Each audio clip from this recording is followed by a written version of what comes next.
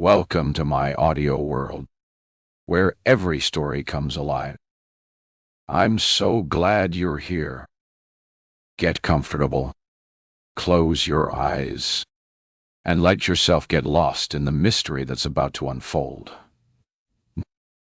If you love a great story as much as I do, please hit that subscribe button, leave a thumbs up, and turn on notifications so you never miss a single chapter. Your support means everything to me. Now, let's get started. 1. Laura.die. Present day. Saturday.t. I'm running away again. From life. From other people. Let them think what they want. Why should I explain myself? My heart is thumping and my right arm feels leaden from waving goodbye to my new friends, who have broken off from preparing the communal supper. Emily is gripping a knife in one hand and a tea towel in the other. Bill is gulping beer straight from the bottle and staring at me, baffled. No one is smiling. Today the sun finally came out, so they can't understand why I'm leaving our singles group holiday on this peaceful West Wales campsite where I've paid for 3 more nights. I wind up my window, ram the stiff gear lever into reverse, and edge my ancient, but new to me, campervan off its grassy pitch. The van and I aren't yet working as a team, and I'm worried my wing mirrors might not pick up any tiny tots scampering from the playground, following the smell of caramelizing meat back to their family's barbecue. It's early July. Not yet school holidays. So the only youngsters are under 4s and teenagers who finished their exams. My t-shirt is damp with sweat and my foot is shaking as I drive cautiously down the track towards the main exit. The people I've met on this holiday are harmless, especially Bill, who seems an okay sort of bloke. He's a fraction the wrong side of 40, like me. But his habit of separating me from the others and starting deep, meaningful conversations has been unnerving. I don't do deep or meaningful. I rarely do conversation. Superficiality and the thinnest veneer of what passes for company suit me fine. This was my first campervan trip, and it took me half an hour to disconnect the water and gas bottles, unplug from the power supply, and trek to the communal bins to dump my rubbish. I'd planned to flee and text the others when I was on the road, but Amy guessed my plan and assembled this farewell party to wave me off, promising they'd see me again soon. I don't think so. My vehicle crunches over gravel as I reach the gatehouse and pull the campsite office to tell Dave, the manager, I'm off. Sorry to see you go. Laura.doll. Bush Telegraph. That's right. He raises his clipboard and gestures at the main gate. See that cue? I glance towards the road. I've forgotten it's Saturday. So this must be peak arrival time for holidaymakers. Cars towing caravans, engines idling, are queuing to enter the site. Yes. Blasted barriers playing up. I'll need to raise it by hand for each arrival and queue them in this parking bay. Could you move on? Okay. Sure. Sorry. He gives a wry grin. I restart my engine and swivel round for one final check on my living quarters. The bed fills the whole space. I've left it assembled and covered with cushions, but my backpack has burst open, spewing out clothes and shoes in haphazard heaps. So, it looks a bit like Tracy Emin's unmade bed artwork. I notice a lump in the duvet. Odd. I don't remember stuffing pillows underneath. A car beeps its horn. Dave raises the barrier, holds it aloft, and motions me out. Cars rev their engines, and it's hard to edge past along the narrow country lane. I glance in my mirror. That bump under the duvet is rippling gently, out of step with the motion of the van. It must be an illusion, like that fleeting sense of movement you get when you're staring out of a window of a stationary train, and the one on the next platform pulls out. All the same, it's unsettling. But I can't stop to check, because the winding road has deep gullies hewn from rock running along both sides, and there are no passing places. I need my eyes on the road and hands clamped onto the steering wheel. Seeing that bump has spooked me. What if one of the kids from the campsite climbed into my camper van while I was packing up and getting rid of my rubbish? Perhaps they were playing hide and seek. The last thing I need is to turn around and drive back to reunite a missing child with their angry parents. But if it is a child, wouldn't they have realized we're on the move and crawled out of their hiding place? "Who's there?" I ask in a hoarse whisper, glancing in my rearview mirror. Silence, apart from the thudding of my heart. Perhaps they're scared. "You can come out. I won't be cross." No reply. I'm itching to check. But tall beech trees leaning across to embrace their neighbors on the opposite side of the road form a dense tunnel and block out light. The road is empty. I grit my teeth. I won't panic. I'll find somewhere to stop and sort this out. At last, a sign for a picnic area comes into view, and I reach a clearing in the trees with wooden tables dotted around on scrubby grass. A Land Rover is parked in the lay-by, but no sign of a driver. I ease my van to a halt, wrench on the heavy handbrake, unfasten my seatbelt, and clamber through the gap next to the driver's seat into my living quarters. Whoever you are, get out now. I shove pillows and cushions aside to reveal a mound under the covers. My hand is trembling, and I can't bring myself to touch it. What if it's an injured animal? A horrific image of the decapitated horse's head under the bedclothes in The Godfather slips into my mind. Dios no, moja. Breathing rapidly, I grasp the duvet in both hands and tug. It seems to be tucked in or weighted down. As I slide my hand down the side of the mattress to free IT, a skinny arm thrusts out from under the heap of covers. I freeze. What the heck? The arm is wearing a friendship bracelet and holding up a note as if it's a white flag. Shock forces me to lean in and squint at the scrawled words. Help me. Don't tell anyone. A laugh, that's part hysteria, part terror, catches in my throat as I yank back the duvet and uncover a girl with tangled dark blonde hair and a nasty gash on one side of her face. She cowers away from me, covering her face with her hands. Sit up, I demand, grabbing her arm. She's a teenager, not a small child, and she's wearing a white t-shirt with a faded photo of a band I don't recognize. What the hell are you playing at?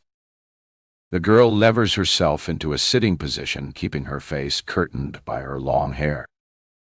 Look at me, I say, clamping my hand on her shoulder and turning her to face me. She straightens her spine, rocks forward, and flicks her hair back behind her shoulders, so I have my first proper look at her face. I gasp. It's her. Ellie, for the briefest of moments, I allow myself to believe it. Hush. Laura. Thursday. 2 days earlier. I'm driving west from London when the bridge across the River Severn, dividing England from Wales, looms into view. My heart lifts. After being uprooted, the pull of Wales is a visceral thing. There's a name for it. Hiraeth. A kind of call to your inner self from a half-forgotten place or time. I'm surprised it still has this power. When I fled Wales 2 years ago, I was desperate to everything from my old life. The bridge is painted a pastel shade of green. When she was young, Ellie used to say, "It's all minty." Today, the spearmint hue chokes me with memories. I'm making a detour and visiting my mother in Cardiff. None of what's happened is Mom's fault, but she blames herself because it happened on her birthday. She'd love to take away my anguish and carry the burden for me, but she can't do that. No one can. I've been driving for 3 hours, rarely accelerating above 60. The Campervan's controls are heavy, and a vibration from the transmission shoots pins and needles through my right leg. At the junction for North Cardiff, I signal to leave the motorway and follow the winding road to the village-turned suburb, nestled beneath the hills on the city's northern fringe, where my mom still lives. The driveway is empty, but that doesn't mean she's not home. Mom chooses small cars to fit inside her narrow garage and cares for each one as if it was a pet or a child. If her car's wet when she arrives home, she dries it with a cloth first, before going indoors to change out of her own socks and coat and shoes. I dawdle up the path to the oak front door, press the bell, and wait, noticing the blinds are raised, the sun's rays turning the front windows into a mirror. Mom answers the door wearing fluffy pink slippers and the apron she's kept for baking since I was a child. But there's no smell of baking in the house. Her newly white hair shocks me even more than the deeper frown lines etched onto her face, because Mom and her hairdresser always conspired to keep it chestnut brown. As she scans my face, her eyes mist with tears. "Hello." "Mom," I bend forward and kiss her cheek. She stares at me, this ghost on her doorstep. "Laura, sweetheart, why didn't you ring?" She rehearses a smile, but it doesn't mask her sadness. And that's understandable when you haven't seen your only daughter for 2 years, and she won't tell you her phone number or where she lives. If I'd known you were coming, I'd have her voice trails off. "It's just a flying visit. Mom, I can't stop long. I could. Of course. It would be easy to abandon my ridiculous holiday plans and stay all week." She dabs her eyes with the corner of her apron. "Can we go inside?" I place one foot on the step. "Of course." She opens the door wider and peers beyond me at the road. "Where's your car?" "I left it in the car park up at the Dairy Inn." If I'd parked my metallic red camper van outside, the curtain twitchers would have worked out the visitor was me. "Oh, no. I see," she says in a flat voice. She leads me into the sitting room, motioning me towards the sofa as if I were a distant acquaintance. The grate is filled with a dried flower arrangement, which she'll replace with logs in November. And the walls are still painted her favorite shade of china blue. Even on this summer's day, it feels chilly. The framed family photographs have disappeared from her mantelpiece. She must have packed them away. I can understand that. We sit facing each other, and I cradle my small backpack on my lap and fiddle with the strap. "Let's have a proper look at you." Her scrutiny makes me uneasy. "You're so thin." She's right. I've lost over a stone. The weight fell off without me noticing. I tell myself I'm happy with a trim waist and thighs that don't bulge. But my jutting collarbone makes me look like I've an eating disorder. I do eat, but sometimes I forget. Most mornings I have cereal. If there's no milk, I swallow it dry. In the atrium of my office building is a sandwich bar where I buy lunch. But come the evening, I can't be bothered. If I feel faint, I go to the fridge and throw together whatever I find into a makeshift meal. Perhaps scrambled egg, cheese and blueberries with baked beans scooped cold from the can. I left home this morning without having breakfast. Piece of cake would be nice, or even a biscuit, but Mom just stares at me. So, I get to my feet. Let's have a cup of tea. Stay there. Mom, I'll make it. Of course. Sorry. She trails behind me like a puppy scared to let its master out of sight. Through the steam of the boiling kettle, I see her shape her mouth to ask a question. But words take a while to come. Finally, she asks, "How's your job?" I shrug. It pays the mortgage. I can't ask more. She flinches, and I feel mean for blanking her effort at harmless small talk. It's the same when I phone her from the office because I won't give her my number. You. Our conversations are full of silence and the sound of each other's breathing. I make tea in a brown teapot. Mom uses tea bags now, so I don't have to faff about with tea leaves and a strainer. In the usual cupboard, I find a barrel-shaped biscuit tin with a fading picture of Prince Charles and Lady Diana's wedding. Mom always loved fairy tale romances, and her marriage to Dad was happy, though he died when I was 17 and she was barely 50.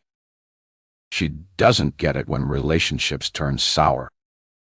The biscuit tin is empty, and that upsets me. She used to have friends round for coffee to put the world to rights and boast of their grandchildren's achievements. But then Mom couldn't join in that conversation. Could she? While I was looking for biscuits, she's poured our tea and taken it into the sitting room.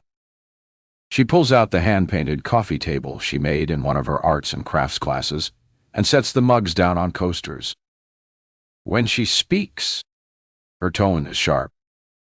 How much longer are you going to keep up this nonsense? Laura? What nonsense? I feign surprise. Hiding away. Not visiting. She's abandoned the effort to smile, and the corners of her droop. I shrug. I'm waiting for things to calm down. If you hear anything, let me know. Like what? She bangs down her mug and liquid slops onto the table.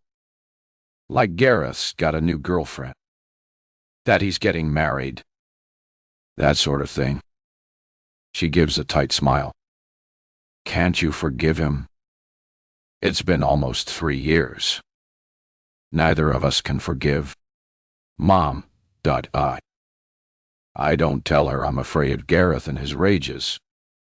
I never told her the truth about what happened between us. She'd like nothing better than for him and me to get back together. That's why I won't tell her my London address. I know she still sees him, and I can't trust her not to pass it on. So, where are you heading? She asks. It's a sort of holiday. I choose my words carefully. I've been working flat out. So, my boss told me to take some annual leave. I don't tell Mom that alarm bells go off inside an organization if someone who deals with accounts never takes a holiday. They suspect you're fiddling the books and siphoning off money into your own account. White-collar criminals cover their tracks by being diligent workaholics. And my work pattern ticked all those boxes. Our office's barrier entry system records everyone's arrival and departure times. My boss told me he'd been sent a report showing I was averaging 70 hours a week, hadn't taken any leave for a year, and often went in on Saturdays. I'd have gone in on Sundays, too, if the building wasn't closed. They're calling in the auditors to investigate. My boss warned me with a nervous smile. It's best you take some time off. To my mom, I say, I guess they were worried I was working too hard. I'm glad your company takes employees' health seriously. Where are you off to? To visit old friends. I have no old friends. I left them behind in the chaos of fleeing my past. So, I take a deep breath and tell her, it's a single holiday on a campsite in Tenby. But you don't like camping. Mom's eyes widen in surprise. You and Gareth always rented a cottage in France. Something different will do me good. My answer might sound flippant, but the decision was anything but.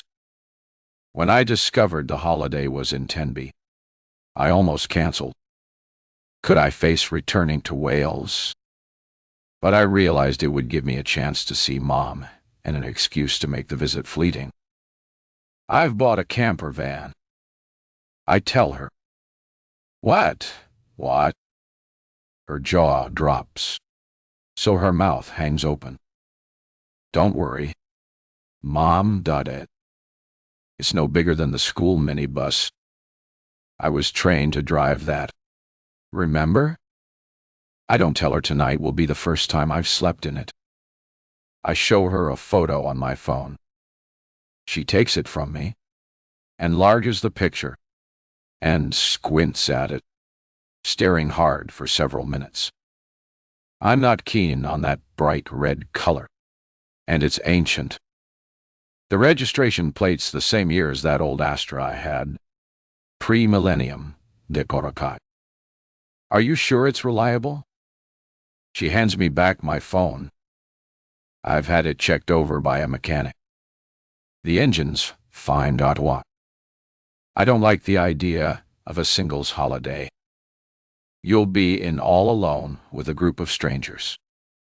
On the scale of bad things that have happened in my life, this barely registers. A campsite's a public place. Mom.e. Don't worry. I excuse myself to use her bathroom. When I return, Mom's sitting at her old bureau, scribbling a note with her fountain pen. She doesn't hear me entering the room and flinches, covering whatever she's writing with her hand. Then she slips something into an envelope and hands it to me. What's this? A small check towards your holiday. I hold up my hand. Honestly, Mom, I can't accept it. Spend it on yourself. I have more than I need. It makes sense to pass some on to you before I die. Who else is there, after all? But you're not old. Mom.d. There's nothing I want, she says in a flat tone, and I feel a stab of guilt. Mom used to have a zest for life.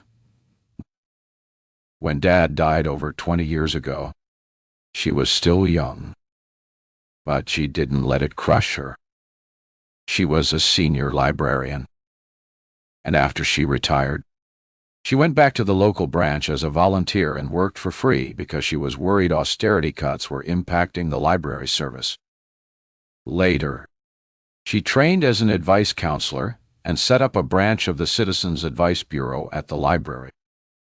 I feel weary, she says, and I notice a grayish tinge to her skin and bruise-colored circles under her eyes. I hope I don't have to go on for years. I stare down at the envelope. If it makes her happy to give me some money, I should accept it graciously. Thank you. I give her a quick hug. What campsite are you going to? Sand dunes in Tempe. Yo, Dio. Modaidane. Sand dunes in Tempe. Why do you want to know? I'll look it up on the internet. Then I can imagine you there. Can you stay a little longer?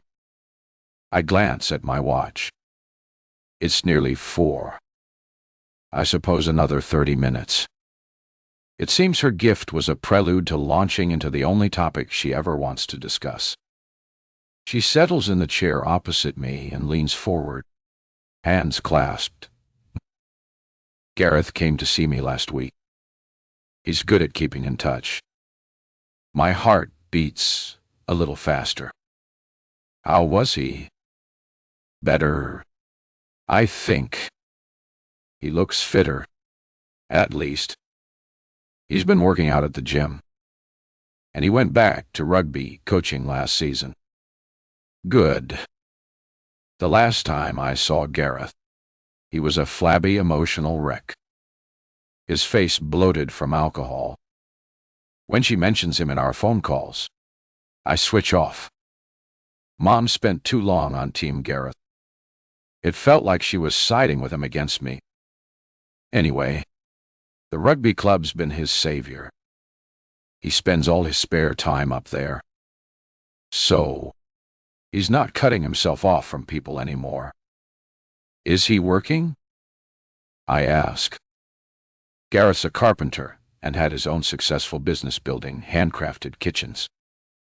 But when I left him, he hadn't had a commission for months and was sliding down the slope towards bankruptcy. Yes. He wound up his company. Now he works as a contractor for someone else. But he seems to have plenty of work, and he's abandoned his mission to investigate until he finds a new lead. Mission? I'd call it an obsession. Who can blame him? She's right. Of course.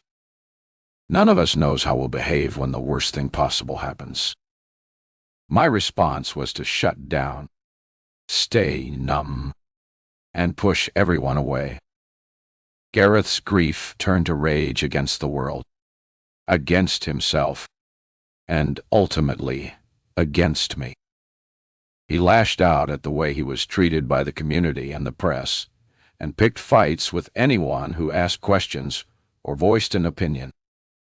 When some busybody organized a meeting about keeping children safe, he chucked a brick through the window of the church hall. I get to my feet and collect up the mugs. I have a long drive ahead before I face a group of new people. Did you know, Mom? Continues unrelenting. Some of the teachers from your old school belong to the rugby club. Sure. They always did. What else can you do in winter in a small seaside dormitory town if you're not into sailing and too young to settle for a stroll on the pier or a bracing walk along the pebble beach? That teacher who was in your department plays rugby now. What was his name? Gareth spends quite a bit of time with him. My head aches from her talk of the past. I've cut my ties with Llewellyn High School, where I taught French for 15 years and became head of department. I can't think of it at the moment. I've blocked all the memories, not just the sad ones. I expect it'll come to me. She glances through the French windows at her garden, where deep red and yellow roses are in bud, in bloom, and overblown. She'd love me to stroll around the garden with her. But, she says, off you go. Tenby's a long drive. Make sure you get there before dark. It won't be dark for hours. But her anxiety is a sign of how she's aged. And my stomach clenches with pain and guilt. Surely I could relax my vigilance and spend more time with her. Gareth's threats were angry words when he was at breaking point. If he meant me harm, he'd have tracked me down by now. Let's say goodbye here. I stop in the hall and hug Mom tight. I don't want a long goodbye wave on the doorstep in full view of the neighbors. I'll see you soon. Shall I give your love to Gareth when I next see him? No. Duh.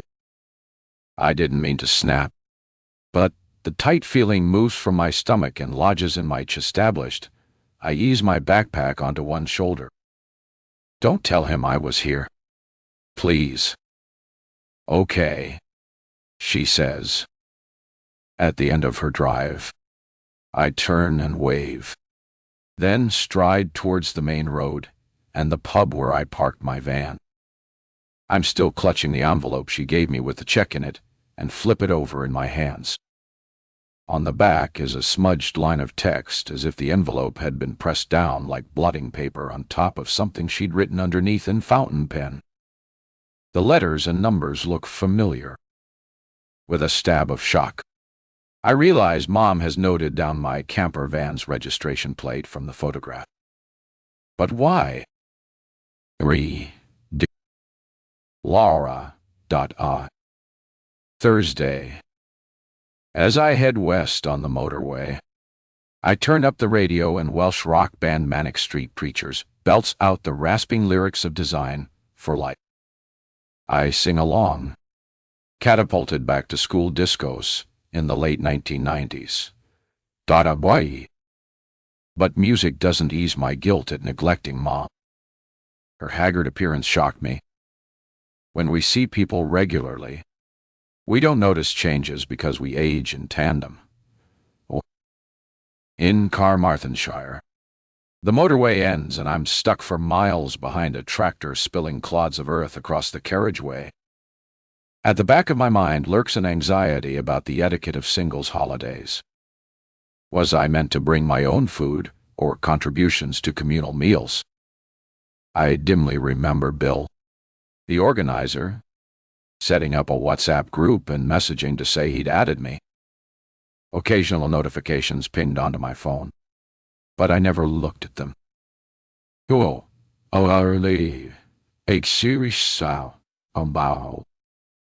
In a village outside Tenby, I drive into the car park of a small local shop and scroll through WhatsApp pages. Sure enough, there's a list of what each person should bring, and I'm down for breakfast items. The store is still open, so I hurry inside and weave through a narrow aisle of fruit and veg, grabbing punnets of blueberries and strawberries. What do people even eat for breakfast? Cereal? The shop only has those fun-sized boxes of sugary brands, but I grab some along with granary bread, croissants, and eggs. I don't eat sausages or bacon. How am I meant to know if the pigs have had a happy life? I pick up some packs marked local produce and hope for the established. I join the queue at the checkout. What about tea bags and coffee? Checking the group tells me Billy is bringing those along with plentiful beer and wine, if I'm translating his row of emojis correctly. I push my sunglasses up onto the top of my head to hold back my unruly red hair. Why didn't I have it cut? I hate it hanging past my shoulders. The customer in front is searching for her debit card. But no one complains because here, the pace of life is slower. People take time to breathe, smile at their neighbors, and pause for a chat. Hosting a big brunch. Love? Oh, asks a man behind me. He's wearing a flat cap, but he doesn't look elderly. It must be in fashion around here. Give us your address. I'll be round. I smile. It's good to practice. I'm going camping at sand dunes, I tell him. Other customers join in. Family break. Is it love? What's the campsite like? I've never been there before. I mean the campsite, not the town, which I know well. We haven't been to that campsite, have we, Dave? Says the dark-haired woman. Well, we wouldn't, would we, love? We've our own beds to sleep in. Everyone laughs. Their accents comfort me, as does being back in Wales, until my mind circles back to thoughts of Mum. I pay and wheel my trolley outside, where I stash the chilled food in my plug-in cool box, and join the road for the final stretch. As I turn into the campsite, the manager is locking the office, but opens it again when he sees me, and I follow him inside. You're just in time. He shows no hint of irritation, though I notice as the office shuts at 6:30, and it's well past 7.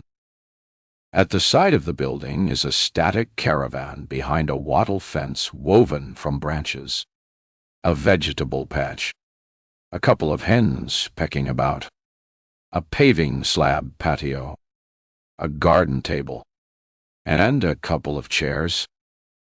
That must be where he lives. I'm Dave, he tells me.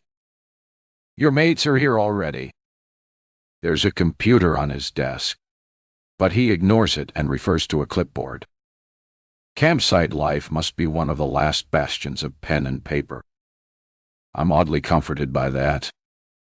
Dave hands me a key to the barrier and a map of the site, pointing out the shower block and washing up area. Your pitch number 56, he tells me, coloring it in with a highlighter pen. You take this main drive. Follow the curve of the road, and it's at the far end, beyond the children's playground. My heart sinks. I wasn't expecting there to be children. Now, would you be needing anything in the morning? Oh, milk? Eggs? Local newspaper? Of course. I forgot milk. Yes. Please. 2 large semi-skimmed. He notes my order down in neat block capitals. Do I pay you now? He shakes his head. Pay when you pick up. I watch from my van as he lets himself in through a gate in the wattle fence, and wonder if there's a Mrs. Dave waiting. The main drive is full of potholes, filled with gravel chippings, and the first field has tents in every shape and hue. Some are just a crawl space of conjoint tunnels. Others have vast awnings with a field kitchen set up. A young woman in a leopard print onesie opens her car boot, takes out fresh flowers, and arranges them in a vase on a folding table. Beyond the tented area, an open gate leads to a field of campervans and caravans, and I can just make out the blue poles of playground swings.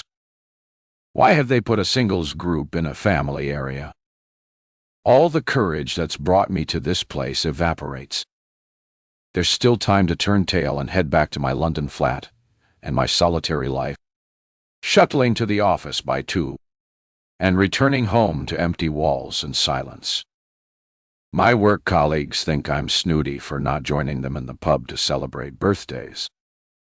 I've cut ties with my old friends, and I'm about to mix with strangers. Am I ready? A dark-haired man with a full beard is strolling down the gravel track towards the gatehouse. He's very tall, at least 6'3", and walks with a slight stoop. With his hand up to shield his eyes from the low sun, he doesn't appear to notice me. But as he draws closer, he picks up his pace and heads straight for my van. He mimes a hand gesture telling me to wind down the window. You must be Laura. His beard hides his mouth, but his eyes crinkle, so I guess he's smiling.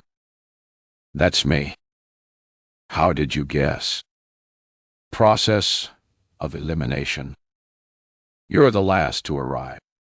So, unless you've hidden someone in the back, I'd say you were a single camper like the rest of us. Of course. So, you are Bill? Yep. He sticks his arm through the open window, and we perform an awkward handshake.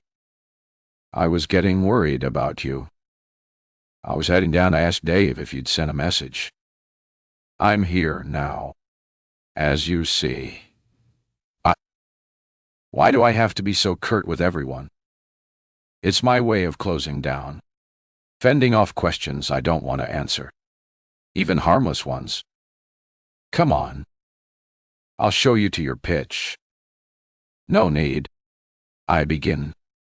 But Bill opens the passenger door and jumps in, gathering up my map, wine gums, and water bottle and holding them on his lap. He rubs his palm over the dashboard, buffed to a high shine by my mechanic. How long have you had this old girl? It sounds like he's admiring a pet, and I stifle a giggle. Just a few days. I found it on Gumtree. If it's not for me, I'll sell it when I get home. You'll love it. When you're a city dweller like me and you, escaping at weekends keeps you sane. How do you know where I live?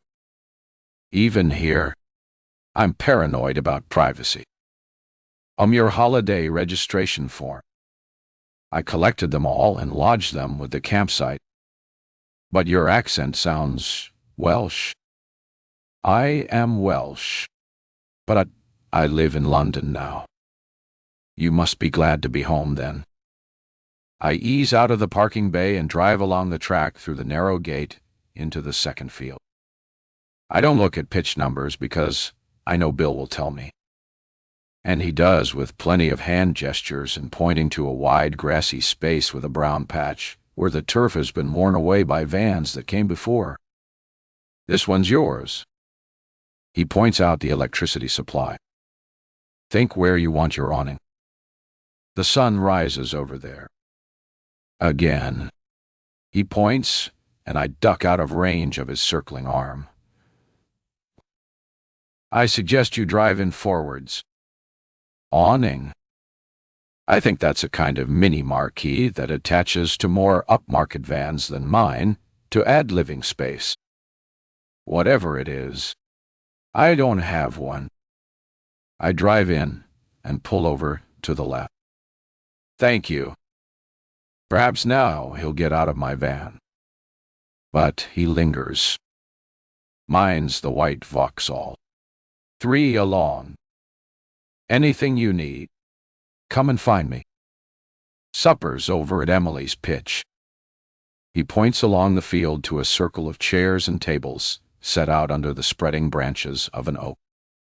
Through a gap in the hedge, I can just make out a youngish balding man with a pinstripe apron tied over his t-shirt and shorts tending 2 kettle barbecues. A fair-haired woman holding a bottle of wine appears on the steps of a massive motorhome that looks brand new. The journey's left me sticky with perspiration, and I'd like some time to chill out, but it seems everyone's waiting for me before having supper. So I connect my water barrel, check the power is working, and go to join the group. Bill rises from his chair and introduces me to Sam, the barbecue chef whose bald head is shiny from his cooking exertions. He wipes his mouth and shows me his greasy fingers. Sorry, can't shake just now. We elbow bump instead. This is Emily. The blonde woman flutters her fingers in a wave. Welcome, Mile. And Delia Dart. A woman with short spiky hair chomps on a mouthful of food, her cheeks puffed out like a hamster. She raises her eyes to look at me, then focuses back on her plate. And Amy. A woman with coppery hair and a light dusting of freckles says, Hi. Everyone. This is Laura from London, but originally from Wales. Please carry on. Sorry I delayed you. Emily fetches the bottle of red wine, wrapping a piece of kitchen roll around it before touching it with her greasy fingers, and pours me a glass before I can mention I prefer white. Sam beckons me across to the barbecue, hands me a melamine plate, and serves up skewers of mushroom, onion, red pepper, and courgette, with a jacket potato. The two men and Delia have chicken and burgers. 3 of the 6 of us are vegetarian, so I needn't have bothered with bacon or sausages. I sip my wine and tune into the ripple of chatter, wondering why they're here and what made them choose Campervaning. Amy finishes her food and turns to me as if reading my mind. Bill said you've just bought your van. Beware. It can become addictive. I've had mine 2 years. She points with the end of her fork at her VW camper. Iconic and stylish. Mine's not just for camping. Back home in Shropshire, I commute to work in it. My younger stepsister used to come on trips with me, but she's at uni now, so I go alone. She shoots me a fierce look. At Easter, I was camped out in Snowdonia when I met Bill, and he was on his own, too. That's what got us thinking up this idea of a campervan holiday for singles. She reaches under her seat for a pack of cigarettes and clicks a silver-engraved lighter. I haven't finished eating, so her smoking surprises me. So, what activities are you up for? Activities. Like water sports. Tenby has kayaking, jet skis, paddle boarding, perhaps windsurfing if the conditions are right. Have you bought your wetsuit? It's cold even in summer. When I lived by the sea in Pennar, Gareth used to sail, and I occasionally crewed for him. But I no longer have a wetsuit. The memories, happy ones, flood back. I sit with them for a while, then realize Amy's waiting for my answer. I was thinking of walking the coastal path. She gives me a curious look. I'm sure we'll do that, too. She tugs on Bill's sleeve, and he turns towards her. We need to discuss plans. Laura here wants to walk the coastal path. Bill signals for quiet and makes a little speech about what there is to do in the area. Reading from a list. Do we need voting slips? Asks Amy. Nah. We'll have a show of hands. I watch as every hand, except mine, shoots up in favor of increasingly extreme choices, from paddle boarding to quad biking. Hiring a boat for mackerel fishing gets the most votes. I sit on my hands and cast my votes for walking and a pub supper. That's settled. Then, says Bill, mackerel fishing tomorrow. Everyone whoops and shuffles chairs, so they're sitting next to someone different. I stay where I am on the outer fringe. Emily strolls around, topping up glasses. I accept a glass, knowing I won't drink it, and put it down by my feet. Bill turns his chair to face me at an angle that blocks me in. Perhaps because I don't talk as much as the others. He's chosen me to regale with his plans for extreme camping trips. I learn he's covered most of accessible Europe and wants to go further afield. Scandinavia, he says, or North Africa. Imagine driving down through Spain to catch the ferry from Tarifa across to Tangier. He takes another swig of beer and wipes his beard with the back of his hand. Sam has produced a small fire pit and a box of logs. The wood is smoldering, sending puffs of smoke in different directions each time the wind changes. Bill grabs another beer and wedges it between his knees, but doesn't open it. He spreads his hands in front of me, palms up. Ta-da. I'm a freelance photographer, but I've made my name, so I can pick and choose commissions. When I'm traveling, I pitch to magazine editors before I set off, and they always say yes. So I don't need to stay in one place. I can live on the road and work along the way.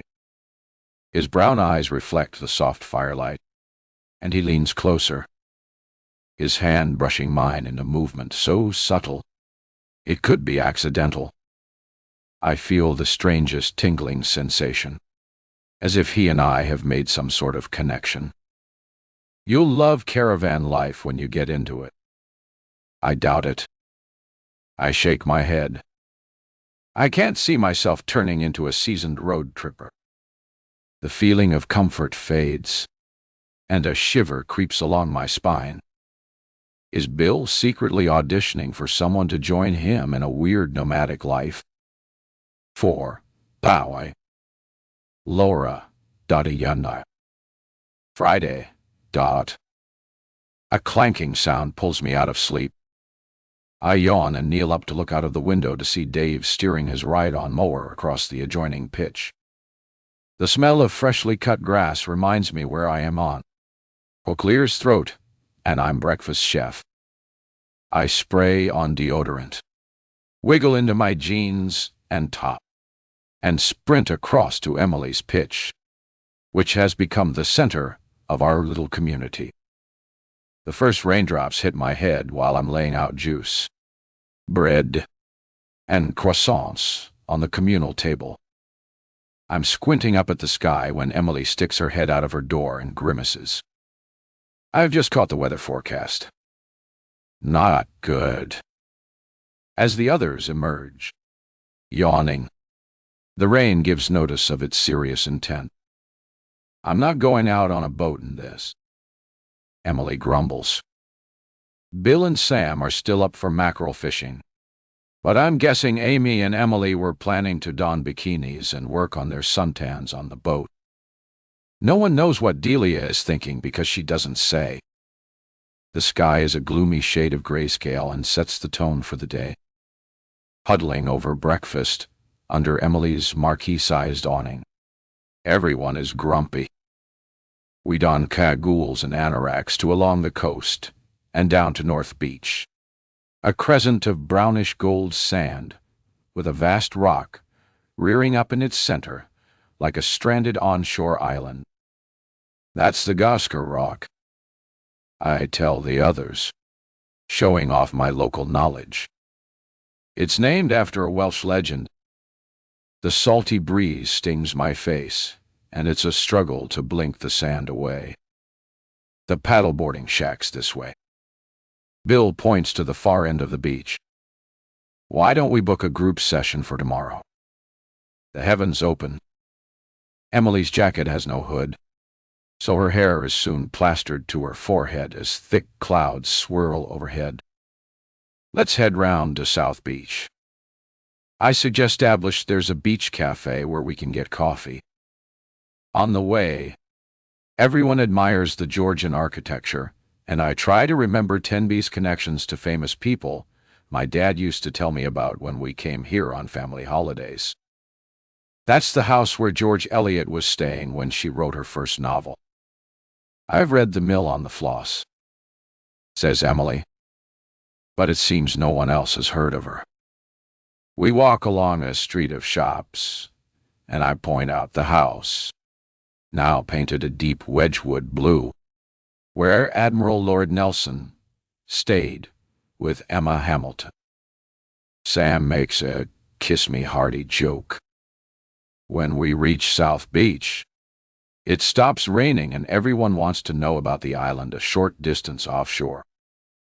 That's Caldy Island, where there's a monastery owned by Cistercian monks.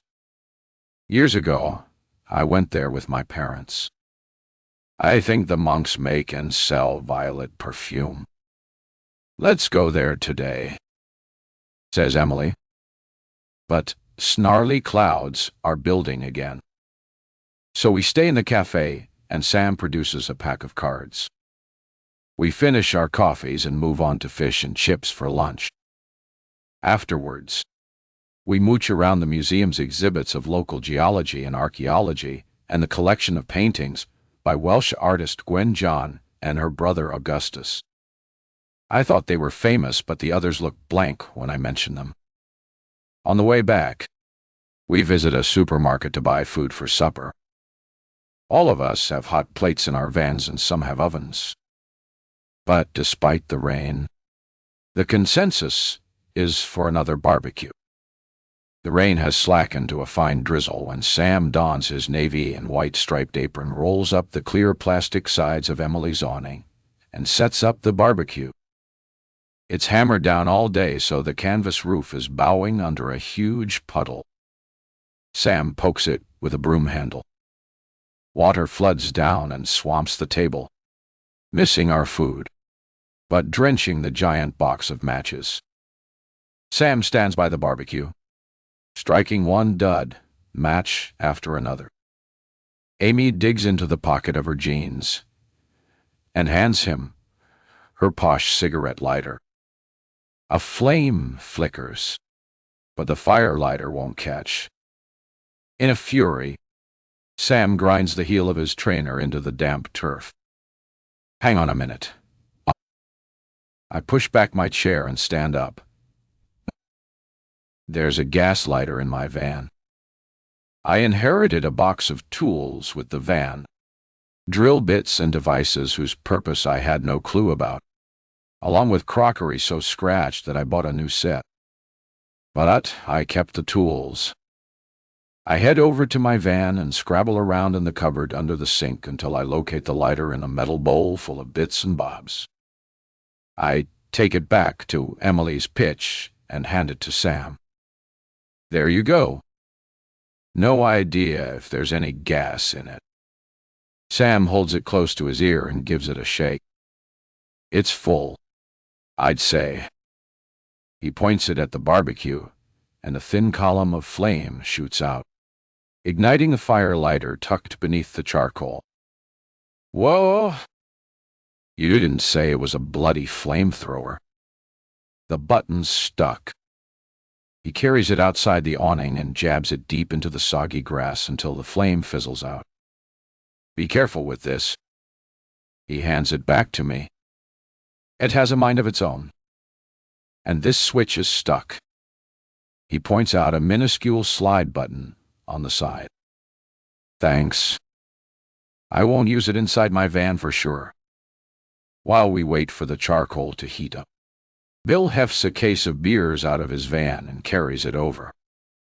By the time our food's ready, 12 bottles are gone. Thirsty work. Barbecuing, grinned Sam, serving up platefuls of charred steak and sausages for himself and Bill, and veggie burgers for the rest of us. I fill my plate up with coleslaw and couscous, but finish long before the meat eaters, because their knives can't saw through the tough steaks. Anyone up for Xbox? Sam asks as we finish eating. There's an awkward silence. Emily goes back into her motorhome and fetches an armful of board games. How about one of these? She suggests. We've drunk too much. Sam grumbles, but Emily ignores him and sets up a quiz game with impenetrable rules. We split into 2 teams, and I'm with Bill and Amy, who are uber competitive. My attention wanders. There's so much to learn about campervan life. I didn't even know what to bring. Not just food, it seems, but music, packs of cards, board games, and tools. After we've won, Amy and Bill high-five, and she goes off to her van and returns with a celebratory bottle of cava. My fellow campers' voices amplify with every glass. The sun daubs fiery colors across the sky, and as it turns dark, I stroll across the field and climb a small hill so I can see the stars. As the light pollution from the campsite fades, I take a deep breath and feel calm, at one with the darkness and a universe teeming with stars. On my way back, I hear voices and a splatter of giggling coming from the children's playground, and sniff the distinctive aroma of marijuana. In the thick shadow, I make out a small group huddled around the swings. One of them looks up and notices me. There's a murmur of alarm, some scuffling of feet across bark chippings, and they scatter in all directions. The red glow of a spliff picks out the dark shape of one remaining teenager sitting on a swing, heels anchored in the earth, rocking back and forth. Hi. Who goes there? She calls out. She has a long, thick plait running down her back almost to the base of her spine. Her greeting makes me smile. Hi. I'm Laura. And you? Pippa. Want some? She holds the spliff out towards me. No. Thanks. Is it half-term? I've noticed a few teenagers hanging out together on the site. Nah. GSS, replies Pippa. Me and my mates have finished our exams. We wanted to go to Ibiza, but our parents wouldn't fork out the airfare. So, we've come here. We're having a wicked time. Of course. Nice to meet you. Pippa. Have fun, and good luck with your results when you get them. I wave and stroll on back to my campervan. So, she's 16. The same age as Ellie. How could I have forgotten so soon what 16 looks like? 5. Laura. On. Friday. Con. Next morning, sunshine tempts us back to the beach. Mackerel fishing has been brushed aside, and paddleboarding is on trend. The men have brought their own wetsuits. Amy and Delia decide to join in. And at a hire shack on the beach, Bill helps them search through the rack for a wetsuit in the right size. The fit should be like a second skin, he says, holding one out to Amy. She tries it on, and her body transforms into a sleek, dark sea creature. They rent boards for half a day and book an hour's tuition. Emily and I wave them off, then climb the worn steps leading up from the beach to the cliff, where we'll join the coastal path. Emily is wearing a chunky knit sweater and shorts, and by the time we've toiled up to the narrow lane fringed with ferns and ivy, her cheeks are pink with exertion. Stop a minute. She swigs water from a bottle, tugs the sweater over her head, and knots the sleeves around her waist. Ready? I ask. She nods, and we set out in the direction of Saundersfoot. Emily's the easiest to talk to because she's not interested in me. She wants to talk about herself and her recent divorce. She's venting because it's a form of relief for her. Some people react to trauma in that way. Others, like me, block it out and never speak of it again. We'd only been married 2 years. She begins. But Mark was having an affair with a colleague. We've reached a grassy part of the track, and I'm staring at the ground trying not to crush wildflowers under my heavy walking boots. But I got the motorhome. He was hopping mad about that. Is that something you did together? I ask. Weekend trips away. They came, me and Bill. Emily seems puzzled. Amy and Bill. Are they an item? Who knows? I brush seed heads from my sleeves. The motorhome was our only property. says Emily. Our flat in Bristol was rented, so when I left him, I piled all my stuff into it and drove down the M5 through Somerset with no plan of where I was heading. After I crossed into Devon, the sense of freedom and the adrenaline drained out of me. I found a car park near a beach, shut myself inside the motorhome, and slept for 2 days. I can understand that. Emily pushes her blonde hair out of her eyes and shoots me the look of a fellow conspirator. I guess you would. She bends down to untie her boot and tips out some stones. Ouch. That's better. I wait for her to retie her laces. Mark was fuming. Kept sending me angry texts, calling me up all night, screaming at me down the phone. My body tightens because that behavior sounds familiar.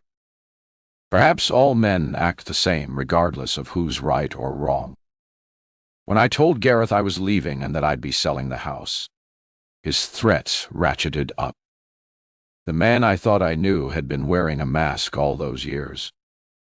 The person underneath was raw and angry with a brooding violence. Mark didn't hurt you, did he? Physically, I mean. No, Tate. He was weak and pathetic. I touch her hand lightly. I'm glad.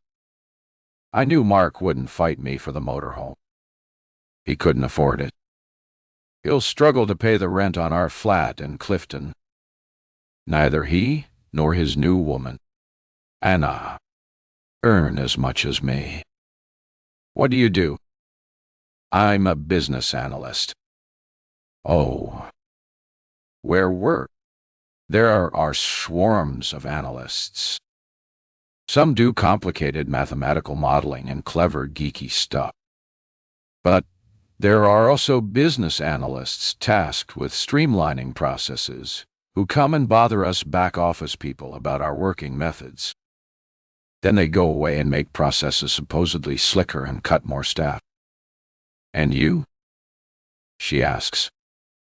I clear my throat as I wonder how to answer. Nothing I do now feels like any part of my identity. Once I was a teacher and a mother. But I've left those roles in the past. I'm an administrator for a hedge fund firm. I say wondering if she'll tell me hedge fund managers are responsible for all the evils of society. Since working for one, I've discovered many people think that. Emily's smile prompts me to continue. It's boring, but well paid. I bet you get huge bonuses, don't you? They say everyone does in the city. The bonuses are welcome. I agree. Remembering when my boss called me into his office and handed me an envelope, and I honestly thought he was giving me my notice. Don't look so worried. He'd said, "It's your bonus." I was stunned at the amount in the letter. 5 figures. Because the firm had had a good year. Bonuses weren't something that happened much in teaching. Working hard suited me. No task was too onerous. No late night too inconvenient. And the work was just demanding enough to keep my brain engaged and silence the ceaseless chatter of my mind. I had a bonus this year, says Emily. Nearly $1,000. It was a huge help. It's 5 miles to walk to Saundersfoot by the coastal path, so we don't have time for the round trip. After 90 minutes, we turn and retrace our route, so we're in time to meet the others. We've parked Emily's motorhome in the cliff-top car park and unload a case of beers and a cool box with the picnic lunch to carry down to the beach. We spread out 2 picnic blankets, and I weight down the corners with pebbles to stop the rugs flipping sand in our faces. We sit side by side, sharing coffee from her flask, and scan the expanse of sea. Sam and Delia are rounding the point as they paddle back from the neighboring bay. Amy and Bill are nowhere in sight. Emily's restless fingers plait the fringe of the tartan rug, and she turns towards me, away from the blustery wind. "Have you ever been married, Laura?" Without thinking where the conversation might lead, I say, "I was with someone for 18 years. We were never married, but we had a daughter, Ellie Dot. We were too young. I'd hardly done a year of teaching when she was born." My voice trails off. Emily's luminous blue eyes study me with renewed interest. Perhaps she thought I was some sort of shriveled-up old hag. "A daughter. How wonderful. Where is she now?" I open my mouth to reply, but only a gulping sound comes out as I choke on my coffee. My eyes sting, and it feels like I'm peering through a mist. And then a cheerful voice interrupts. "Shift up." Bill slots himself into the space on the rug between me and Emily. She shoots me a look of irritation as though guessing she was on the verge of prying out my life story. But Bill's arrival has spared me from sharing painful memories. For now. I had underestimated the power of a company of strangers. The temptation to share. The urge to reveal secrets. Bill's hopeful but clumsy attempts break through my defenses to spark a closeness between us pose a risk. I've been starved of human interaction for so long. If I stay, either Bill or Emily will nudge me into confessional mode. And I don't want that.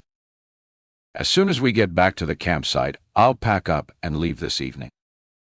6. Laura. Saturday. Shock loosens my grip on the duvet, and the frightened girl twitches it from me and covers her lower face. She's still holding the torn-out page of a notebook with words scrolled on it. Her narrow shoulders are hunched, and she draws her knees up to her chin. "What the hell are you doing in my van?" I demand of this stranger with dirty blonde hair tumbling down her back just like Ellie. But nothing like Ellie. She lets the covers slip down and stares at me. Her dark blue eyes have mascara smudges underneath, and the cut on her left cheek looks recent but seems to be scabbing over. "What, baby?" She offers me the scrap of paper again. I brush it out of her hand. Part of me wants to grab her by the shoulders and shake her. But she's so skinny. I'm scared she might break. "What's wrong with you? Can't you speak English?" That's ridiculous. Of course. Because her note is written in English. Unless someone else wrote it for her. She nods and puts a finger to her lips like a child playing a game. Does she have learning difficulties? My anxiety soars.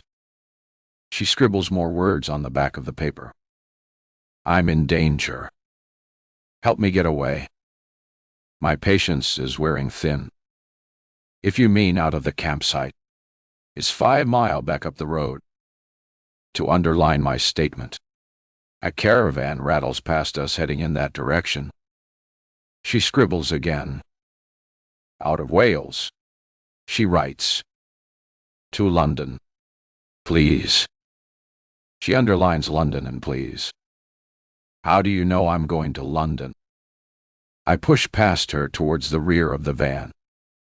"I'm going to open this door and you can get out." I fiddle with the catch. It's stiff. When I glance round, I see she's trembling, and her eyes silently beg me. I would be strong enough to drag her out of the van. But she looks frail, as if she hasn't had a proper meal in months. Perhaps she's an addict. What if she starts shooting up in my van? I remember seeing a Land Rover parked in this lay-by and stumble back to the driver's seat, in time to see a tracksuit woman open her rear car door for a spaniel to jump in. She slams the door, nips round to her driver's seat, and out of her space. As the Land Rover approaches, I wind down my window and call out, "Hey!" waving to attract her attention. She waves back, but doesn't stop, churning up grit and dust, her wheels spinning as she pulls out onto the road. "If you don't get out, I'm calling the police," I tell the girl, tapping 999 on my mobile's keypad and holding it up to show her I'm serious. If I report seeing a young woman who seemed to be in trouble, they'll send someone to check up on her, and I can drive home with a clear conscience. As her dark, wide-set eyes plead with me, the fleeting resemblance to my daughter is beyond unsettling. My heart thuds inside my rib cage. When Ellie was in trouble, did she turn to some stranger and ask for help? And did they pass her by? The girl kneels up, leans her arms on the back of the driver's seat, and touches my shoulder lightly. A sinking feeling tells me I can't leave her here. She claims she's in danger. What if I abandon her and she comes to harm? I twist my head round and scowl. I'm not happy about this, but if you're determined to get out of Wales, I'll drive you across the border to the first motorway services. When we get there, you'll either what's going on, or I'll leave you there. She nods and offers a wan smile. Now, come and sit in the passenger seat next to me, and put on your seatbelt. Shaking her head, she shrinks back under the cover of my black and white, checked duvet. I sigh. I know I shouldn't carry a passenger without a seatbelt. What if we're in an accident? My head aches from thinking through all the permutations that could happen. It's not too late. I could drive back to the campsite and leave her there. But I don't. I sling her a bottle of mineral water and watch her twist off the cap and gulp it without pausing for breath. I drive on, but the back of my neck prickles. What if she has a knife? If she stabs me in the back, I'll veer into the fast lane and we'll both be killed. But if she has a death wish, would she make this effort to escape? The thing is, I believe her. She's in trouble, and she's asked me to help her. I can't let her down. 7. Laura... The sign for the motorway services looms like a beacon of safety. I'm breathing heavily when I pull into the car park and twist round in my seat. My stowaway is sitting up on the bed, leaning against the side of the van. She looks more alert than me. I'm stopping here for the loo, I tell her, fishing my purse out of my bag. You'll have to come with me. She doesn't move. Come on, I urge. I'm desperate for the loo, and still she's playing games. Well, I'm not leaving you in my van, I snap, though my clothes and camping crockery aren't worth stealing. Our silent battle of wills lasts several minutes, and she wins. You're a blasted nuisance, I tell her, as I drive across to the petrol station on the exit road. I fill up with fuel, then move the van to a parking bay outside the shop so I can keep an eye on it while I pay. Could you watch my van for 5 minutes while I nip to the loo? I ask the cashier, pointing at it through the window. He stifles a yawn and looks at me as if he thinks I'm nuts. I improvise. Some kids were prowling around it just now. Okay, sure. It's a unisex washroom, and I hold my breath because the strong-smelling disinfectant doesn't quite cover the ammonia stench of men who'd waited too long for a pee. On the way out, I buy 2 coffees from a machine. One is supposed to be cappuccino, the other's a flat white. But they look identical. Back in the van, I give the cappuccino to the girl and sit beside her on the fold-out bed. The cardboard cup is too hot for my hand to hold, but my confused brain doesn't decode the signal. And when I take a sip, it scalds my tongue. Wait for it to cool down, I warn her. Something about her passivity has turned me into a solicitous mother hen. This is Lee Delamere Services. We're out of Wales, so you can tell me what the hell you were doing in my camper van. The sky is pale gray with puffs of cloud-tinted pink by the setting sun. Vehicles whoosh past on the service road with their headlights on. Inside the van, it's already dark. The leisure battery is fully charged, so I could switch on the internal lights. But perhaps the girl will open up and talk if I can't see her waif-like face. "What's your name?" I ask. She hesitates, scrabbles in her shoulder bag, and produces a notebook. As she tears out yet another sheet of paper and hunches her small shoulders, preparing to write, I snatch the book from her hand. Talk. Da-da. And then it occurs to me that maybe she can't speak. I wait, and the silence lengthens. "Miriana," she says finally, in a London accent. For some reason I wasn't expecting that. "And when we get to London, Miriana, if I agree to drive you there, what are your plans?" She shrugs. "Find a place to stay. A job." She swirls the coffee in her cup and keeps her eyes on that. "Do you have friends in London, or family?" "No, don't." "Tell me why you're running away. Has someone hurt you?" The cut on her face isn't a knife wound. It's more like a deep scratch, the kind you see on people who've been living rough. "Do you need a hospital or the police?" "No, and no," she replies. But she's noticed me examining her wound and shields it with her hand. She pushes back the duvet covering her legs. She's wearing dark blue skinny jeans and sandals. My eyes have grown accustomed to the dim light, and I notice that her feet are dirty, as if she's walked a long way. "Not hurt," she says, meeting my eyes for the first time. "Just scared. When I get to London, I'll be safe." "How old are you anyway?" She looks about 16. 18. "You needn't worry. Not a child." "Can you prove that?" I ask with a shiver because it dawns on me that I could be in deep trouble here. Years ago, when I was a student living in a shared flat with no garden, I took my books out to a nearby park to revise. 3 young children were playing nearby, and whenever I looked up, they were watching me. After a while, they came over to chat, surrounded me, told me their names and their ages. 2 were 8.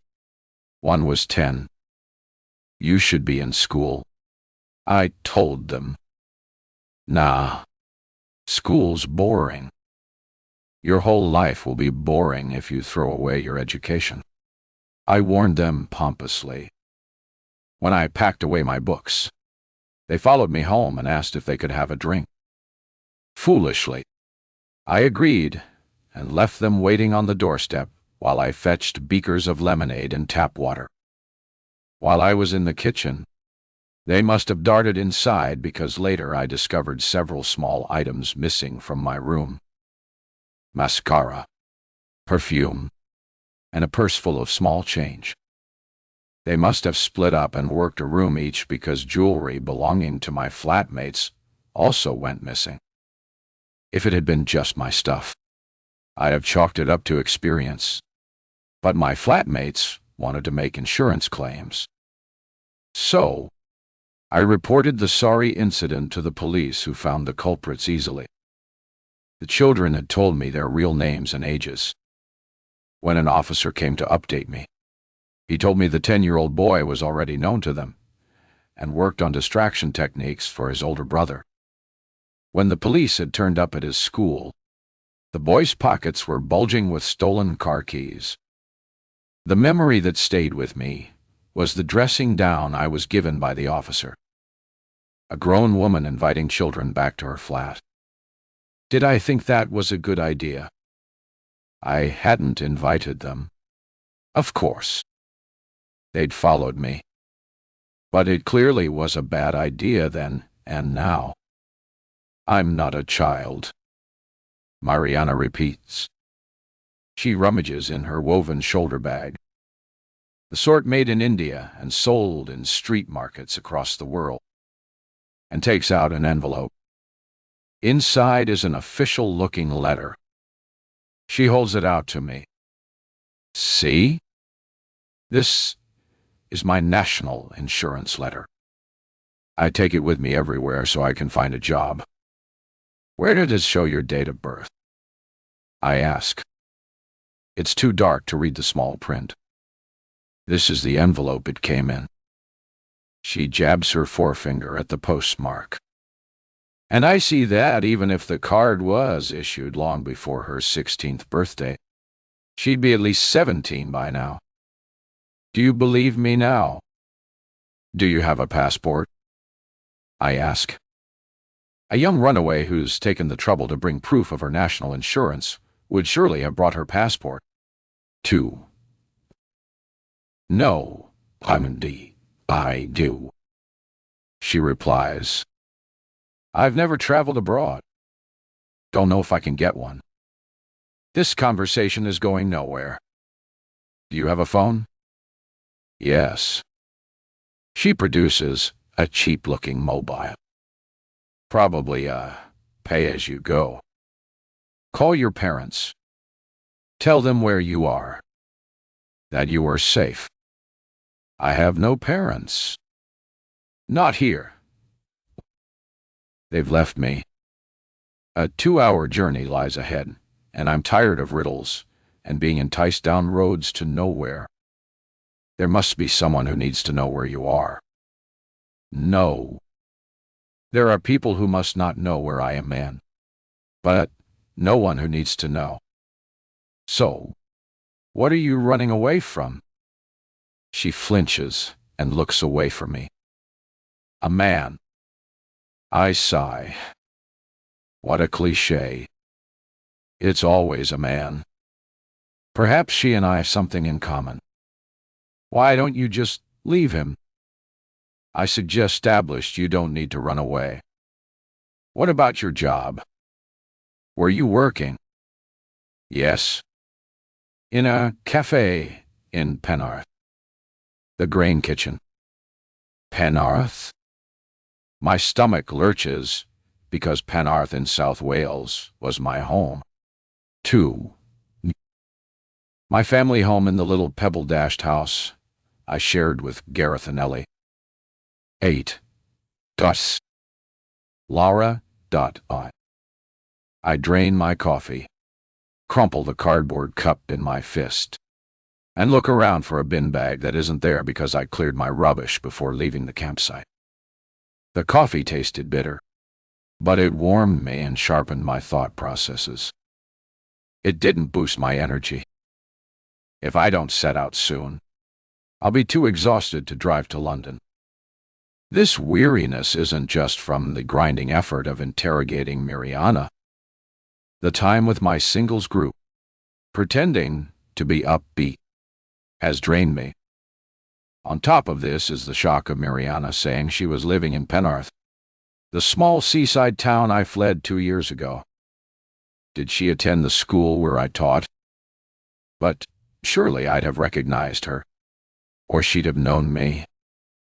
If she was living in Penarth with a man she wanted to escape from, why did she run west, in the opposite direction from London, and choose my campervan to stow away in?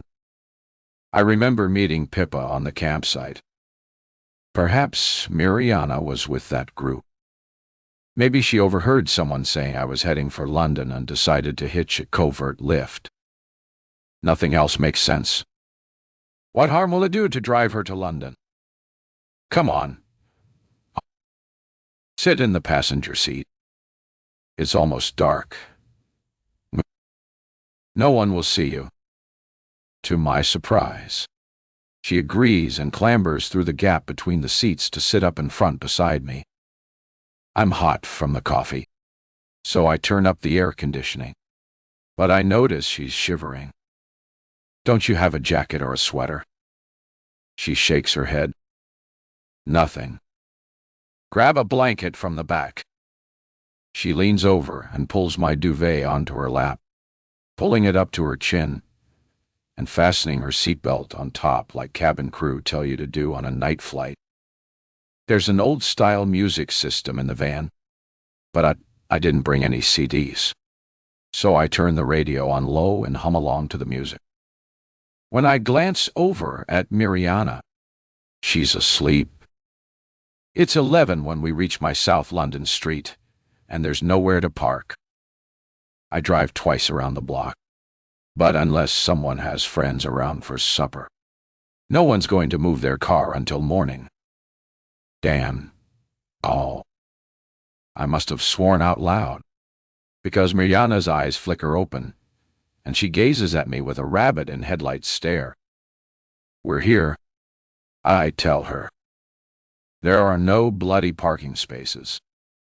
I'll drive you to the main road and show you where the night bus goes from.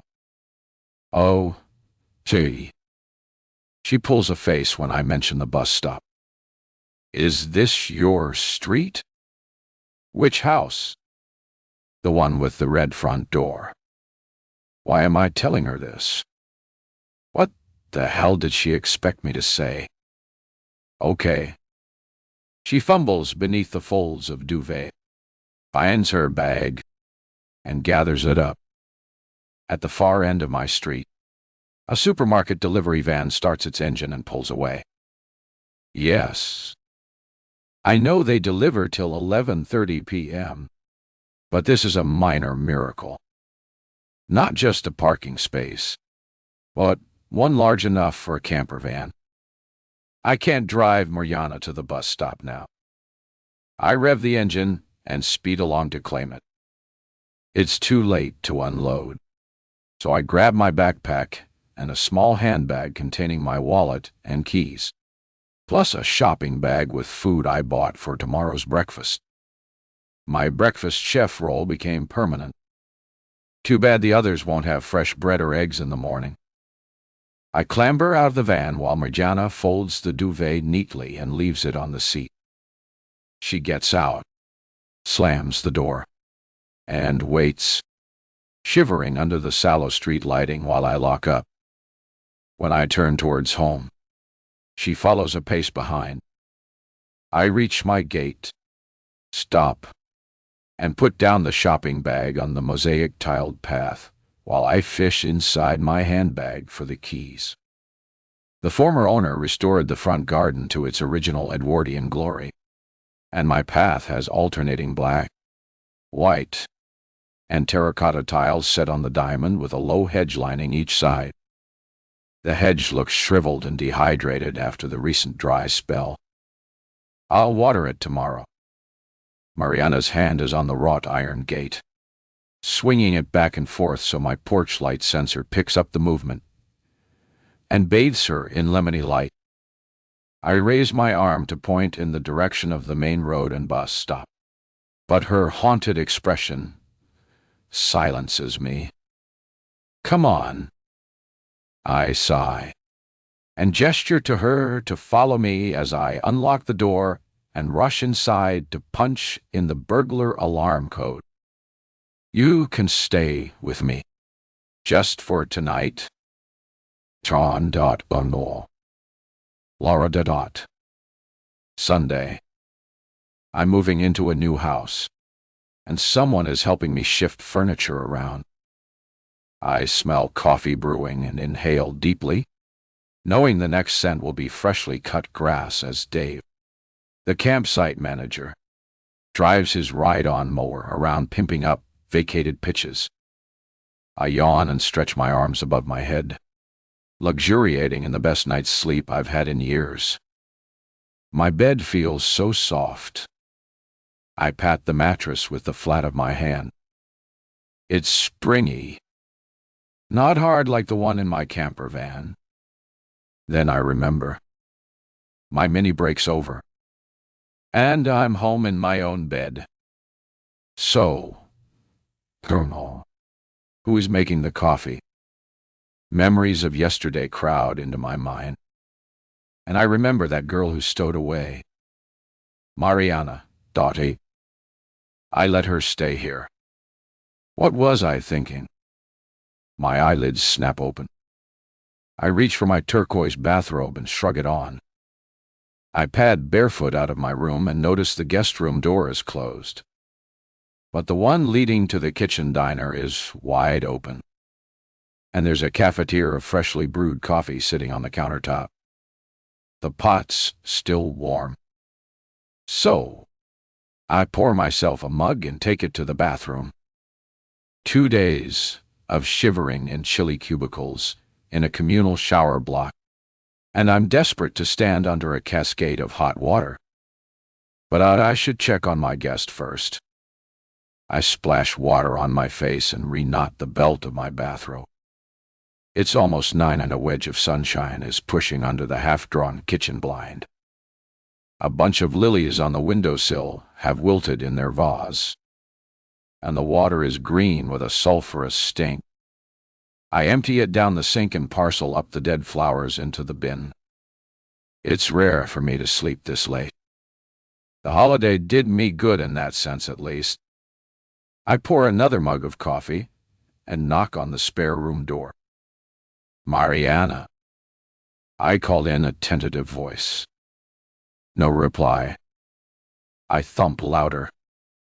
I've lived here for 2 years. First renting, then buying when my landlord decided to sell. No one has ever slept in my guest room before. Miriana. Opened the door. Still no answer. I rattle and turn the handle and push. It's stuck. There's no lock. How can that be? Angrier by the minute, I hammer on the door till my fist throbs, and I hear footsteps cross the floor, and something heavy being slid across the floorboards. The door opens a crack and Miriana peers out. Please wait 1 moment. The dragging sound starts again. Slowly the door opens, and I see she's barricaded it with a heavy pine chest of drawers. For goodness sake. The door swings open. What did you do that for? Sorry. I needed to feel safe. Safe from me? I didn't leave you out on the street all night. Perhaps I should have done. She casts her eyes down at the floor. No. Not you. And thanks. I sigh. Come out and have breakfast then. She's wearing the same t-shirt and skinny jeans she had on the day before, and has her backpack slung over her shoulder. She follows me to the kitchen, and we sit facing each other across the table. Eye contact is hard for both of us, so I fetch the food that should have been breakfast for Bill and the gang. Turn the oven on low, and put 4 croissants onto a baking tray to warm up. The coffee is lukewarm now, so I make a fresh pot. When I put the plate of warm croissants on the table, Miriana grabs one and crams it into her mouth without waiting for jam. Crumbs scatter across the table, and she chokes on the last mouthful and coughs. But it doesn't stop her dabbing up flakes with her fingertip and swallowing them. When did you last eat? I ask gently. She covers her mouth with her hand until her coughing stops. Maybe Thursday. But weren't you with those students? Now I come to think of it. Every time I saw them, they were drinking, So perhaps they didn't bother with food. Miriana ignores my question, takes a sip of coffee, and reaches for another croissant. May I? Her phrasing sounds quaint, and despite the London accent, I wonder if she's foreign. Her hair is that shade of dark blonde that looks dirty if it isn't washed every day. But I notice dark roots running along her parting. So her natural color must be brunette. Her face has an unnatural pallor. Blonde hair doesn't suit her. I tear my own croissant into segments and dab apricot jam on each piece. The sun picks up, and my kitchen heats like a glasshouse. If only the weather had been like this in Wales. I raise the blind, but the glare's too strong. So after opening the window, I pull the blind back down. It's so peaceful here. It's the first thing Miriana said without being prompted. Up to now, every word has been a painfully extracted answer to a question. Is my street peaceful? I've never thought about it. But it's Sunday morning, so there are few lorries. And my flat's in a leafy residential road near the common, and far enough from the roar of traffic on the main road. In summer, the cloud of pollution drifts this way, and you can taste and smell exhaust fumes. Where in London are we? Miriana asks. Is it the part they call south of the river? This is Streatham. Do you know London? Yes. I was born not far from here, in Croydon. Her admission takes me by surprise. I'd assumed she might be from another part of Europe, perhaps Poland or Romania. That's good.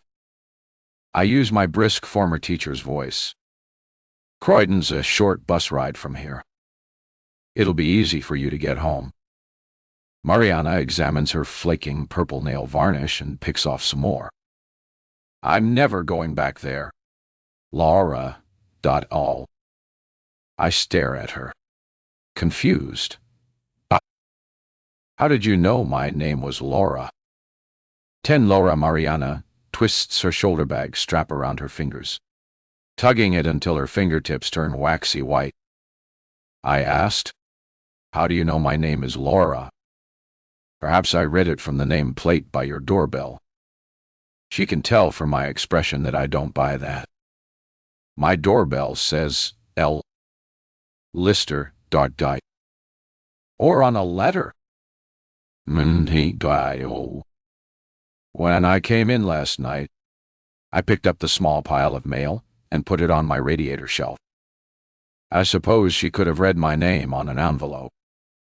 She'll be on her way soon, and I can forget about it. Do you want a shower before you go? She looks sullen, but nods. Why should I let this stranger make me feel bad in my own home? I'll find you something to wear. You can put your clothes in the washing machine with my holiday stuff. In my bedroom, I find a blue t-shirt and a pair of cutoffs I bought in a sale. But I've never worn. Miriana's petite and skinny, but I've lost more than a stone and dropped 2 jean sizes. So these should fit her. Thank you. She accepts the clothes and the fluffy white towel and opens the bathroom door a few inches to drop her clothes in the hall. I tip my backpack contents onto the kitchen floor, and sand spills out with my laundry. After loading the washing machine, I lean back in a chair watching the water swirl. It's not my fault she chose my campervan to stow away in. And I've more than met my part of the bargain by driving her to London. But it bothers me how she knows my name because I'm certain I didn't tell her. The scent of my favorite Moroccan rose shower gel precedes Miriana into the room. The cutoffs look great on her. She's draped her towel around her shoulders and her hair is dripping. But she refuses my offer of a hairdryer. Tell me your plans. If you're not heading back to Croydon, where will you go? She produces a wide-toothed comb from her bag and drags it through her damp hair, gritting her teeth against knots and tangles. With her damp hair scraped back, she looks much younger than 18. There's not much to tell. I'll find a job and somewhere to live. Yeah. Do you have money for a deposit on a flat? I ask, though the voice in my head nags me not to get involved. I have money, but not enough for a flat. I'll look for a room in a hostel. She takes a worn leather wallet out of her bag, opens it, and counts out some 20 and 10-pound notes on the table. There looks to be over 100 pounds. I have this, too. She says, showing me a plastic card. I can't use it because it's linked to his account. She bends the credit card until it snaps, then folds each piece again, and drops the sharp-edged postage stamp-sized fragments into her bag. It's not for me to ask if that was wise. If she has waitressing experience, she should find a job easily. I figured out how she knows my name. I'd introduced myself to Pippa. Well, you were with those students on the campsite, weren't you? I told you, she says, stiffening. I'm not a student. I'm 18 years old. I was working in a cafe, and she sounds as if she's speaking from a memorized script. I was living with a man who let me go out to work, but was always watching me. Inside my head, alarm bells sound. When I was a teacher, a teenager making an announcement like this would have galvanized me into action. Police, social services, the works. But Miriana is not my responsibility and claims she's 18. So, who she lives with must be her own decision. Did he harm you? This man? No, D. He was my protector. How do you mean? Protector? Don't you mean boyfriend? She shakes her head vigorously. Her hair is not yet dry, and a fine spray of droplets mists the air. No, it wasn't like that. Many people took advantage of me, for sure, but not him. He helped me.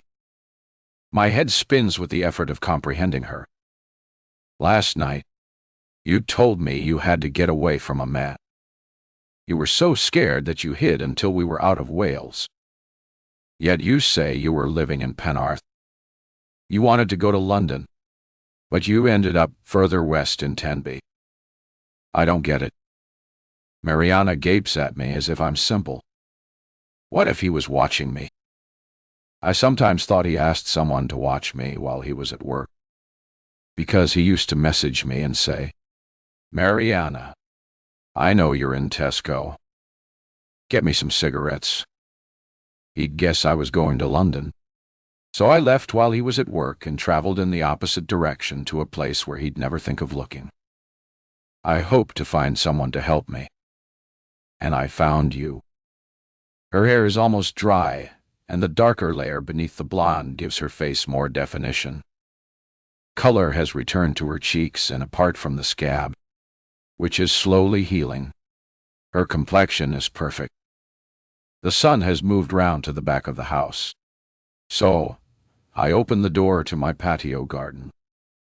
The air is so still, I can hear a blackbird singing high up in a neighbor's tree. Let's sit outside. I open the storage chest and take out striped cushions for the garden chairs and the rope I use as a washing line. Bring the washing out, and then you can tell me the rest of your story. I'll try to understand. While I'm erecting my blue sun parasol, Miriana pegs clothes on the makeshift line. When she's finished, she moves a chair out of the shade into the sun and sits down. It's a long story, she says. Too long for a girl who must soon be moving on. She bends to loosen the straps of her sandals and kicks them off.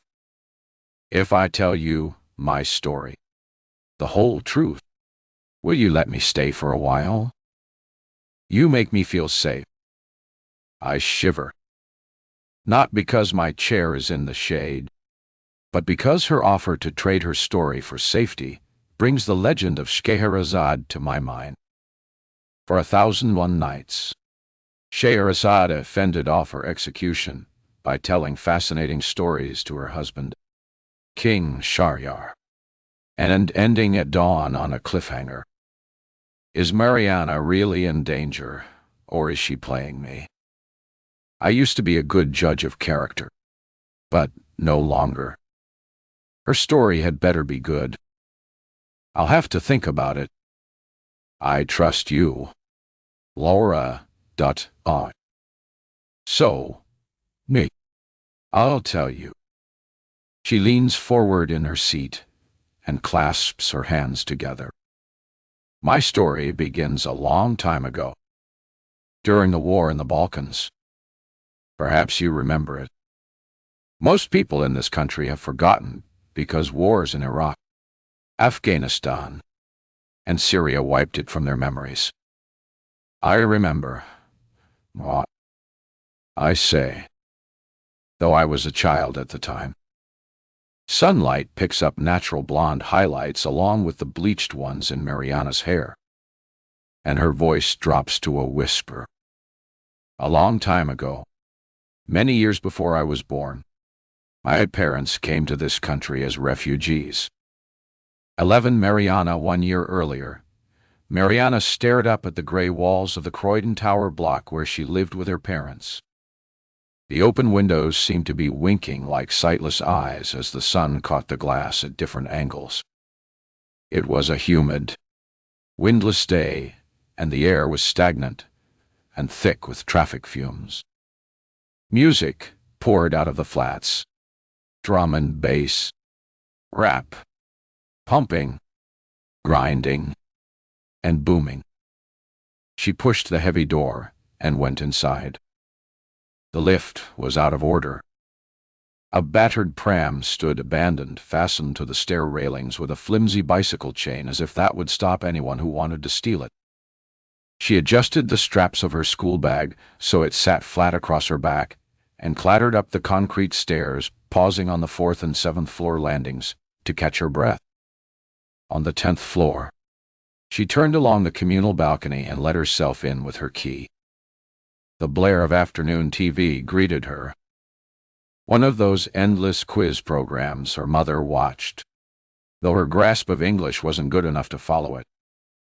Above the TV noise, Miriana heard sniffing and wailing, like an injured animal. She went into the empty sitting room, and through the open door to the kitchen. She could see her mother standing by the sink and sobbing. Mom. What is it? Miriana dropped her bag by the sofa and crossed the room in 3 paces. Her mother turned. Her hands were bleeding, and the sink was full of broken glass. Miriana. Her mother's eyes were red and swollen. How did this happen? Mom. Miriana collected the glass from the sink and put it in the bin. Her mother seemed in some kind of daze. After checking, there were no glass splinters in the wound. Miriana pulled sheets of paper towel off a roll and pressed on it until the bleeding stopped. The cuts weren't as bad as they'd seemed. A letter came. Her mother shook her head and dabbed her eyes with paper towel. Speak English. Mom. What letter? Her mother picked up a brown envelope that was lying on the countertop. The edge was jagged where it had been ripped open roughly, and held it out to Miriana. That letter. I couldn't read it. Your father figured some of it out. then took it next door. And Mr. Bryan read it out to him. "You should have waited for me to read it." "Why did you bother Mr. Bryan?" Brian Simpson, their 85-year-old neighbor, was in poor health, but he never minded helping her father with official forms. The envelope was empty. "Where's the letter?" "Anyway, your father's taken it." When he came back, he was so angry. He took a drink and smashed his glass in the sink. Then he went out. Mr. Bryan told him there was an advice center at the library, and he should go there to ask what he must do. Miriana's heart galloped, remembering the last time her father was angry. It was when the factory where he'd worked for 7 years suddenly laid him off. He found casual work, but it didn't fill his time, and he wasn't built for a life of idleness. Before he was made redundant, he rarely drank alcohol. Now, Miriana often saw him drinking beer or raki, sometimes both, and stomping around the flat, smashing things. A framed photograph of the stooped grandmother Miriana had never met, dressed in black and looking like an angry crow, a miniature bust of Mother Teresa, and a lantern that held candles that was her mother's favorite ornament. Often he shouted at Miriana and his wife. Late at night, strangers came to their flat, men he called friends who Miriana had never seen before. Those evenings always ended in raised voices and more arguing. "Come and sit down." Miriana led her mother into the sitting room and perched beside her on the sofa. "This letter, was it something bad? Tell me." Her mother stopped crying. She looked solemn. "Very bad. The letter was from the immigration people. It said we don't have a right to stay here any longer. We have to leave the country. If we don't leave, we might be sent to a detention center, and then something. Deported," said Miriana. Something knotted inside her stomach. She remembered a boy called Kamal, who was at her school for a while. He didn't speak much English, but was an ace goalkeeper everyone wanted on their team and was quickly accepted. Kamal learned to swear in English, and he was getting good grades. His family had hoped to rebuild their lives in Croydon, but, out of the blue, they were told there'd been a safe country review, and it was now fine for them to return to their home country. The whole school held up established photographers from the local newspaper, turned up and took pictures of students outside the school gates holding placards. Miriana said justice for Kamal. Parents wrote letters to their MPs protesting about Kamal's family's safety and their son's right to finish his education. No one listened. Soon after, Kamal stopped coming to school, and Miriana heard rumors that they had come for him in the night. Who were they? She wondered. And would they now come for her family, too? "That can't be right, Mom," said Miriana. "Remember when Kamal from my school had to leave? His family had only been here 2 years. But Dad told me you came to England in 1998. Her father often told her the story of how Britain had opened its borders to save refugees fleeing conflict in Kosovo. Britain had great compassion, he'd said. And whenever the former Prime Minister Tony Blair appeared on TV, her father would tell her, "That man is a true hero." If ever he heard one of Blair's opponents calling him a war criminal, he'd hurl his slipper at the TV screen. Why do they say that? What an opportunity he gave to our family. I myself am working 3 jobs, and your mother is working 2. One day we'll save enough money to buy our own flat. And you, my Miriana, will go to university and become a doctor. I am sure of it. Perhaps not a doctor. Car. Miriana had replied. Her grades in maths, chemistry, and biology were stuck stubbornly at C. How can they make us go to another country? Mom, I was born here. That means I'm from here. Yeah. Her mother caught her in a fierce hug. You were, my precious, in the Mayday hospital. And you've never traveled anywhere outside England. Miriana got to her feet and grabbed the remote to turn down the TV volume. She had a history test tomorrow, but any hope of a quiet evening to revise was gone. I'll make a start on supper. What are we having? Oh, I haven't been to the shop. I was too upset. Aren't you going to work? Miriana's mother was a care worker, and every evening she visited 2 elderly clients to dole out their tablets and put them to bed. Her mother clapped one hand over her mouth. Yes, I must go. Mrs. Kennedy relies on me, and Mr. Bannon, too. But I can't go like this. How can I? Okay, I'll go for you. Later that evening, when her father came home, Miriana smelled whiskey on his breath, but he seemed upbeat. The advisor at the library had put him in touch with a firm of specialist immigration solicitors. Come here, daughter. He frowned so his thick black eyebrows knitted together. Has your mother told you about this injustice? She nodded. Yes, Dad. We'll fight it. He pulled back his shoulders like a soldier heading into battle, and his chest puffed out. Now we have a lawyer. We'll win, I'm sure. His confidence transmitted to her mother, and when Miriana returned from putting Mr. Bannon to bed, an hour-long session for which her mother would be paid for 15 minutes. Her parents were sitting on the sofa watching TV. In the weeks that followed, Miriana's father was buoyed by their solicitor's confidence. When he came home from the first meeting with reams of forms to fill in it, he took out a battered red tin of documents that he kept locked with a key and set it on the coffee table. Miriana sat beside him and watched him rummage through the contents. The lawyer needs all our papers, Miriana, he told her. But your mother and I have none except what we've been given here.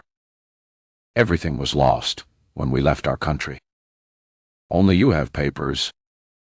See? Here is your birth certificate. He held it up to show her. Can I look at it properly, Dad? No. Sure. He handed it to her and returned to his sifting of what looked like mostly bank statements. Miriana took a photo of her birth certificate on her phone. 2 days earlier, a letter giving her national insurance number had arrived in the post and was waiting for her when she got home from school. Her parents were out at work, so she hadn't mentioned it to them. School friends with birthdays earlier in the year had already received theirs, and some had gone straight out and found Saturday jobs. You didn't even have to apply for it. A friend Jade had told her. The number found you. Miriana was convinced this would be her passport into work, but the timing of its arrival taunted her. What if they had to leave England? She knew she'd never be a doctor, but maybe she could be a veterinary nurse. She loved animals and had been feeding the neighbors' cats and walking small dogs since she was 12. She slipped the card into a zipped compartment of her backpack and never mentioned it to her parents. The solicitor took charge of their appeal process, but he didn't keep them updated. Miriana's father wasn't comfortable speaking English on the phone, so he'd head to the law firm's office in Southall, a long journey by train and underground, only to find a different team member had taken over their case. He turned up without making an appointment, and no one was ever free to talk to him. So they fended off his questions with booklets about processes written in formal language he couldn't understand. He brought the leaflets home and gave them to Miriana. "What does this one say, daughter?"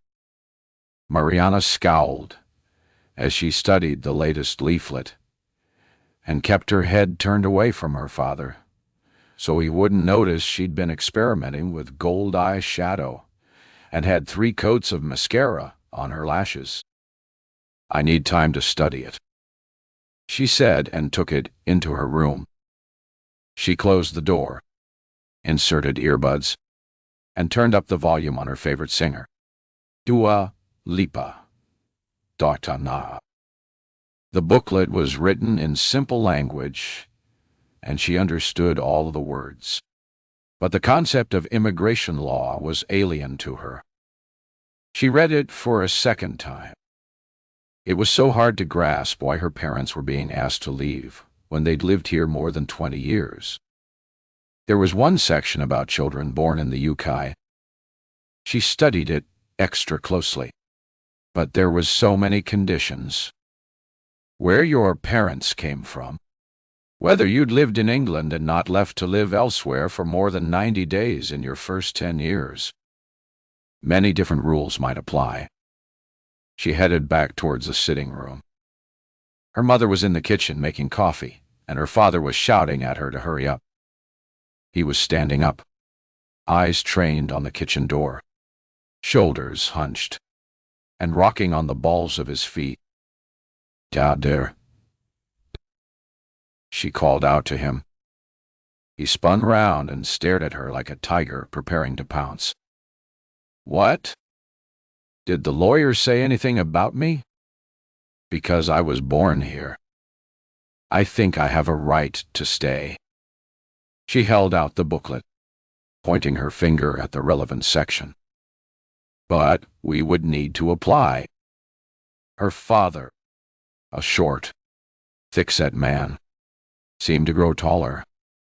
He loomed over her, fixing Miriana with furious, dark eyes, and raised his hand as if to hit her. She took a step back. His hand dropped his side. "Nothing," he shouted. "He said nothing about you. Don't ask me again." The immigration process rumbled on. The law firm said it could take a year to be patient and wait. Then suddenly they heard it was due to be decided in the next month. Her father paced the room, pausing to pick up the plaster bust of Mother Teresa he'd smashed, now stuck back together with super glue, and passed it from hand to hand like a stress ball. "Once, I loved this country. Now I hate it. So many taxes paid. Working so hard it feels like my back will break. What does this government care? Come here, my Miriana." She dawdled towards him. He'd been so unpredictable lately that she never knew if he was going to hit her or caress her. But he wrapped his arms around her and pulled her so close she could hear his heartbeat and smell stale tobacco on his pullover. "You're suffocating me, Dad. Sorry." He released her, and a sob escaped his lips. "If they don't want us in this country, we'll leave. We'll go with our heads held high. We won't wait for the appeal." Once again, Miriana felt that knot of panic hovering between her chest and her stomach. "Where will we go?" "Back home. To Tirana. Is that in Kosovo?" Her father shook his head. "No, daughter. We're not from Kosovo. We're from Albania. And that's why they're making us leave. I don't want to go to Albania." She struggled to suppress a wail. Her head felt like it might explode with rage and fear and grief. "Why must we?" Her mother was out putting Mr. Bannon to bed. Her father took her hand and led her into the sitting room. "Sit. Whoa." He sat down so heavily on the leather sofa that it made the farting noise she used to laugh at as a child. But today, neither of them laughed. He hung his head and patted the seat beside him. Miriana noticed how his receding hairline exposed his large brow and gave him the look of an intellectual. Perhaps, if he'd been born in different times, under a different star, or another regime, he might have had the opportunity to study. Lately, his face had settled into a permanent scowl, and he picked arguments without provocation. It was my fault. He spoke quietly in a mix of English and his native language. In the late 1990s, when the UK opened its borders to refugees fleeing for their lives, we saw it as an opportunity. Your mother and I aren't from Kosovo. We're from a village near Kukas, in the north of Albania. Back then, our country was in chaos. Our communist dictator was long gone. Under Hoxha, people had lived in terror, but they always had work. But after the economy collapsed, there was no work, and the only food we could get was what we grew for ourselves. Many people lost their life savings. Miriana shifted on her chair. This was sounding like a history lesson. "Speak English, Dad. Oh. I can't understand, it clears throaty you." He sighed and switched into English. "Your mother and I were sweethearts at school. When we finished our studies, we moved from our village to Tirana, but we couldn't find work. Friends told us they were leaving for England. So, we decided to come, too. But that was for Kosovans escaping persecution. Dad. Exactly. But how would people in England know any difference? We all threw away our papers and joined the exodus. When we arrived in England, we told officials we were fleeing ethnic cleansing and violence. They believed us at the time. But you broke the law." Miriana was shocked and impressed. "To save our lives and yours, although you weren't born until many later. People here welcomed us. We were treated well, given a place to lie, and a small allowance. As more people in our country heard about it and wanted to come, the controls got tougher. But we were in the first phase, so we were allowed to find work and encouraged to settle. A few years later, I was given an indefinite right to remain." "Why did we never go back there to visit?" Miriana asked. Her father stared down at the floor and mumbled. "It was to protect ourselves and the life we had built over here. We do not want to risk crossing borders." "I don't get it." Miriana felt her face growing hot as ugly thoughts and anger at her father swelled inside her. "If we've been here so long, and you were given a right to stay, why are they telling us to leave? Sometimes they investigate. We knew there was a risk. So, for all these years, we've kept separate from the Albanian and Kosovan communities to stay safe," he said. Some years ago, a newspaper investigated fake asylum seekers, and many people were hounded out. A few months back, I began meeting up with some old friends. But who was the man who came to the flat? "Dad?" He nodded. "I think someone betrayed me to the authorities." Miriana thought of the photograph she'd had shown of an old woman who she was told was her grandmother and lived in another country. But she'd never thought to question why they didn't visit. Since finishing primary school, none of Miriana's school friends had ever seen her parents. Her mother worked evening jobs, so her friends had forgotten her halting command of English. Miriana used to beg her mother to come to school parents' evenings, but she always refused, saying she had to work. She secretly suspected her mom found the teachers intimidating. Now, though she was glad her parents had kept a low profile, she dyed her hair blonde and spoke with her natural South London accent. But if anyone asked her where she was from, she always said Croydon. 12 Laura Sunday. The sun has dipped and is scorching my right cheek. So I adjust the angle of the umbrella while trying not to interrupt Miriana's storytelling. It's intense, yet impersonal, as if she were looking back on a girl she once knew and narrating that other girl's experiences. Her descriptions feel so real I could be there in the Croydon flat as Miriana's father goes to war with faceless authorities and bottles his anger until it explodes and alienates his daughter. I empathize with her mother, seeing everything she's worked for slipping from her grasp. Their lives came to a halt, and their only route forward was to go backwards to a home country where they'd severed their ties. So, you see, says Miriana, I couldn't go with them.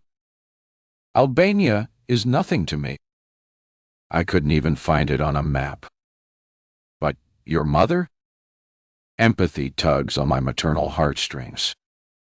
How could she survive without you? Miriana hangs her head while her hands frantically twist a strand of hair around her forefinger. She pleaded with me to accept it. I don't think she realized I'd run away. But my father was already changing. When I stood up to him, he reminded me I wasn't British and yelled that nobody here wanted me. Albania girls and women must know their place. And when I was back in their country, I'd have to obey him. But you were born and educated here. So that would be impossible. Exactly. When I was a child, he used to tell me about a place he called the Old Country. He never said it was Albania. To me, it was a nameless place beyond the seas. I took for granted we all came from Croydon. What were his stories about? Many of them were about faith and shame from the olden days culture. In parts of Albania, like the north where my parents were born, the old traditions run deep. Do you mean honor? I ask. I'd heard something similar at a teacher's training day about welfare of pupils from overseas. The school where I taught had a mix of nationalities, and some were refugees or asylum seekers. The course tutor had explained cultural practices and told us to be alert for signs. Girls were about to be shipped off for arranged marriages. Miriana nods. Dad's stories came back to me. Gave me nightmares. So, I searched the internet and read about an ancient code of law from the 15th century. There were 2 types of honor. And if someone loses it, the shame sticks to the whole family. It can never be forgiven. She lifts her solemn eyes to look at me.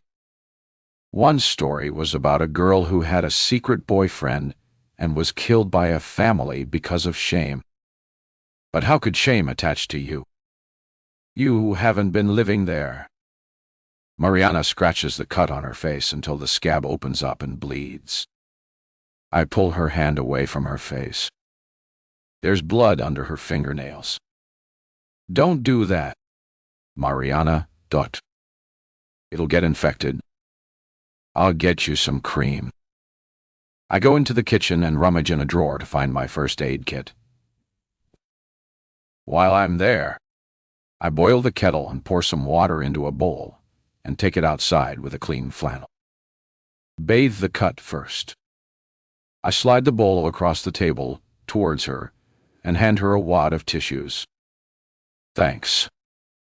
Her gratitude for the smallest kindness overwhelms me. You were telling me about your dad. I prompt. She presses the tissues to her wound and winces, but the bleeding soon stops. Oh.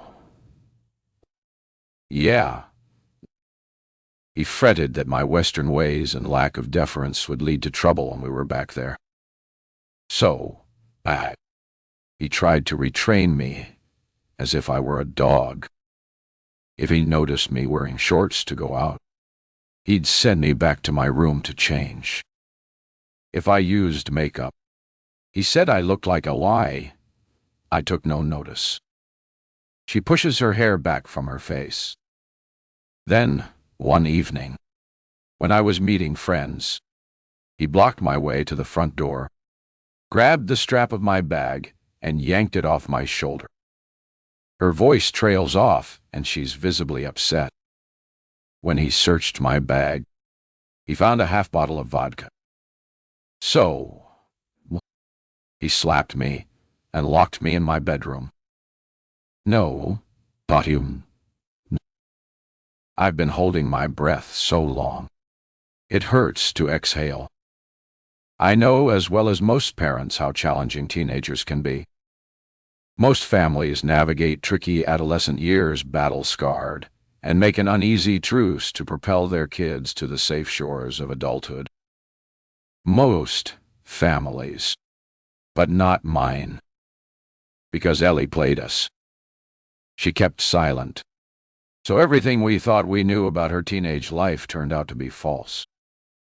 When our lives imploded, it was too late.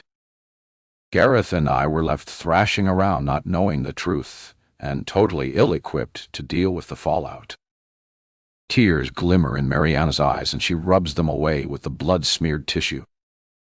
My father's violence shocked me. He never once slapped me when I was young. I thought he doted on me. My chest feels tight. I lay a hand on her arm to comfort her.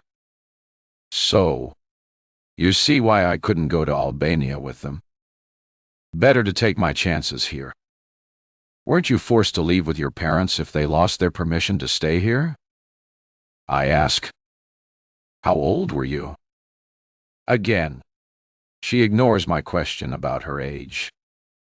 My father didn't wait for the appeal, she says with a shrug. He was so angry at how Britain was at Clear's throat treating him. He told his caseworker he'd make his own arrangements to leave voluntarily. He contacted the Albanian embassy to organize travel documents. And when he came home, he boasted that he'd proved he had plenty of savings, and they'd promised we'd get our papers soon. Everything happened so fast. My parents emptied our flat and sold everything apart from our clothes. Mum was excited when she realized their savings would buy a house back there. In Croydon. It wasn't even enough for a deposit on a flat. What did your friends say? She rolls her eyes. I didn't tell anyone except Jamie. Who's Jamie? My boyfriend. She pauses, as if to see how I'm taking this. Then adds, I secret boyfriend. Finally, everything she's been saying about her father's strict attitude makes sense. Jamie said I could stay at his. I got on well with his mum, Frankie, and it was cool with her. Every day I packed a few clothes and other stuff into carrier bags, and he took them to his mum's flat. If my dad had suspected I seeing a boy, he would have killed me right then and there. But if you ran away, your parents must have searched for you. Miriana shrugs her shoulders. I didn't think so. My father made it clear I was a burden to their new life. If I'd left home too soon, he might have asked for police help to search for me. But I knew if I waited until the day they were leaving, he wouldn't waste the cost of their tickets. But your mother must have cared. I protest, upset on behalf of this woman I've never met. She was caught between us. She used to tell me he'd calm down once we were back over there. There are universities in Albania, she said. You can continue your studies. I couldn't see my father allowing it. On our last day, Mom and I went shopping to buy gifts for their family. And she took me for lunch at a French brasserie, the smartest restaurant I'd ever been in. Before, we only ever went to McDonald's. She lifts her head, and her eyes lock onto mine. I couldn't keep my secret inside. She places her palm on her chest, close to her heart. I told her my plan to run away. I gasp. That was bold. How did she react? Miriana sniffs, and tears well up in her eyes. Mom didn't try very hard to stop me. I think she'd secretly guessed. But I didn't tell her where I'd be staying, in case she weakened and told Dad. She agreed to cover for me. Promise me you'll come to us if you change your mind, darling, she said, and gave me a piece of paper with her parents' address on. So, your escape had her blessing. Miriana nods. I crept out of the flat at 4 in the morning and went to Jamie's. His block was close by. A few hours later, he and I sat on his balcony and watched my parents leave on foot, wheeling big suitcases along the pavement to East Croydon Station to catch the train to Gatwick Airport. Dad wouldn't even spend on a taxi. Poor Mom was struggling, lagging behind and looking around, perhaps hoping I'd change my mind. My father left his cases and went back for her. He caught hold of her arm and dragged her forward faster than she could walk. When I saw her stumble, I cried. That's my last memory of her. Her restless fingers tear the tissues into shreds. So, you see, Laurie, when I told you I didn't have any family, I was telling the truth. My family left me. How could any family leave their precious daughter behind? Why didn't the authorities question Miriana's whereabouts? But why would they? It sounds like it wasn't a deportation or an administrative removal. If her family had agreed to leave voluntarily and organize their own travel documents and air tickets, I doubt there's record-keeping for that. Because when it works, in reverse, people come here on tourist visas, look for work in the black economy, and fall off the radar. What about Jamie's family? Meeting Miriana's gaze is like looking into the eyes of an old soul. In Croydon, kids moved around all the time. She says, taking in other people's kids was normal. Girls who couldn't get on with their parents went to live with grandparents. Boys moved in with their pregnant girlfriends' families, and others just dossed wherever they could find a bed. You mean like sofa surfing? What? I blush. Stupid of me to use a middle-class idea. What Miriana's describing I'd seen in my own school, with grandparents stepping in to head off family breakdown because in my part of South Wales, people didn't travel so far from their roots. So, how did you get on? Were you safe at Jamie's? I thought I was. Jamie and his mom were fine with it. Then his brother Liam came out of jail and everything changed. 13 Laura, Sunday. Miriana gets up from her chair and strolls indoors, her sandals slip-slapping on the patio. Guessing she's gone to the loo, I lean back in my seat and stretch my eyelids to keep my eyes from closing. The sun beats down and even my sun-hardened geraniums are turning brown. So, I get up and deadhead a few, then find the watering can and plunge it into the water butt, which collects the rain from the gutter. My skin feels itchy as I give the plants a quick soaking. I remember I haven't showered yet. But if I'm going to catch the supermarket, there's no time.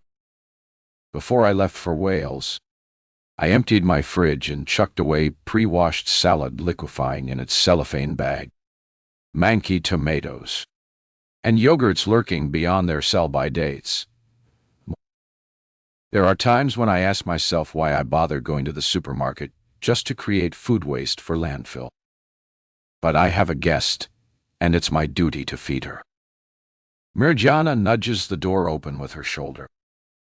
She's carrying 2 tumblers of water. As she sets them down on the table, I notice she's gripping something else in one hand. "Who's this?"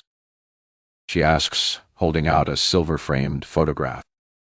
She looks a bit like me. I don't need to look at the picture to know it's Ellie. The one taken on holiday in France when she was 15. She's on the beach wearing a white bikini. Her skin bronzed, a touch of pink in her cheeks, and freckles on the bridge of her nose. It's a happy photo, the only one I can bear to look at. All the others I tore to shreds and burned or threw away. It's Ellie, my daughter. I steel myself for her to ask, "Where is she? Why doesn't she live here with you?" "Oh," she says, and hands the photo back. I put it on the table face down. "I must go to the supermarket," I tell Miriana. "Come with me." She shrinks back and shakes her head. "I can't go out." "Sorry." "What do you mean?" "We're not in Wales now. These drama queen antics are making me snap at her. You can't still be hiding from that man." "Not him." "What?" "Another man." "Miriana, you're being ridiculous." I plonk down my glass, and it clinks on the metal table. Is she a fantasist who thinks every man in the country is on her trail? Miriana dips her head, her old trick to make her hair shield her face. "This place is so near Croydon. Jamie might see me. Or his brother. It's hardly close. I brought established at least 5 miles. But the main road through here leads to Croydon. I remember Jamie's brother, Liam, driving here in his black BMW. When I left, he was extending his territory.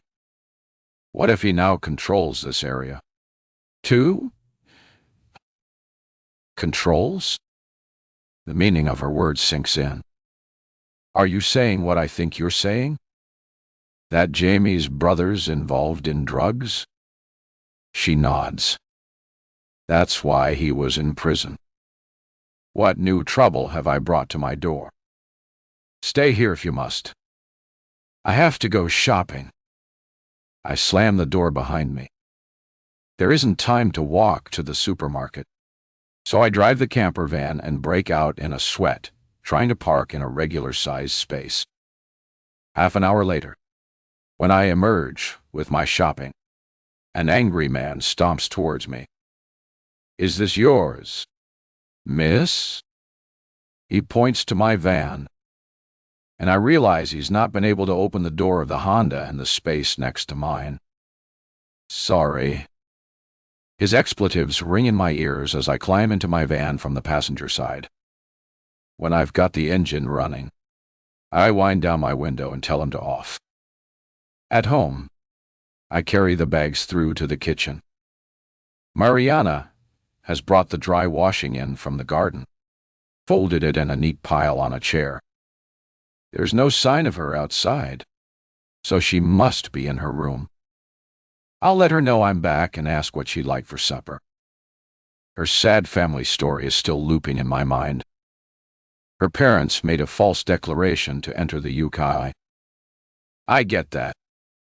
But after years of paying taxes and contributing to society, it seems barbaric they were forced to leave. The guest room door is shut, and I hesitate. Has she barricaded herself in again?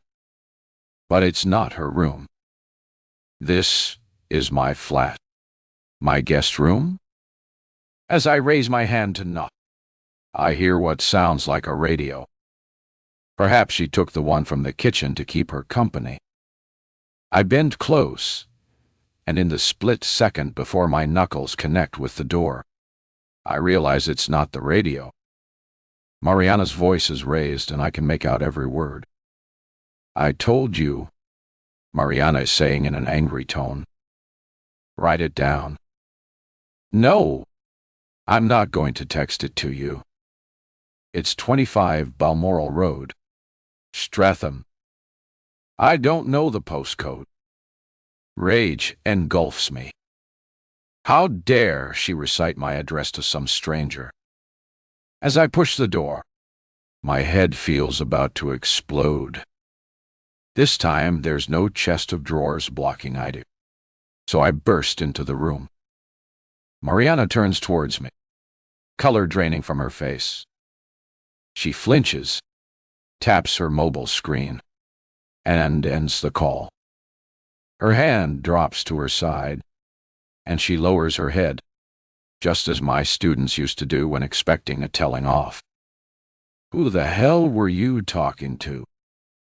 I yell, giving my address to some drug dealer. "Is that it?" I can't believe it. An hour ago, she was claiming to be too terrified of Jamie's brother to go out to the supermarket. Now she's telling someone where she's staying and inviting them to come here. Why did I help her? My instinct warned me not to trust her. But even as I think those thoughts, I know it's because she reminds me of Ellie. And when my daughter was in trouble, I wasn't there to help her. I wasn't. I mean, it wasn't him. She stutters.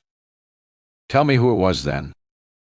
I make a grab for her phone and try to wrest it from her. But her reactions are quicker than mine. She thrusts it into the pocket of her cutoffs, my cutoffs, and keeps her hand over it. I grab her by the shoulders and shake her so hard her head judders on her frail neck. I know I shouldn't do this. It's a form of assault, but my anger spills over and comes again in waves. "Laura, stop, Dot. You're hurting me." I let my hands drop and take a step back. She rubs her neck. "I don't say sorry." "Right, why owl?" I say. "Are you going to tell me or not?" I can't. I can't." She stammers in a quiet voice. "I'm sorry." The room is stuffy and unbearably hot. I stride across to the window, flick the catch, and slide it open, thinking how easily an intruder could climb in. Many of my neighbors have fancy window grills, but I couldn't bear to be trapped behind bars. I have my burglar alarm, but that's all. A chorus of birdsong reaches me from the garden, and I yearn to be outdoors because my flat no longer feels like a sanctuary. "Is there one single thing you've told me that isn't a lie?" I yell. There was no man in Wales. Was there? You were just looking for some sucker to give you a ride back to London.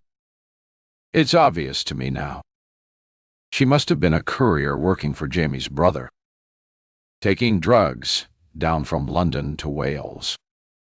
Perhaps she was delivering to Pippa and her friends on the campsite for their post-exam partying. They had weed. Pippa offered me a drag on her spliff. I've read how easy it is for youngsters to get supplies from the dark web or a simple phone call. Kids much younger than Miriana are sent to prowl around university campuses to hand out business cards with dealers' numbers on them. I've heard drugs can be delivered to a university hall of residence faster than a takeaway pizza. One see, one bow. And if university students can get supplies, so can vulnerable school kids. When I taught at Llewellyn High, staff had to exercise constant vigilance to keep drugs off the premises. You were the courier, weren't you? I say quietly. And Jamie, or his brother, whoever, sent you to deliver drugs to those students on the campsite. No, Dottie wouldn't. She shakes her head emphatically, so her hair spins across her face. It wasn't like that. When Liam tried to force me to be his courier, I ran away. Running away seems to be Miriana's answer to everything. I don't believe you. Miriana hangs her head. Laura, please. But I'm no longer prepared to listen. All the energy I've invested in my young guest has ebbed away. I feel used. The sight of her shoulder bag lying on a chair, along with the clothes I washed for her, enrages me. I gather them up and try cramming them into her too small bag. What are you doing? Miriana asks in a small voice. You're leaving. I won't have you in my home any longer. And you can tell your drug dealer mates I'll be alerting the police in case they're thinking of turning up at my door. I doubt I'll ring the police. I just want this to be over. Please.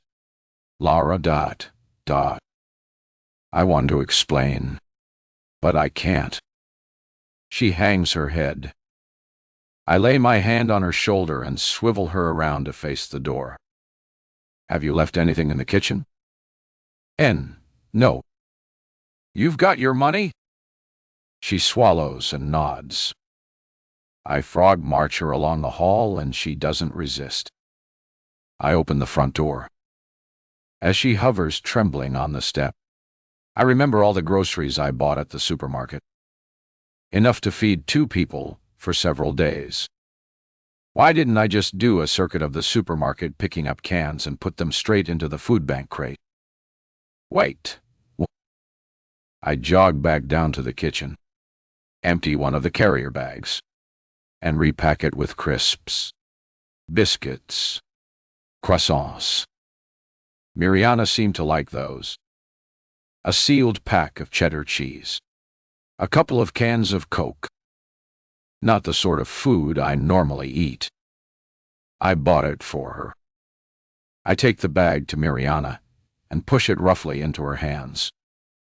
Make sure you eat something, I tell her in a gruff voice. Good luck. Try to stay out of trouble. She nods and accepts it from me without looking inside. I follow her to the gate and watch her trudge along the street, round-shouldered, head down. At the corner, she turns and looks back. I dodge behind the hedge, but she's seen me watching and lifts her hand to wave. That's it. I slam the front door so the stained glass panel rattles. I'll never see her again. A shiver creeps over me, and I feel cold. Then, clammy. Who the hell did she give my address to? 14 Laura Sunday. Monday alone in the kitchen. I rummage through my shopping bags and find the giant bar of fruit and nut chocolate. I break off 4 squares and cram them into my mouth, followed by another row and another until I'm choking on crushed nuts, and chocolate is leaking from the corners of my mouth. I don't stop binging until the whole bar is gone. I grab a green apple from the fruit bowl and take a bite. The acidity stings my palate. My stomach growls. I put a carton of soup in the microwave. When it pings, I don't wait for it to cool, but spoon it into my mouth straight from the carton. I prowl from room to room. Should I ring the police? What would I say? That I'm worried a young woman who is or was involved with local drug dealers has given my address to someone. But who? The gang leader? A client? And how would I explain to the police how I came to meet Miriana? Would they regard me as a kidnapper? With a sigh, I conclude there's no intelligence I could give them and set about erasing all traces of my visitor. I drag the sheets off the bed, bundle them into the washing machine, and sit watching the drum fill with foam while the laundry flops around. Minutes later, I'm back on my feet, pacing, unsure what I'm searching for. I open my fridge and see a pork pie. What's a pork pie doing in my fridge?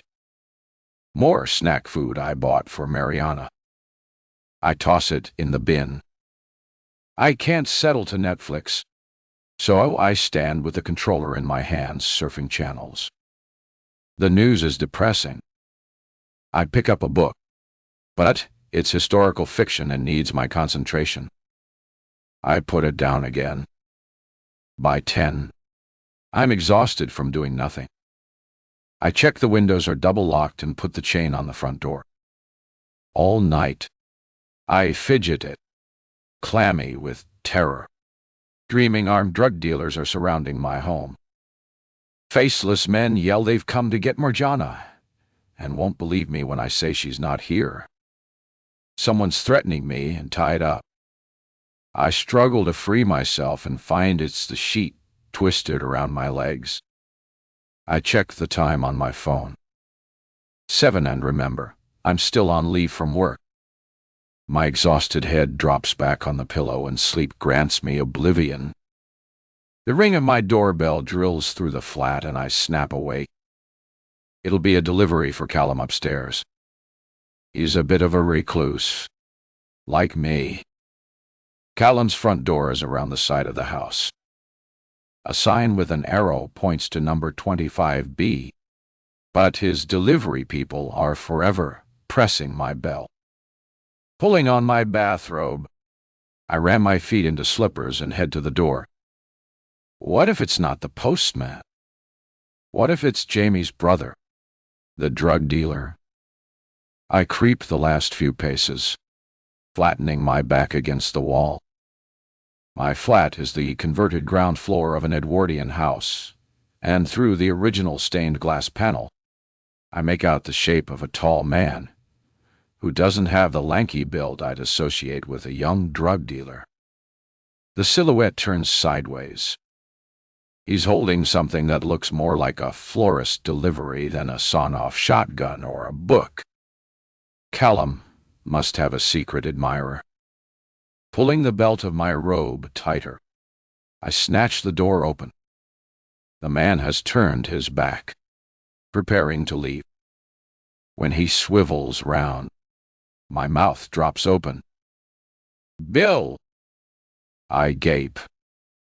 When I fled Tenby on Saturday evening, I never thought I'd see him again. Bill smiles, and the part of his face that's not hidden by his beard reddens. The bouquet is huge, practically a pop-up herbaceous border, with stems in a cellophane bubble of water. He glances from my slippered feet to my disheveled hair, and his forehead creases. "Sorry, Laura ... Are you ill?" "I'm okay. Just surprised. I messaged you and left a voicemail saying I was in London and would stop by. My phone's been charging. I haven't looked at it. What are you doing in London, anyway? Shouldn't you be in Wales?" He shrugs. "After you left, it felt flat. So, I packed up early this morning." "Don't you live in Birmingham?" Slowly it dawns on me that his arrival in London didn't just happen. He's traveled all this way to see me. "How did you get my address?" I stammer, then laugh. Didn't I ask him something similar at the campsite? "Oh, yes. You had everyone's addresses on their booking forms. Isn't that a breach of data protection?" If I said that, I'd sound pompous as well as paranoid. "It's Monday morning," I point out. "I could have been at work." On Monday afternoon. Actually, he replies with a grin. I took a chance that you'd still be on leave from work. I check my watch. He's right. It's almost 2. How did that happen?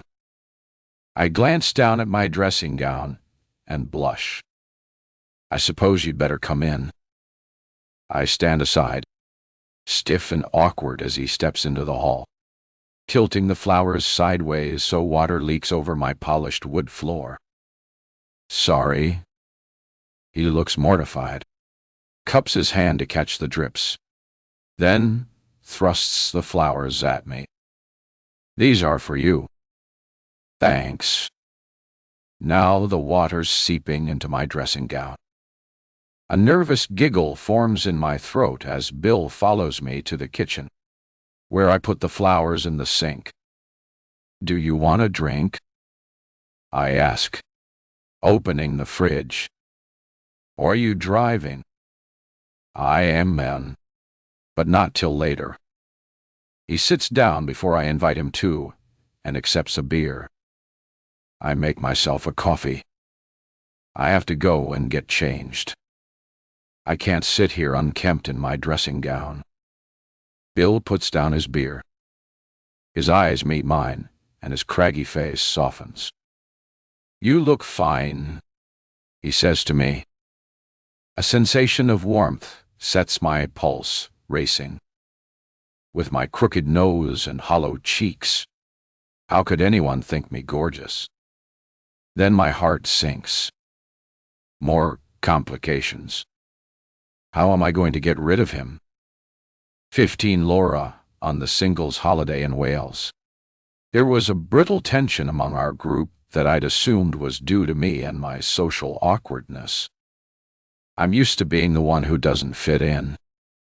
I actively choose it. Thinking back, I see everyone had issues. Emily overshared. Delia rarely spoke, but constantly hummed tunes under her breath. Sam wore his geekiness like a badge of honor, telling us he'd married his childhood sweetheart, divorced at 35, and moved back home with his parents. From what I could gather, he had reverted to an existence of online gaming and a bit of gambling behind his childhood bedroom door. No wonder his wife wanted to unshackle herself. Amy and Bill were the only 2 of our group who'd known each other before.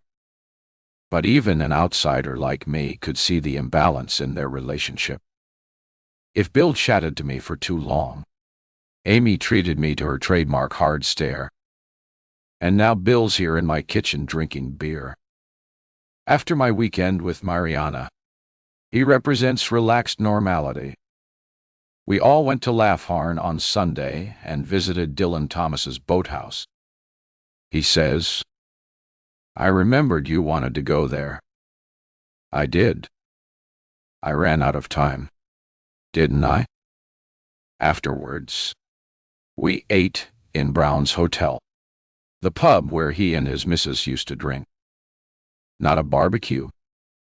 You surprise me. He laughs and makes a face. The barbecues were getting a bit much. I'd had enough of the group dynamic, so I set off this morning at 7:30. How did the others take it? I asked, wondering how Amy reacted. He shrugs. We're all grown-ups. Free or stay. I doubt Amy and I will be organizing any more meetups. But it was an interesting experiment. And I met you. His eyes lock onto mine, and my cheeks grow warm. Let's go for a walk. I suggest established if he hadn't turned up. I doubt I'd have left my flat today. We could get something to eat. How about pizza? Excellent idea. The rain has stuttered to a stop, leaving a damp sheen and puddles across the pavement. But there's a hint of sun behind the clouds, and the air feels clammy. We walk alongside the common, until we reach the main road, where we turn right and pass a parade of small shops. It's hard to converse above the rumble of traffic, so we stroll along in comfortable silence to Street Leonard's Junction, and I lead the way down a leafy road of large houses, where the noise finally abates. At the end of this road is Tooting Beck Common. I tell him, we can have a walk around there. Bill is wearing a blue denim shirt and knee-length khaki shorts, probably the same ones he had on every day on the campsite. Compared to the groomed London versions, his beard has an untamed look, as if he's an explorer or a naturalist. As we cross the road, he makes a grab for my hand, and I surprise myself by not pulling it away. We stroll through a belt of woodland and catch the sound of children's laughter floating towards us on the air. "Where's that coming from?" Bill asks. "The playground." I shake my head. "The outdoor swimming pool. We can have a look if you like." As we approach, the high-pitched laughter grows louder. Despite the earlier rain, the Lido is packed with moms and nannies watching small children splash around. I persuade the cashier to let us in through the gate without paying. "We're not swimming. We just want a quick look," I say, and she nods us through. Last summer, my first in London, I came here whenever I was adrift with nothing to do. I didn't swim, but camouflaged myself behind a book and watched families having fun. The pool looks larger and more turquoise than I remember, and the layout is utilitarian, with functional paving slabs. But the changing huts lining the poolside, painted red, green, yellow, and orange, give off a cheerful vibe. Small children and older ones, who must have been brought here after school, are bobbing around, clinging to vast inflatables. This isn't the time of day for serious swimmers. People swim here all year round, I tell Bill. But outside of summer, it's only open to club members. Some even come when it's snowing. Bill is entranced. It's magic. He takes a few shots with his mobile. "Wish I'd brought my camera. Let's come back tomorrow and swim." It's hard to squirm when you're standing up, but I manage. "Tomorrow? Won't you be heading home after we've eaten?" Birmingham's a long drive. He waves a hand dismissively. "I told you I don't have to be in Birmingham. I can work from anywhere." He turns his head slowly from left to right as if mentally filing a panoramic view, then glances down at the photos he took on his phone. He holds it out to show me, and I can see he's captured the essence of the place. Sun sparkling on water, the vibrant, changing huts, the symmetry. That's good. I hand the phone back. I could take some great pics here. It's given me an idea for a feature on open-air swimming pools across London. I might call up an editor friend and pitch it. I've heard there are several.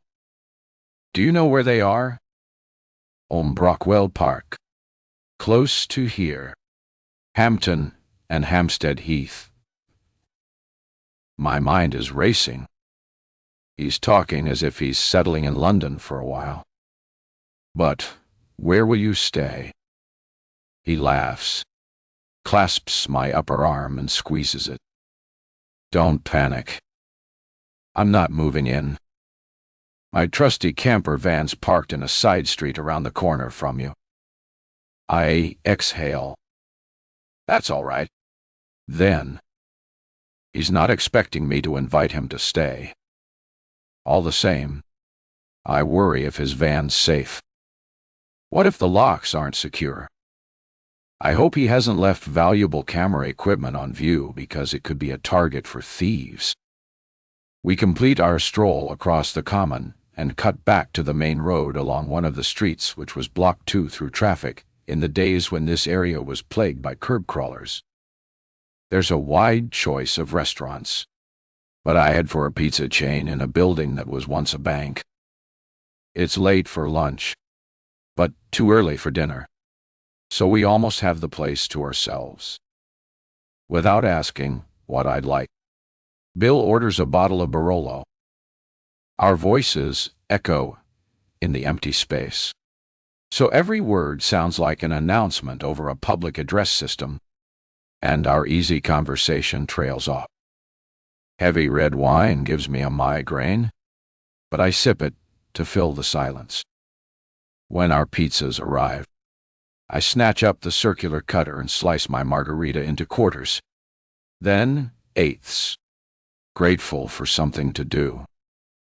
Bill watches me over the rim of his glass. I booked into the Crystal Palace campsite. My van will be safer there, and I can use their showers. Good. I mean, great, I reply, then recklessly override his solution by offering, "You can shower at mine tonight, if you need to." Thanks. Laura. Day. That's kind, but I don't want to impose. He attacks his pizza, some kind of hot, spicy sausage, while I leave mine to go cold. The wine has stained my glass purple.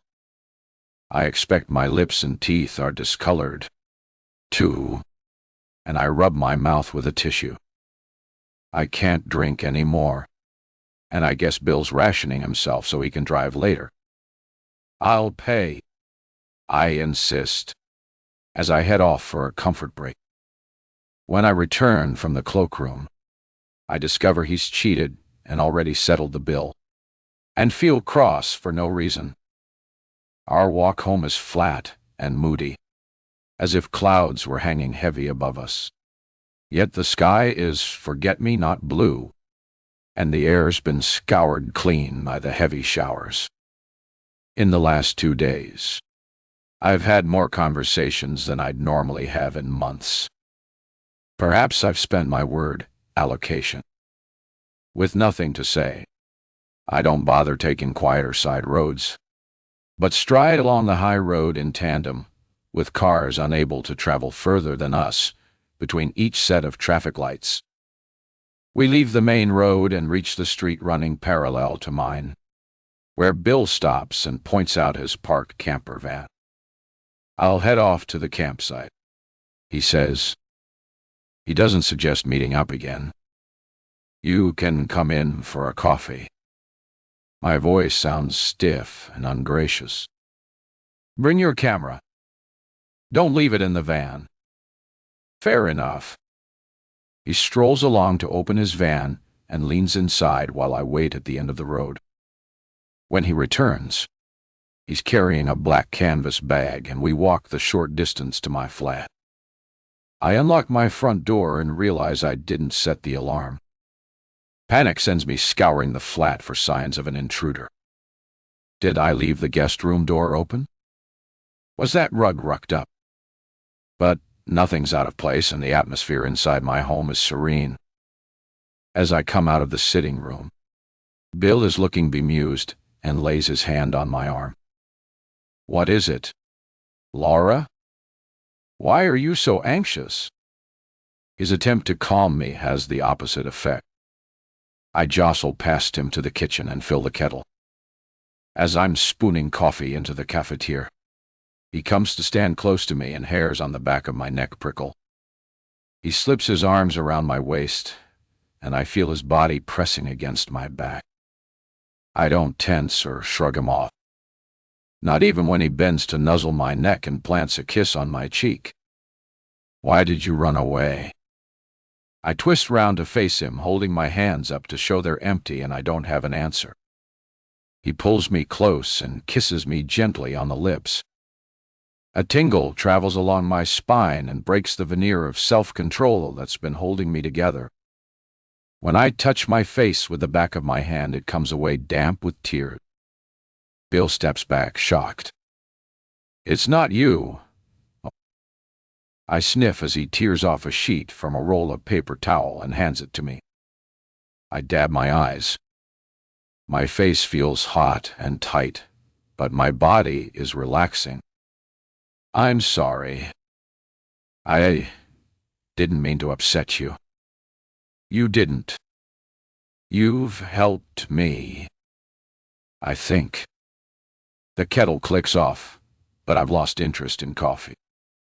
I grip Bill's hand tight. "Come on." I lead him into my bedroom where the rumpled covers look squalid, but I don't care. I sit on the edge of the bed and tug his hand. And when he sits down beside me, I turn to him and say, "Make love to me. Please." "Are you sure?"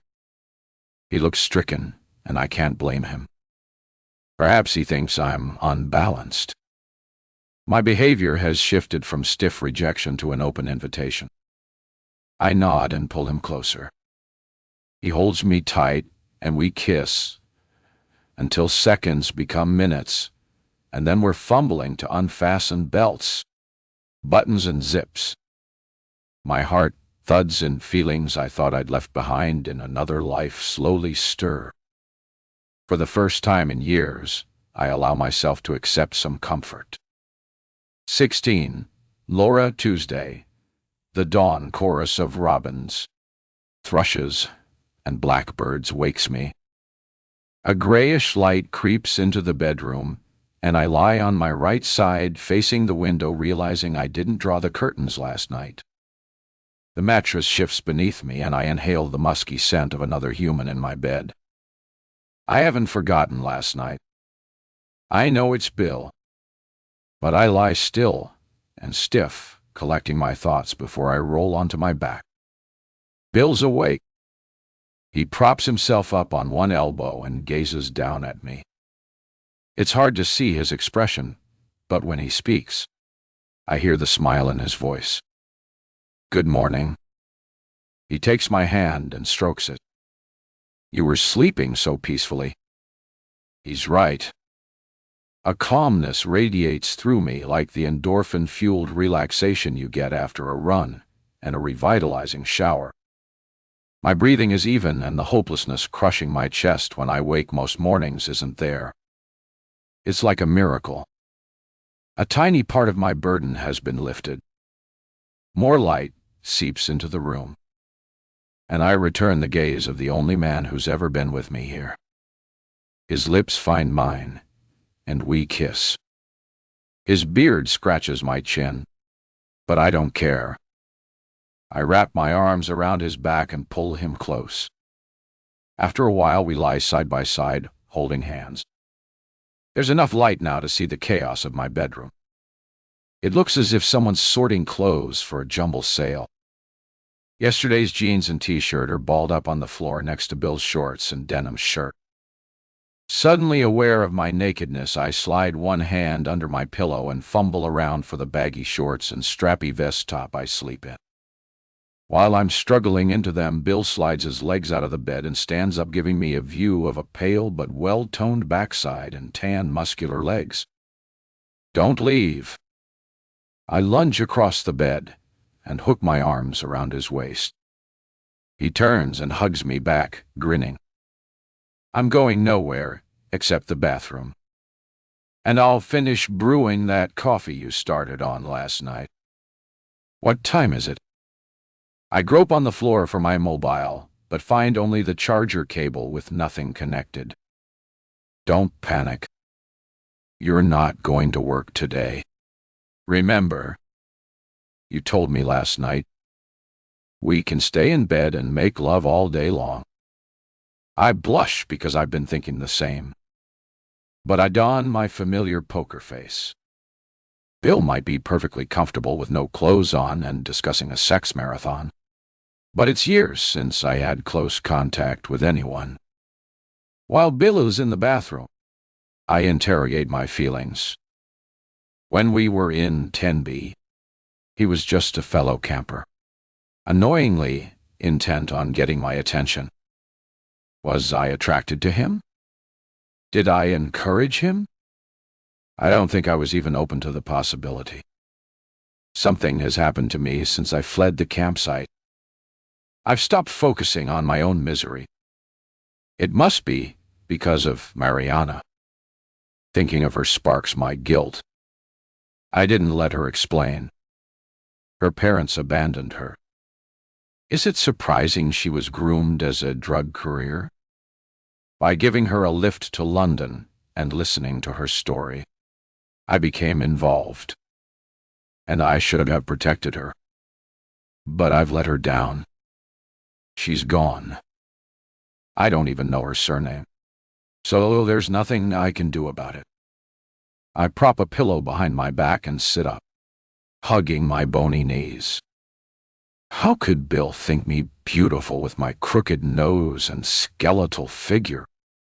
Whatever happens from now on, I vow I'll eat properly. The aroma of fresh coffee wafts into the room, and Bill appears with a couple of tea towels tied around his waist. When he hands me my mug and gives a mock bow, I'm reminded of the male stripper at a hen party I once went to and burst into giggles. He keeps a straight face until I've set my mug down on the bedside cabinet, then unfastens the knot and whips the tea towel away. Ta! Idiot. Dot. Come here. We kiss for a long time and my coffee is cool when I reach for it.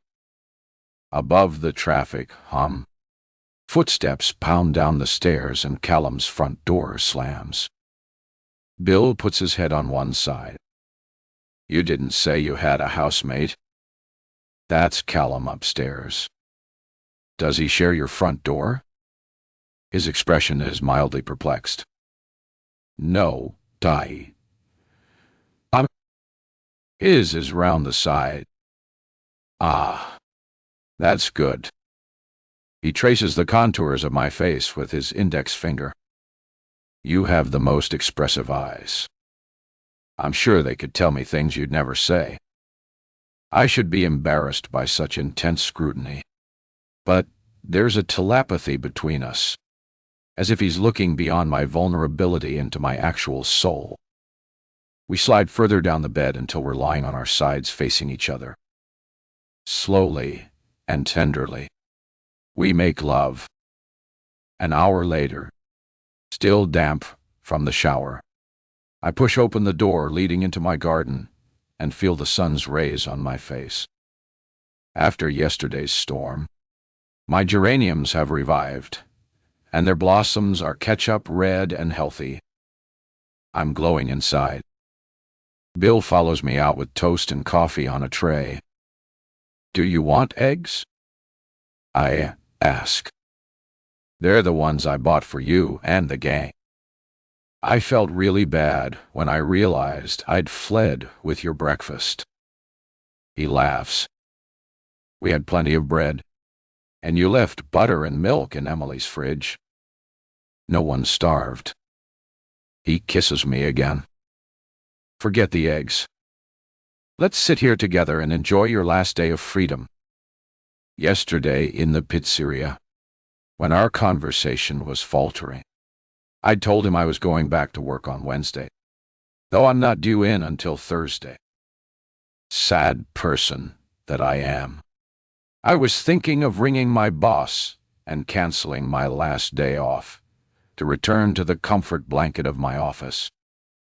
Let's make the most of today, I say. By staying in, Bill adds. Who needs to go anywhere when the company and the weather are perfect? I thought you wanted to swim at Tooting Biak Lido. No. The pool will still be there another day. He spreads my butter substitute and a thick layer of homemade marmalade I bought from the campsite shop onto a slice of toast and bites into it. Crumbs cling to his beard. It ought to annoy me, but it doesn't. I nibble on a slice of toast. Remind myself I'm changing my relationship with food. And take a bigger bite. I didn't go off food. I went off life. Not eating was a symptom of apathy. Tell me about yourself. Bill reaches for another slice of toast. You know all about me, but you've hardly told me a thing. I shrug. Not much to tell. I work for a hedge fund firm in the city. For most people, this would be a conversation stopper. Either they don't want to admit they know little about investments and financial markets, or they have preconceived ideas of how hedge funds operate and the inequities of vast bonuses. Bill sweeps my current life aside. Yes. But you told me you moved to London 2 years ago. So, you must have had a life before the hedge fund. Were you living in Wales? Yes. I choke. So, what did you do there? Are there hedge funds in Wales? I take a sip of orange juice, and it turns acid in my stomach. Hedge funds aren't really me. It's just a job. I'm a French teacher. I mean, I was a teacher. Not anymore. Obviously. His hand, sticky from the toast, reaches for mine. What is it? Laura? You seem so sad. Confide in me. Maybe I can help you. A cloud blocks the sun. I shiver in my sleeveless top and press my lips together to lock my story inside. As I glance up, calculating how many seconds before heat breaks through and I'm warm again. Instinct tells me the time has come to break my silence. I reach for my sunglasses. It will be easier to talk if Bill can't see my eyes, because telling him will peel away protective layers. It's a pathetic story. You'll understand why I don't talk about it. Try me. It might help. Maybe. I used to live near Cardiff, in a coastal town called Penarth, with my partner, Gareth, and our daughter, Ellie, Dust. She was 16, and no one in the world was more precious to me. But I lost her, and I'm to blame. Bill doesn't flinch. He keeps hold of my hand and waits. Telling Bill will take me back to that dark time. But shutting it out hasn't worked. Maybe if I revisit the past, I can move forward again. 17 Laura 3 years earlier. It was a Thursday. My mom's 70th birthday. But Mom was adamant she didn't want a big celebration. What is there to celebrate? She said when I mooted it. Why broadcast how ancient I am? I'll keep my head down and battle through the day. And when I come out the other side, no one need be any the wiser. I was relieved because being a teacher, spending a Thursday with Mom outside of school holidays would have been impossible. But she reassured me she was going out to lunch with her oldest friend, Susan, and we agreed on a family meal on the Sunday. I feel bad about not Mom on her birthday, I said to Gareth and Ellie at breakfast time. It was a miracle to find all three of us sitting around the kitchen table together in our semi-detached house. But Ellie had finished her exams, and Gareth was working on a local job. Well, that's not your fault, Gareth pointed out. Why don't you go over and see her this evening? He leaned back in his chair and stretched, his long legs kicking my foot. He was anxious to get to work, but his client didn't want him in her house before 10. I sighed. Don't you listen to anything I say? It's Year 8 Parents' Evening tonight. The one postponed from March because so many teachers were off with flu. For some reason, our school had decreed that parents' evenings must always be held on a Thursday. And July was the next available date. I'll be lucky to get home much before 10. What's for tea? Gareth asked, getting to his feet.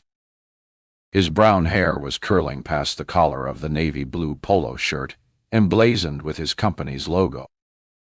Part of the lettering had rubbed away, so now it read Kitchen Dreams. When he set up the company, I'd argued the name Kitchen Dreams was naff, and suggested he used a strong word with kitchen like artisan or handcrafted. But he ignored my advice, and his clients don't seem bothered. That's after you and Ellie.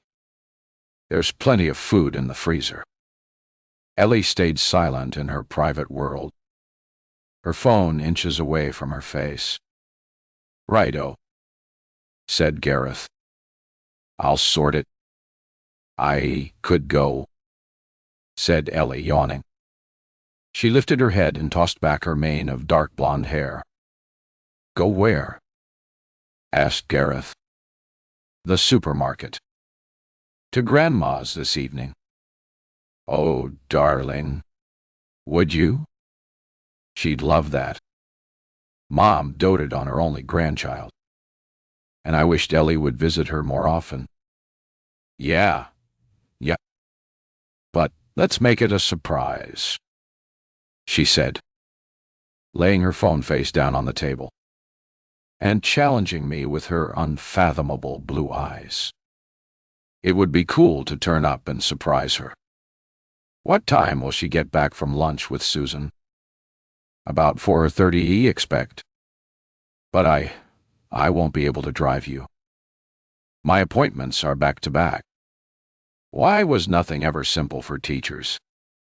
Our working lives have zero flexibility, and we have to shoehorn family commitments into the holidays. I could drop you at Cardiff Central around 4. You'd have to change at Queen Street. How would that be? Ellie made a face. You don't have to tell me how to get there. I've been taking that train on my own since I was like 12 years old. She stirred cereal around her bowl, without ever raising the spoon to her mouth. And I knew she was working up to telling me something. Guess what? She flipped her phone face up, as if it was a card in a game of patience. Gareth and I exchanged a glance. He was at the sink, rinsing his orange juice glass under the hot tap. We waited for her to tell us. Remember Hubert? The boy whose family you stayed with when you went on the French exchange? He's hardly a boy, Mom, but Hubert's like 17. Anyway, he told me he was coming over this summer with his mates, and they arrived in London on Tuesday. Look. She held out her phone and showed me a photo of 3 lads balancing on the parapet of the Trafalgar Square fountain. I smiled. Funny they should choose Trafalgar Square to start their sightseeing. Next, you'll be telling me they're staying at a hotel in Waterloo. She wrinkled her brow. Why? Napoleon II. Sometimes I worried about the standard of history teaching at my school. Never mind. I'll explain later. I must get going. Meet me outside the staff room at 10 to 4. I'll give you a lift to the station. Thanks. Mum. Mom. Her smile was unusually radiant. Lately, she'd been morose. I had put it down to the pressures of her exam year. But something else nagged me. I'd always tried not to pry into Ellie's life. When she was younger, we were close, so I knew she'd confide in me in her own time. I'm hypersensitive to the pressures on teenagers in this age of social media. We've had problems at Llewellyn High, but the head's always taken a firm line, and bullying was stamped on. Under his regime, victims are protected, and it's always the bullies who are suspended or made to leave. Those policies have kept our students safe. They know they can speak up and will be listened to. I didn't think Ellie was being bullied, but she'd grown apart from her closest friends. It troubled me, but I tried to keep it in proportion. She still had a large circle and often went to music gigs at weekends. But since she turned 16, she no longer invited friends over. Was it because I was a teacher, and they didn't want to come to our house and fall under my beady eye? I was a tolerant parent. Some would call me lax, and later on they did. I knew Ellie and her friends had fake IDs, and I didn't want to be the only parent who stopped my daughter going to city center pubs and nightclubs. I used to go when I was her age. What was the harm? Ellie wasn't a heavy drinker. She didn't do drugs. When Ellie went out in town, she stayed with her friend Zara, who lived with her mom in a flat in Cardiff city center. They could walk back safely without needing to get a cab. Gareth took a dim view of my liberal parenting style. He was scornful and accused me of not prioritizing our daughter's safety. One winter, Saturday, his rage had erupted, and I saw another side of him. "Where's Ellie?" He'd asked me when he came home late from the rugby club. "She's out in town and she'll be staying at Zara's." I told him. A couple of weeks earlier, I'd phoned Zara's mother to check she was happy about Ellie staying so often. I didn't know her personally, but she'd assured me that Ellie was welcome to stay any time. "What were you thinking?" he'd hissed. "You know there was a Wales v France rugby match on. The city centre will be heaving with drunks. Ellie speaks good French." I hadn't intended to rile him. "She'll be fine. For Christ's sake, Laura. Call." He'd yelled. "I'm going to pick her up now." When he bent towards me, I could smell beer on his breath. "Where the hell is she?" "It's 11. I protested. "And you've been drinking. Let her enjoy her evening. I'm warning you. Laura. Tell me. Now, do you?" The naked anger in his eyes unnerved me.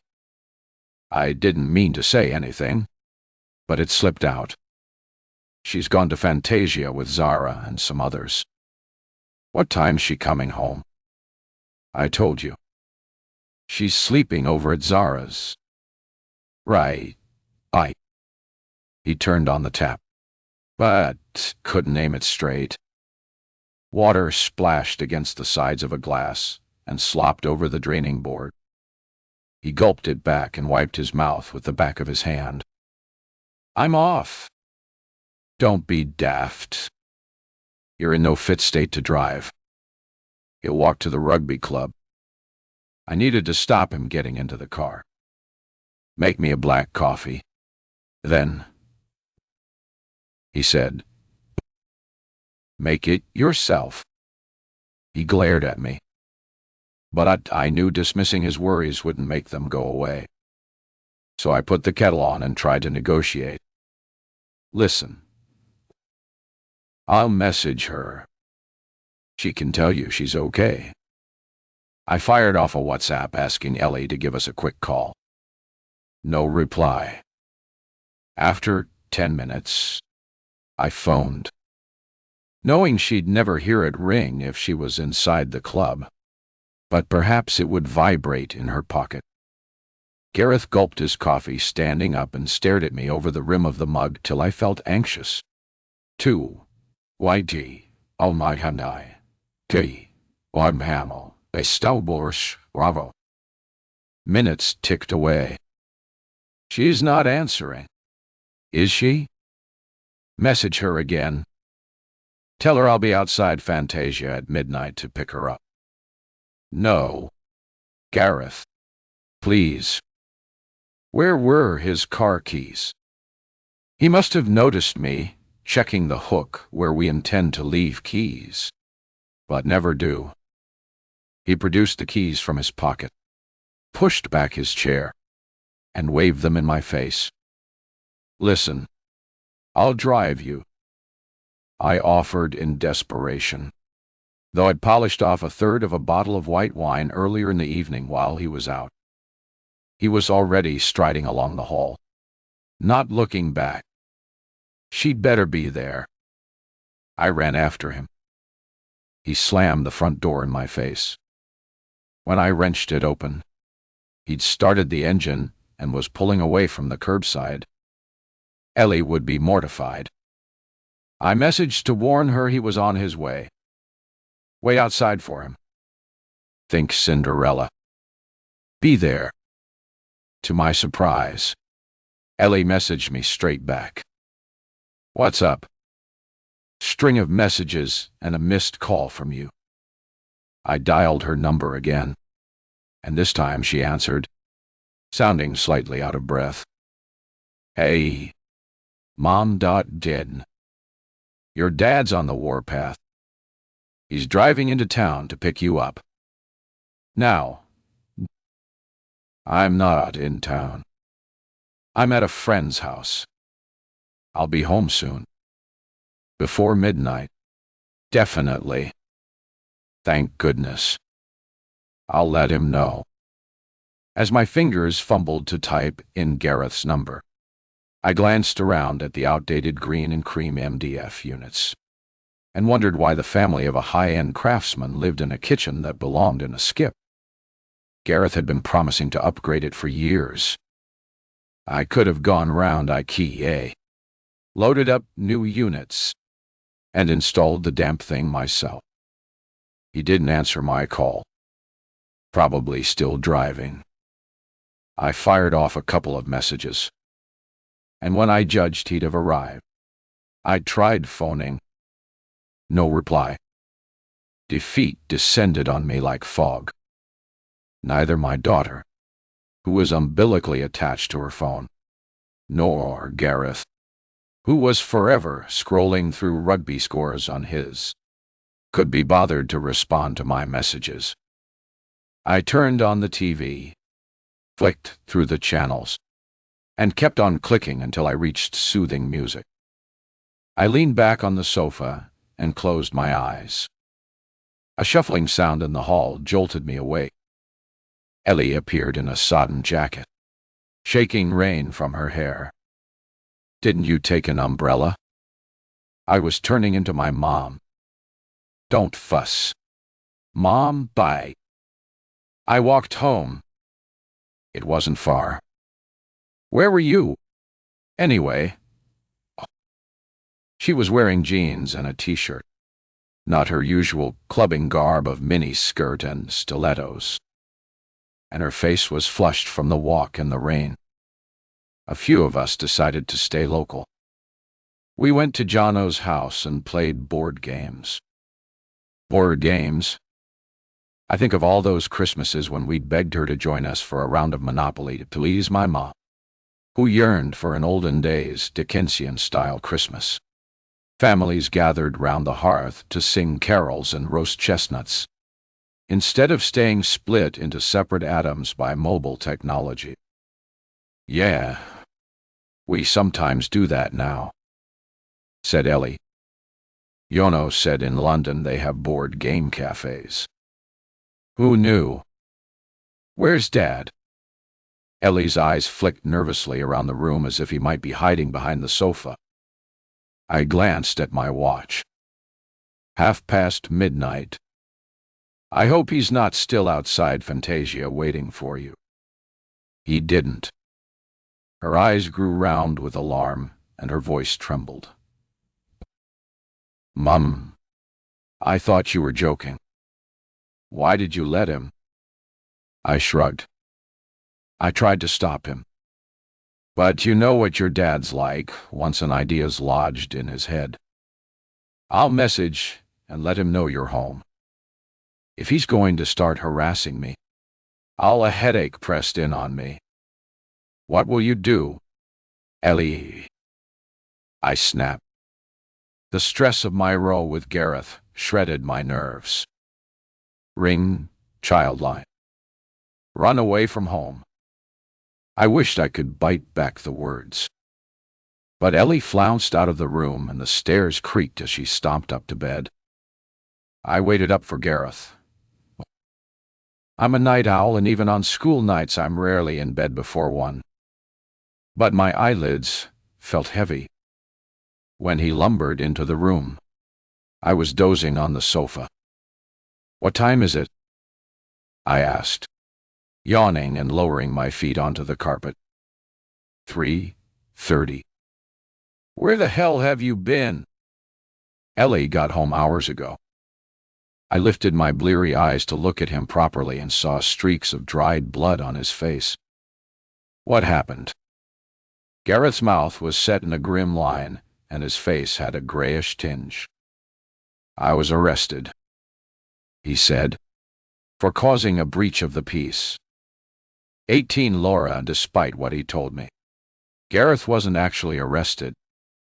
He was held and questioned for 2 hours in a police van, but no further action was taken. He wasn't even breathalyzed because the officers didn't realize he had a car parked nearby, and so, he told me, assumed he was among the rugby supporters carried away celebrating Wales' victory over France. If only it had ended there.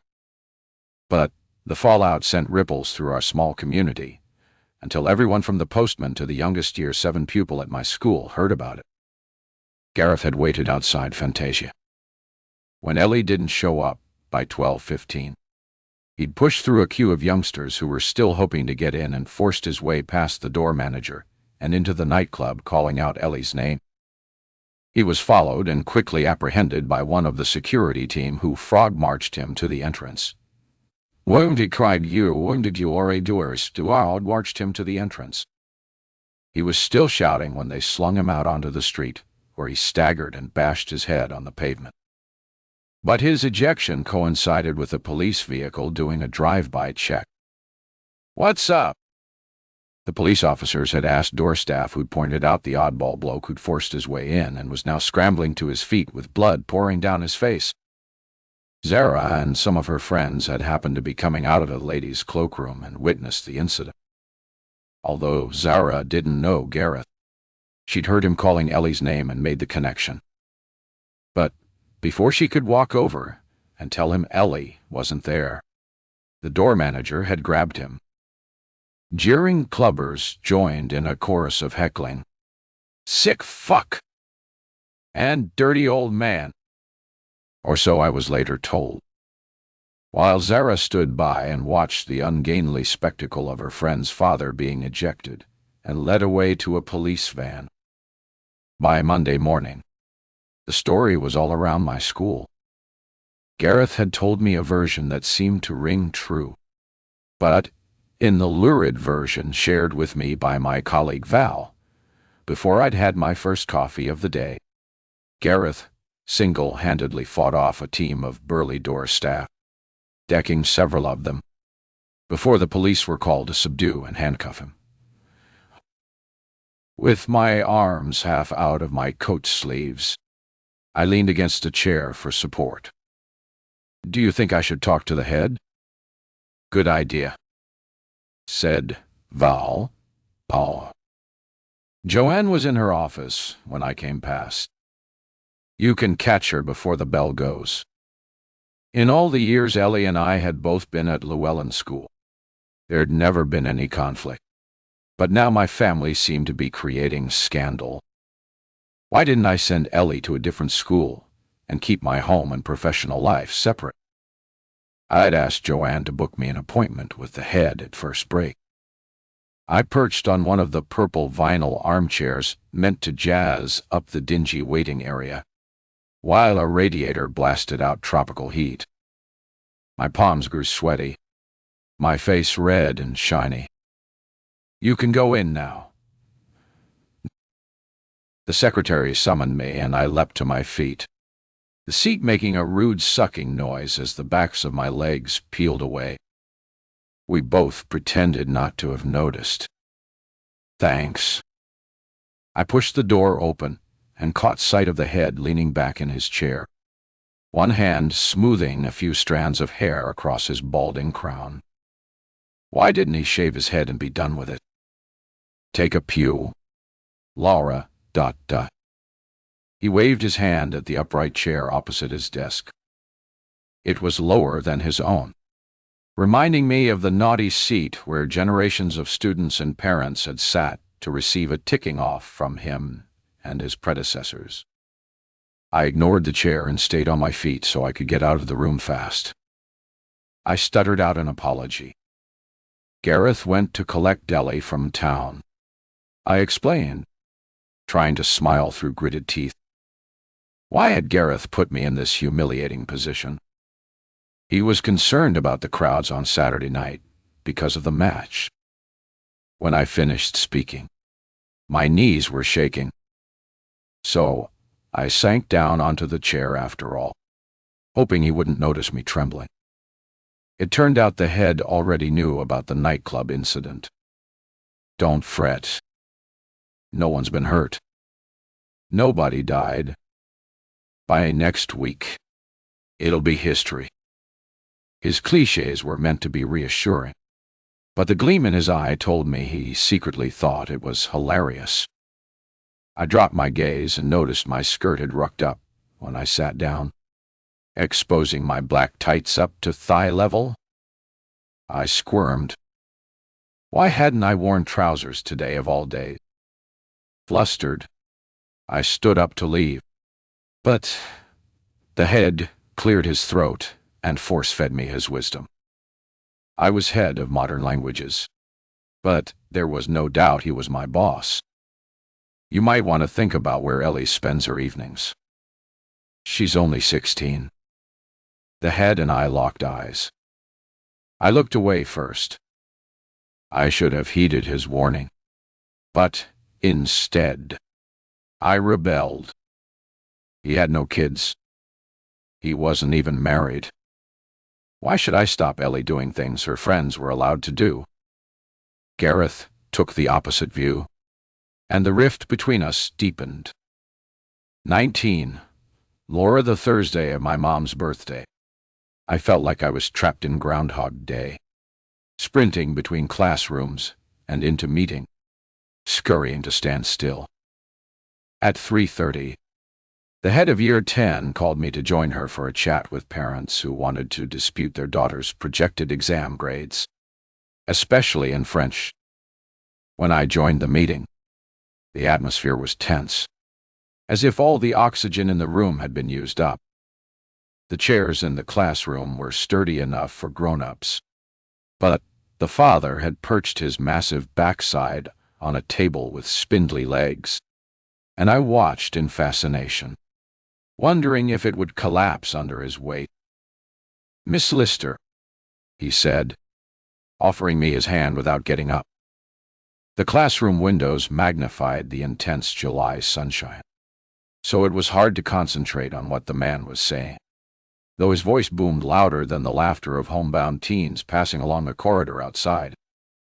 I opened my computer and showed the parents their daughter's records from the previous 2 years.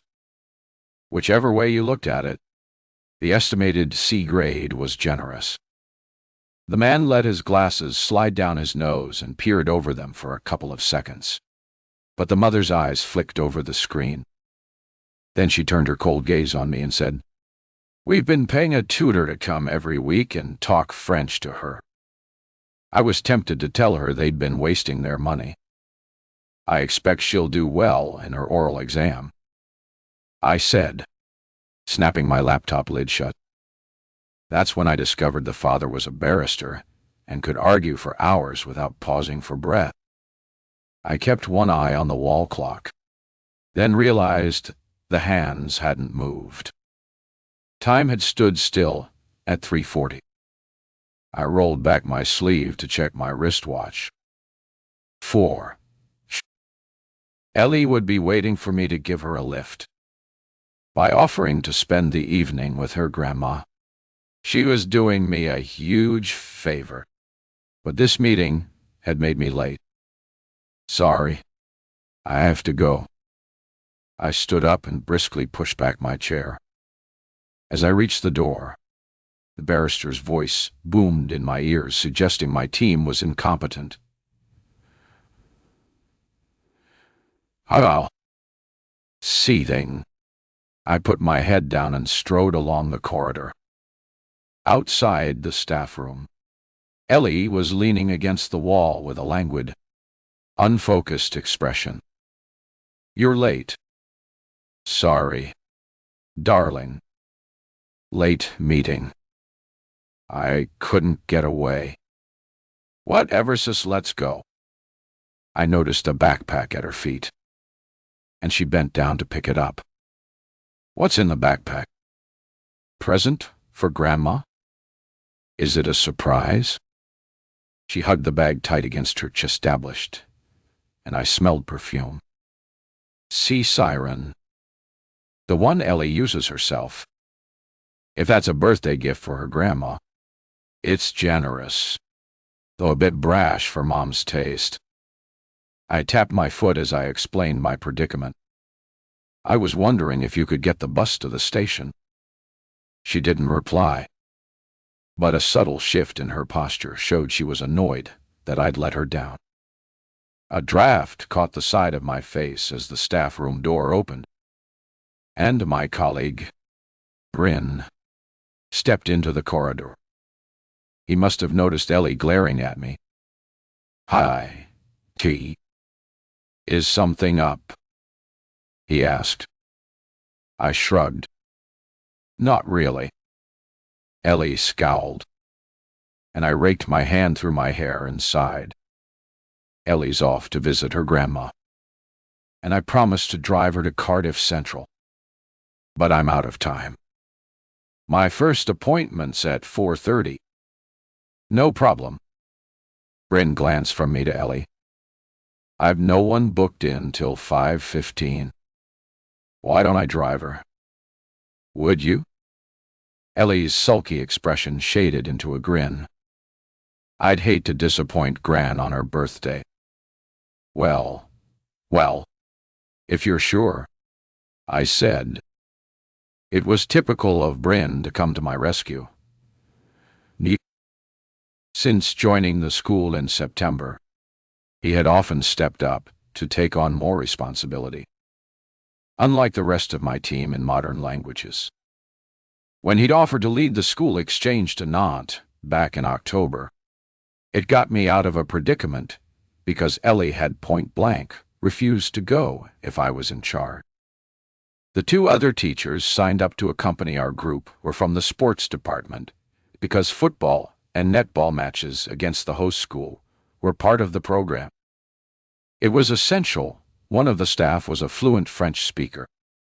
But Jess had a 1-year-old daughter, and Val was downright pig-headed and argued it wasn't her turn. When Bryn volunteered, I ducked out and Ellie opted back into the trip. But by that late stage, all the French host families with daughters had been allocated. So Ellie was billeted with the family of 17-year-old Hubert.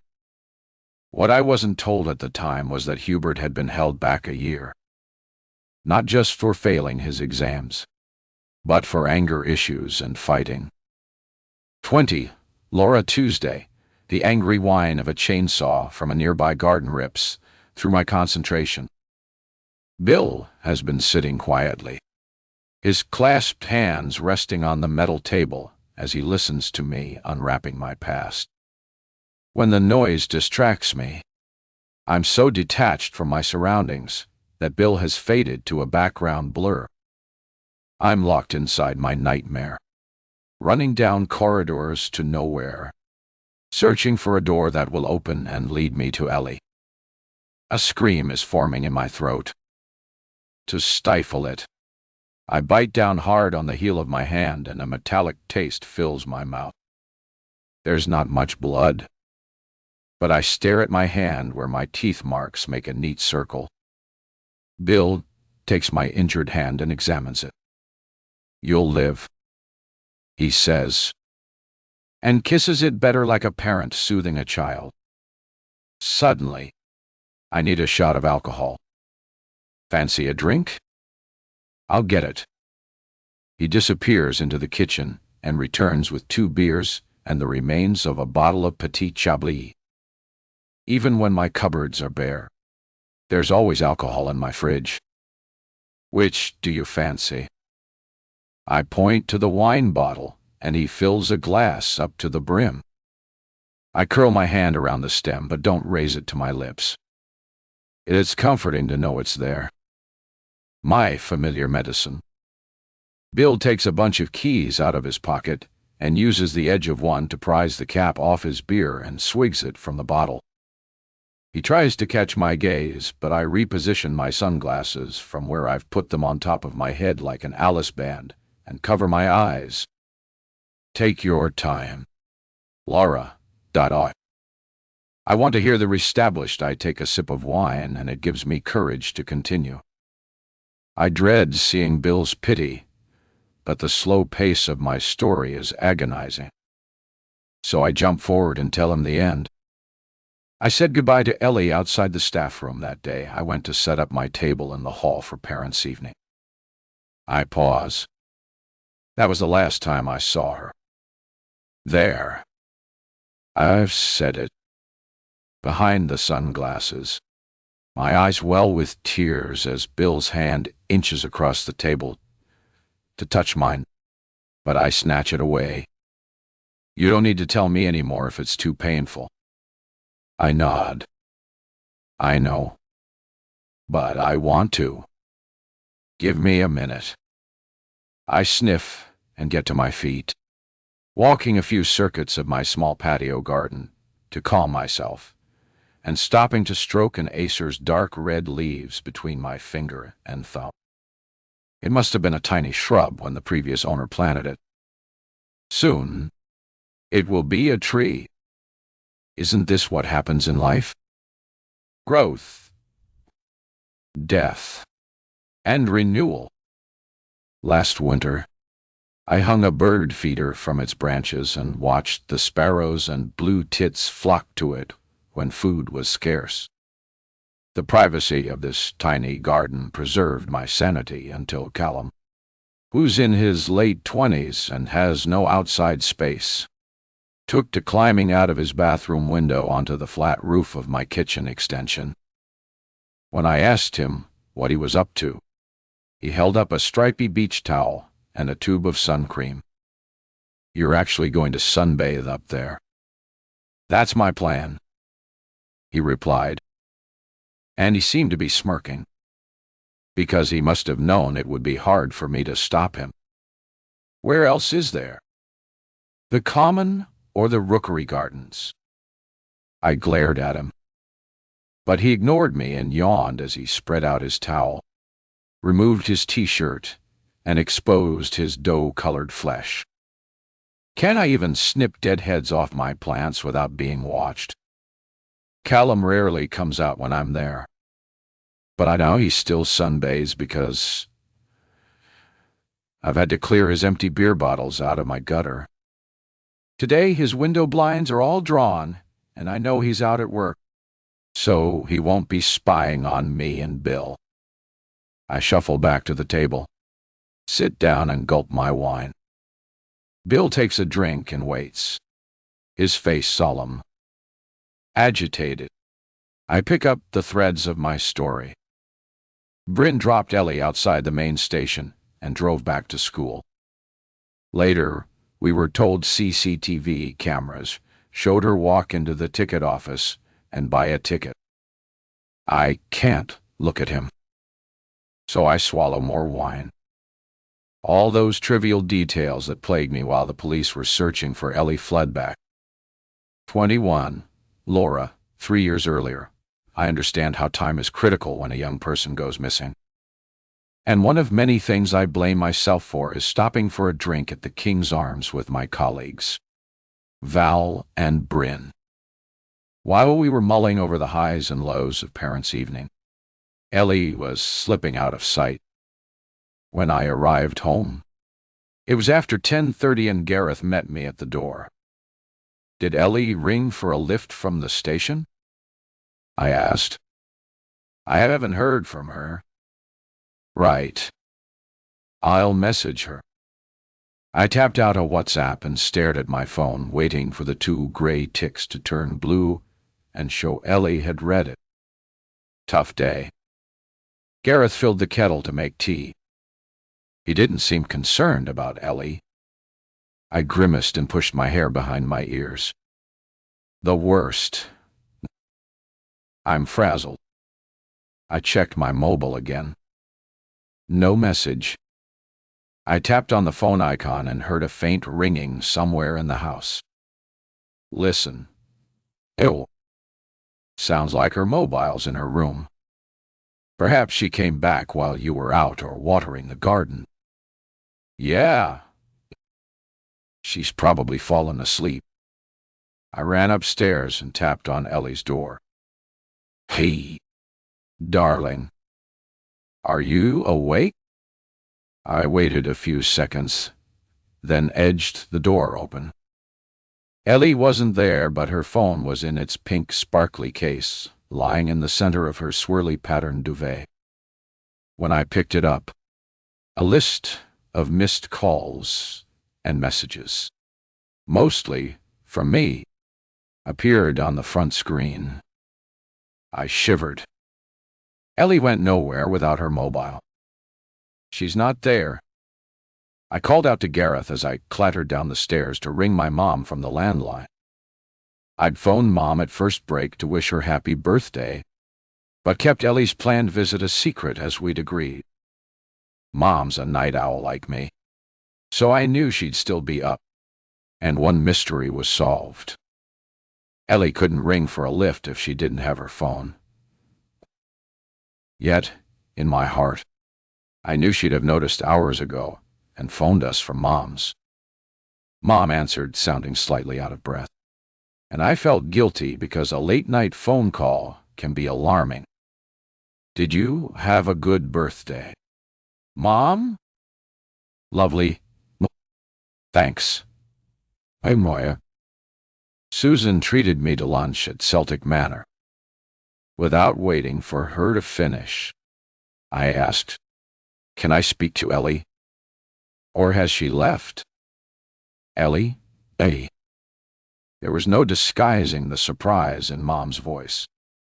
Cold fingers of fear clutched my heart, but I forced a laugh. Yes. How was your birthday evening together? I haven't seen Ellie today. Darling. But she messaged me breakfast time before she left for school. Wasn't that sweet? What was going on? I slumped down on the sofa, covered the mouthpiece with my hand, and mouthed to Gareth. Ellie didn't go to Mom's. What did you say? He stepped closer, his voice booming in my left ear, while Mom talked in discordant stereo into my right. How could I shut her up without making her anxious? Sorry. Mom, Dottie. I faked a laugh. My mistake.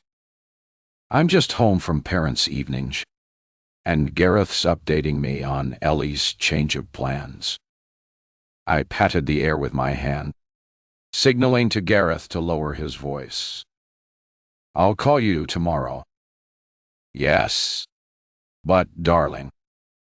Mom was still asking questions when I ended the call. Where's she got to? Gareth? He must have detected a note of panic in my voice. But if I expected him to share my anxiety, I was wrong. How the hell should I know? He furrowed his brow. You are the one who encourages her to do exactly as she pleases. When have you ever bothered about her staying out late? If something's up, it's down to you. He stormed out of the room. In the slipstream of his vitriol, I gasped. Ever since the nightclub incident, Gareth had kept a brooding silence about Ellie's socializing. Their once easygoing relationship turned tense, and Ellie often left the room when he came in. While she was revising, it wasn't so noticeable because she shut herself in her bedroom, but she still went out every Saturday night, and some Fridays, too. It helps me deal with exam stress. Mom.D. It made sense to me. I encouraged her. But all that time, Gareth was nursing a grudge and saying nothing. Inside my head, a soundless scream clamored to escape. I ran back upstairs to check her room. Her pink and black duvet draped onto the floor on one side of the bed. She hadn't plumped up her pillow, and the indentation from her head was still visible. On her wall was a poster of singer Ariana Grande, wearing a strapless ballet dress in gray chiffon. Heavy black mascara. Eyeliner flicked up and out, cat-like. Before nights out, Ellie used to spend hours peering in the mirror copying that look. Where could she be at 11:30 on a school night? A friend's house was the obvious answer. They'd all finished their exams. But why would she say she was going to visit her grandma? I wasn't an uptight killjoy mother who stopped her going out, but my chest felt tight as I jotted down her friends' names and reached for my phone. I started with Zara. She wasn't a long-standing friend, but I had her home number from when I'd rung to check that her mom was okay with Ellie staying over. I tapped the number and paced while I waited. Zara's mother was polite, but firm. "No, Mrs. Lister. Ellie's not here. And you can't talk to Zara because she's asleep." Perhaps she didn't mean to be so abrupt, because she quickly added, "Is everything okay?" "I hope so. Sorry I disturbed you." I swallowed as I ended the call. This was going to be difficult. Most families, especially those with younger children or long commutes, would already be in bed and wouldn't thank me for waking them. I trawled back through my list. Some were families I knew when Ellie was at junior school. I tried the Davises, but they didn't pick up. Next, I dialed her one-time best friend's house. Rosie's dad answered and was even brusquer than Zara's mom. "Rosie's been home all evening, and we haven't seen Ellie for months. I don't think they're talking to each other." Rosie was quite upset about it for a while. A lump was forming in my throat. I dropped my mobile on the bed next to Ellie's, thinking her phone must hold a clue. Perhaps she used the phone calendar. Perching on the edge of the bed, where I'd read her stories and listen to her prattling happily about her day, an inexplicable sadness came over me. I tapped different numeric combinations of her birthday. Nothing. Would Gareth know her passcode? I was too angry to ask him a favor. Then I heard his voice calling from the bottom of the stairs. Bone weary, I dragged myself out to the landing. "Sorry, Lara, Dada. I shouldn't have yelled at you." The harsh hall lighting picked out worry lines etched on his face. "Who have you tried?" "Zara's mum. The Davises. Rosie's dad." I clattered down the stairs and held Ellie's phone out to him. "Do you know her passcode?" "It isn't her birthday." Gareth took it from me and tapped 1, 2, 3, 4 and other simple combinations. He shook his head. "If I do it too many times, it'll lock up." "Have you tried Adam?" "On?" As children, Adam and Ellie were close. But lately, I'd suspected he was keener on her than the other way round. "Could you ring?" I asked. It was now past midnight, and I was losing my nerve. It was too late to ring except in an emergency. Was this one? My thoughts were spinning as I searched for the number. My knees felt wobbly, so I clung to the banister as I listened in to the call. There was a throat-clearing sound of someone snatched from sleep. Then Adam's dad's voice came on the line. He wasn't rude, but it was obvious he had no idea where Ellie might be. "I'll wake Adam," he offered, but Gareth declined. "We'll carry on ringing round." "Good luck, mate Dot." "I'm glad we don't have daughters."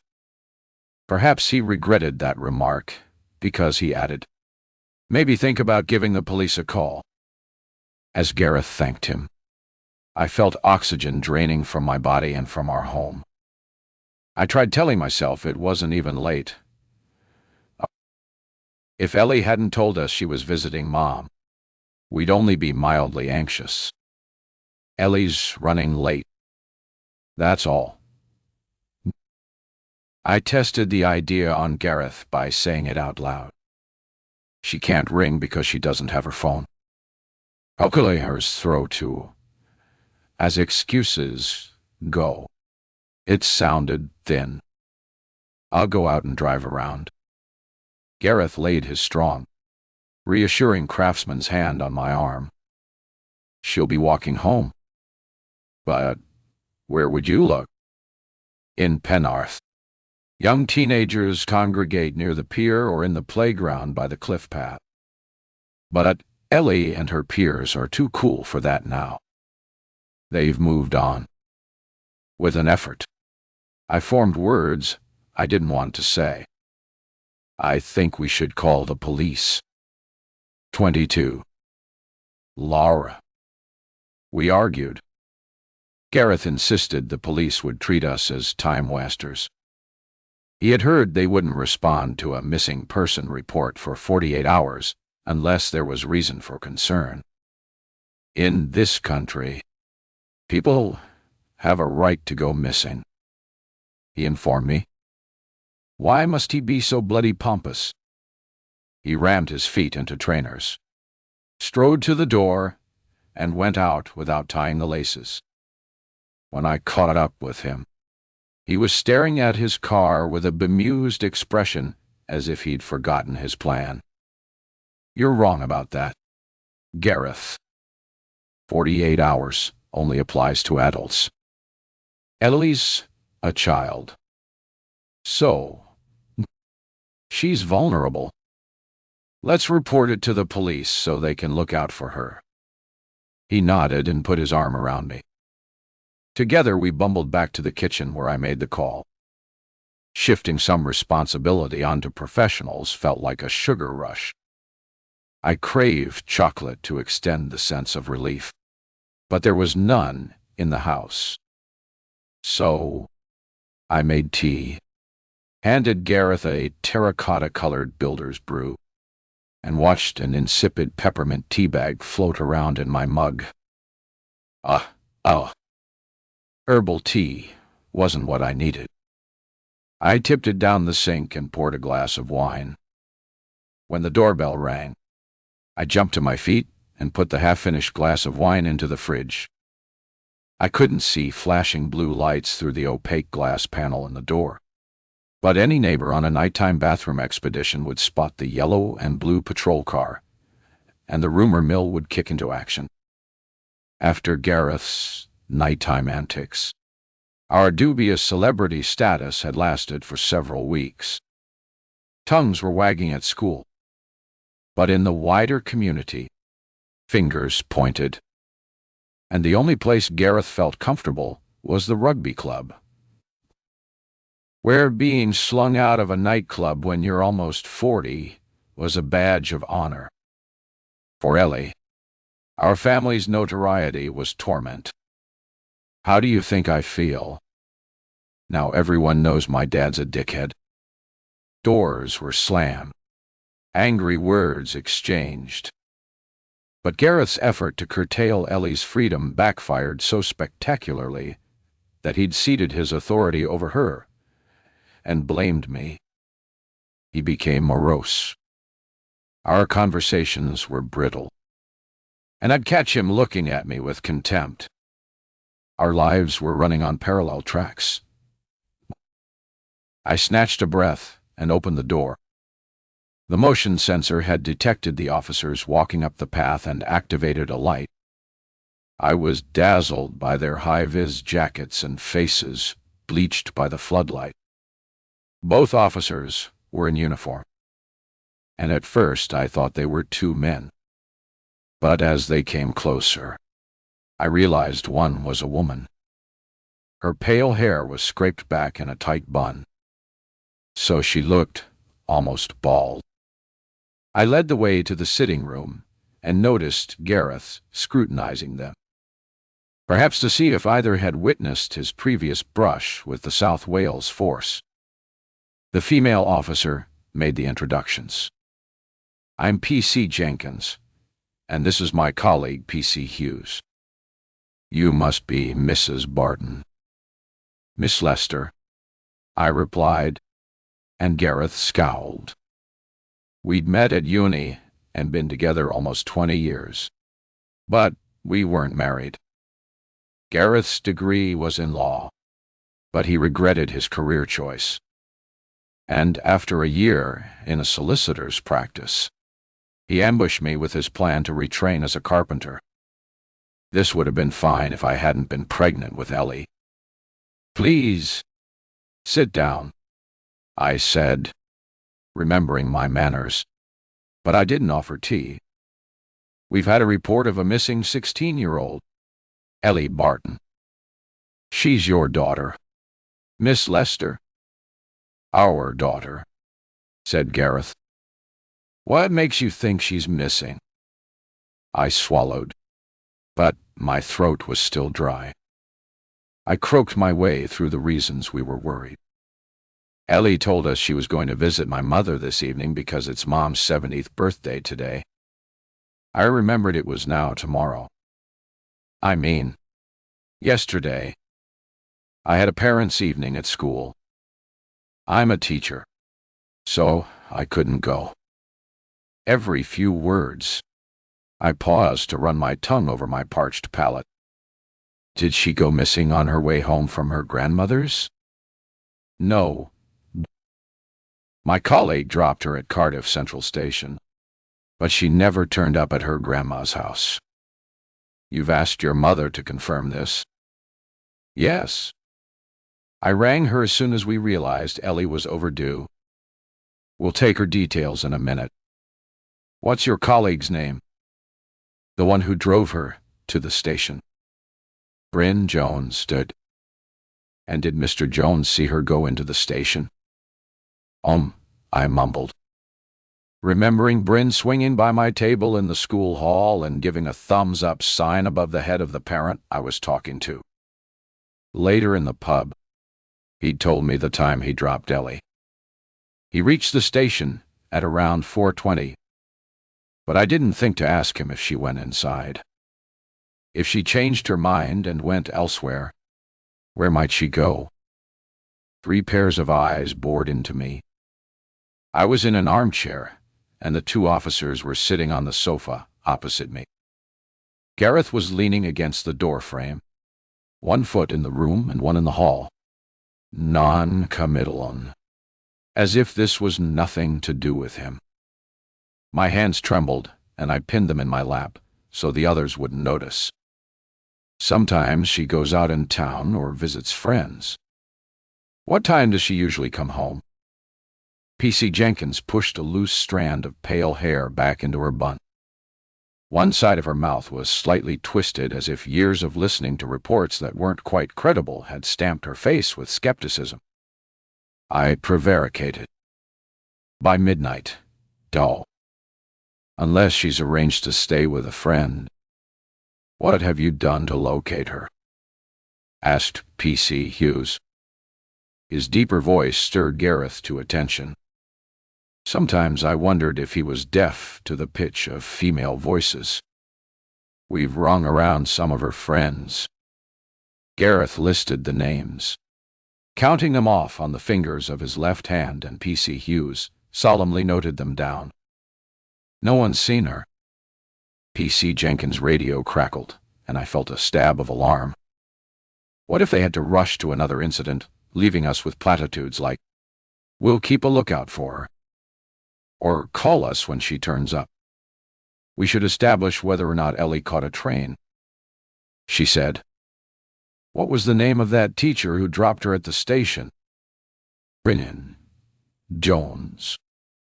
I repeated, certain I'd already told her. Does he live here in Penarth? Do you have his number? Bryn was a colleague, not a friend. I was his boss. I shook my head. I'm not sure where he lives. As far as I know, he's renting. He joined the staff last September. Her voice turned brisk. Who will know it? I'm the school secretary. I have her number. With a sinking heart, I realized Joanne would never forgive me for being woken from sleep, and she'd make sure everyone at school heard about it. Joanne sometimes works from home. Her daughter's been ill with me, so she can access school records remotely. Give her a call, please. Once we have that intel, we'll speak to Mr. Jones and pinpoint the exact place he dropped her. Then I'll call control so they can make arrangements to pull the CCTV footage from the station area. The station closes after the last train departs, so they may need to seek help from British Transport Police. My heart drummed in my chest. Established far from accusing us of wasting their time, they were taking us seriously. My emotions were in turmoil. I didn't want this. Why didn't they tell us we were worrying needlessly? We'll split up, said PC Jenkins to her colleague. You take the car and go and talk to Mr. Jones when we have his address. And I'll make an initial search of the house. She gave me her lopsided smile again, but her face didn't relax. I rang Joanne and waited. My first call rang out. I dialed again. This time she answered on the 5th ring. Who is it? She sounded sleepy, breathless, and upset. Explaining took a while. Ripped from sleep, Joanne seemed to think this was some languages department jape, and went on and on about how giving me Bryn's address would be a breach data protection. Listen, I begged. Surely she could hear the desperation in my voice. Ellie's gone missing. The police are here. Her tone softened. I see. I'm sorry. Give me a minute. The phone went silent. How long did it take to log on and retrieve a single piece of data? The hands of the antique clock my mother gave me moved painfully forward. Finally, Joanne spoke. I have Bryn's address, but I shouldn't really give it to you.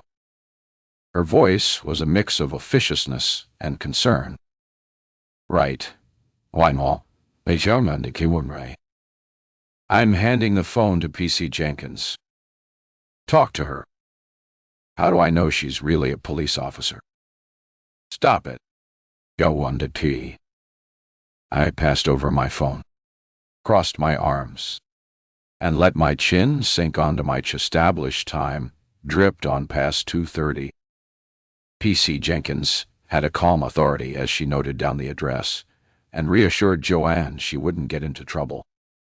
Can you get us some recent photos of your daughter? She asked me, ending the call and handing back my phone. My face began to crumble. Don't worry. It's routine. What do you mean? Gareth was tapping his foot. It was his way of releasing pent-up energy, but it made him look shifty.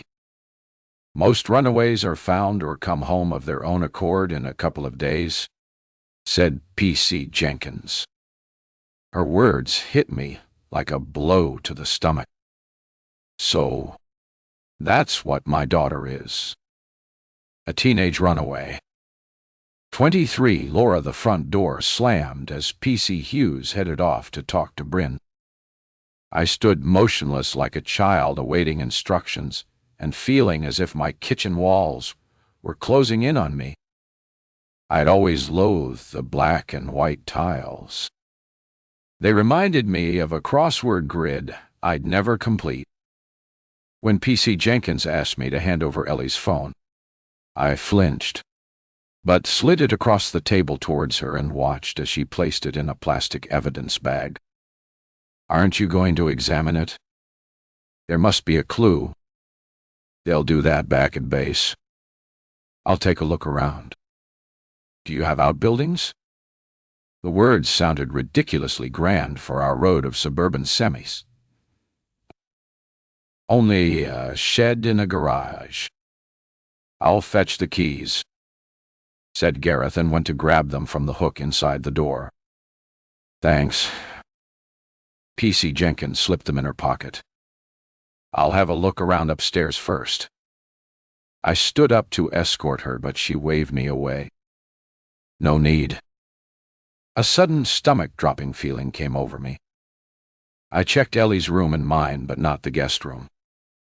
Was it possible she'd come home while we were both out and gone to lie down in there? Our house was a typical 1930s semi, with 2 decent-sized bedrooms and a box room, hardly big enough for a child's cot.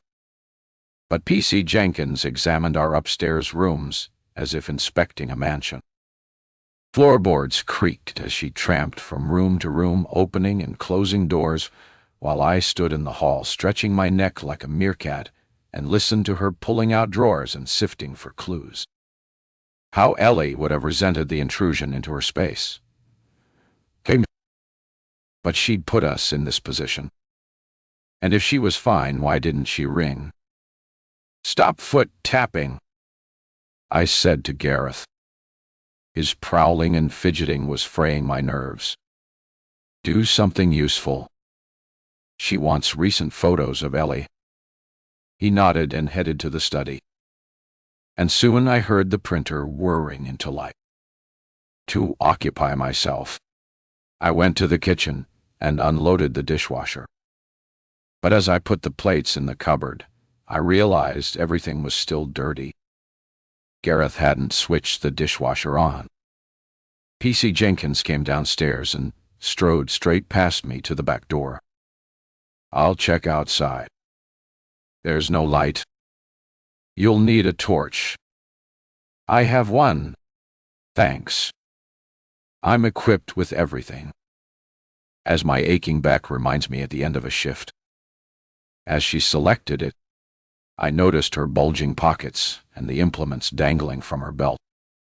Handcuffs, a phone, a radio, a canister of gas, an extending baton, and a body camera. Watching through the window, I saw her unlock the shed and train her torch into a space so cramped that a 5-year-old would struggle to find a hiding place. When she moved on to check the garage, I turned away and put the kettle on. PC Jenkins returned and took off her boots inside the door, though they weren't muddy. "Find anything?" Gareth asked, laying a sheaf of photo printouts on the table. She shook her head. "No, pout. But you'd be surprised how often we find younger children hiding out in an attic or a shed after their parents have been searching for hours." I made tea and toast, spreading it with a thick layer of butter, not caring about transferring burnt crumbs back into the tub. I couldn't eat, but Gareth managed 2 slices, and PC Jenkins had one. "What do you think has happened to her?" I repeated, though PC Jenkins had no more chance of knowing than me. "Honestly," she gave her lopsided smile, "I'd say she's most likely at a friend's. So, try not to worry. I know it's hard." Narrowing her eyes, she glanced from me to Gareth and asked in a casual tone, "You didn't have a row, did you?" Thinking of Ellie's long-running feud with her father, I dropped my gaze and waited for Gareth to speak. But he carried on munching his toast. "No, We were all fine this morning, and no one forced Ellie to go to Mom's. She volunteered. Ah, is that in character? Yes. Ellie's fond of her grandma and sometimes visits on her own. P.C. Jenkins sifted through the prints Gareth had made and examined each in turn. One was a holiday snap of Ellie in her white bikini, looking more mature than her years. Her pose bordering on provocative. I leaned across to whisk it away and tore it into pieces. Not this one. Sorry. I shuddered. P.C. Jenkins took a last gulp of tea and stood up. Excuse me. I must check in with control. She strolled out to the hall, moving silently in her thick black socks. When her colleague returned, she opened the door to let him in, and the two of them huddled together, talking in low voices. Gareth and I waited in moody silence. I half expected him to lash out at me, but he stayed mute, his eyes red-rimmed with incomprehension and defeat. "We're off," said P.C. Hughes, coming to find us in the kitchen. "It's shift changeover." I felt a tug of panic. These officers were my comfort blanket. They were going to find Ellie. "Don't leave me." I wanted to shout. "What did Bryn say?" I asked. "Where did he drop her?" He was very helpful. P.C. Hughes wasn't the type to give anything away. His stocky frame seemed to fill our kitchen, but he was aloof, with none of the emotional intelligence of his female colleague. Gareth had his elbow on the table, resting his chin on splayed fingers. Why was he leaving all the talking to me? So, what happens now? Try and get some sleep. P.C. Jenkins collected her boots from inside the back door. We've made a full report, and arrangements are in place to pull the CCTV footage from cameras around the station area. You'll hear from investigations in the morning. They'll keep you posted. It won't be you. P.C. Hughes shook his head. Our response. If she doesn't show up, investigations will take it forward. I doubt they'll appoint a family liaison officer because there's been no crime. Has there? As far as we know. So, look on the bright side. 24 Laura. I sat with my fingers curled around my cold, empty mug. Got he. Sleep?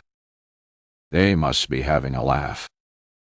Gareth nodded and continued pacing, the soles of his trainers squeaking on the kitchen tiles until I wanted to chuck a plate at him.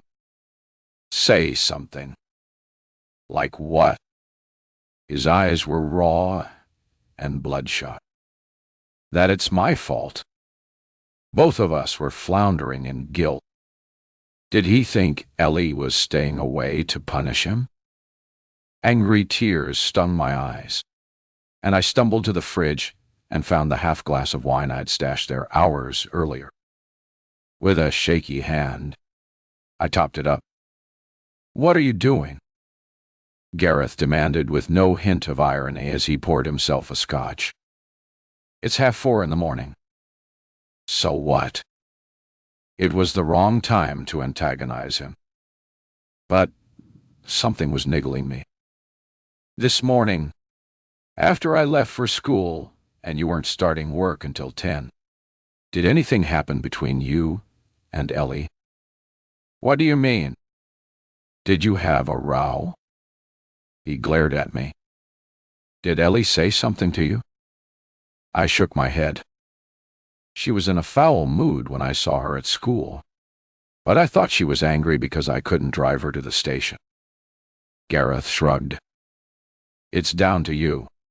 Then he knocked back his scotch and poured another. I pushed blindly past him and went to the sitting room where I stretched out on the sofa. Leaving my wine glass on a table just out of there was no comfort in the bottle. If there was a development, I might have to get into my car and drive somewhere to pick up Ellie. My frenzied mind made a collage of the photos Gareth had given P.C. Jenkins, especially the one I'd censored. Bronzed, bikini-clad Ellie, aged 15, gazing steadily into the lens. I'd never noticed before, but she had the look of a young woman ready to shrug off her close-knit family. I must have dozed, because the next thing I remembered was a hammering on the front door. The room was bathed in lemony sunlight as I levered my body off the sofa and trudged to the front door. Gareth was talking on the phone in the study. "Why didn't you answer the door?" I asked as I passed him. His clothes looked as creased as his face. I sighed and opened it myself, pushing tangled hair out of my eyes. A gray-haired woman in a pinstriped trouser suit was standing on the step. Something about her nondescript hair and suit combo made me reel back. "Social services?" She showed me her warrant card. Mrs. Lister. Nah. I nodded. Now wasn't the time to insist on Miss our non-married status was getting a hostile response. "I'm Dees Jane Tranter from Investigations." "Come in." Her presence calmed me like a painkiller, numbing a physical ache I couldn't handle. "What news?" I asked, striding ahead into the sitting room so I could hide the wineglass. "A few developments." She sat down, shrugged off her jacket, and laid it across her knees and took a notebook and some papers from her bag. With a brief smile, she signaled she was ready to talk. "I'll fetch Gareth. He's ringing his client to explain he won't be at work today." "Right. Why? What does he do?" "Bespoke kitchens. He's a carpenter." As I approached the study, he ended his call and whipped round with a blank stare. His breath smelled of whiskey, and the sour sweat of a sleepless night clung to his clothes. "Gareth, you haven't showered." "Nor have you." "I didn't spend all night necking scotch." "Did I?" I lowered my voice. "Go up and clean your teeth at least." "Please." He screwed his face into a scowl, but he stalked past me and went upstairs. I lingered in the study, looking at all the equipment on standby. Blue lights on the router hub, red under the computer screen, yellow on the printer. A metaphor for our lives, so connected yet so cut off from Ellie. I heard the shower blast into life for a few seconds. When Gareth came down with his hair damp and slicked back, he was wearing a clean blue shirt. I noted approval, but he wouldn't catch my eye. "Sorry," I said to D.S. Trenter after he'd introduced himself. "Neither of us slept last night." She came straight to the point. "We have news. The CCTV footage has been viewed, and Ellie was seen going into the station at around 4:30 yesterday. As your colleague said, the camera showed her paying for her ticket with a card. So we're checking the booking office records to find out where she went. She wouldn't have needed a card to buy a ticket to Rubina. I gave her enough cash. Young people rarely use cash these days." That was true. Plastic or a phone app was part of their DNA. While we wait, I'll go over some points from my colleague's fact-find yesterday. Gareth and I sighed. The first thing we'd done in unison since this nightmare began. Must we repeat everything we told P.C. Jenkins? I don't think I could bear it. Her mobile rang. "I'll take this in the hall." She got to her feet and strode out of the room. Ellie did catch a train. She told us when she returned, but not the local one to Rabina. She bought a ticket to London. A single. 25. Laura, London. My hands trembled, and I clasped them together as Dee's Tranter's cool gray eyes watched us absorb this news. Think of it as a positive. She slipped her phone into her pocket and picked up a silver pen. She wasn't snatched off the street and bundled into a car.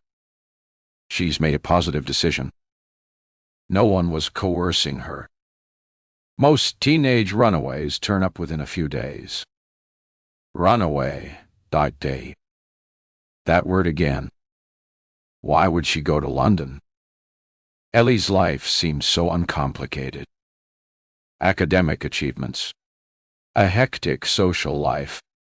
A summer to look forward to. My stomach churned. If you think she'll turn up, why are you going to such lengths to find her? D.S. Tranter tilted her head to one side. Some cases we classify as absent rather than missing, which means not in the place they were expected to be. It's common among young people in care. Ellie's not in that position, but she's vulnerable because of her age. What happens now? Officers are visiting Llewellyn High this morning to talk to staff and students. Did Ellie have problems at school? She held her pen discreetly poised above her notebook. Sensing my personal and professional life were on a collision course, I swallowed. My colleagues being questioned about my missing daughter. Seeing my life falling apart. I teach at Llewellyn and know what. Ellie wasn't being bullied. She gave a tight smile. Even so, parents are often the last to know. Gareth's look of sympathy felt manufactured. Was he secretly gloating? Convinced this was my fault for giving Ellie too much freedom. Should I go into school? I asked. No. It's best you stay here. Ellie might ring. As she doesn't have her mobile, she might remember the landline number. Can you think of any reasons Ellie might suddenly go to London without telling you? No, Daddy, hey. Gareth spoke through gritted teeth. She gave him a sharp look as if his answer was too quick. Weariness washed over me, turning my memory into a jigsaw with pieces missing. We have to rule out her leaving the train somewhere along the route. D.C. Tranter went on. The train only stops at 3 stations. There are cameras on the train at Paddington. Once we're certain she went to London, the Met will be involved. Have a think about anyone she knows there. Friends, relatives, or places you might have stayed on family trips. Okay. How? That makes sense. Make a separate list of her friends and their numbers, if you have them. Later on, I'll be taking your statements. Have we given those already? To P.C. Jenkins. No, Dotting Bill. Those were an initial fact-find to kick off the search. Have you got paper? I felt like we were in kindergarten, and she was our teacher, setting us a mindless task to keep us quiet while she got on with her important work. I've plenty in the study. D.S. Tranter followed me out and along the hall to the room we used as an office. I'll park myself here for a bit and make some calls. Without waiting for my answer, she lifted a pile of books off my desk and put them on the floor while I collected a bundle of A4 paper and went out, leaving the door open. 2 minutes later, her phone rang, and I heard her get up and close it. Are you okay? Gareth asked. I'll make a hot drink. Shall I make one for her? I shook my head. She's on a call. Wait till she finishes. We sat side by side on the sofa, keeping our knees from touching, sipping tea and making lists of Ellie's friends and a separate one of people we knew in London. This is pointless. I flung down my pen and leaned back.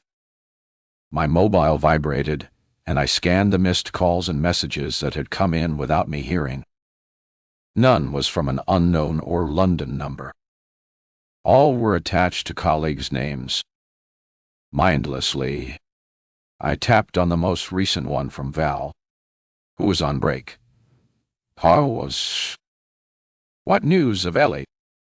She asked, but without waiting for my reply, began filling me in on happenings at school. Bryn said he was dragged from his bed at 3 a.m. by a police officer. She made it sound as if a Gestapo-style search of the school was in progress, with lockers opened and interrogations conducted in the secretary's office. Have they found anything? I asked, desperate for any glimmer of hope. Only that Ellie's locker was empty. That's hardly surprising, is it? Her exams are over. She left school for now. Where do you think she is?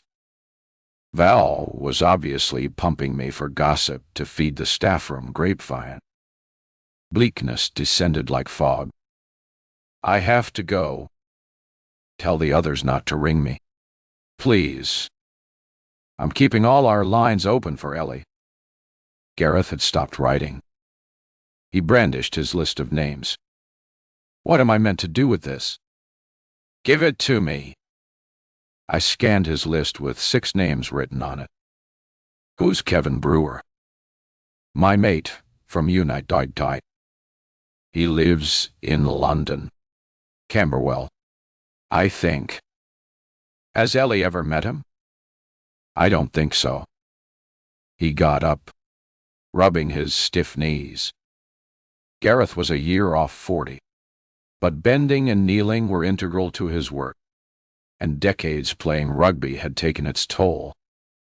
I'm going stir-crazy cooped up in here. He went back to his pacing and headed outside.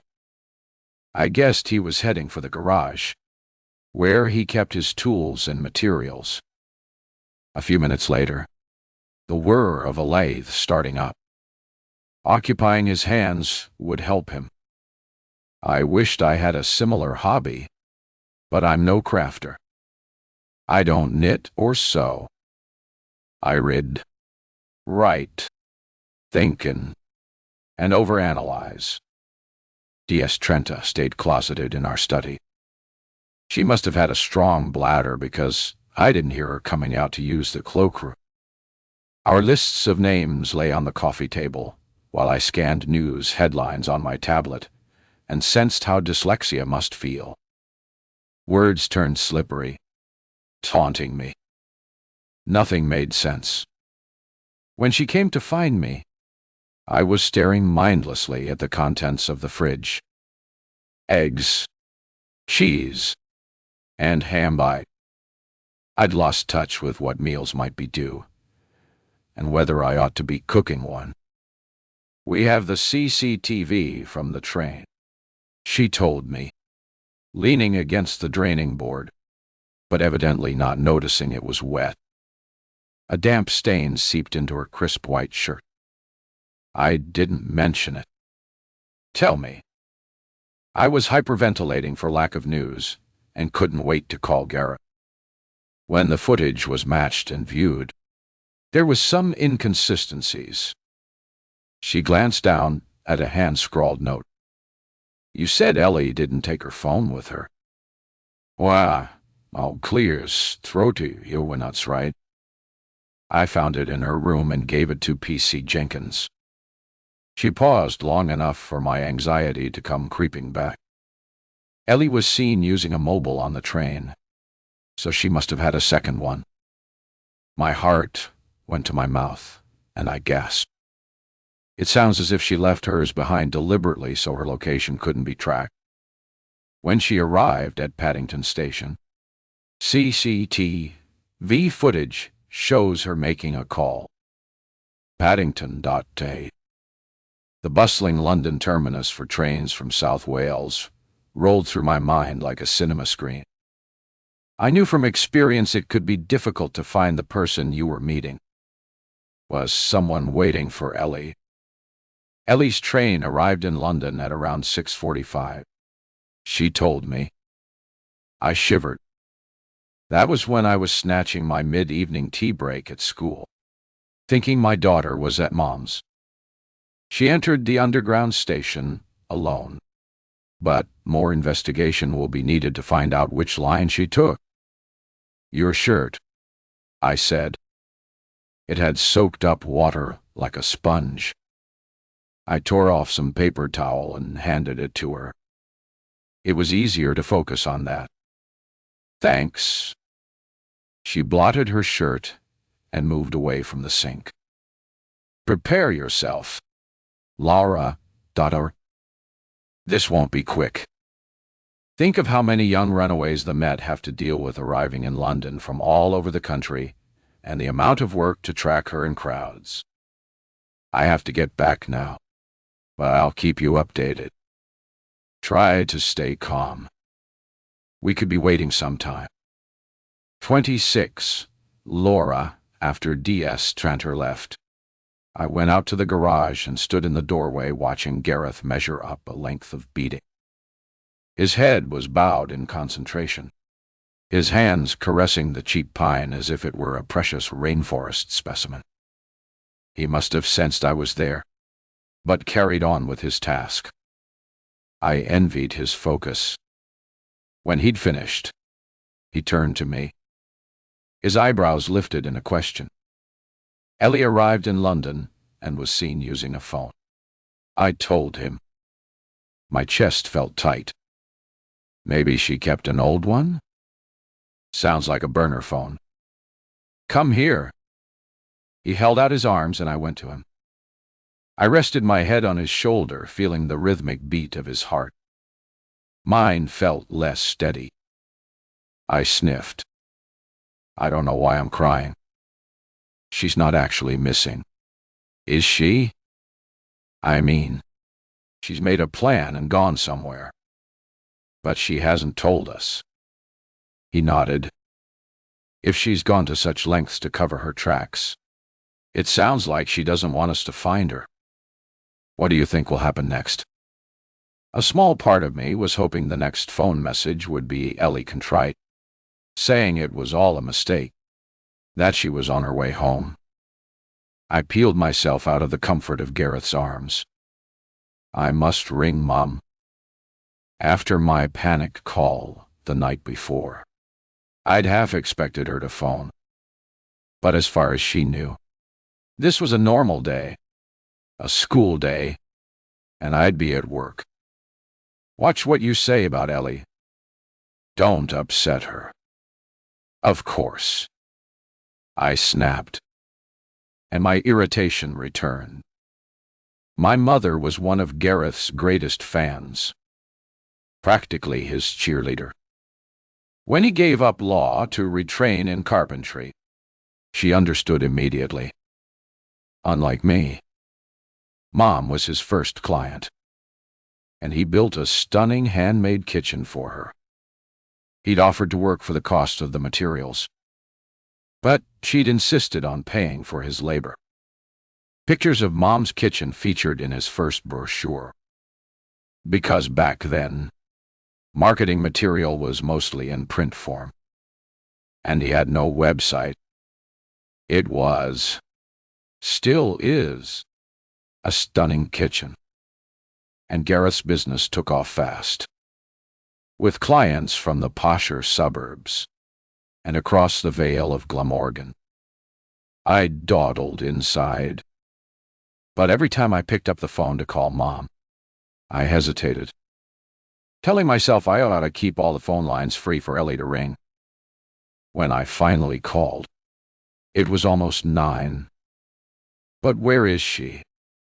Mom repeated, though I'd explained 3 times over. She didn't come here. Did she think I was accusing her? Finally, it sank in. I'd played down the police involvement, making it sound as casual as if we'd reported our car stolen. And the police were keeping a vague lookout. So I shouldn't have been surprised when, early Saturday morning, while I was taking my first shaky sip of coffee, after a second sleepless night, Mom appeared on my doorstep and deposited her overnight bag in the hall. "I'd have come yesterday," she said, pursing her lips in reproach. "But you rang so late. You know I don't like driving in the dark." I kissed her soft, creased cheek, picked up her bag, and carried it up to the guest room. While I laid out towels, I tried to remember if I'd washed the sheets since her last visit. Why did it matter? Downstairs, I heard her moving around, embarking on her mission to keep us fed and supplied with hot drinks. The smell of toast wafted up towards me, and she called out, "Breakfast, Dottie." My legs felt heavy as I clumped down the stairs.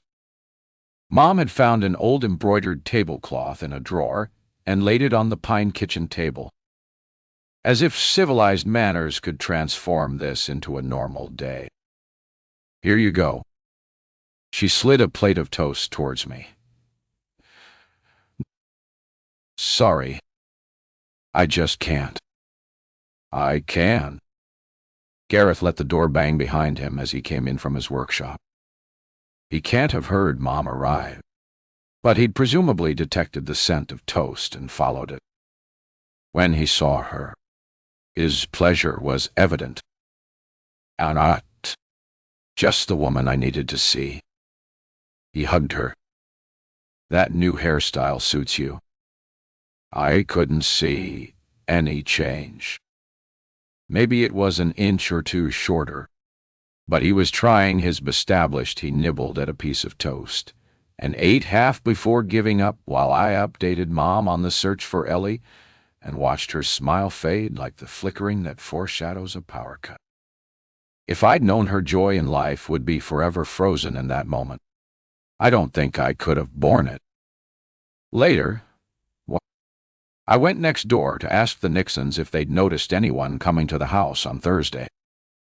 I discovered the police had already tapped up the neighbors. What did they want to know? I asked, feeling my cheeks redden. He'll clears. Throw to nothing much. When we'd last seen Ellie, how she seemed. Why would the police question our neighbors? I remembered some high-profile cases of parents abducting or hiding their own child, and my heart bumped inside my chest. Established. Surely the police didn't suspect we were involved in Ellie's disappearance. "Did you notice if anyone visited Ellie on Thursday while I was at work?" Mr. Nixon shook his head. "We've not seen her for a while." "Have we?" "Perhaps." His frail wife had crept into the hall and hovered, her hands plucking at a paper tissue. Her face was set in a stone lion expression, and I guessed she was losing her memory. When Ellie was small, the Nixons doted on her, delivering chocolatey gifts each Christmas and Easter. Once I caught Ellie red-handed as she trotted up their path to post a drawing with the date of her birthday scrawled on it through their letterbox. "I hope she's all right. Let us know when they find her." Mr. Nixon closed the door, and I trudged back home. "Any calls?" I asked Mom. "Nothing, Niz. Darling." Fuming, I rang D.S. Tranter's number, but my call went unanswered. "How can they leave us dangling like this?" Mom took my hand and tried to soothe me. I pulled away. Out of a corner of my eye, I noticed Gareth sneaking down the hall, presumably heading for the rugby club bar. "How can you think of socializing?" I yelled. He stopped, but didn't turn to face me. They'll be doing all they can. They'll tell us when there's news. Then stay home and wait with me. He pivoted round. What can I do here? If I'm out, I can ask around. Perhaps someone's heard from her. Like who?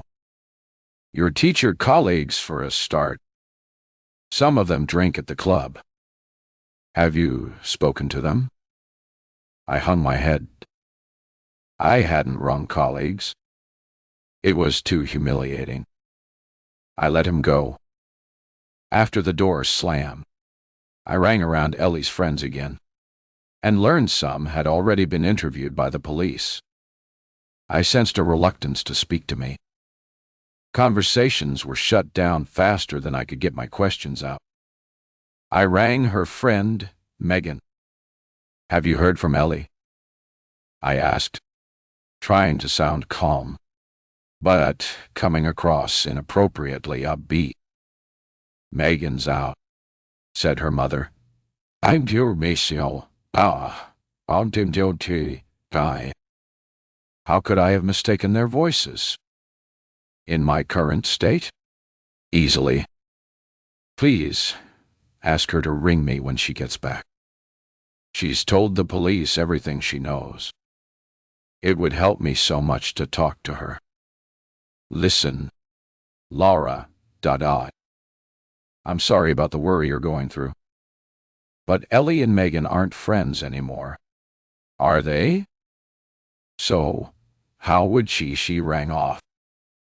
Why were these women lying to me and falsifying my daughter's image? Megan and Ellie were in the school netball team and shared a room at training camps when they traveled to North Wales for inter-county championships. Now, Ellie was being treated as a non-person. Did other parents feel she was tainted and not want a connection attaching to their families? Those stories you hear about communities rallying around in a crisis. Don't believe them. I wasn't in the best frame of mind, but someone had to challenge the insipid non-cooperation in the hunt for Ellie. I'm going out. I called to Mom, picking up my car keys. I slammed the door behind me and drove round to the home of Ellie's friend, Rosie. 27. Laura. It wasn't only local friends who were ghosting us. D.S. Tranter wasn't in touch on Saturday, and by Sunday she seemed to have dropped off the radar. She had warned me that it wouldn't be quick to track Ellie and would involve viewing multiple CCTV cameras across Paddington at the Tube. Gareth. Mom! And I sat outside in sweltering sunshine that seemed to be mocking my mood. I stared at the lawn. The grass was 4 in long, but no one could be bothered to get up and fetch the mower from the shed. At midday, we switched from coffee to beer, and by mid-afternoon, all of us, Mom included, were swigging wine. The endless circular. Where in London could she be? Conversation loop was exhausting. So, I fetched my tablet and we took turns choosing music on Spotify. My phone finally rang on Monday morning, and I raced to answer it. Ellie. D.S. Tranter? But, the person who was desperate to speak to me was Val. After 30 seconds asking about Ellie, she launched into her own problems. Laura, are you coming in? It's Armageddon here. Jessie's daughter has a vomiting bug, and she's gone to collect her from nursery, and Bryn's stuck in Kent with his mother, who's in hospital with a suspected heart attack. I'm holding the fort on my own. Part of my brain clicked into work gear. Perhaps there was something I could do apart from this limbo of waiting. Well, I suppose I could. Mom looked up from the Sudoku and the Saturday newspaper she'd brought with her, and shook her head as I ran around the house, searching for my school laptop. I found it on top of a pile of books underneath a chair where Dee Stranter had stashed it when she commandeered our study. As I packed my work bag, I burst into tears. "Laura, stop." Mom put her arms around me to comfort me while I sobbed. Her hair smelled of chemicals. So, Gareth was right. She had been to the hairdresser and had it colored before her birthday. I must go into work, I wailed. There's only Val in. Nonsense. You need to stay here. Mom hugged me tight as I wept for my missing child. Where is she? Mom? Why did she leave? Mom shook her head. I wish I knew, darling. But she'll be back soon. Isn't that what the police said? What the hell were the police doing to trace her? A sickening image formed in my mind of the investigation team assembled at the station drawing lots to decide whose turn it was to be the bearer of bad news. When the doorbell clanged just minutes later, my heart was racing. Don't answer it, I said to Mom. I think it's the police. I'll go. I dropped my laptop bag onto a chair and traipsed down the hall behind Mom, who answered the door and introduced herself because I was tongue-tied. I'm Anahita Lister, Laura's mom. Dee Stranter nodded, and they shook hands. Her eyes fell on my lank hair and creased t-shirt. We've been working flat out over the weekend. The Met are on the case. 2. Can I make you a cup of tea? Asked Mom, reciting her familiar mantra. No, thanks. Is your husband around? Laura? I'd given up telling people he's my partner, not my husband. After all, he's Ellie's dad. I'll fetch him. Mom padded outside in her slippers. When Garrett joined us, we stood in the kitchen in a semicircle waiting for her to speak. I couldn't say anything because of a lump in my throat. I'll leave you to it, said Mom, and took herself off upstairs. Dee Stranter coughed and cleared her throat. Actually, I'll have a glass of water if I may. Sure. I filled a glass, but my hand was shaking so much I spilled some as I set it down in front of her. She took a sip and wiped her mouth discreetly with the back of her hand. We've had some luck with the CCTV. The cameras picked a clear's throaty up the distinctive logo on Ellie's hoodie, and she was seen leaving the underground at Oxford Circus and going into Topshop. When she came out of the store, she was carrying a large bag with the store's branding, but no backpack. Maybe she put it inside the new bag. Cameras picked her up as she strolled along the north side of Oxford Street and disappeared into a department store. John Lewis. Something told me I should be confused about this. What time was that? Around 8:30. And the shops were still open. Yes. Ellie arrived in London around 7. But at Oxford Street, shops stay open until 9 to 9. Hearing Ellie was doing normal things like shopping calmed my worst fears. And then came the body blow. After that, the cameras lose her. Whoa. Clear's throaty, Dee Stranter said in a flat voice. We've no sighting of her leaving John Lewis. So, we're guessing she left by one of the rear doors leading onto Cavendish Square. We're working on the theory that she went into the department store's cloakroom and changed into clothes she bought in Topshop. Perhaps she did something to alter her hair, or changed into a different hoodie. Gareth leaned across me. Surely you have facial recognition cameras. His face reddened, but he blustered on as if he knew about technology. It turned out he didn't. I'm sorry, Mr. Barton, but number not if we don't have stored characteristics. But the Met's on the case, and we're considering a reconstruction of her walk along Oxford Street to see if it jogs any memories. It would help if we knew where she might be heading in London. And then it came to me. How could I have forgotten?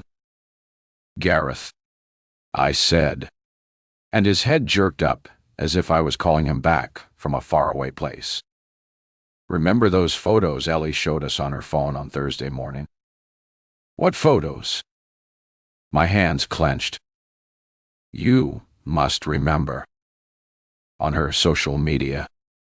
It was a photo of Hubert Petit and his friends posing by the fountain in Trafalgar Square.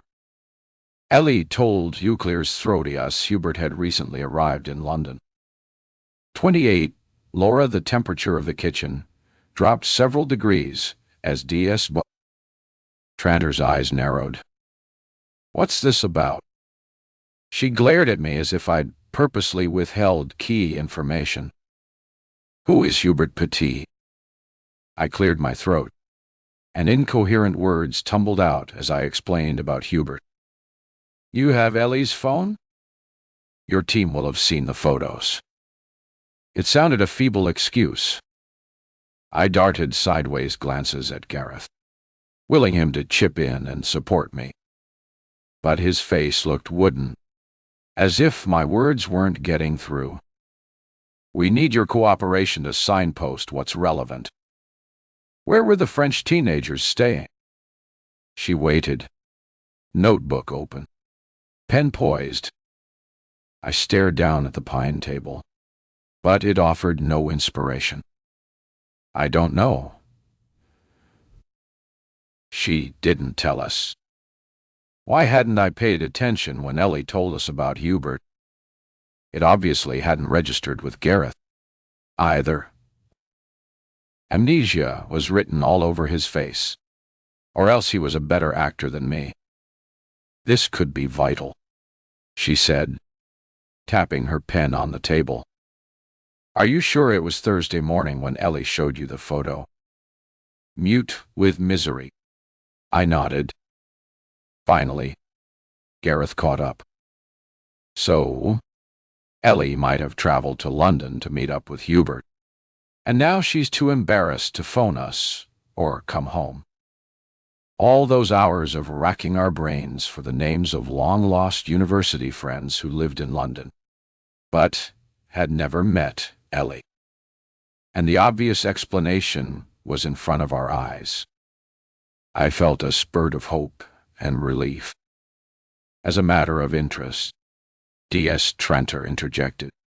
If Ellie had told you she was going to London to meet Hubert, what would you have said?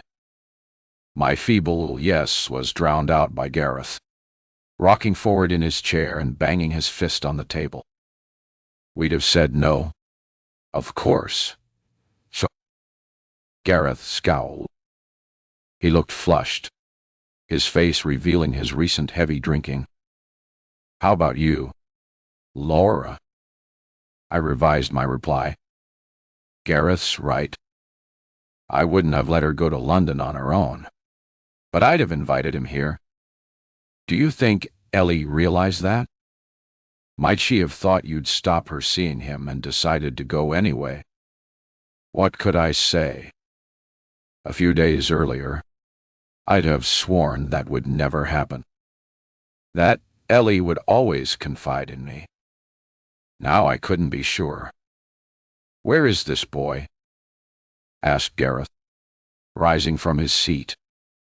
That's what we need to find out, said Jess Trenta, warning us of the raft of procedures she'd have to go through to get permission to question a group of French teenagers. Oh, Hubert was only 17, but seeing as he'd been kept down a year in school, his friends were likely to be younger. From your school, right, Laura? We went to my study and phoned ahead. I had to listen intently to hear what he was saying. I think he was telling the D's he'd need to take advice about protocol from the local education authority. But then I was distracted by the sound of the front door closing. "All this is wasting time," she said, jingling her car keys. "We're going to school, and hurry things along." DS Trenta had told me she'd recently transferred to South Wales from the Thames Valley Police Force.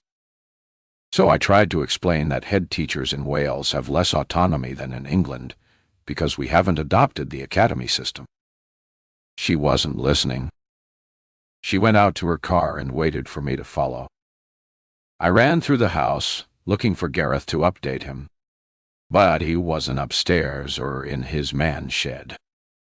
"Where's Gareth?" I asked Mom. "I think he's popped out." I sighed. What was he up to now? We were operating in separate hemispheres. Only once had he taken me in his arms and offered comfort. On Saturday night, after he supposedly went to the rugby club, I suspected he didn't come home. Was he walking the streets searching for Ellie or drinking in some late-night city center bar? DS Tranter focused her eyes straight ahead as she drove, and when I glanced at her profile, her mouth was set in a grim line. I warned her there was no left turn at the end of the next street due to roadworks, but she seemed not to hear me. So, we were diverted along the seafront. Sun beat down on the pebble beach, where a group of youngsters, about Ellie's age, were playing ball games. Elderly couples were strolling along the promenade, and near the entrance to the Victorian Pier, a young mom was sharing her takeaway fish and chips with a child in a pushchair. The sea sparkled, and the view across the Bristol Channel to the nature reserve islands of Flatholm and Steepholm made me unbearably sad. I turned my face inland to the terrace of shops and cafes painted in blue, yellow, and shocking pink. My hands wouldn't stay still, so I fiddled with my wallet and phone. We drove in through the school gates. All the visitor spaces were full, so I pointed out the empty parking space reserved for me as head of modern languages. DS Tranter wanted to meet with the head in private, but asked me to wait outside his office in case she needed to call me in. Unable to face the staff room and my colleagues' concern and pity, I lurked in the corridor, inhaling the smell of disinfectant and floor polish. A classroom door banged, and Val stepped into the corridor. She strode towards me, a surge of high-pitched Year 7 voices following in her wake. "Laurie, you've come. Thank goodness. What news of Ellie?" "Nothing yet." "I'm sorry, but I'm not here to teach. I'm with her." I pointed towards the head's office, where DS Trent's back was just visible through the etched glass door panel. She shrugged. "You're still helping with inquiries. Then, when?"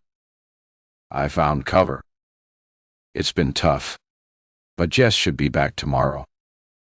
Bryn's mother's at death's door, so he'll be off while." "I am really sorry," I said. "There's nothing I can do at the moment.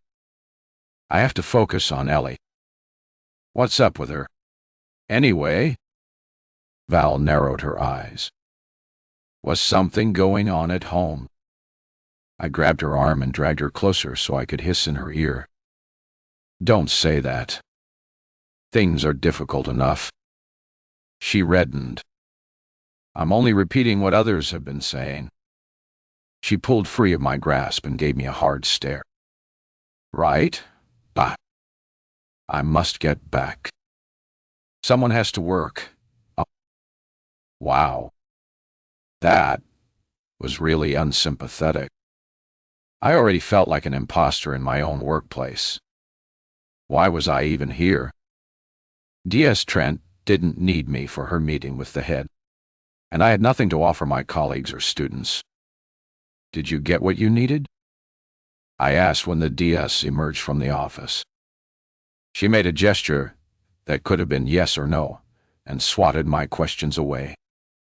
She was redrawing the boundaries between us, and I sensed that cautious sharing of information was about to dry up.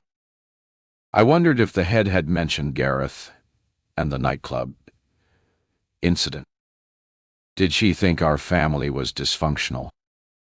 Or was she punishing me for not mentioning Hubert sooner? As we drove away from the school, a motorcyclist pulled up from a side road in front of her car. She stamped on the brakes so my head whipped forward, and I winced as my neck jolted back. "Sorry," she said, but it felt as if she'd done it on purpose. She dropped me outside my house and drove off. Mom must have been watching from the window because she opened the door before I inserted my key. I don't know how to tell you this. Laura. My heart lifted. Is there news? Has Ellie been in touch? She shook her head. Gareth's gone to London. What? What?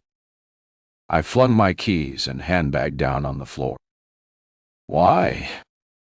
She clasped her hands in front of her, almost as if she were praying.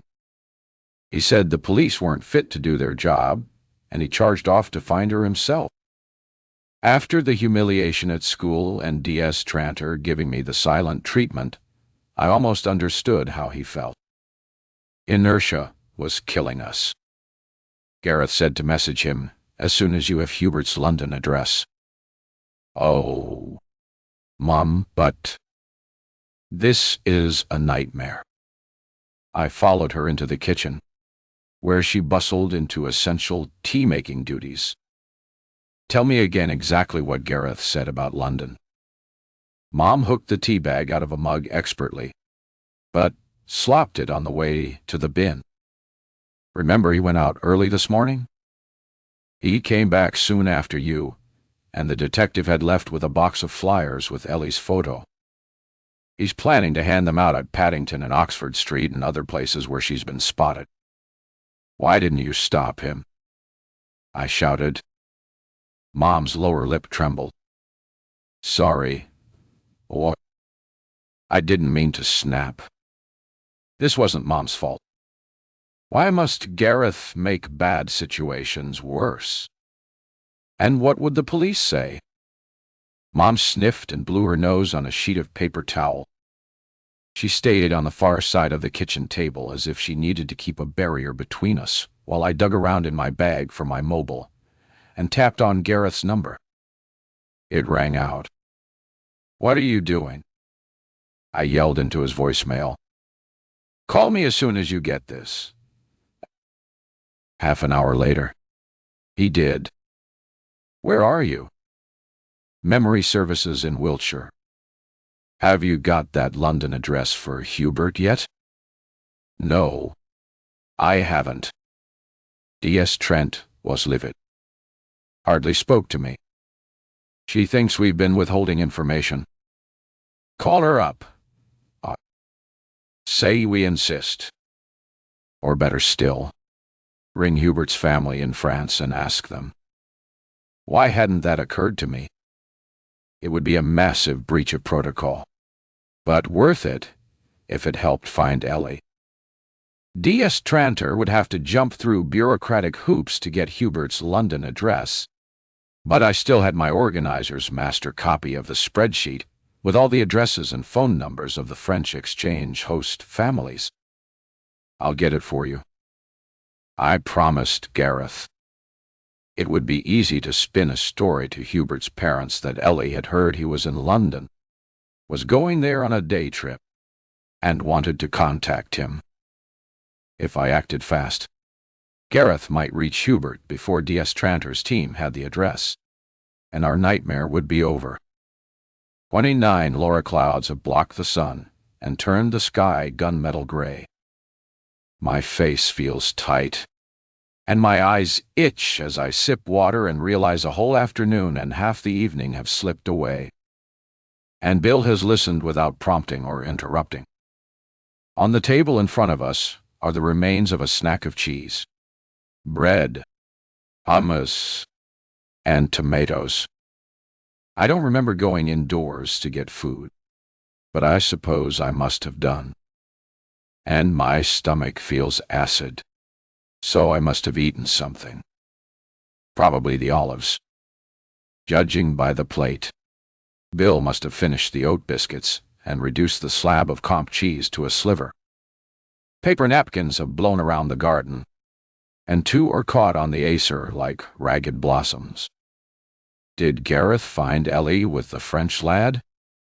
Asks Bill. The wind has tousled his hair. He looks younger. I shake my head because what comes next is too painful. Bill doesn't press me but stands up to lean across and hug me. But his thigh knocks against the table and it tips up. The plate with the last piece of comp cheese he was too polite to eat slides to the ground and smashes. Sorry. He bends to pick up the shards of pottery. It doesn't matter. It wasn't special. I give him my hand.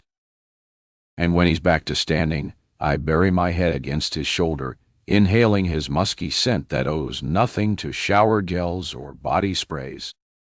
You're shivering, he says. Let's go inside. Yes. Good idea. I've got cramp. I've been sitting with one leg tucked under me, and my right foot has gone to sleep. I prop it on the chair while I flex my ankle and massage my foot. Then a creaking noise makes me glance up as the upstairs sash window slides open. A leg appears through the open window, followed by Callum's body. And when he turns his grinning face, I feel a surge of irritation. He gives me an innocent stare, daring me to challenge his squatting rights on my roof. But when he notices Bill, his expression changes, and he purses his lips as if to give a knowing whistle. Hey, Laura. You've got company. I see. Well, honestly, Callum, Dottie. I glare at him. But Bill says, Hey, mate, ... in a calm voice, and raises his hand in a casual wave before shifting his attention back to me. Have a nice night, Callum says as we go inside out of range of his prying eyes. But something inside me has shifted. It's as if Callum has seen right through me and called me back from a temporary place of safety to the reality of my life. When Bill takes my hand, my whole body tingles, and I feel a connection I never thought I'd experience again. Last night, when Bill and I made love, I forgot the canker in my life. But telling him about my past has brought all the grief and rage back to the Euclid's throaty surface. And I realize it's not just Callum's intrusion that has pressed some kind of reset button inside me. I don't regret a moment of my short time with Bill. But how can I let it continue? It wouldn't be fair. I'm emotionally scarred. Not a whole person. If Bill gets close to me, I'll damage him. The only way to protect him is to push him away. I snap on the light and tell him, I think it's time for you to leave. I try to say it in a calm tone, but the yellowish glare of the kitchen light falls on his face like a spotlight, and he looks stunned. He flinches and takes a back as if I've slapped him, bumping into the fridge door and triggering the humming part of its cycle. How can I leave? It's impossible. Bill's voice reflects the hurt I read in his eyes. My stomach cramps from the acidity of the olives. I swallow, trying to stop the bitterness rising in my throat, as I repeat, You must go tonight. I'm back at work tomorrow. That's not strictly true. Tomorrow's Wednesday, the final day of my leave. But I need a day alone to decompress before picking up the threads of my monastic existence.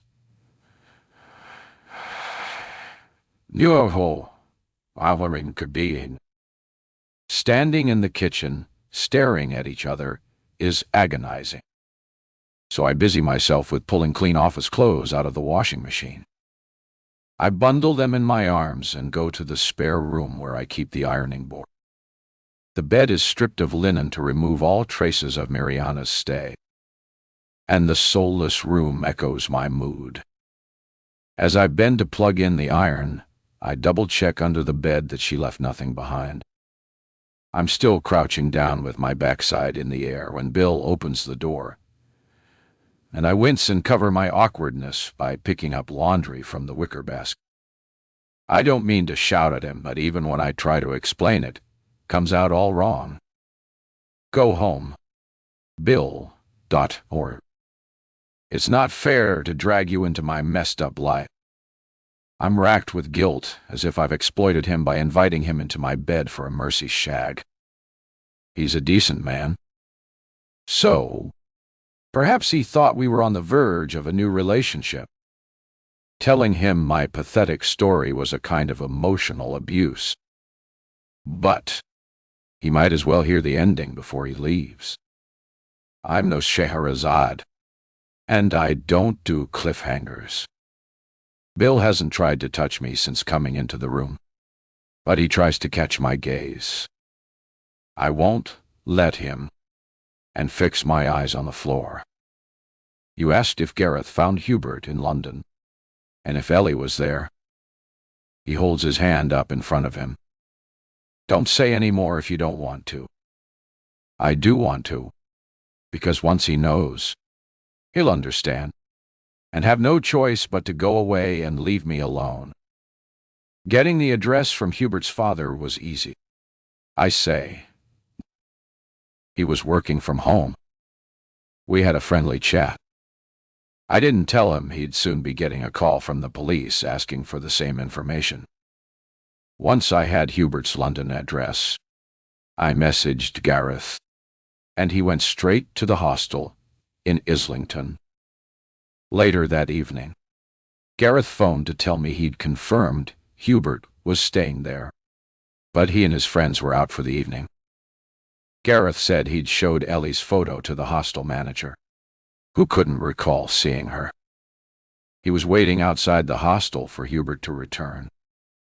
My breathing feels labored, and the whole of my chest fills with air, but no oxygen, as I'm taken back to that night, sitting on my sofa, landline in one hand, mobile in the other, waiting. I heard nothing from Gareth that night, and by next morning, it didn't matter. What do you mean?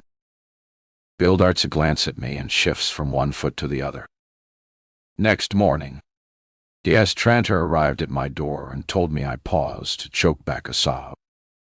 It's been 3 years, and still I struggle to force the words out. A young woman had fallen in front of a rush-hour underground train at Oxford Circus Station. Bill's eyes widened in shock. The police thought it might be Ellie. I nod. It was Ellie.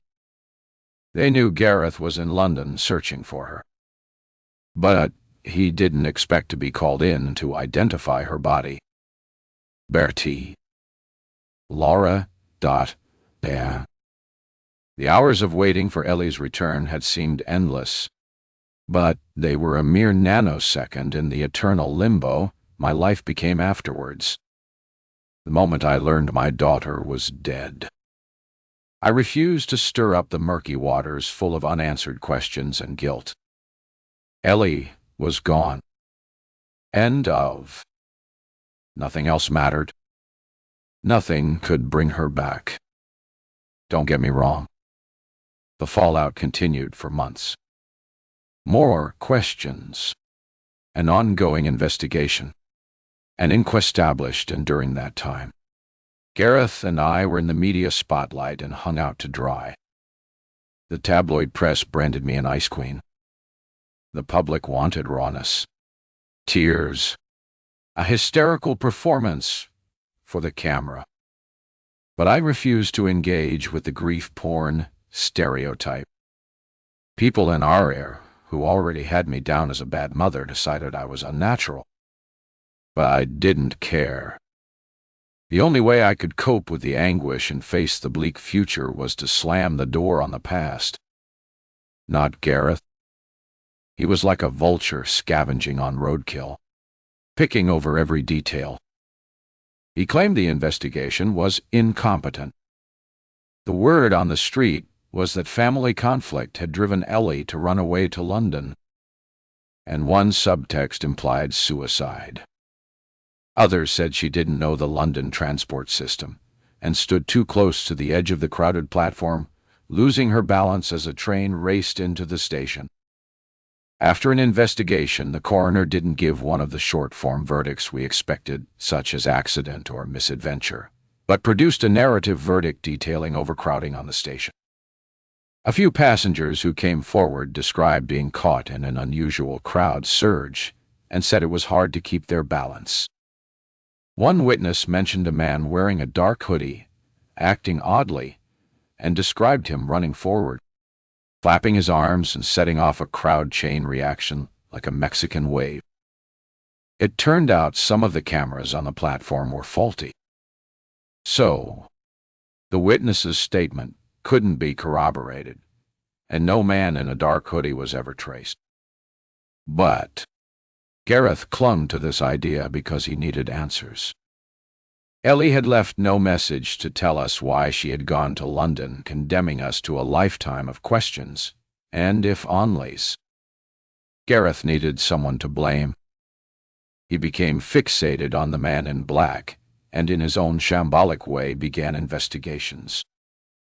There wasn't much Gareth could do to track down a stranger with a possible learning difficulty who might have sparked the crowd reaction which flung our daughter onto the tracks. So, Gareth became convinced the clue to Ellie's death was linked to the manner of her leaving. She didn't leave on a whim, he insisted, citing the evidence of her covering her tracks by leaving her mobile behind. It must have been planned. For a man who'd originally trained in law, his interrogation skills weren't subtle. He antagonized and intimidated everyone he spoke to, especially Ellie's friends. If they didn't answer his calls or their parents banned them from talking to him, he'd lie in wait outside their houses. As his obsession grew, I made up my mind to leave him in Wales. That was when Gareth found a new focus for his anger. Me? What? Bale clearly wasn't expecting to hear Ellie's life ended under a train. I hadn't prepared him for a scenario so violent and final. His mouth gapes open and I watch him wrestle with not saying the wrong thing. He says nothing. I remember telling him emphatically I hadn't seen Ellie since saying goodbye to her outside the staff room. But I hadn't told him she'd died. It seems his mind created an alternative ending. Perhaps he assumed Ellie had had a teenage strop and taken off to the other side of the world. Or maybe he thought she'd run away from home and not made contact with us, but was still out there somewhere waiting to be found. To give him credit, Bill doesn't try hollow words of comfort. There are no words, but holds out his arms. When I don't go to him, he stutters my name, his voice cracking with emotion. I shake my head. It's no good. Bill, ... You must leave. Please.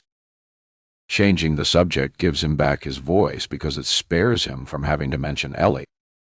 I get that you need space, Laura, but let's break up before we've even started. Sorry, but there's no point. His eyes lock onto mine, but I look away, hoping he didn't notice my turmoil. We have a connection, Laura. I feel it. And so must you. Let me come back at the weekend. I can work from anywhere. My heart beats a little faster. He talked about photographing open-air swimming pools for a feature. Some of the best known are right here in South London. He could be hanging around for weeks, nurturing false hope. The truth is, I'm not ready to be with someone. I might never be. So, I'd only hurt you. It sounds brutal and pathetic, and I hate myself for saying it. I understand your pain. Don't push me away. Let me help you. I shake my head, take a deep breath, and go for the jugular. Why don't you contact Amy? I'm sure she'll be happy to see you. Bitchiness does the trick. He glares at me with confusion in his eyes. Right. I'm off. I see that's what you want. He stalks off and collects his canvas bag of camera equipment. When he comes out of the sitting room with the bag slung over his shoulder, he's tight-lipped. I'm hurting inside, but I can't let him see. I watch him stride along the hall without looking back. My front door slams. The stained glass panel rattles. And another player in the messy melodrama that is my life leaves the stage. 31, Laura Thursday. My office welcomes me back with a purposeful hum. A symphony of aircon. A buzz of computers on standby. I log in to check our workflow system. But my password's refused. A pop-up message tells me to fill in the IT help desk's form. But I can't because it's behind the password barrier. I dial the help desk number and study my rouge noir varnished fingernails. What possessed me to paint them yesterday? I never add color my appearance, and now my hand looks like a phantom limb. While on hold, my colleague Marlene arrives and says, "Hi," but doesn't stop by my desk to ask about my holiday. Why would she? I'm a monosyllabic who only ever talks about work.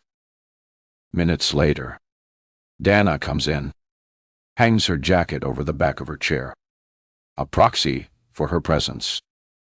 And she and Marlene head down to the cafe in the atrium for coffee, bagels, and a chat. Hey, Laura, glad you're back. At least Harry, my boss, is pleased to see me. There's a bounce in his step as he approaches my workstation and plumps down on my visitor chair. Good break? His eyes are cornflower blue. I've never noticed, but since my holiday, the world seems to have changed from black and white as if my senses have reawakened. Very good.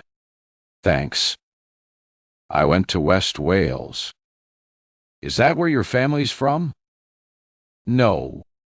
They're in Cardiff. I visited my mum, but the holiday was more outdoorsy. Water, sports, and stuff.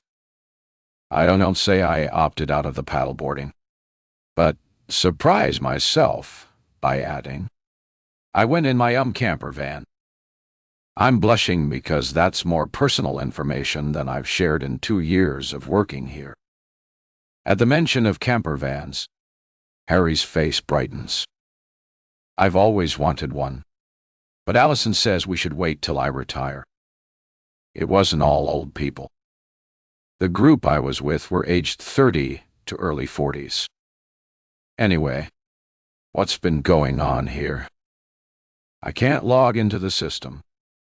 Grab us both a coffee and come into my office. I'll update you. I could go down to the sandwich bar for better coffee, but I'd decide to make it in the screened-off alcove in our open-plan office. While I wait for the kettle to boil, I read the wall posters. Next week, there's a bake-off fundraiser in aid of Help for Heroes. Perhaps I'll make a chocolate walnut cake. What's come over me? I don't join in. Harry's office is glass-fronted, like an aquarium. We can be seen, but not heard. I hand over his scalding cardboard cup. My password's disabled, so I couldn't log in and get up to speed. It's routine for a forensic audit, Harry explains. I learned that the auditors swooped while I was away, but found no evidence of me cracking the systems and squirreling away millions in a numbered offshore bank account. You passed with flying colors. He grins, delighted that his model employee, who produces a high volume of quality work, isn't a fraudster, and assigns me a batch of new projects to fit alongside my daily work routine. I return to my desk to find my password has miraculously been reset. All day, I focus solidly on work with no lunch break. But at 5:30, I hitch my bag over my shoulder and head for the exit. The few remaining colleagues turn their swivel chairs to watch with surprise, because I have a reputation for staying until the overhead lights dim, and I have to switch on a lamp to cast a pool of lighting over my solitary workstation. The rush hour air is thick with dust and fumes, and I dodge around motorcycle couriers and get stranded on a traffic island. A cacophony of taxi horns blares as I run to the opposite pavement where a big issue seller yells at me. Homeless people are on my mind, so I buy his magazine. Passersby hurry past, staring at their mobiles, but seeming to have evolved a sixth sense that stops them careening into one another. I don't do social media, so I take long strides and look up at gleaming glass and steel towers of the City of London, often rewarded by glimpses of ancient stone churches tucked into spaces between them. I force myself to travel home by underground instead of my usual mainline train. When I see the red circular sign with the name Oxford Circus, I shudder and squeeze my eyes shut. The train jolts, and I'm flung against a man carrying a folding bike in an enormous bag. "You all right, love?" he asks. I nod, but I'm not all right. I've watched films where ghosts haunt underground stations and kick drink cans along the platform, trying to make contact with the world of the living. Do I really expect to hear Ellie's voice whispering, "Don't worry, Mamba, or you too. I'm okay. This isn't even the right platform." When she fell, she was waiting for a northbound Bakerloo Line train, and I'm traveling south on the Victoria Line.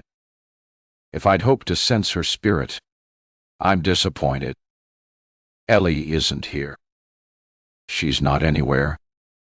I still feel numb when I leave the underground at Brixton and catch the bus outside the station for the last few miles. The final stretch of my journey is on foot alongside the soothing greenery of the Common. Was it only 2 days ago I walked this route with Bill? Being with him felt so safe, so normal. But I seem determined to sabotage anything good or hopeful in my life. I turn to my street and approach my house, noticing with annoyance someone has dumped one of those charity sacks of old clothes on my front doorstep. As I draw closer, it moves, and I see it's not a plastic sack, but a small figure crouching in my porch. It's Miriana. My heart gives a flip of relief, and I pick up my pace. 32 Laura. As I reach the gate, Miriana scrambles to her feet. She's still wearing the cutoffs I gave her, and she looks rumpled, but not dirty. Where's she been for the past 4 days? And why has she come back? "Hello, Laura, ... Miriana keeps her eyes fixed on the path and pokes at the moss growing in between the tiles with her sandal. I'm sorry. I didn't mean to worry you. Can we talk? Her voice tails off. My thoughts are in turmoil. If I invite her in, I'll be back where I started, wondering how to get rid of her.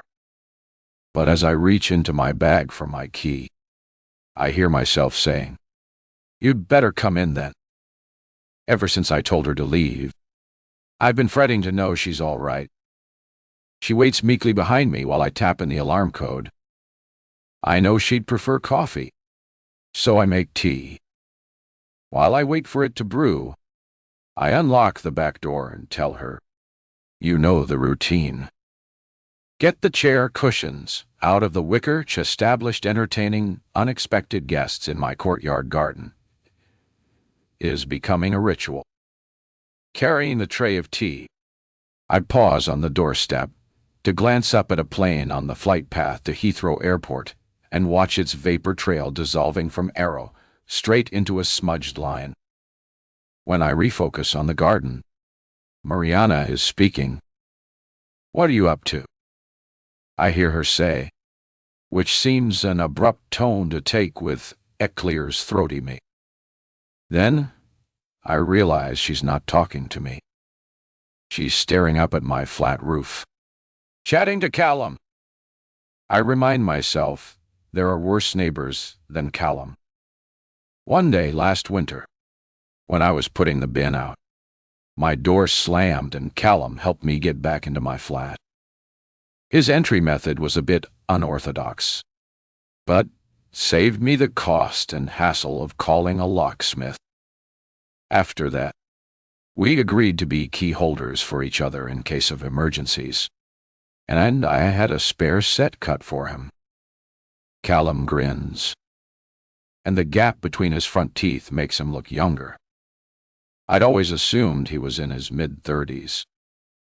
He looks beyond Miriana, sees me watching, and says, I'm getting to know your lovely new friend, Maria. In it. Neither Miriana nor I correct him. You have a lot of new friends. Laura. Or is she your lodger? I'd choose her over that bloke who was here the other day. She's far better looking. I blush.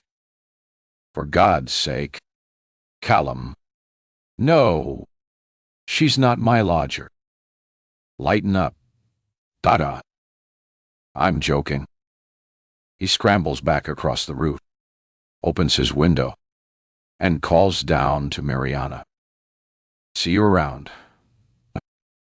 She's still grinning up at Callum's closing window when I set our mugs of tea down on the metal table. Callum's not a bad bloke, but he's way too old for you. I don't know, she says. I thought he was nice. I sigh. Miriana needs to put men out of her mind and sort out her own life. So, where have you been staying? She sips her tea and makes a face. Perhaps she thought it was coffee. I didn't stay anywhere. I moved around. One night, I rode the night bus out to Essex and slept on a bench. In the morning, I got on the first bus and watched a yellow sunrise over the Isle of Dogs. It was beautiful, just like Penarth, white. It's not a comparison I'd make. A long time ago, when I sometimes went out for an early morning run in Penarth, I'd see the sunrise over the Bristol Channel and watch ripples of yellow and orange light dancing on the dark surface of the water. Miriana leans towards me, a smile relaxing her face. I have news. I found a job in a cafe. Congratulations. Where? Not far from here. Wandsworth Common. I can get there by bus. So maybe I could be your lodger. Like Callum said. Bloody Callum.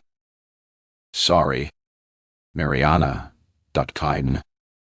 I'm not looking for a lodger. Miriana's lower lip trembles, and her voice is shaking as she says, I could pay rent from my wages. But if it's a no, I'll go away again. Why does she think I'd want her money? This whole situation feels out of control. But something inside me has shifted. Stiff. Moody Laura has stepped back into the shadows, and a more impulsive woman has taken her place. It's that woman who speaks now. All right, I say. You can stay, but just for this week while you get settled in your job. Perhaps someone in the cafe will have a spare room in their flat. Thank you. She leaps to her feet and hugs me. I don't pull away. 3 days ago, being hugged would have made me taut and anxious. But thanks to Bill, I can now cope with a human touch. I gave the cafe this address and said you'd give me a character reference. A reference? I hardly know you. How breathtakingly presumptuous.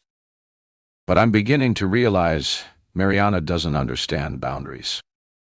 She shrugs and puts me in my place. I told them you were a friend of my mother's. You have a daughter of around my age, don't you?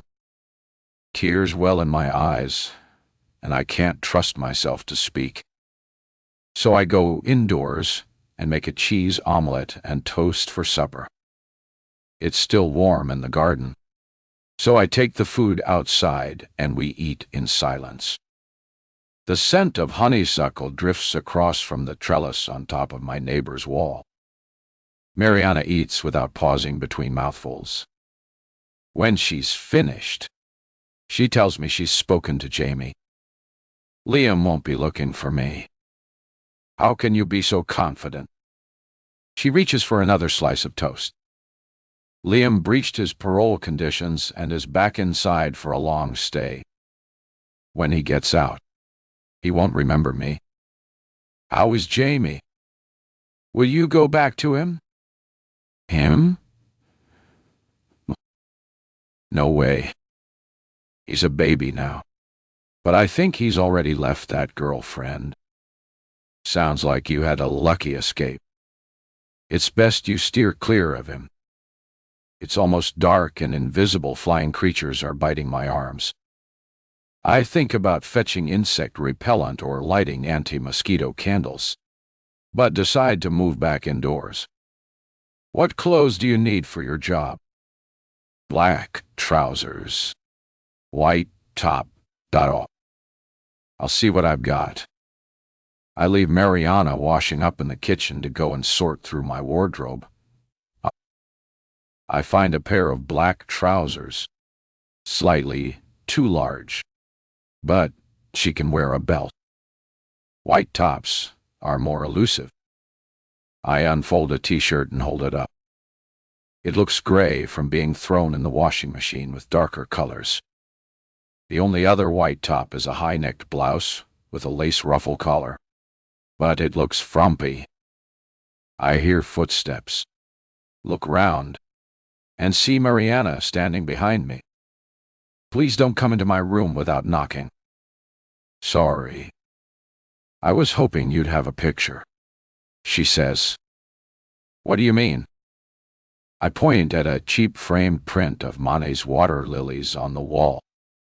Like this one. She shakes her head. No, die. Of your family.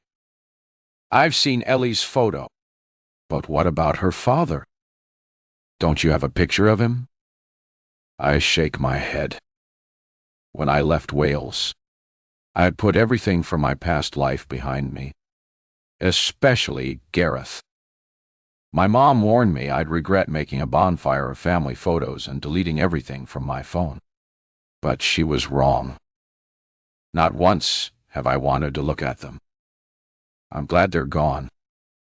Why do you want to see his photo? His name's Gareth, isn't it? Miriana is tiny. Scarcely 5'1", but the way she's standing, hands on hips, she seems to tower over me. Did I tell Miriana his name?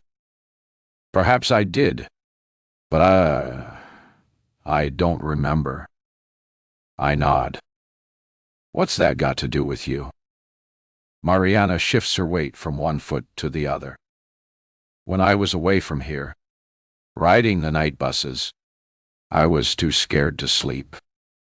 So, my thoughts went in circles trying to figure out why I'm here. And then it all fitted together. Clear throat. She pauses for breath, and her next words tumble out in a rush. I've worked it out. It's not me who isn't safe. It's you. I must stay here to watch over you. A wave of exhaustion engulfs me, though today was my shortest working day ever. You're not making sense. Miriana. Why wouldn't I be safe? Someone's looking for you. Laura. I was sent to find you and get your address. Forsake. Your blasted drug dealer mates. Why would they be looking for me? I don't do drugs. She touches my hand lightly. I snatch it away. Not them. The man in Wales. What man? To calm my dizziness, I reach for the tumbler of water standing on my bedside cabinet and take a gulp. It tastes dusty. It was him, Gareth, who sent me. Her voice drops to a whisper. He told me to find out your address and give it to him. I'm supposed to stay with you, but he didn't explain why. When I was riding that night bus, it came to me. Perhaps I'm his gift to you, just like a daughter. 33. Laura. Why would Gareth send a young girl with a passing resemblance to Ellie to track me down and move in with me? My legs feel shaky, and I lean against a chest of drawers for support. The whole idea seems deranged. Yet, haven't my actions been equally demented? Hiding from him and cutting Mom out of my life because I thought she'd tell him where to find me. It seems my instinct not to trust her was right. She knew the campsite I was heading for and noted down the registration number of my campervan. My own mother has betrayed me. But how could I expect her to act differently when I never told her the truth about the night I barricaded myself in the bathroom, with blood pouring from my broken nose, listening to the rhythmic pounding of Gareth's fist on the locked door? It was 9 months after Ellie's death before I summoned the courage to tell Gareth I was leaving him. Investigations had formed the backdrop to our existence, but the inquest was over, and we were living separate lives of cold misery in our once warm and busy family home. It was early spring. Daffodils were in full bloom in the window box, and clouds shape-shifted in the sky when I told him. I'm leaving Wales. I've decided to move to London. It was rare for us to eat together, but we were both sitting at the kitchen table. Gareth twiddled a teaspoon and nodded. He didn't ask any questions, nor did he seem interested in my plans. Maybe he assumed I'd applied for a teaching job, but I knew I'd never work with teenagers again. I've had the house valued, and it's going on the market next week. His deafness and lack of interest vanished. You're selling our house. He lifted his head, and I stared at the puffy red face of a stranger whose t-shirt was cutting into the flesh around his swollen neck.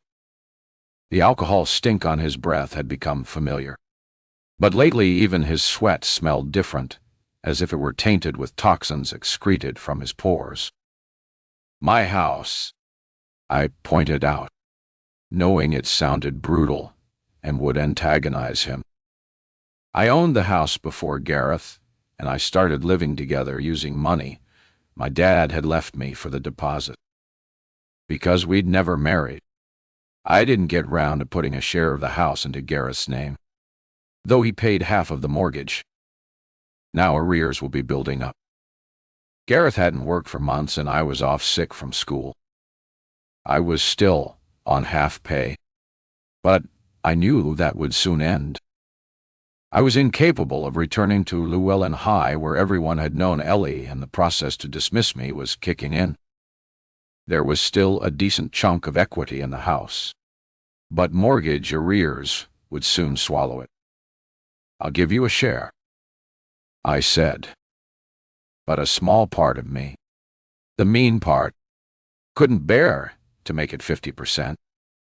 I decided to give Gareth 40% and keep 60% for myself to start over in London. The property market was buoyant, and the house soon attracted a queue of interested buyers. I kept Gareth updated on discussions with the estate agent, but didn't involve him in the selling process or tell him I'd gone for the lowest asking price in the range the agent suggested. I wanted rid of this hated house and my bitter memories. "It'll take ages to sell," Gareth informed me regularly.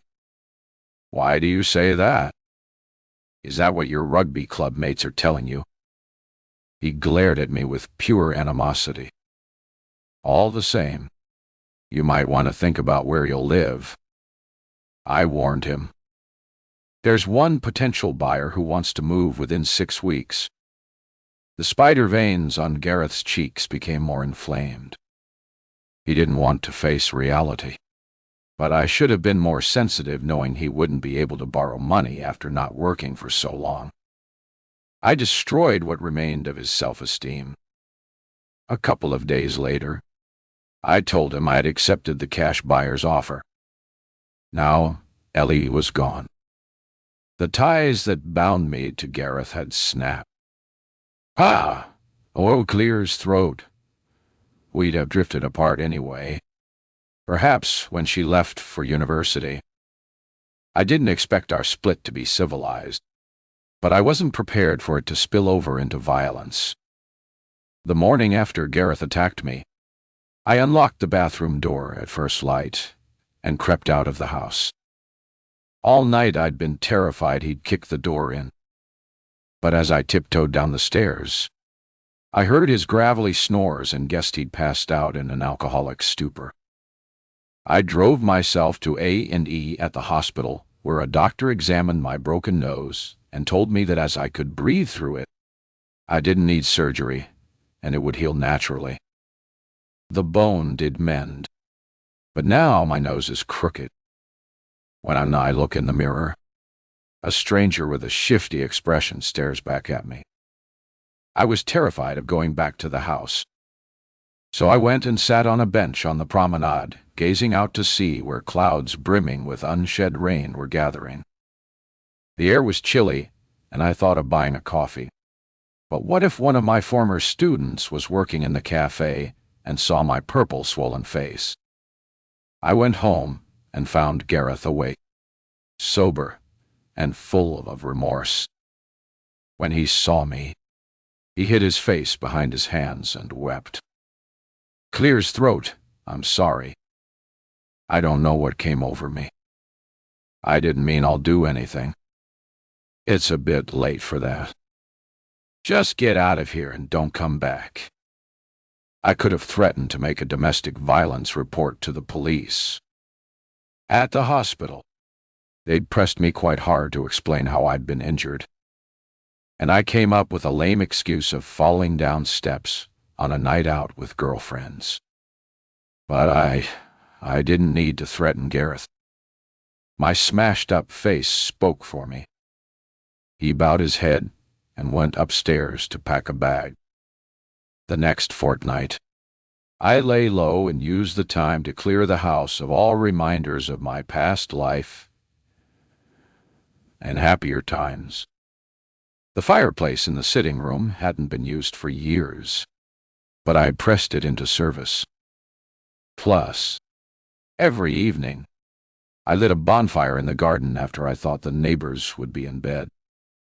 Unfortunately, the Nixons weren't.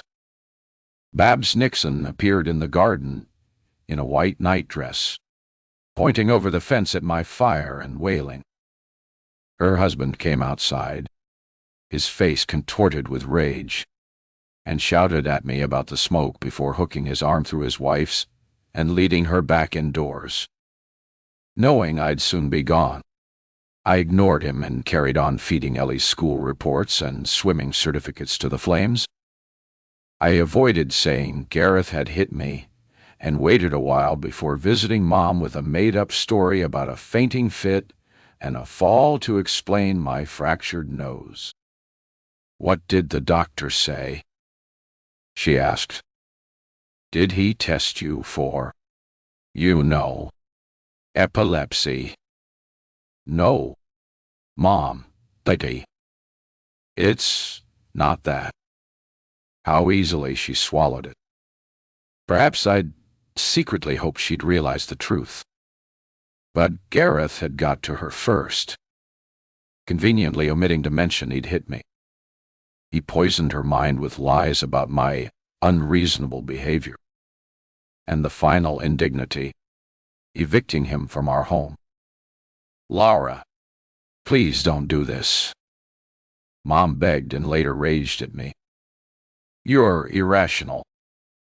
It's grief that's driving you. You'll regret it." I pretended to listen. But 2 weeks later, with the money from the house sale safely in my bank account, I rented a storage unit in Gareth's name, using one of the credit cards he'd left behind when he hurriedly moved out, and had all our furniture transported there. I transferred 40% of the proceeds of the house sale to Gareth's bank account, emailed him the paperwork for the storage unit, and left for London. 34, Laura. In all the years we'd lived together, bringing up our daughter, Gareth had never threatened or hurt me. For years, our little family unit of 3 had been close and happy. We were both proud of our lively, talented daughter. Gareth taught her to sail, and always volunteered to drive her and her friends on 100-mile round trips to compete in school sports championships, while I was the one who bagged tickets for Ellie and her mates to see their favorite boy band or YouTube celebrity. Why was I so determined to keep my new address secret from Gareth? Was I really frightened he'd turn up and attack me? Domestic violence sickens me, and I could never forgive or forget. But over time I came to understand this single flare-up was due to the fallout from Ellie's disappearance. Gareth had doted on his daughter, but in the eyes of the world, he was potentially an abuser. And on that fateful night when he attacked me, he'd embodied the role. Miriana's claim that Gareth was the man she'd been living with shook me to the core. "You're talking rubbish," I say, still clutching the off-white t-shirt, blues, and black trousers. For a moment, I can't think why. Then I remember and thrust them into her arms. "Try these. They might be too big, but they'll see you through till you can afford to buy some in your own size." She holds the frumpy lace blouse and her eyes glow. "I love this one. It's yours." I flop down on my bed and press my hand to my aching brow. "Come and sit here and explain. Are you saying the man you were living with was called Gareth?" She nods.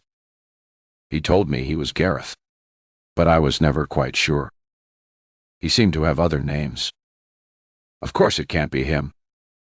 Gareth's a common name in Wales, and he hated having the same one as Welsh sporting legends.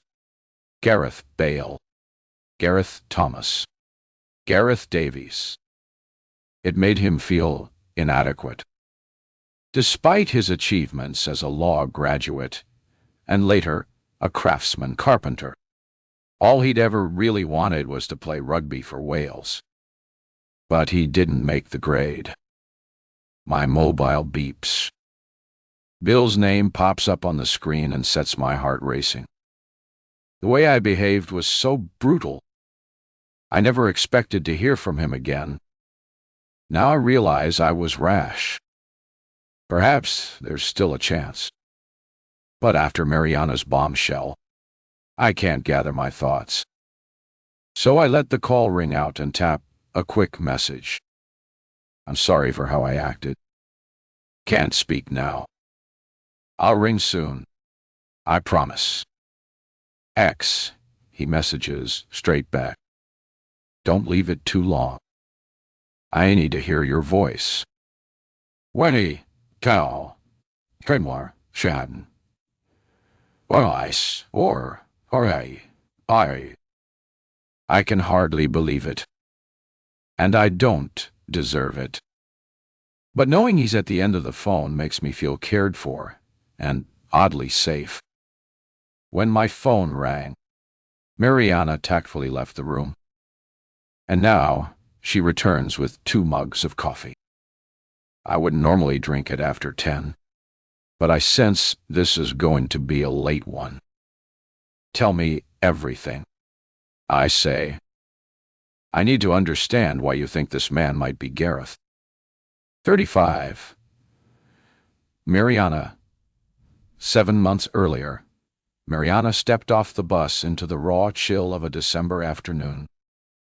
It was 3 days after Christmas and schools hadn't yet restarted. The coach journey from London had taken 3 hours, and she remembered the bus crossing a bridge, but after that, she must have dozed because she woke with a jolt when it came to a stop. The man in the aisle seat next to her leaned over her to pull his rucksack off the overhead rack. "Can I get something down for you?" he asked, shouting because he was wearing headphones. Miriana shook her head. Everything she had was in the backpack she was cradling on her lap. "Go are you? It could be sick." She hadn't let go of it for a second, not even to place it on the floor under her feet.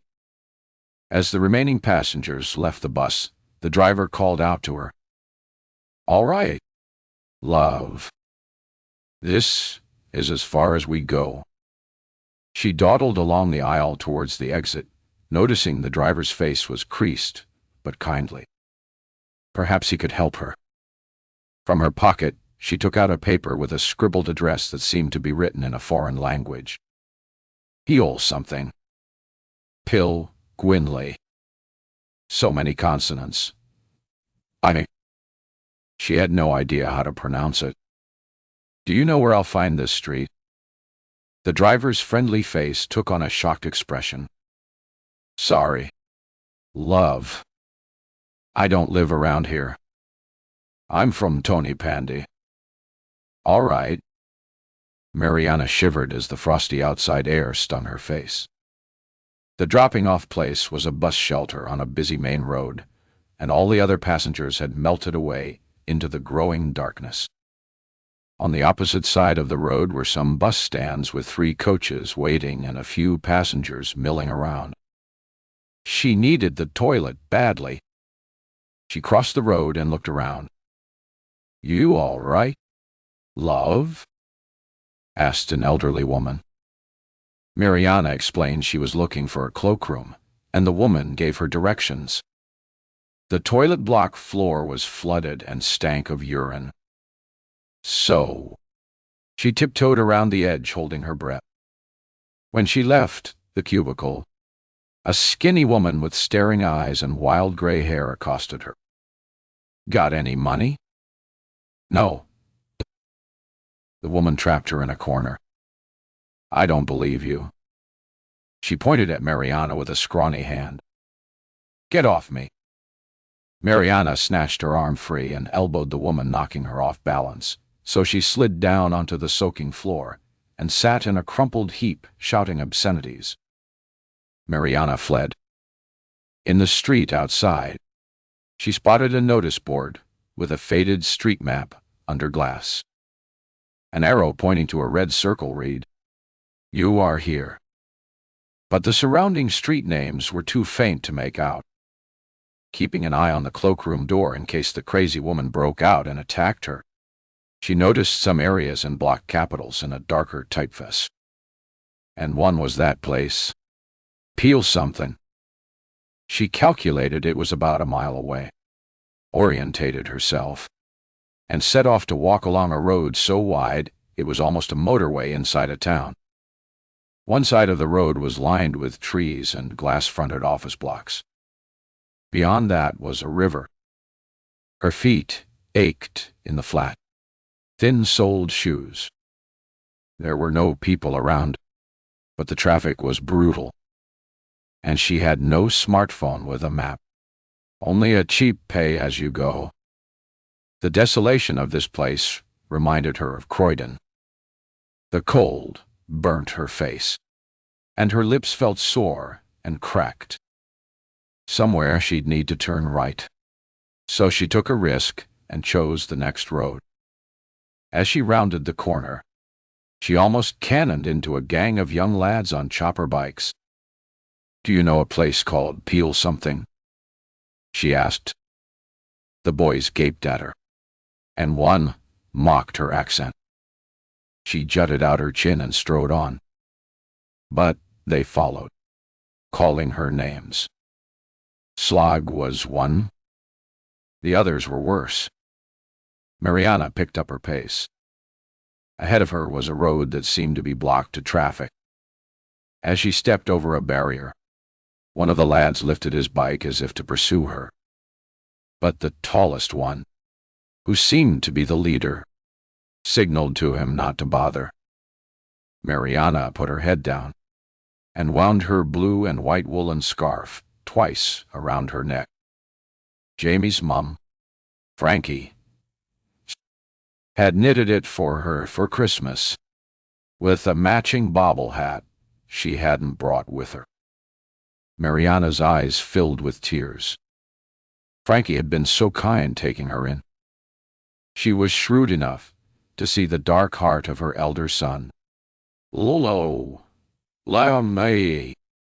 But she forgave and prayed for him. One Sunday, soon after Liam was released from prison, Miriana had offered to go with Frankie to church. "I'm really a Catholic," Frankie had explained, "but I can't be doing with confession." She gave a raucous laugh. "For me, it would take too long." "So, what church do you go to now?" Miriana had asked. "I try them all out for a few weeks. If the folk is snooty, or if they don't have biscuits with the coffee afterwards, I move on to the next one. We're United Reform just now." "How do I look?" She was wearing a mauve silk dress and purple jacket, like a guest at a posh wedding. "You look lovely." "Thanks, sweetie." Frankie finished applying her lipstick and sucked in her lips. Miriana wondered whether to mention the red stain on Frankie's top teeth, but the front door banged, and Liam came in line, face flushed as if he'd been running. "Smarten up, son, and come to church with us," said Frankie. "You can thank the Lord for giving you a second chance." Liam's smile could melt the hardest heart. "Sure, ma daughter. The one in Wyndham Way, is it? I'll make a couple of business calls, and I'll be with you." Miriana hadn't been brought up in any religious tradition, but was expecting a grand building, like the domed cathedral with a whispering gallery she'd once visited on a school trip. But Frankie's church was a simple brick building with whitewashed walls and polished wooden chairs in rows. Congregation members poured in until the church was packed, and young men in dark suits brought out extra seats from a cupboard. The service was dull, and Miriana struggled not to yawn. She was sitting next to Frankie, with Jamie on her other side, and Liam next to him at the end of the row. About half an hour in, Liam got up. She heard his trainers scuffing along the center aisle and swiveled round to watch. He stopped in the porch to talk with a couple of lads of roughly his age, and they exchanged something. Then left the building, and the door clanged shut.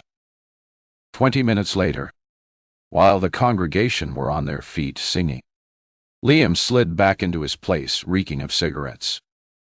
He elbowed his brother in the ribs and passed him some small plastic bags, which Jamie crammed into his pocket.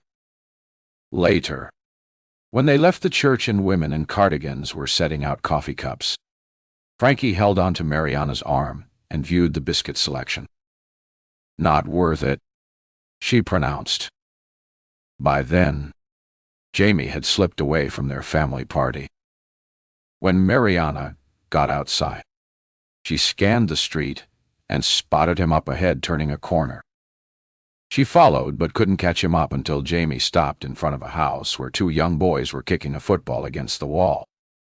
In the front garden was a rusting washing machine and a pile of builder's rubble. All the curtains in the house, upstairs and down, were drawn, and Jamie had his finger on the doorbell. She called his name.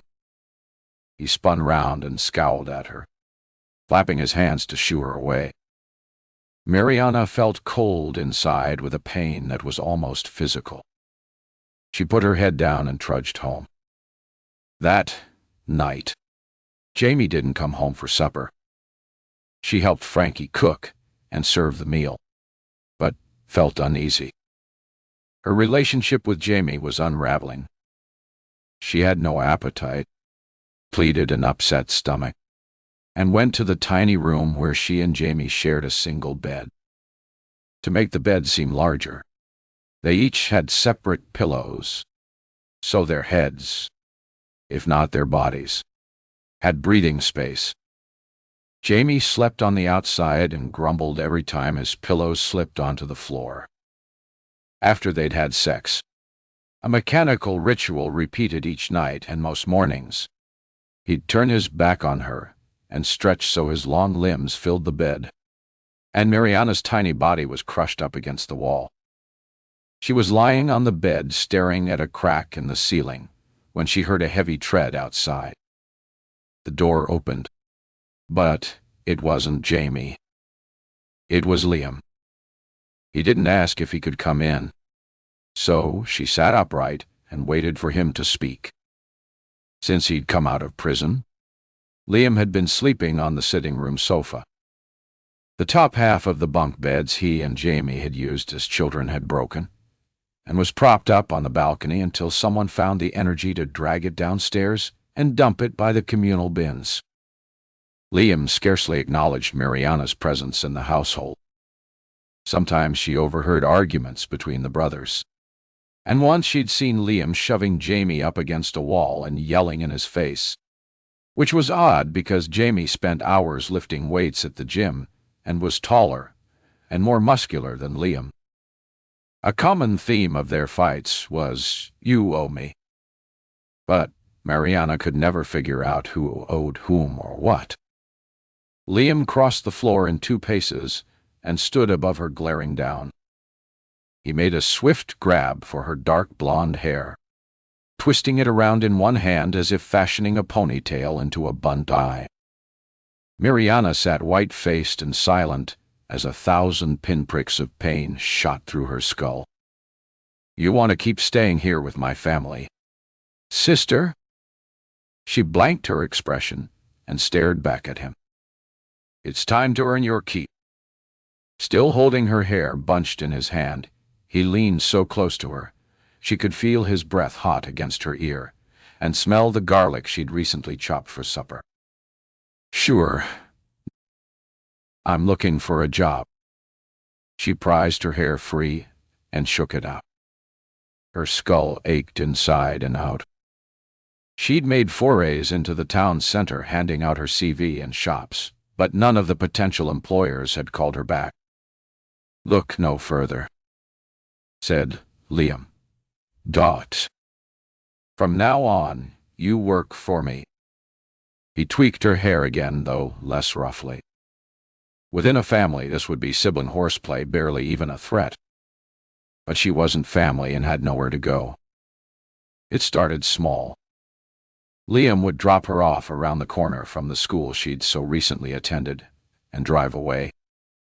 She suspected he was watching her from a distance as she waited, leaning against the wall of a fried chicken shop, waiting for lads of around 13 to approach her.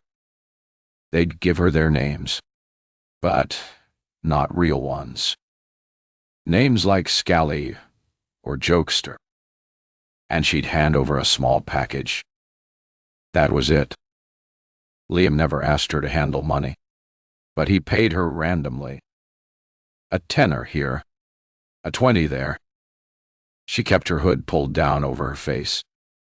What if one of the teachers drove out of the school gates and recognized her? It was humiliating. Miriana and Jamie never discussed her work, but she guessed he was working for Liam, too. He'd been training to be a mechanic, but after a few months, he packed it in. Poor Frankie was distraught, but Jamie bought her flowers. Don't worry, Ma. I'm starting a new trade soon. I'll have plenty of money. Why did Frankie swallow that? To Miriana, Jamie had simply said, I'll get my flash wheels faster this way than grafting in engine oil and shit. Miriana asked no questions, and Liam seemed pleased with her work and increased her pay. The occasional tenners became small bundles paid up promptly each Saturday. For the first time, Miriana had money of her own she clears throat, and could head into central Croydon to go shopping.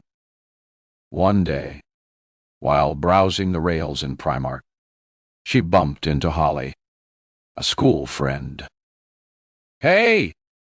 Miriana, all. What you doing now? This and that. You? At college studying child care. Let's go for a coffee. She pointed across the road to a smart cafe, and Miriana followed her. Holly chose a table outside. I'm skinned, she grumbled. The only money I get is from babysitting. I'll treat you. Miriana swelled with pride as she queued for their skinny lattes and a chocolate muffin to share. What was it you said you do for a job? Holly sliced the muffin into quarters and took 3 of the pieces for herself. Deliveries. Like pizzas. Not really. More like gifts. Her answer seemed to satisfy Holly. In your college, do they run a course for animal care? Yeah, said Holly, taking an e-cigarette out of her bag. I think so. Miriana wondered. Could she go to college? Too? Maybe it wasn't too late. But first, she'd have to get away from Liam. Liam was rarely at home, and when he was, Miriana kept out of his way. One evening, when Jamie was out driving his mom to the supermarket, he had a provisional driving license, and Frankie was theoretically supervising his driving practice, though she had confessed to Miriana she hadn't driven more than a handful of times in the 15 years since her own established Liam came into her room. Sister, it's time you were moving on to better things, he said. How's about some travel? And that was how she found herself in Wales with packages to deliver to an unpronounceable address she was tramping the streets of Newport to find. Half an hour after dodging the lads on bikes, she was back at the spot where she had bumped into them, and her eyes stung with tears of frustration. She sensed she was in the right area, but must have walked in a circle. She'd been wrong in thinking it was like Croydon. This area was way more desolate, and the few people she passed were hunched against the frosty wind with faces bleached by street lighting. She turned into a street where there were shops, and a woman in a hijab was fixing a metal shutter on the front window of her grocery store. Do you know this street? Miriana asked, holding out the paper Liam had given her with the scribbled address. The woman did, and when she spoke, her voice had a friendly lilt. Yes, love. Take the next right turn. It's only 2 minutes away. Miriana thanked her and headed off.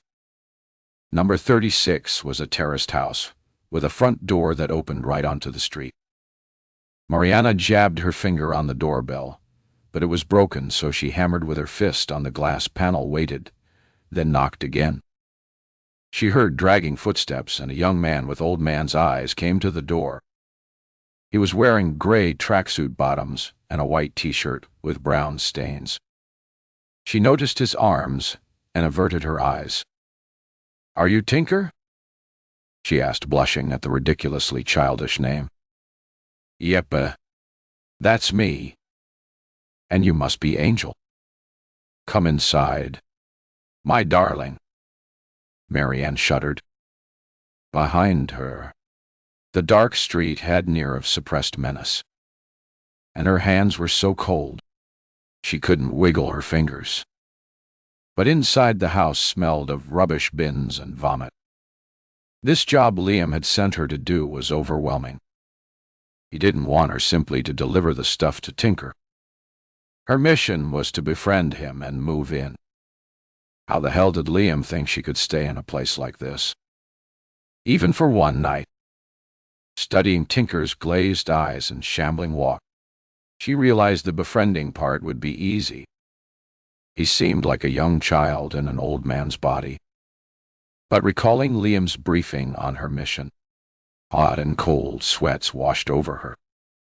"Tinker's house could be a hub for our business," he told her. "And you're the angel who'll set it up. Move in with him for a few weeks. If he wants sex, let him have it." She'd put her hand over her mouth, but couldn't disguise the horror in her eyes. Liam's lips had curled into a snarl. "What's up, sister? Don't play the innocent with me. Where was Jamie? Why didn't he come home and stop this?" She'd held her breath, expecting Liam to grab her hair as he'd done on other occasions. But instead, he'd reached into his pocket and produced a knife. He laid the blade flat across his left palm, and with a casual movement of his wrist, angled it to nick his own thumb. Blood had flowed, then seeped from the wound. "See that? What beauty." She'd stepped back. He'd pinned her against the wall and rubbed his bloodied hand across her face and mouth, so she'd gagged on the metallic taste, spat, and twisted, but his grip had held her firm. "I mean it. If old Tinker takes a fancy to you, let him." Marianne had bitten down hard on Liam's hand. Ouch. He'd snatched it away. "You tease." He'd lunged at her and pressed his body against hers as the front door had slammed, announcing Jamie and Frankie's return. "Stop it!" She'd screamed. Liam had put the knife in his pocket and slouched away, delivering his final threat from the doorway. "Mess this up, and you're dead." 36 Marianne inside Tinker's house. Locks were busted, and windows were covered with sheets of newspaper painted black. Pale-complexioned strangers drifted between rooms. Tinker pushed open the door to the front room where an elderly-looking man, most likely younger than Marianne's father, lay on a stained mattress, moaning. "I told you to F off out of here," Tinker yelled. The man raised his head on a neck too fragile to support it, looked at them anxiously, then slumped back down. Tinker slammed the door and turned to Marianne. "See what I have to put up with, Angel?" He led her along a hallway where an icy draft blew in through a broken window at the top of the stairs. "Is a kitchen. Fix us a coffee. Mine's 2 sugars." He slunk away, and his uneven footsteps clumped up the uncarpeted stairs. In the cubbyhole that passed for a kitchen was a microwave and a lethal-looking gas ring. The light was dim as she peered into cupboards looking for coffee and mugs, and a voice called out to her. A man had followed her into the room and was crouching on the floor. She stepped back, almost tripping over him, but he clearly wanted her attention and told her his name was Mickey. "Take a look at this. Love, one," Mickey said. She turned and saw he was pointing at his bandaged leg. With a rush of shock, she realized it had been amputated above the knee. "It's my own fault." "Sweetness," he said. "Oh. The docs in A&E warned me, but I couldn't ditch them pesky substances. My circulation went to pot. Then I got gangrene. Or was it sepsis? Or are they the same? Doctors tried to save my knee, but it was too far gone. Let me show you." He began unwinding the spotted bandages. "Ever so clean and neat it is." Feeling nauseous, Miriana shrank back against the doorframe. "Don't. Please." She held up her hand as Mickey worked at the bandages, his tongue poking out from between his lips with the effort of unwrapping. Abandoning her mission to make coffee, she fled, cannoning into Tinker, who had come back downstairs to look for her. "No hustling you, is he?" Miriana shook her head and followed Tinker up the stairs to his room. Compared with what she'd seen of the rest of the house, Tinker's space was minimalist calm, with 2 futon mattresses spread on the floor and candles, one with a Christmassy smell, glowing on a low table made of beaten copper. "Now, let's take a look at what you've brought me, Angel Dot." Miriana swung her backpack off her shoulders and knelt on the floor as she unzipped it and extracted the merchandise Liam had sent. "Here you go." She passed him a dozen small packages and watched him tease one open, his fingers oddly nimble as he took care not to spill the contents. He spread out his booty on the table and opened another couple of bags, sniffing and licking the contents before pronouncing his satisfaction. "How about a little something for ourselves?" He reached for a battered black tin and took off the lid. So, he wasn't going to smoke the new supplies she'd brought him as a freebie from Liam. Miriana wondered why. Liam's stuff was safe, not cut with powdered glass and other, but it made no difference to her. "I don't." "What do you mean you don't?" Tinker lit up. The distinctive chemical smell, like burning plastic, caught the back of her throat and she sneezed into the crook of her elbow. Tinker was gazing at her in awe, as if she really was an angel, but he didn't press her. She accepted a beer from his cool box and sipped it slowly while he smoked. Tinker's thought processes seemed ponderous, and she expected his speech to slow further, but it seemed to animate him. He became chatty. "You're going to like it here, in this house abroad," he told her. So, Liam must have told him she was moving in. Tinker's words suggested he must have been part of an advance party sent to take up residence. Liam had taught her the lingo, and she knew a house abroad was a trap house outside London.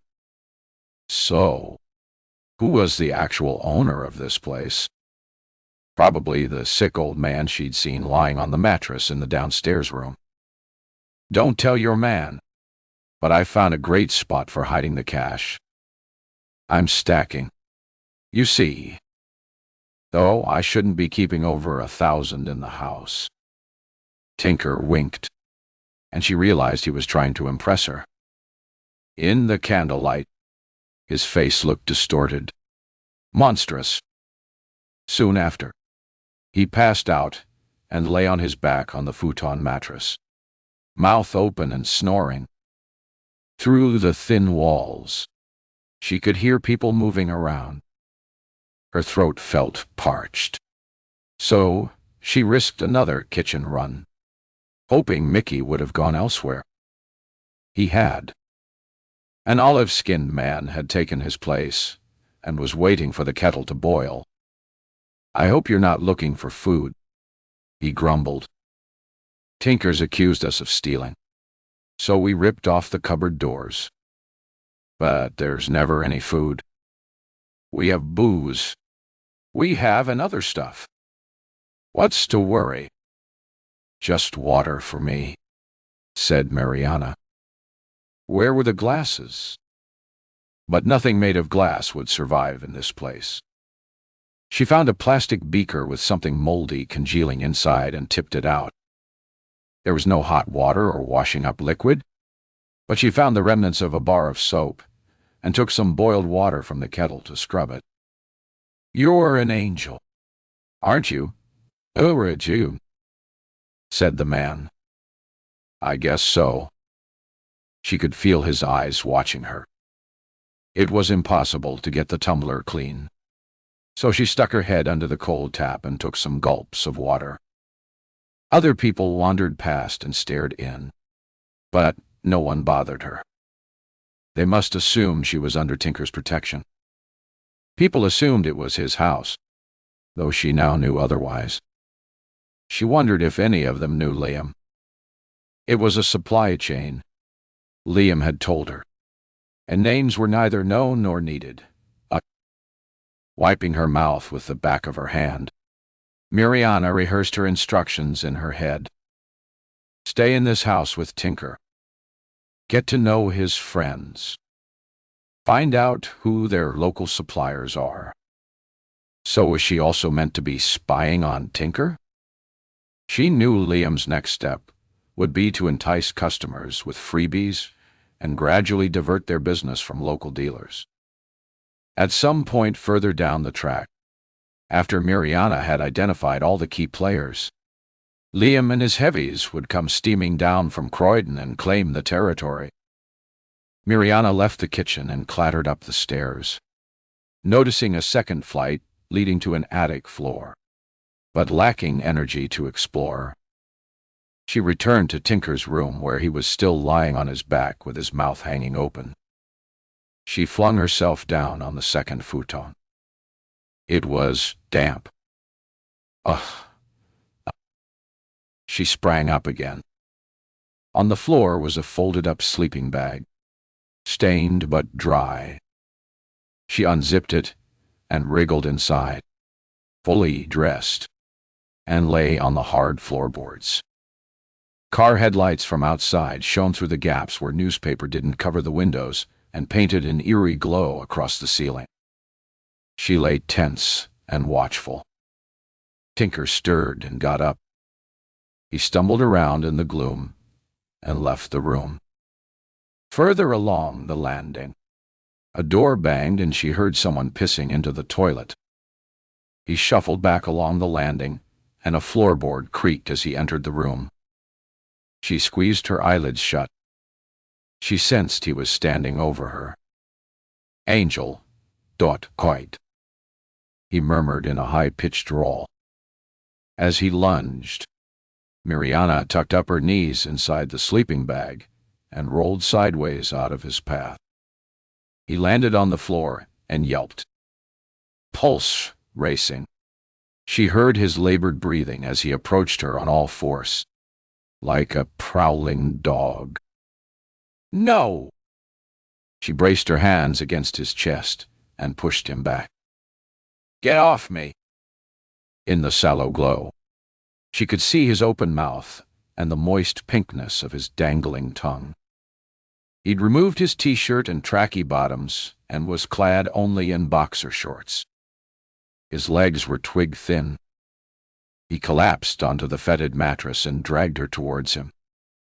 Didn't he notice it was wet and smelled of piss? She tried to stand, but he grabbed her leg, his grip surprisingly strong. Miriana was trapped with only the sleeping bag to protect her. Tinker curled his disgusting body around her and wriggled and writhed as if having a fit. When the tempo and volume of his breathing changed and he moaned, she realized, sick with disgust, he was pleasuring himself like an animal. When he'd finished, he patted her and tried to kiss her. "You're lovely, angel, Dutta." He laughed, crawled back to his own mattress and flopped down. Miriana shuddered. This was beyond disgusting. It was bad enough standing outside schools with small packages piped up to look like birthday gifts. She wanted nothing to do with these people. She ought to pity them because with Liam involved, some of them were going to get hurt. But she'd have no more part in it. From now on, she would look out for herself. Tinker's snores rumbled around the room as Miriana lay still, waiting for this house full of whistling sighs and groans to fall silent. The street door banged and footsteps thundered up the stairs.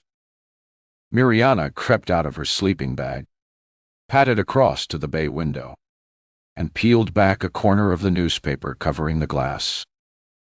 She peered out at the street and saw a police officer on foot patrol stop opposite and look across. Had he been tailing whoever had just come into the house? What if there was a raid? Would she be arrested? Heart hammering, she watched the officer making notes. He put his notebook away and took out a phone, or perhaps a radio, and spoke into it. Moments later, a patrol car cruised into the street with no blue light or warning siren and stopped to pick up the uniformed officer.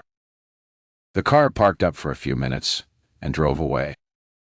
Mariana's hands wouldn't stop shaking. She found her shoes, retrieved her backpack, and slung it over one shoulder. On an instinct, she rolled up the sleeping bag and stuffed it under her arm. She tiptoed down the stairs and let herself out into the night. In the distance, a siren wailed. She ran until she rounded the corner, then slowed to a walking pace so as not to draw attention. If Tinker's house was under surveillance, a police patrol car might come screeching back to carry out a raid. By staying close to the buildings, she calculated she could dodge into a doorway if she needed to hide. Like a silent shadow, she edged along deserted streets back towards the main road, where she picked up a sign for the station.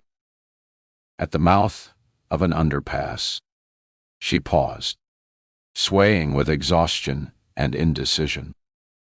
Small heaps of glass on the ground suggested lights on the approach to the tunnel had been purposely smashed. The dark heart of the underpass seemed unfathomable. What if someone was lying in wait in the underbelly of the main road? For several minutes, she watched and waited, but not a single car drove past. So, she climbed over a barrier and ran across several lanes of major road.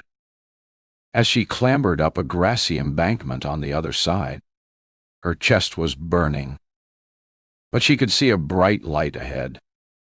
That must be the bus station. She'd find a place out of the wind, hunker down, and catch the first bus out in the morning. But where would she go? Croydon was the obvious place. She'd never lived anywhere else, had hardly ever traveled, except on school trips to the theater in London, and once to Chessington, where she and her classmates were made to stare at caged wild creatures, but forbidden to visit the theme park. Returning to Croydon and a vengeful Liam would be impossible. He'd been working for weeks on this plan to expand his territory. She was his emissary, his angel, and she bottled it. She hadn't had to collect any money from Tinker. She'd assumed that delivery was a sweetener to build loyalty. As Liam had told her, "They'll pay me back in shed-loads." But if Tinker was already part of Liam's crew, what did that mean? Exactly. She had the money Liam had called subsistence allowance. around 50 pounds, to cover food for up to 4 weeks and her return bus journey. Liam had told her not to return to Croydon for at least a fortnight, and she was meant to phone him every day and report back on her research. Who was living at the house? Local dealers, volumes and prices. She crossed another road and headed towards the beam of light. But when she arrived, it looked unfamiliar. Then it struck her. She'd walked to the railway station, not the bus station. Ice had settled on the windscreens of parked cars, and the ground was slick with damp frost. She hunched her shoulders and looked for somewhere to wait out the rest of the night. She paced, turned, and retraced her steps as a swirl of snowflakes fluttered in the air. Next to the station entrance were some wide steps and a metal handrail leading to an office called Swither Edo Call. She squinted to make out the English translation. Lost Property Office. An overhanging porch offered some shelter from the next flurry of sleet. She put the sleeping bag down on the top step and sat on it, the frozen concrete biting through her jeans.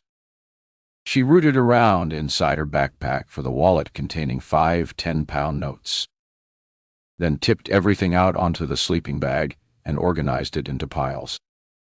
Her phone was there, and a small wash bag with toothbrush, comb, and lipstick, underwear, and 2 changes of clothes. But no thanks for sticking around. Time music for a quick 1-minute break. Enjoy this calming tune, and remember, everything here is free for your enjoyment.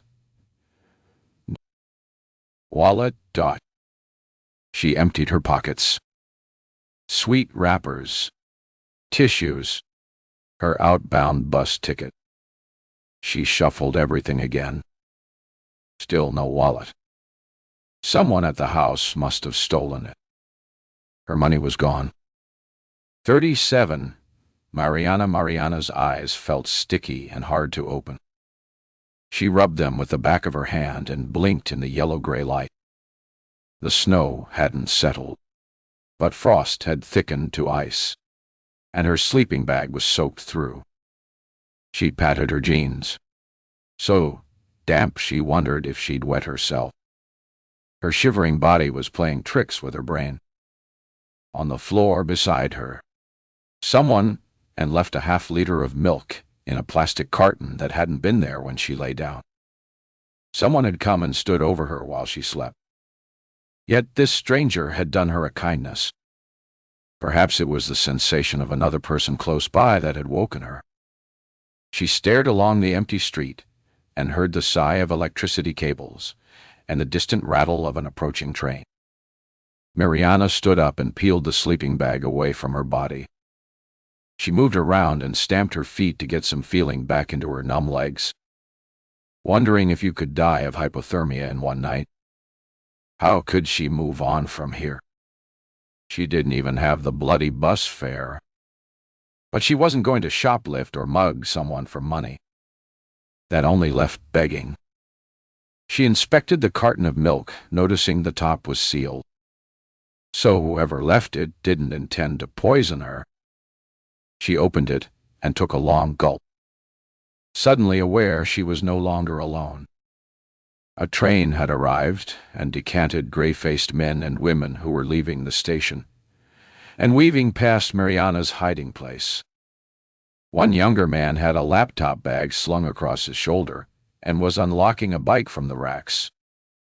She tried to get his attention, but he swung his leg over the crossbar and wobbled as he rode away, the heavy bag dragging him to one side. There were men wearing paint-spattered jeans and women dressed in the sort of clothes her mother had worn for early-morning cleaning jobs. As the final stragglers approached, Miriana cupped her palm, cleared her throat, and mimicked the whine she'd heard down and out using in Croydon. Hungry and homeless. No one stopped. One man said, "Sorry. Love, love," without turning his head to look at her. She watched them scatter. some heading into the town center, others striding towards the main road. Before the next train arrived, she must get organized. The sleeping bag smelled of alcohol and vomit, but not piss. She shook it out, and it flapped like washing on a line. She folded it and draped it over the handrail outside the lost property office. The sleeping bag wasn't lost. It was stolen. She, Miriana, was the one who was lost. Standing in one spot was making her teeth chatter. She needed to move to dry off, so walked briskly through a car park and found herself in a street of yellowish stone buildings and shuttered shops. In a paved plaza, she came upon a cluster of statues fashioned from metal. One had a vengeful look and sharp wings pointing skywards. "That's me," she thought. An angry angel. When the shops and cafes opened, she'd find a cloakroom to get cleaned up. But first, she needed money for a coffee. She wondered briefly about looking for a job. But what if Tinker or one of his henchmen found her? Newport wasn't safe. She must move on. Besides, who would employ her in these filthy clothes? As she hurried back towards the station, a crowd surged out of the entrance and scattered. Drat. Dottie. She was out of position and had missed a whole trainload. As she scurried back to her place by the entrance, a young mom with a baby in a pushchair met her gaze and held it for a moment. "Homeless and hungry," muttered Miriana. The woman hesitated, but continued past, digging her hand in the pocket of her fur-trimmed parka. Dot. Seconds later, she wheeled the buggy round, retraced her steps, and dropped 2 coins into Miriana's cupped palm. "Thank you." The woman nodded, adjusted the rain cover over her sleeping baby, and walked on. 2 pounds. Miriana stared at the coins as if they were riches. If she stayed focused and kept on her pitch, she'd soon gather enough for a coffee and a coach fare.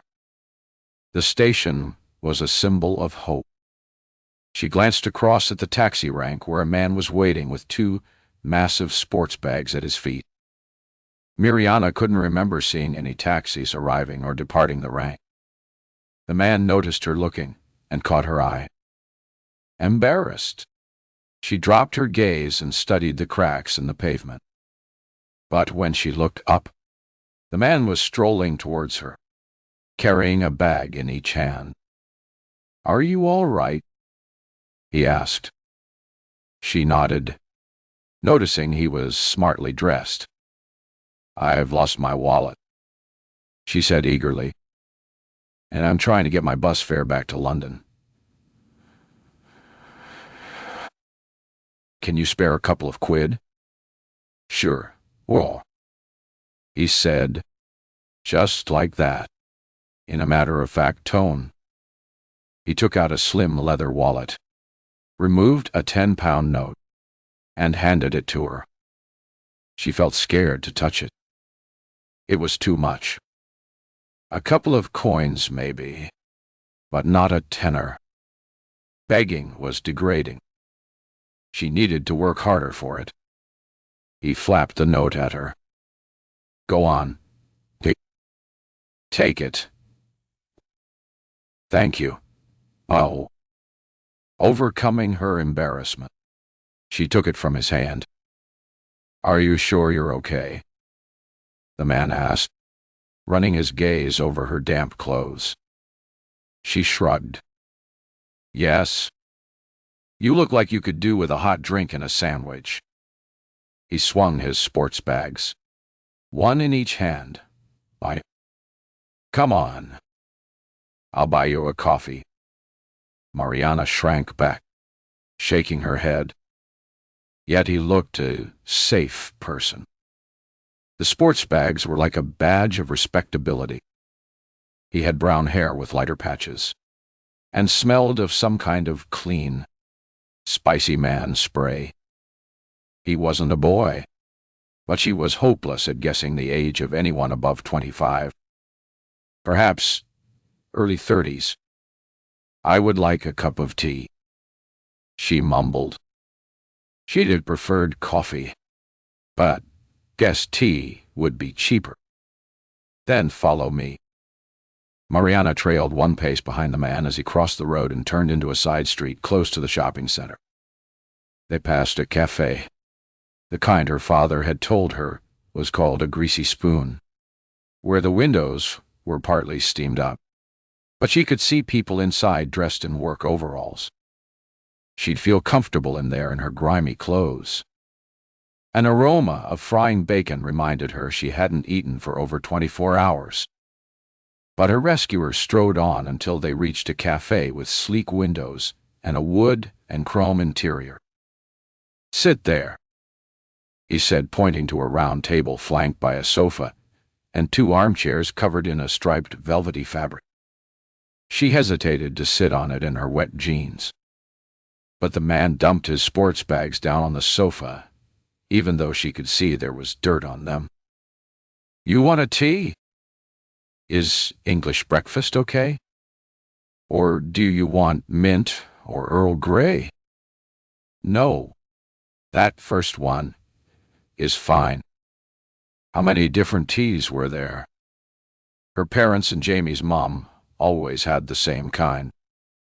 PGA tips. Not that her parents drank it. Her mom always drank Turkish coffee, which she made in a long-handled copper pot on a burner. But she kept tea for visitors. Thinking of her mother made Miriana feel sad. The man joined a short queue to place the order and brought their hot drinks over to the table with a sandwich on a plate. He didn't have food himself. "I got tomato and mozzarella in case you're a vegetarian." She nodded, unable to find words to thank this kind stranger. She fished the tea bag out of the mug and dangled it over the handle where brown liquid dripped into the saucer while she poured in a trickle of milk. The first gulp burned her mouth. She put the cup down and took a bite of the sandwich. The chilled mozzarella soothed her tongue, clears throat in tea, and the sweetness of the tomato was the most delicious food she'd tasted for weeks. "I'm sorry for interrupting your day. You were waiting for a taxi, weren't you? I hope you won't be late." The man stirred sugar into his coffee and pointed the end of his spoon at the sports bags. "I'm delivering these to the local rugby club. They're running a taster day for under 11s and needed some extra equipment." He glanced at the silver metal watch on his wrist. "The session doesn't start until 9:30. No rush. It's the school holidays." "Exactly. Are you a student?" Miriana blushed and took another sip of tea. "No, dof. I left." "I see. What do you do now?" Shame prickled her face and body. What was she doing? If she said she was a courier, he'd ask more questions. She could get up and walk out of this cafe right now. "I'm still looking for work in a shop or a cafe, but I haven't had much luck." "Do you live around here?" Miriana shook her head. She'd already told him she was trying to collect money for her bus fare back to London, but he'd obviously forgotten. In the muggy warmth of the cafe, she was finding it hard to breathe. She watched a woman make her way to the back of the cafe and realized there must be a toilet where she could wash her face and get cleaned up. But what if her jeans hadn't dried out? Would she leave a damp patch on the velour seat? Her face grew hot with shame, and the tears she'd been holding back slid down her cheeks. "Hey, the man spoke in a quiet voice. "I didn't mean to upset you." He strolled across to the rack that held sugars and cutlery, poured a glass of water, and handed it to her with a pile of paper napkins. "Take these." "Thank you."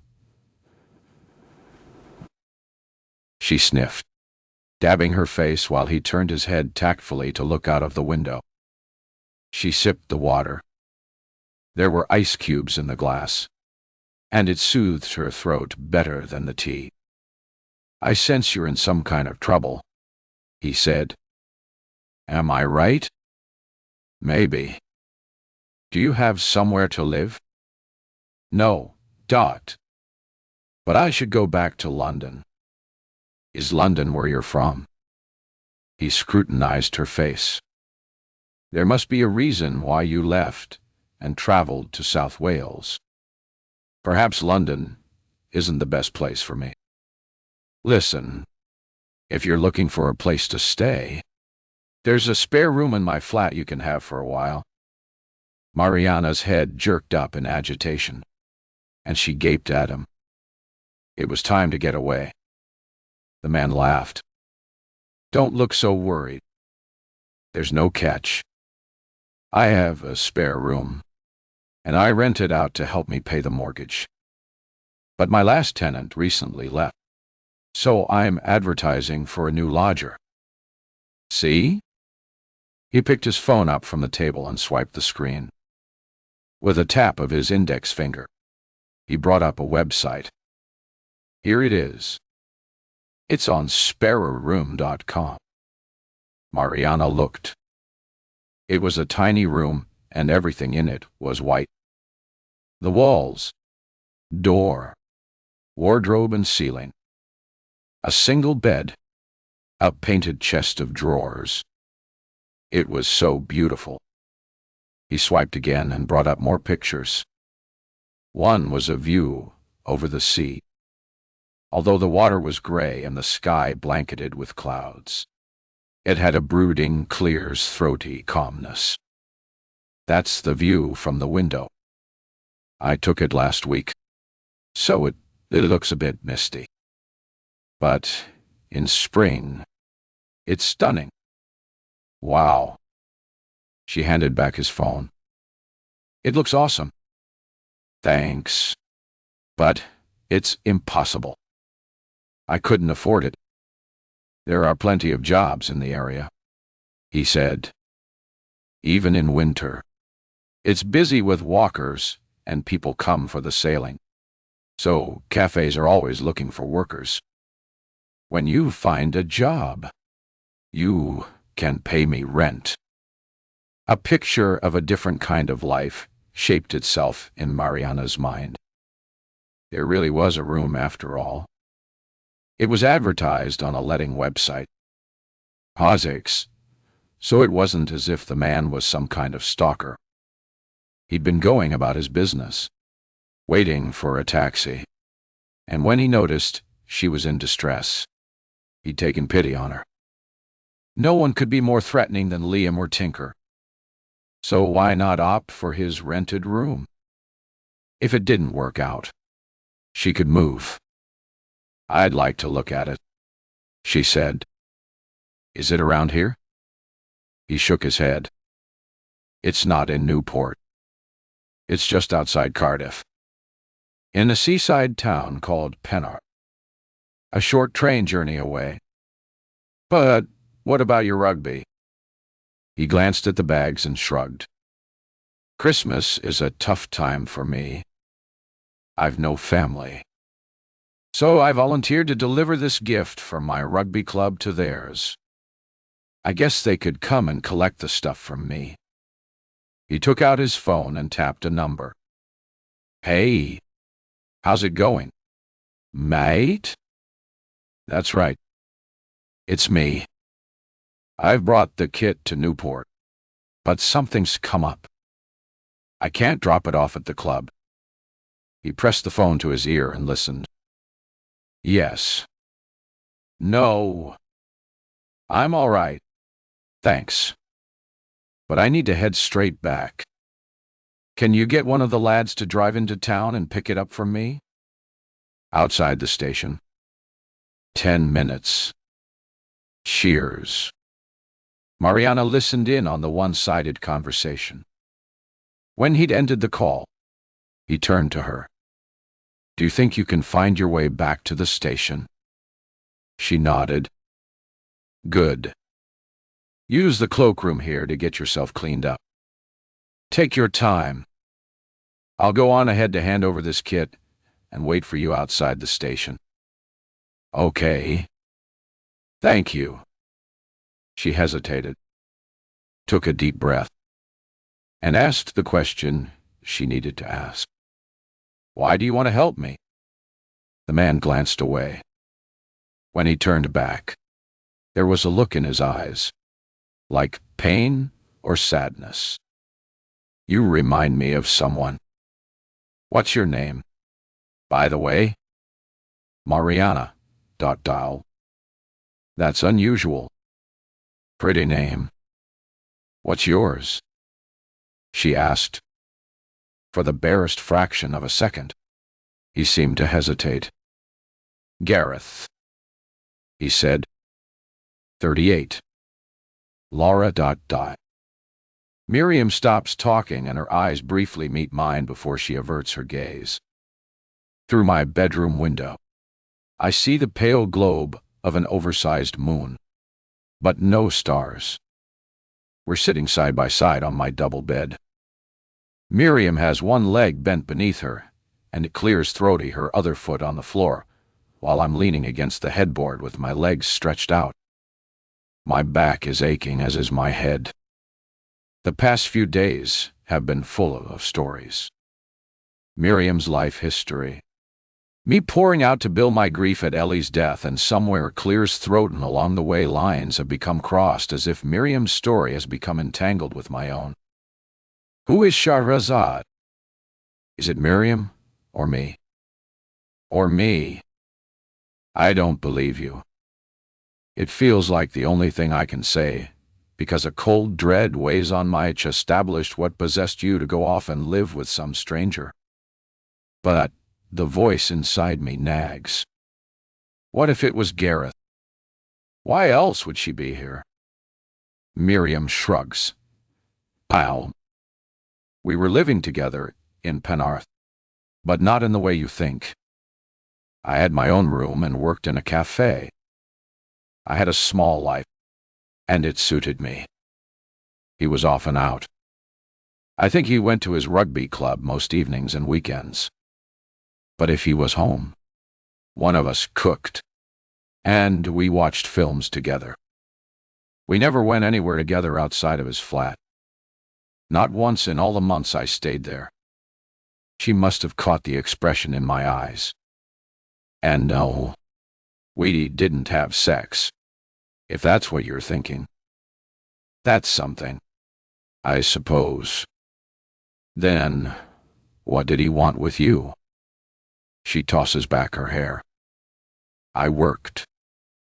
I paid rent. Perhaps he was lonely. This is serious. Miriana. When you climbed into my camper van and hid, you told me you were scared this man would be looking for you. Did he threaten you? No, Ma. I told you. She stands up and rubs her calf. We've been sitting so long. She must have cramp. He was kind to me. He bought me books, talked to me about going to college, because he knew I wanted to work with animals. How could I? I don't even know my status in this country. Am I allowed to stay? If I go to college, will they send me back to Albania like my parents? Something is wrong with Miriana's reasoning. If she's genuinely concerned about her immigration status, it would make no difference whether she works in a shop and pays tax and national insurance, or studies at college. I'm exhausted, and my patience is parchment thin. I'm struggling to you. First, you tell me you're scared of this man. I won't say the name, Gareth, because it sticks in my throat. Then you say he was kind to you. What am I supposed to think? The only light in the room comes from the moon and a lamp on my bedside cabinet, which has a black shade, so I can't make out her expression. But she lifts her hands in a helpless gesture and lets them drop. It's complicated. Everything between us was calm until some days ago his mood changed. A sudden mood change. Acting out of character. That's exactly what I experienced. It's hard to cling to the hope this was some other Gareth. I've never wanted to know anything about his life after I left, though my mother has tried to fill me in.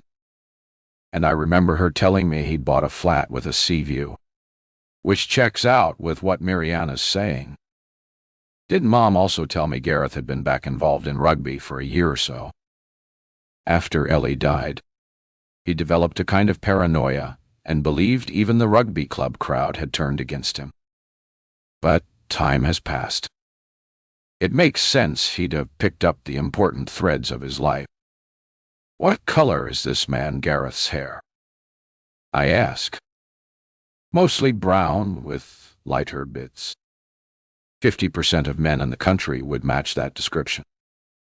And Gareth's dark brown hair developed fair highlights when he was outdoors in the sun. His height? Quite tall. 6 ft or taller.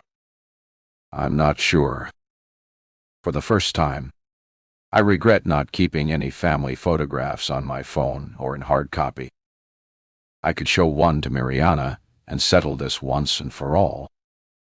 But cremating our photos was the only way I could annihilate the past and face the future. I know other bereaved parents find comfort in preserving their child's bedroom, giving the bed covered with soft toys, not even washing the sheets. But I needed exorcism, not a shrine. I understand now that nothing I did was rational. I was deeply traumatized and on medication from my doctor. Everyone told me counseling would help, but I'd refused. As for Gareth's frame of mind, even before I left him, his behavior was verging on psychotic. He had delusions and fixed ideas about Ellie's death not being an accident. Even so, would he use such an unorthodox method to send Miriana to find me? My mind is chattering and full of questions. I can't live with this uncertainty, but I'm not sure if I can trust her. So, bye. I say nothing. I must know the truth, even if I have to step outside the protective barricade I've erected around my life, and return to Wales to confront him. 39. Miriana longs for Laura to stop asking questions. She's running out of answers. It's gone 2 in the morning and both of them are exhausted. But Miriana focuses hard on keeping her eyes open and staying awake, because she mustn't let her guard slip or say the wrong thing. She notices Laura's head slide down onto her pillow and sees her eyelids are closing. Soon she'll drift off to sleep. Miriana watches for a while, but Laura doesn't stir. So, she gathers up the black trousers and frilly blouse and takes them into the spare room, where she hangs them up in the empty wardrobe. There are no sheets on the bed, and the duvet has no cover, but Miriana doesn't mind. She's slept in many worse places. She kicks off her shoes and slips underneath the covers fully dressed. Breaking her promise to Gareth is a worry.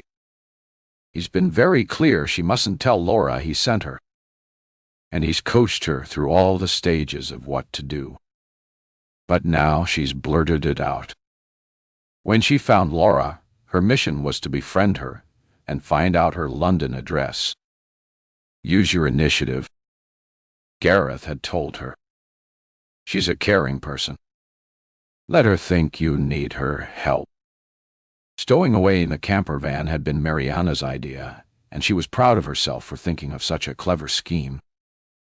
After that silly mistake, when Laura overheard her talking to Gareth on the phone, she was gradually winning back Laura's confidence. She'd hardly begun the second of the mission Gareth had outlined for her. Thinking about it makes her shudder, and she pushes it out of her mind. She can feel her allegiance wavering between Gareth and Laura. Sure, Gareth rescued her from a desperate situation, and he's been kind to her, giving her a place to stay, though she could only afford a small rent from her at the cafe. Miriana longs to tell Laura the truth about Gareth, but she doesn't want to hurt her, because Gareth was once Laura's partner. Why else would he send Miriana to find her? Laura could solve it by showing her a family photo, and she could tell her, yes, it's him. Or no, it's not. But Laura is being evasive on purpose. Perhaps she doesn't want to know the truth. Miriana doesn't believe Laura would have thrown away all the pictures and memories of her entire life. Even Miriana's own father wouldn't have done that. The things she hasn't told Laura weigh heavy on her mind. It's true that she's a lodger in Gareth's flat, and that they live detached lives. But when he isn't out, they often eat together and chat. Gareth talks to her about rugby and the series they watch together on Netflix, but never about his work. She doesn't even know what kind of work he does. During the months she's lived in Penarth, Miriana has made friends with other waitresses and the owner of the Green Kitchen Cafe. But when they invite her to go out with them, she always says, number she isn't seeking friends. It's enough to do her shifts, eat, and watch TV. She's found a safe place where she can keep her head down. When Miriana told Laura that Gareth was kind to her, she didn't say her own feelings towards him were confused. Sometimes she wakes at night in her narrow single bed in her own room, and through half-closed eyelids sees him standing in the doorway gazing at her.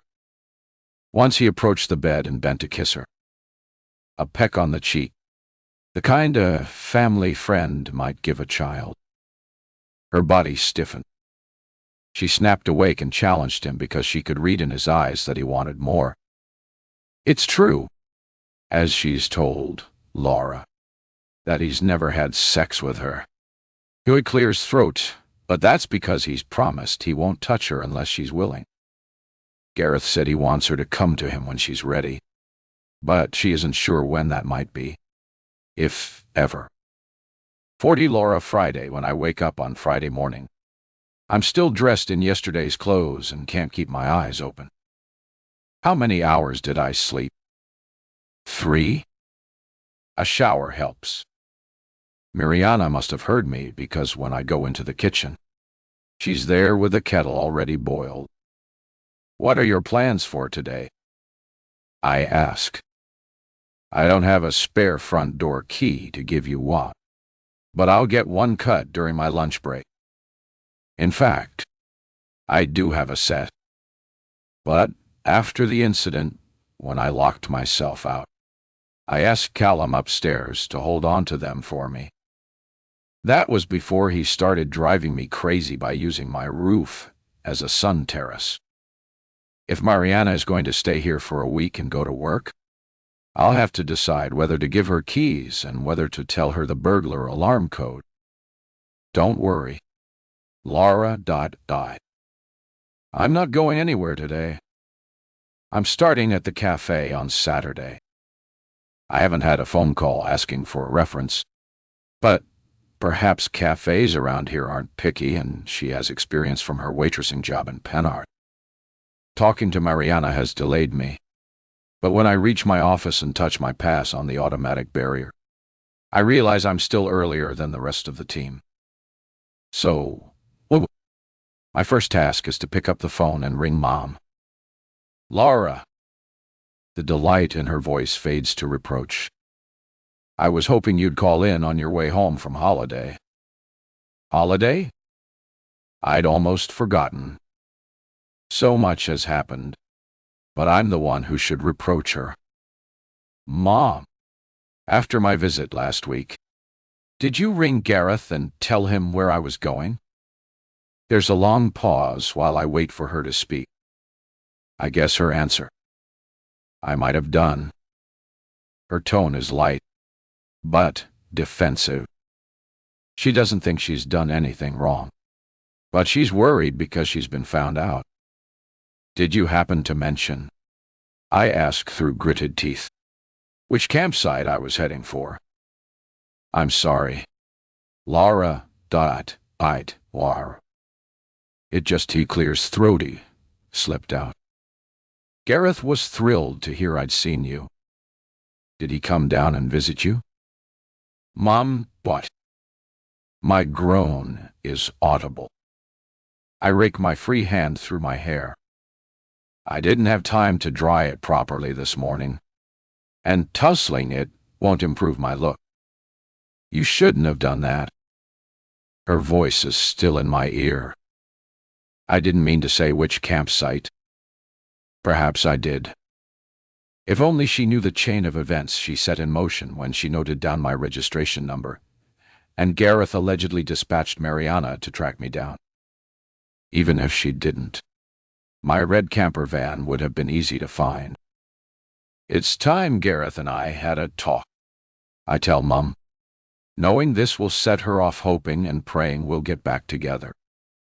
Give me his number. Unless he doesn't want me to know it. That secrecy nonsense was all down to you. Laura. Gareth always wanted to see you. When I spoke to him that evening after you called in on me, he said he had some important new information about Ellie. That's why I told him you were in Wales. I groan. So he's still pursuing hopeless conspiracy theories. Mum goes off to find his number. I picture her putting the handset beside the foam cradle in the hall, even though it's the hands-free kind she could carry with her. When she opens the sitting room door, the theme tune of a morning news program blares out. Here it is. Again. She sounds breathless, and I let go of my anger and vow to visit her soon. She reads out his mobile number, and it sounds familiar because, unlike me, Gareth must have kept his original number. When will you call him? Mom asks. I don't know, but don't get your hopes up. We're not getting back together. Ever. There's something I need to clear up with him. After ending the call, I sit with my chin propped on my hand, staring at my blank computer screen. I can't tackle Gareth about Miriana on the phone. If I'm going to question him about why he's taken in a homeless teenager, I need to see his eyes. Does Gareth realize Miriana's now scared of him? I wonder. And is too frightened to go back? I think of everything Miriana's been through. First, well, her parents abandoning her. Then Jamie, Liam, and Tinker, and my chest constricts. How dare Gareth join this queue of men who've exploited a vulnerable girl? I force myself to wait until lunchtime to make the call, because I remember Gareth always took a break to eat his sandwiches between 12:30 and 1. I take a punt he follows the same routine, and I'm right because he answers immediately. Hello? I say, keeping my voice bland and non-committal, as if this was a routine phone call. But my stomach isn't fooled and twists into a knot. The catch in Gareth's voice is audible. You've rung. He pauses before adding, Thank you. I need to talk to you. I tell him. But he's talking, too, and not listening. Did your mom tell you I've got news? It's about Ellie. I think we're close to a breakthrough. Irritation surges inside me. Why should I listen to more of his wild theories? Is he still pursuing his amateur detective role? Or has he truly flipped? Perhaps he'll try to convince me our daughter was abducted by aliens. I can't discuss it on the phone. He says, it's too important. We need to meet. I take a deep breath. Sounds like we both have things to discuss. I reply. Tomorrow's Saturday, so why delay? I'll drive down to Cardiff and meet you. Tomorrow? Will you come to my flat? I hesitate. If I go to his flat, I could check out the room with the white furniture and sea view where she's supposedly living. But do I want to face Gareth indoors? A public place would be better. The thought of returning to Penarth engulfs me in a wave of misery and stirs up memories of a life interrupted. A daughter who never grew up. And everything we'll never understand about why Ellie ran away and ended up under a train. Not your flat, I say. And not Penarth. Neutral ground. I'm so sorry about that day. Laura, he says. I don't know what came over me. You selling the house. Not consulting me. Then leaving. It felt so brutal. I've said it over and over. But I'm truly sorry. I've tried to forgive, but it's hard. I can't forget because I'm reminded every time I see my crooked nose in the mirror. I make a quick calculation. I'll be driving to Wales in my camper van. So, multi-story car parks in the center of Cardiff are out. Even if there's enough headroom for the van to enter, I'll never be able to maneuver into those small spaces. What if Gareth turns aggressive when I challenge him about Miriana? Our meeting place needs to be somewhere with a large car park and plenty of other people around. Somewhere like the sprawling grounds of the National Folk Museum. Street Fagans, I say. I'll meet you in the main car park at midday tomorrow. Text or ring me when you arrive. I end the call and glance at the empty seats in the office around me. It's still lunchtime, and I need to run out and get a key cut for Miriana. My life has been empty for so long, and now it's brimming with other people's needs. As I walk the last few paces home, jingling the new set of keys in my hand, I foolishly imagine Miriana's delight for this gesture of trust from a woman who scarcely knows her. I open the front door and step into my hall. Silence. Miriana? I call, checking the sitting room. It's empty, and tap softly on the guest room door. I glance inside. Miriana must have gone out. I hear a banging sound and notice the door to the garden has blown open. Of course, she'll be outside sunbathing. My garden's tiny, but she's not sitting at the table. So, maybe she's laid out a rug on the ground in the sunny spot behind the potted acer. I hear a ripple of laughter. Miriana's soft giggle and a deeper rumble of a male voice, and wrench my gaze upwards to my flat roof. I was right about Miriana sunbathing. She's sitting with her legs dangling over the edge of the roof, flaunting a black bra in place of a bikini top, and swigging beer from a bottle. And Callum is bending Clear's throaty over her, massaging sunscreen onto her bare shoulders with his large hands. 41 Laura Saturday for the second time in as many weeks. I prepare my camper van for the drive to South Wales. So much has happened that I've not yet unloaded the van since the holiday. And the bed, with its black and white striped duvet cover, is still assembled. I'll be gone all day, I tell Miriana, handing her the spare set of keys.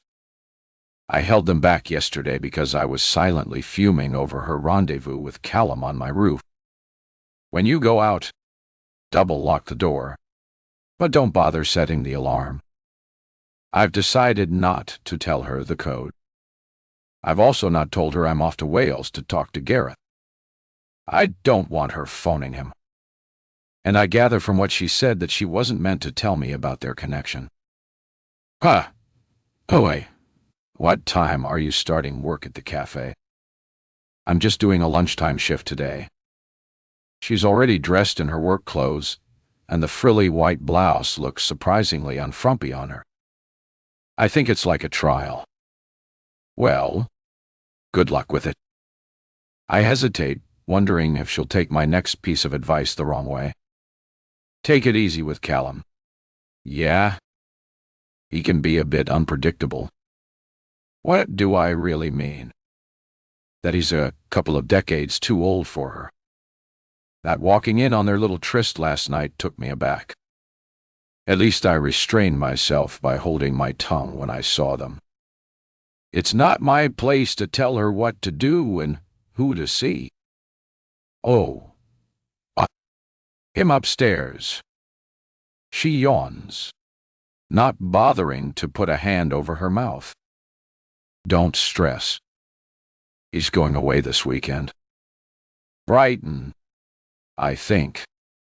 When you get back, I'll cook dinner for us both. She opens the fridge door and rummages. Good. You have pizza. She follows me to the door to wave me off. At least, I won't have to worry about Callum and Miriana frolicking together in my house while I'm away.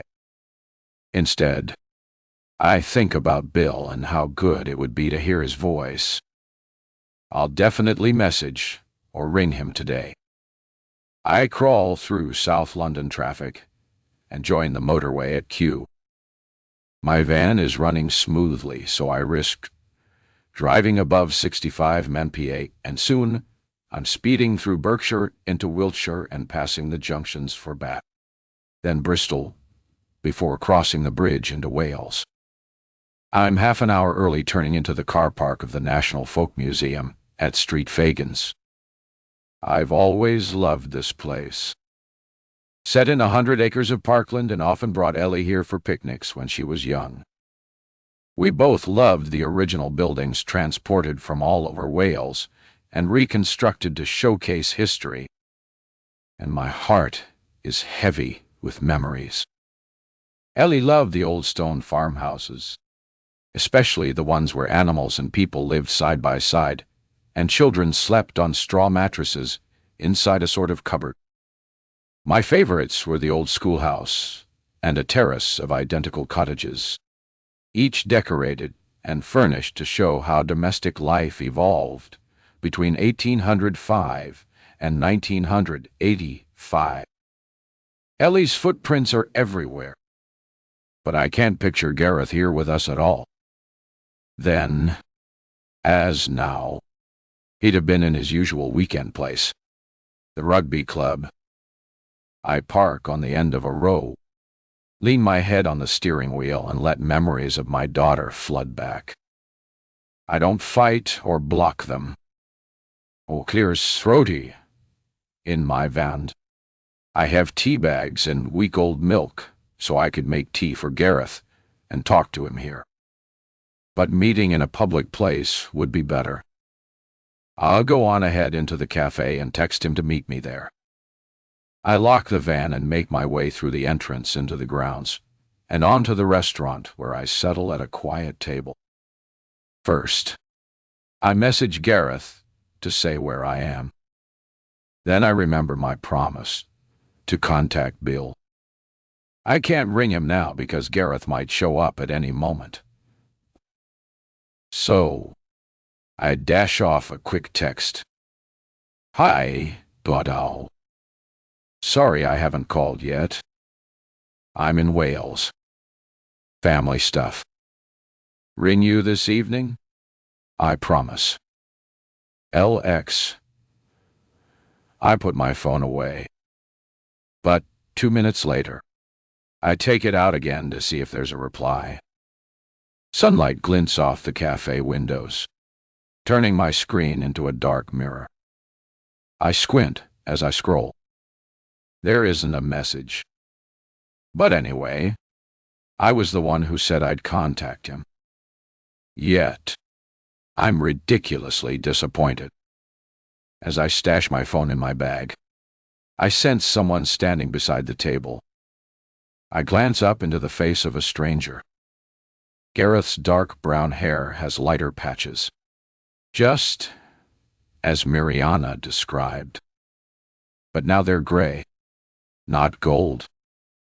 His once angular jaw is slack from the weight he's shed, and his eyes have the hollowed-out look that settled in them after Ellie died.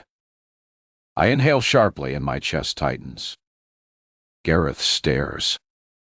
He must be noticing my crooked nose. He flinches and looks away briefly. But the misery etched on his face absorbs some of my bitterness, and I have an odd compulsion to embrace him. Not in an amorous way, but as if meeting a long-lost friend who needs cheering up. We don't hug. Gareth holds out his hand stiffly and we shake like strangers. Coffee? What? He shifts his feet and mumbles, I'll get them. I say and join the queue. Since I arrived, the clock has ticked on to lunchtime and customers are hesitating between soup and the all-day breakfast, while staff act as if a snail emoji is tattooed on their foreheads. After 2 years in London, it's hard to adjust. I grit my teeth and will them to hurry up. Here you go. I bang an Americano down in front of Gareth. He always used to drink his coffee black, but for all I know, he might now prefer macchiatos or lattes. How have you been? He asks. So-so. I fish out the tea bag and skip pleasantries. I need to talk to you about... Gareth interrupts me. Yes, I know, but I need to tell you about some developments. We gape at each other. I'm no mind reader, but he must know what I'm here to discuss. Okay, you go first. I concede. He clears his throat. When he speaks, it's not Miriana he wants to talk about. It's Ellie. 42, Laura. Gareth shifts in his chair and stirs his coffee. I think we're close to a breakthrough. Rosie's ready to share what she knows about Ellie leaving. Rosie. Ellie. My head is spinning. Well, I'm here to talk about Miriana. I've made this journey of 150 miles to find out why he scooped up a young woman from the street and taken her into his home. What was he planning to do? Adopt her? Gareth's dark brown eyes narrow almost as if Miriana's name hasn't registered. He looks at me as if I'm the one who's not quite with it, and continues. I'd given up hope, but now I think we're close to finding out why Ellie ran away. My body tenses. He's still trapped in his old conspiracy theories. I'll have to let him have clear's throaty his say, but it's an effort to recalibrate my thoughts. We already know what happened to Ellie. Yes, but we don't know why. Why did she go to London? Where did she stay and who did she meet? He's practically shouting, and a woman at the next table glances across as if our conversation's more interesting than her companion's withering small talk. I signal to Gareth to lower his voice. After you left, and I don't blame you, I lost the business. The cocktail of meds I was on did nothing to numb the pain. It was a year before I could work again, but I steeled myself to go back to the rugby club. There was compassion and camaraderie. The lads gave me space to breathe. Not like those bastards at your church. What do you mean? My church? I was never religious. My only connection with the church was taking Ellie to Sunday school and running a French class in the church hall. You know what I mean. He raises his cup. I see his hand is trembling. You were always down at that church, turning people against me. For heck's sake, Gareth. That's not true. I rented the hall for my French classes. It was nothing to do with the church. A memory of Gareth going crazy and chucking a brick through the church hall window while a meeting was discussing safety of children and teenagers comes to me. On that day, our local newspaper had splashed Ellie's photo across the front page with the headline, "Why did she run?" and a smaller picture of Gareth and me underneath. The inference was clear. No one had been found culpable, so her parents must be to blame. Twitter exploded. Vile trolls who knew nothing about our family spread filthy lies and conspiracy theories. By then, we had a family liaison officer keeping us updated on the investigation, and she advised me to come off social media. I did, and I've never gone back.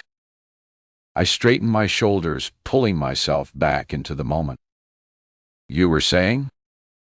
The whole world had turned against me, says Gareth, but not the lads at the club. It helped that there were some new members. Oliver from your school.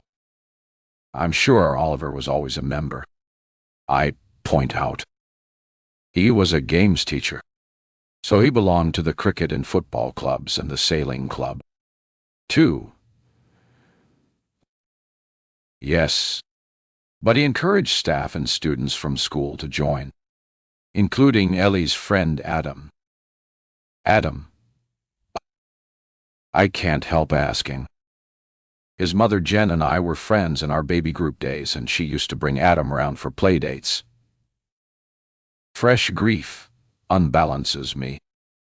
Adam must have finished school a year ago.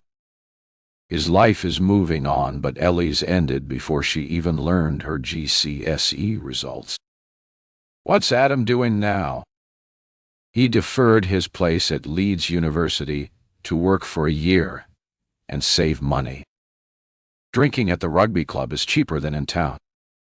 Calls it his gap year staycation. Gareth gives a hollow laugh. Not that he'd talked to me much until recently.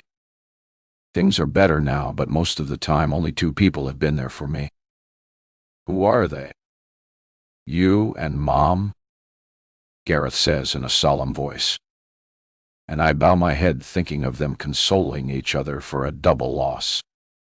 First Ellie, then me. And your former colleague, Bryn. Did you know he's head of modern languages now? I shake my head. So Bryn's got my old job. Good for him. Since I've left, I've had no contact with anyone. It took time for Ellie's friends to get used to me being there. Adam was the first to speak to me. A couple of weeks ago, I was drinking late, and most people had left, but Adam came and sat beside me. He had quite a bit to drink, so I was bracing myself for him to say something abusive. He was up and emotional and wanted to talk about Ellie. He said she wasn't being bullied at school. He was sure of that. And none of his mates bought the rumor about her being abused at home. I shudder, because this is hard to listen to.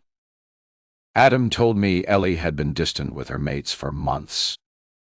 She kept breaking up with friends, letting them down over nights out, not responding to messages. I leaped to my dead defense. Ellie was revising hard for her exams. And she did go out with friends, clubbing with Zara. Gareth holds up a hand to silence me. Adam said her behavior started to change while she was on the French exchange, staying with Hubert. We noticed that, I admit.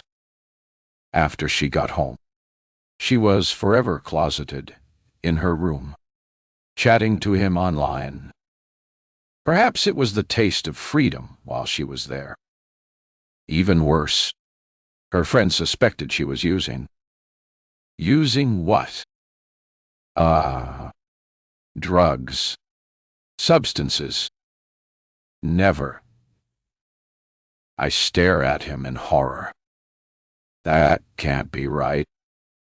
Ellie's mood swings were hormones and exam stress. He nods. Adam said they dismissed that theory and decided Ellie was seeing someone who wasn't local or from school. So, they guessed she'd met him at Fantasia. Rosie spotted her walking on the cliff path at Southern Down, hand in hand with a tall, dark-haired bloke, but she was too far away to see them clearly. Later, someone else saw her in town, but she was with a shorter, fair-haired guy. My heart thuds painfully inside my ribcage. Are they suggesting our daughter was some kind of slapper with a different man every week? Did they tell the police about these men while the search was on? Gareth lowers his head, avoiding my gaze. According to Adam, Rosie thinks she knows who the mystery man was. But after your Yoam visit to her house before her police interview, she decided there must be truth in the rumor. Ellie was having problems at home. I shuddered at the memory I'd suppressed for so long. Why didn't she tell the police? Maybe she didn't want to get involved. Gareth's voice trails off, and he turns his head so I can't read his expression. Does he think that I'm to blame? I see. I feel a deserved sting of humiliation, guilt, and failure.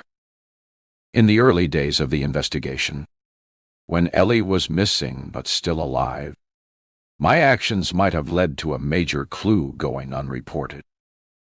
43. Laura. 3 years earlier.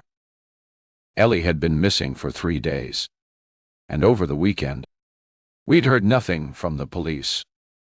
Mom, Gareth, and I passed the day in shared silent misery. I remember Mom sitting straight-backed on a garden chair, yet somehow falling into a doze, and Gareth mumbling he was going out. So, I was left alone to dwell on frightening scenarios. Why were the police working so slowly? Did they even have leads?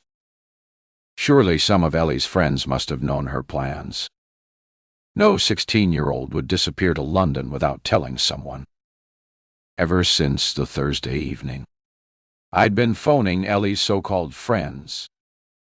But according to their overprotective parents, they were always out. Why wouldn't they speak to me? Were their parents scared their own children, Clear's throaty, would be influenced by Ellie going to London? Leaving Mom dozing in her chair, I slunk indoors and put in a call to Rosie's house. Her father answered, and I could hear Rosie's voice in the background, refusing to come to the phone. When he rang off, I was steaming mad. So, I ran my bare feet into sandals and picked up my car keys. The front door of Rosie's house was painted olive green. In the minutes between jabbing my finger on the bell and waiting, I came to loathe that color and swore I'd never use it again. Rosie's mother, Karen, opened the door. Although it wasn't late, her smile vanished when she saw me. Laura, ... What do you want? The overhead hall light bleached color from her face, making her skin appear waxy. What a dumb question. I felt like slapping her. Ignorant cow. I wanted my daughter to come home. Where's Rosie? I stuck my foot into the frame so she closed the door in my face. She's up in her room. I'll see if, but before Karen could see or say anything, I pushed past her and headed for the staircase. Laura! She called, but didn't try to stop me. Perhaps she'd seen the devastation in my eyes or noticed my hunched shoulders and lank, unwashed hair. I suppose it won't do any harm. She went to the foot of the stairs and called up to say I was on my way. But I was already opening Rosie's door without knocking. Rosie wouldn't have heard her mother calling because she was sprawled on her bed wearing earphones and watching a film on her tablet. The fact she was doing something so teenaged, so normal, while my daughter was God knows where, infuriated me. A draft from the door alerted her, and she gaped at me, furrowing her brow as I crossed the room in 2 paces. I took a deep breath and raised my hands. "Can I talk to you?" Rosie pulled out the earpieces, leaving the wires dangling around her neck. "What do you want?" When she looked at me, her eyes had a guarded expression. "Tell me what Ellie was planning," I pleaded. "Why has she gone to London?" "She must have told you." Rosie gave an ugly-sounding laugh. "Ellie tells me nothing. We've hardly spoken for like 6 months. Ask her yourself." Her hand covered her mouth as if to take the words back, but she didn't say sorry. "I don't believe you." A toxic mix of rage and panic surged through me. My brain clouded. I clenched my fists. "Suit yourself." Rosie's chin jerked up, but a mascara smudge under her eyes suggested she'd been crying. She stuck an earpiece back in her right ear, twisted her face away from me, and stared at the wall. As I grabbed for her shoulder to force her to turn around, my hand became tangled between her ponytail and earphone wires. I tightened my grip, and suddenly I was tugging her hair, shaking her and yelling. "She must have told you something." "Ouch! Get off me. You're crazy." Rosie squirmed away and hid out.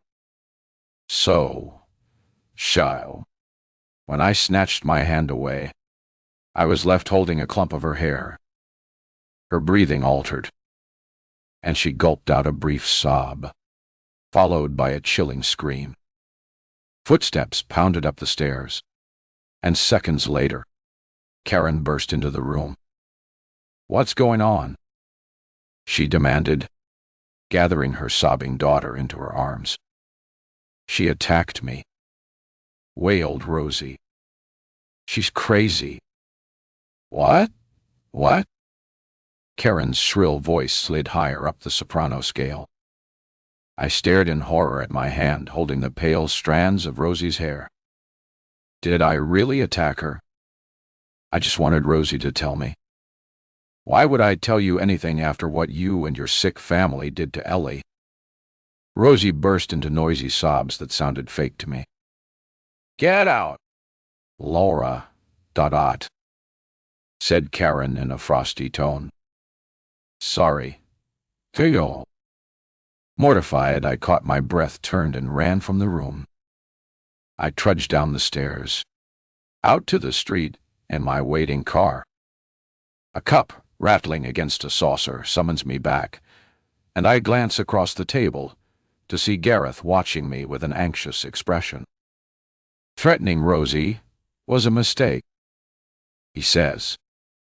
"I didn't threaten. It was a misunderstanding. I told you that at the time." He shakes his head slowly. "It wasn't your fault. The police didn't ask Ellie's friends the right questions. They weren't persistent. I have always believed someone else was involved. Someone who lured Ellie to London. My head hurts. Ellie's dead. It makes no difference. Searching for a reason is Gareth's mission, not mine. Besides, she did have a reason for going. To see Hubert. Even though he denied it and swore he hadn't met her. She probably turned up at his hostel, and he sent her away. And she was too embarrassed and ashamed to come home. Yes, I've thought of that. I never quite believed Hubert's story. Until Adam told me Rosie has information she's never mentioned about some bloke Ellie was seeing. What if she was involved with some lowlife she met at Fantasia nightclub? Perhaps someone older who came down from London for business and turned her head. Why didn't he have suggested a post-exams adventure? Ellie would have known her uptight father wouldn't let her go to London. Why doesn't Rosie just tell the police about this man? Adam and I talked it over with a couple of my mates at the rugby club. He thinks Rosie's worried she might be in trouble for not mentioning it at the time in her police interview. Fair point. So, why raise it now? Gareth's eyes took on a faraway look. It's been 3 years. Lara.e. 3 years tomorrow. Die. I flinch. Because it isn't at the front of my mind. I don't observe anniversaries. And I force myself to forget the terrible ones. Ellie's friends are young men and women now. They've matured. Rosie's already completed the first year of a nursing degree. So, what do your friends say about pursuing this? They said to leave it alone. They know I've been through hell and don't want me set up for more disappointment. I promised them I wouldn't do anything until I discussed it with you. Because we'd need to talk to Rosie together. And we both have baggage there. If you could reach out to her. I shut my eyes. Not sure if I can bear to confront the memories I've blocked. Talking to Rosie will stir nightmares and pin images of Ellie's death back inside my inner eye. I'll never be able to fall asleep without seeing a repeat loop of my daughter falling underneath the train. I know that the man in the hoodie who set off the crowd surge was never found. I say to Gareth, but that was just terrible timing. An accident. All the investigators cared about was directing London Underground to act on overcrowding to prevent future tragedies. As if Ellie was a poster girl of public transport safety. The inquest returned a narrative verdict, not a straightforward finding of accidental death. And the coroner said the reason for Ellie being in London and on the platform at that time was unknown. Gareth's eyes meet mine. I've always thought the police lost interest in why she left and stopped investigating because they expected there'd be an accident verdict. They only had to mark time and wait for the inquest established. The more I think about it, the clearer it becomes. My meltdown in Rosie's bedroom had sealed our reputation and forfeited any claim to sympathy. Karen would have made sure everyone heard that it wasn't only Gareth who was angry and aggressive. Clearly, everyone wanted to believe I was an abusive mother. Why wouldn't Ellie run away from a home like ours? 44 Laura Saturday. Gareth takes a swig of coffee. It must be stone cold by now. But it's warm in here and his face looks flushed. All around us, knives and forks scrape across plates, and the smell of frying chips taints the air. The self-service queue is snaking out of the door. What makes you think Rosie would talk to us now?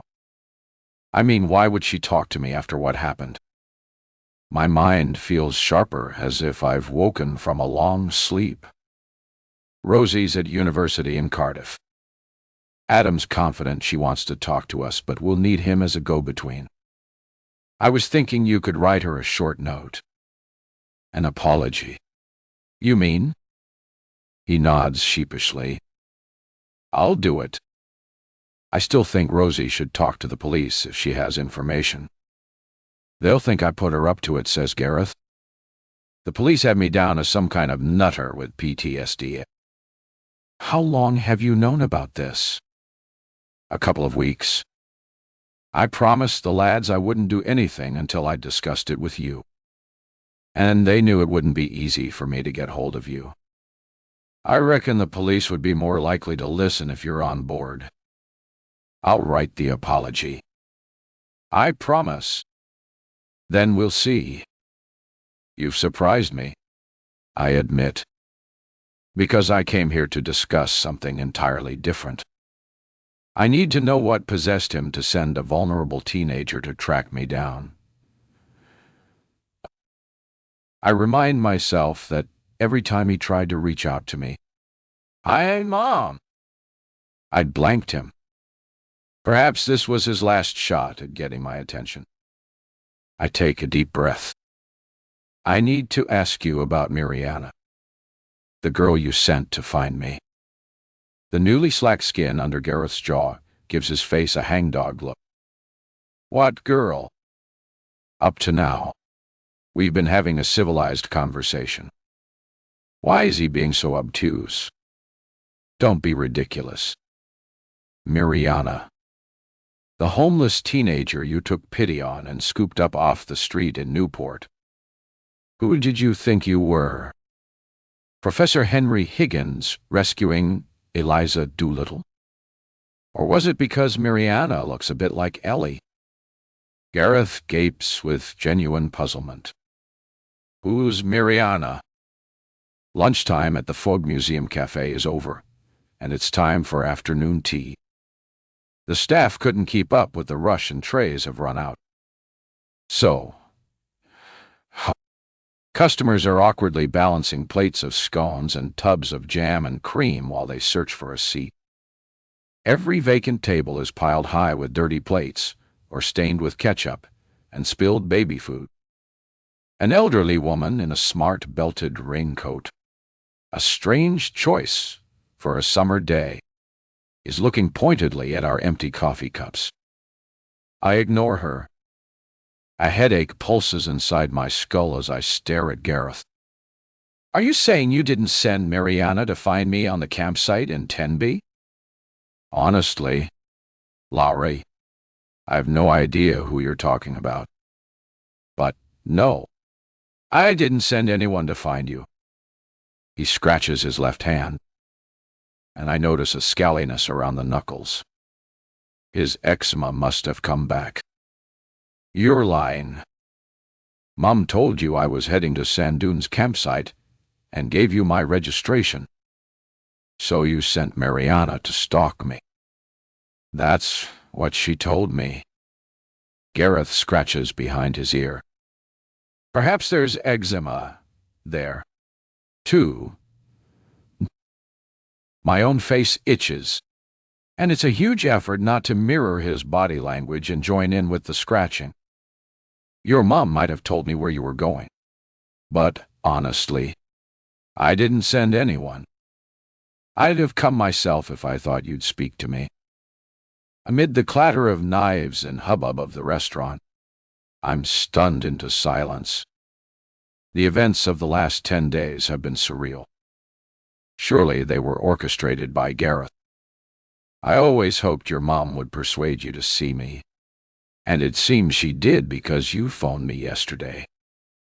In the stuffy air of the crowded cafe, my face feels hot. Why would Miriana lie to me? And if Gareth didn't send her, how does she know so much about us? Swear to me, Gareth. You don't know a girl called Miriana because she knows you. She told me you found her begging outside Newport railway station when you were delivering rugby kit for a holiday training camp. And because she reminded you of Ellie, you took pity on her and gave her a place to stay. He shakes his head. No, too. I live alone in a flat in Pennar. Always have done since you left. And I rent a lock-up unit for my carpentry workshop because I don't have a garage. Grief and loss have left Gareth looking older than his years. But through the mask I glimpsed the man I once loved. Although I can't forgive him for lashing out at me, it was because he was broken. A devastated father, robbed of words and reviled by the community. When I rejected him, the only emotion he had left was anger. Who is this girl? He asks. His hands lie still on the table now. And he listens with renewed interest. Established her name's Miriana. Her parents originally came here from the Balkans before she was born. A year ago, their permission to remain was withdrawn. She can't have been much more than 16 at the time, but she stayed on alone.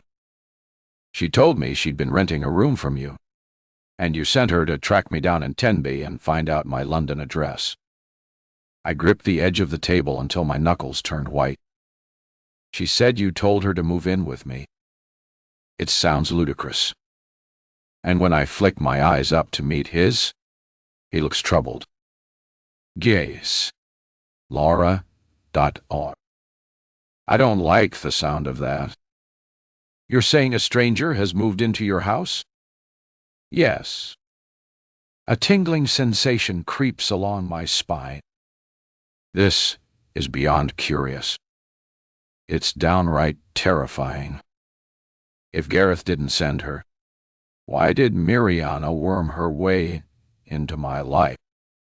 If she's lied about Gareth, she's probably lied about her parents, and Liam, and Jamie, and everything else she's told me. Most unsettling of all, I've left her alone in my house with her own set of keys. What is she doing in my absence? You think someone's planted her there? Gareth asks. Who the hell would do that? I thought you had. She played mind games with me. Told me she was scared of you because you were sometimes angry, which fitted in with what you thought. But she was definitely living in Penarth. She knows the area, and she worked at the Green Kitchen. She described it to me. Thinkin', Gareth. Didn't you ever see her around town? If I'd seen a girl who looked like Ellie, I'd remember. What if there's a link of a different kind? Could there be a predator in our small seaside town? One who has a preference for teenage girls with dark blonde hair. 45, Laura. Gareth and I are talking in muted voices, but our conversation is going in circles. He wants to set up a meeting with Rosie so he can convince her to talk to the police. But I'm snatched back to the present, a feeling of unease building in my stomach. Sorry, Gareth. I can't stay any longer. I have to go. I grab my bag from where it's hanging on the back of my chair and put my phone away in the zipped compartment. I must find out what Marianne is up to. Did you tell her you were meeting me?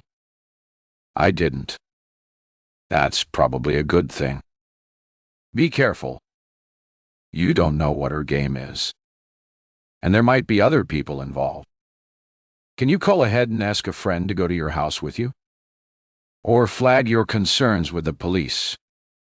I think of Bill, and remember my promise to ring him this evening.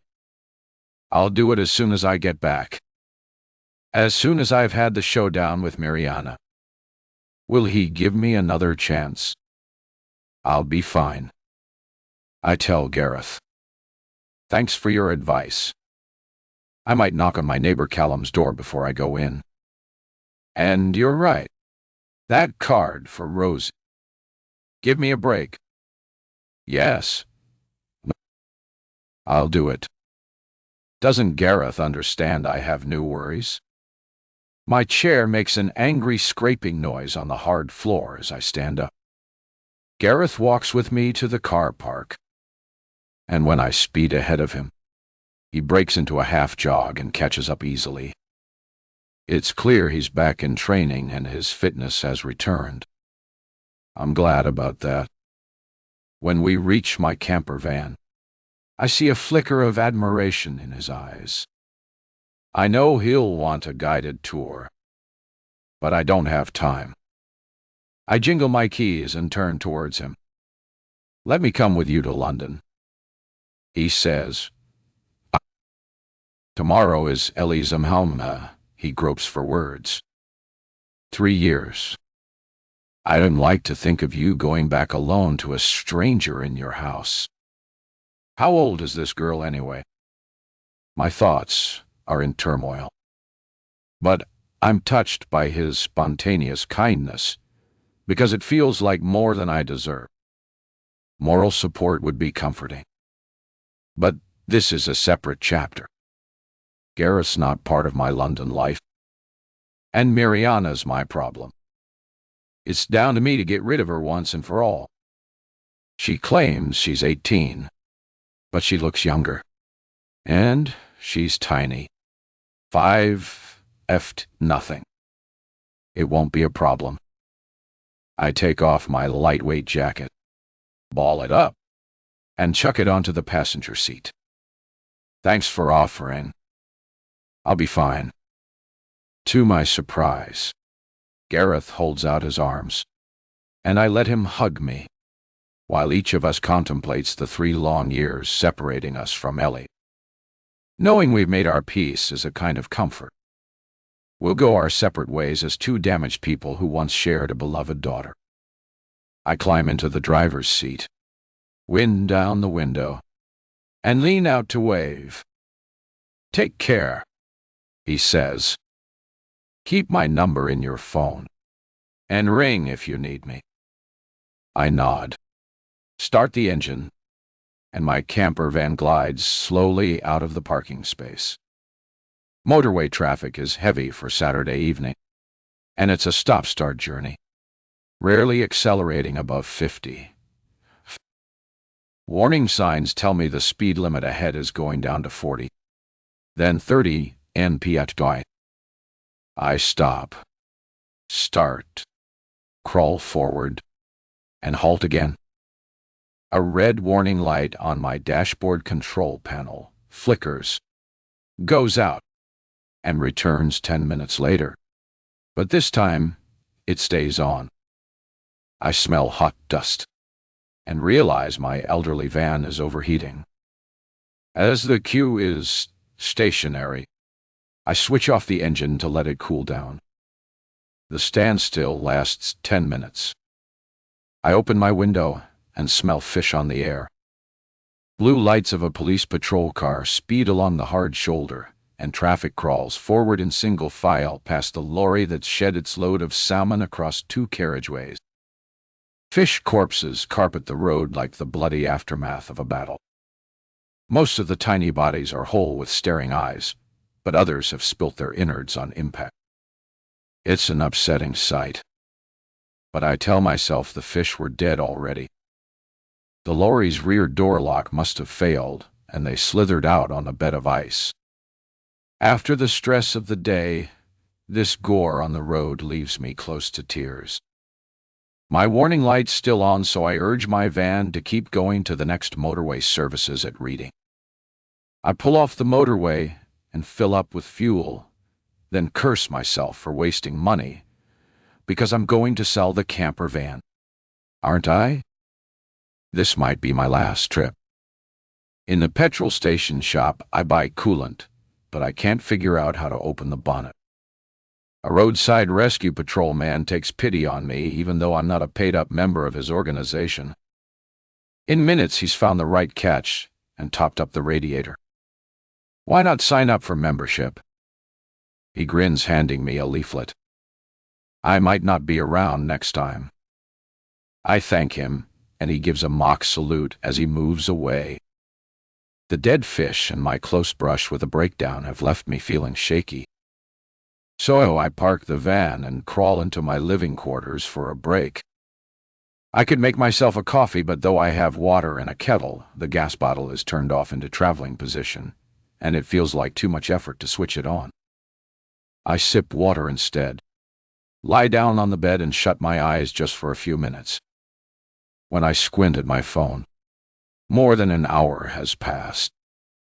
Have I really been asleep so long? I have a list of missed calls and messages, and one is from Bill. My heart leaps, and I fire off a text. I'm on the road heading back from Wales. I'll call you later. All. Miriana has been phoning me. 2. Pamel. 6 missed calls. Her most recent voicemail is just a few minutes old. So, it must have been this message that woke me. I press the phone to my ear and listen. Nora, where are you? I thought you'd be back hours ago. The message rambles on, but her voice grows faint and trails off. It's none of her business where I've been. I've caught her out in her clumsy, clear, throaty lie. I play the voicemail again. This time, I listen carefully, and her next words after I thought you'd be back hours ago drive a chill through me. Hurry up, please. Gareth's here waiting for you. And he's getting angry. 46. Laura Miriana's infantile fantasies are messing with my head. I've spent the whole afternoon with Gareth, who denied all knowledge of her existence. His shock when I told him about her seemed genuine, and we said goodbye in a civilized, friendly manner. So, how can Gareth be in London? Is it possible he was so worried about me confronting a strange girl alone that he made a snap decision to drive to London? Did he wonder why Miriana had claimed to be living with him in Penarth and decide he needed to find out what was going on? In that case, he might well be angry when confronting her. And what about the logistics? It's true I was driving slowly, and my break here at the motorway services has lasted 90 minutes. I suppose it's feasible he could have reached South London by now. But it makes no sense.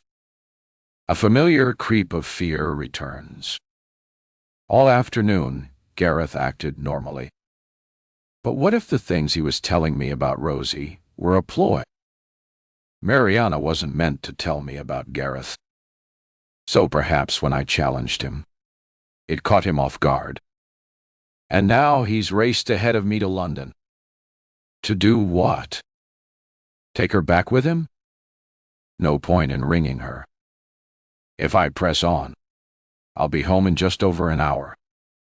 But a traffic jam after I've left Esnorts and clears throaty the motorway costs me another 20 minutes, and my anxiety skyrockets. To distract my thoughts, I turn the radio up to full volume and let the chirpy voice of the presenter draw me in. He's at some kind of music festival for families interviewing a mom who's adopted a group of 3 siblings. The presenter's careful not to give their real names, and I listen to the mom describing the harrowing times settling the younger children.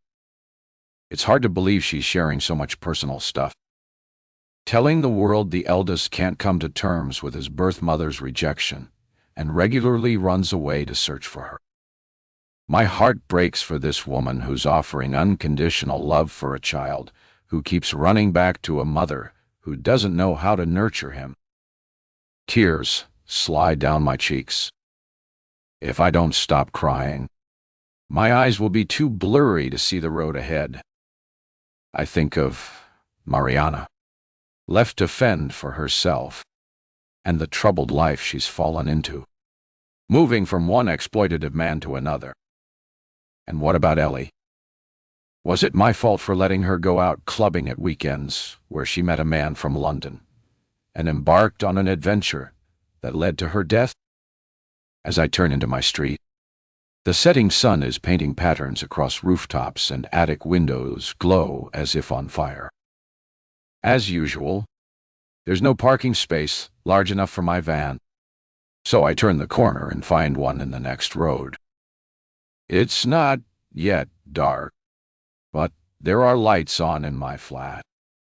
That surprises me because Miriana's super careful with the electricity and follows me around switching lights off. As I step into the hall, a TV theme tune blares out to greet me. It sounds tinny. So must be coming from the small portable set in my kitchen, not from the sitting room. I recognize the tune and clap my hands over my ears because it's Casualty, a program I can't bear to watch because ambulance sirens trigger images of violent death. Miriana, Where are you? Switch that off, I shout as I sprint along the hall, past the closed sitting room door, to mute the program. I put down my handbag, drop my campervan's keys on the kitchen counter, and head for the bathroom. After hours on the road, I need the loo urgently. As I'm washing my hands, my phone pings with a message from a number I don't recognize.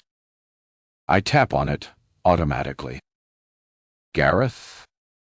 But Miriana's last voicemail said he was in my house.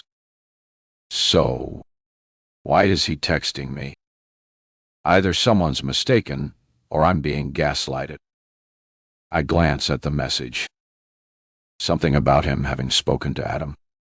Who's heard Rosie is ready to talk to us? I can't deal with this now. In the mirror, my eyes have black smudges underneath, and I dampen a corner of a towel and scrub away the mascara. I take a deep breath and unlock the bathroom door. Miriana, I call, turning the handle of the sitting room door.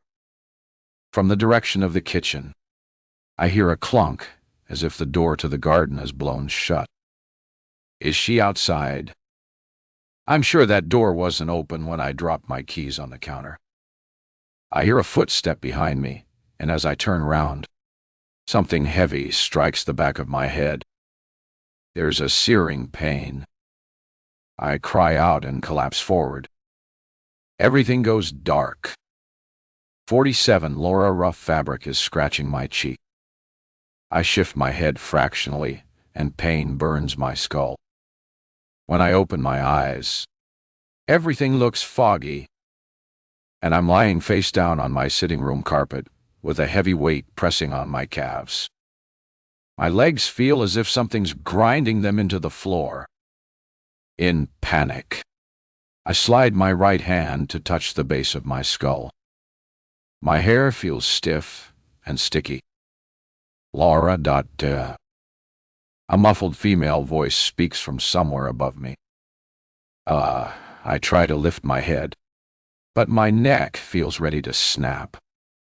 So, I slide both hands forward, take my weight on my palms, and slowly raise my head in a cobra position. The room is dark, but some light leaks through a gap in the curtains and falls on Miriana, outlined in a dark silhouette, sitting in an upright chair. The pain in my head undoes me. I groan, close my eyes, and fight against the pull of unconsciousness. Help me, I mumble, struggling to stop my eyes from closing. Something hit my head. I can't move. Oh God. Am I paralyzed from the waist down? Shivery waves of heat and cold wash over me as I summon every ounce of strength and try to move my right leg. It won't budge. In desperation, snorts, I focus on my feet and manage to wiggle my toes. Maybe I will walk again. Miriana is muttering something, but I make out her words or see her face. Only her outline. I can't hear you.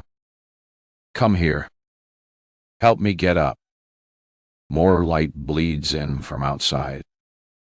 If I turn my neck to the right, I can see Miriana without triggering that stabbing pain. She seems to be fidgeting, and she's moving oddly, as if she and the chair have melted into a single body. Why doesn't she help me? Her words are strange, banshee sounds, oohs and ahs, as if she's been dragged into Babel and lost language. A splinter of moonlight falls on her face. With a wince, I drop my head because I see why she can't speak. Her mouth is covered with thick silver tape. My heart races. Someone has broken in, tied up Miriana, and now he's attacked me. He must have been ransacking my home when I returned.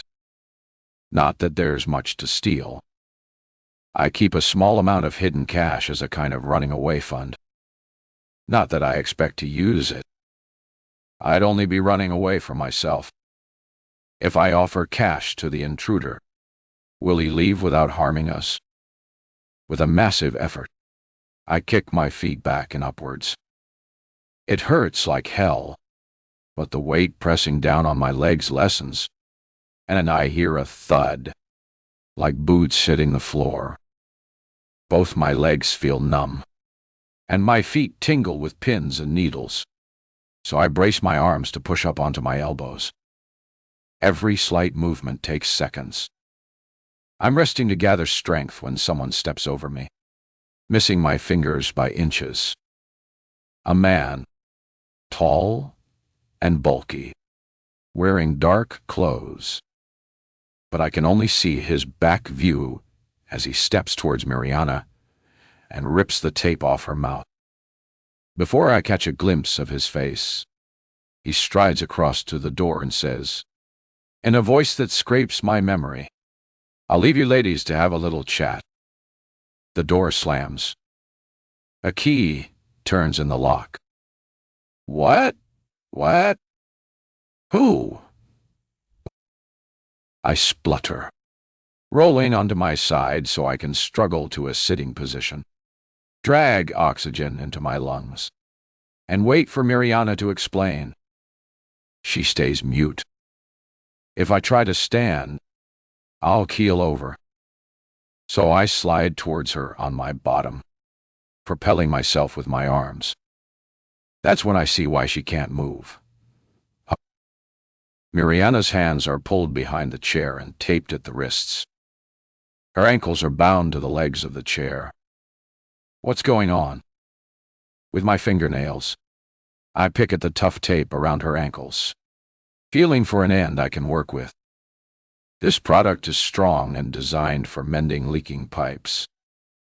I know because it comes from the cupboard under my kitchen sink. Miriana acts as if she's dazed, her head lolling sideways. Who's that man? I ask, my hand sticky from the tape, but not making much progress. I need a pair of scissors, but even if I could stand, how can I get to my kitchen when the intruder is outside the door? Mariana's eyes roll, and she runs her tongue over her dry lips. You know who he is. She croaks. It's Gareth. 48 Laura. Whether Gareth's car could have raced my campervan down the motorway becomes irrelevant, because this man isn't Gareth. His voice is familiar, but I can't place it. The pain in my head is throbbing. My efforts to free Miriana are feeble, but she seems detached, as if she's drifted off to some other place. The intruder must have had his ear pressed against the door, waiting to hear what Miriana will say. But she's incapable of saying much. He must have grown tired of waiting, because the door creaks open, and his large body fills the doorframe. He's grown a beard, and it makes him look much older. When he joined Llewellyn's school, he was a slim 29-year-old, but he's bulked up, and his arms and upper body are muscular, like someone who spent the past few years lifting weights and playing rugby. Although I can't see much detail of his face, I'm guessing the bloom has rubbed off, and the extra weight, though it's mainly muscle, has added years to his age. He can't be much older than 32. I stare at him until my eyes burn, and I have to blink. I reach for the edge of Miriana's chair to pull myself up, but my numb legs go into spasm. I reach for the windowsill and drag myself up, tweaking the curtain to let in more moonlight. I don't know what the hell you're doing here, I yell, but get that tape off Miriana and explain yourself. Bryn laughs. His voice is a deep bass and echoes around my small sitting room, triggering a memory.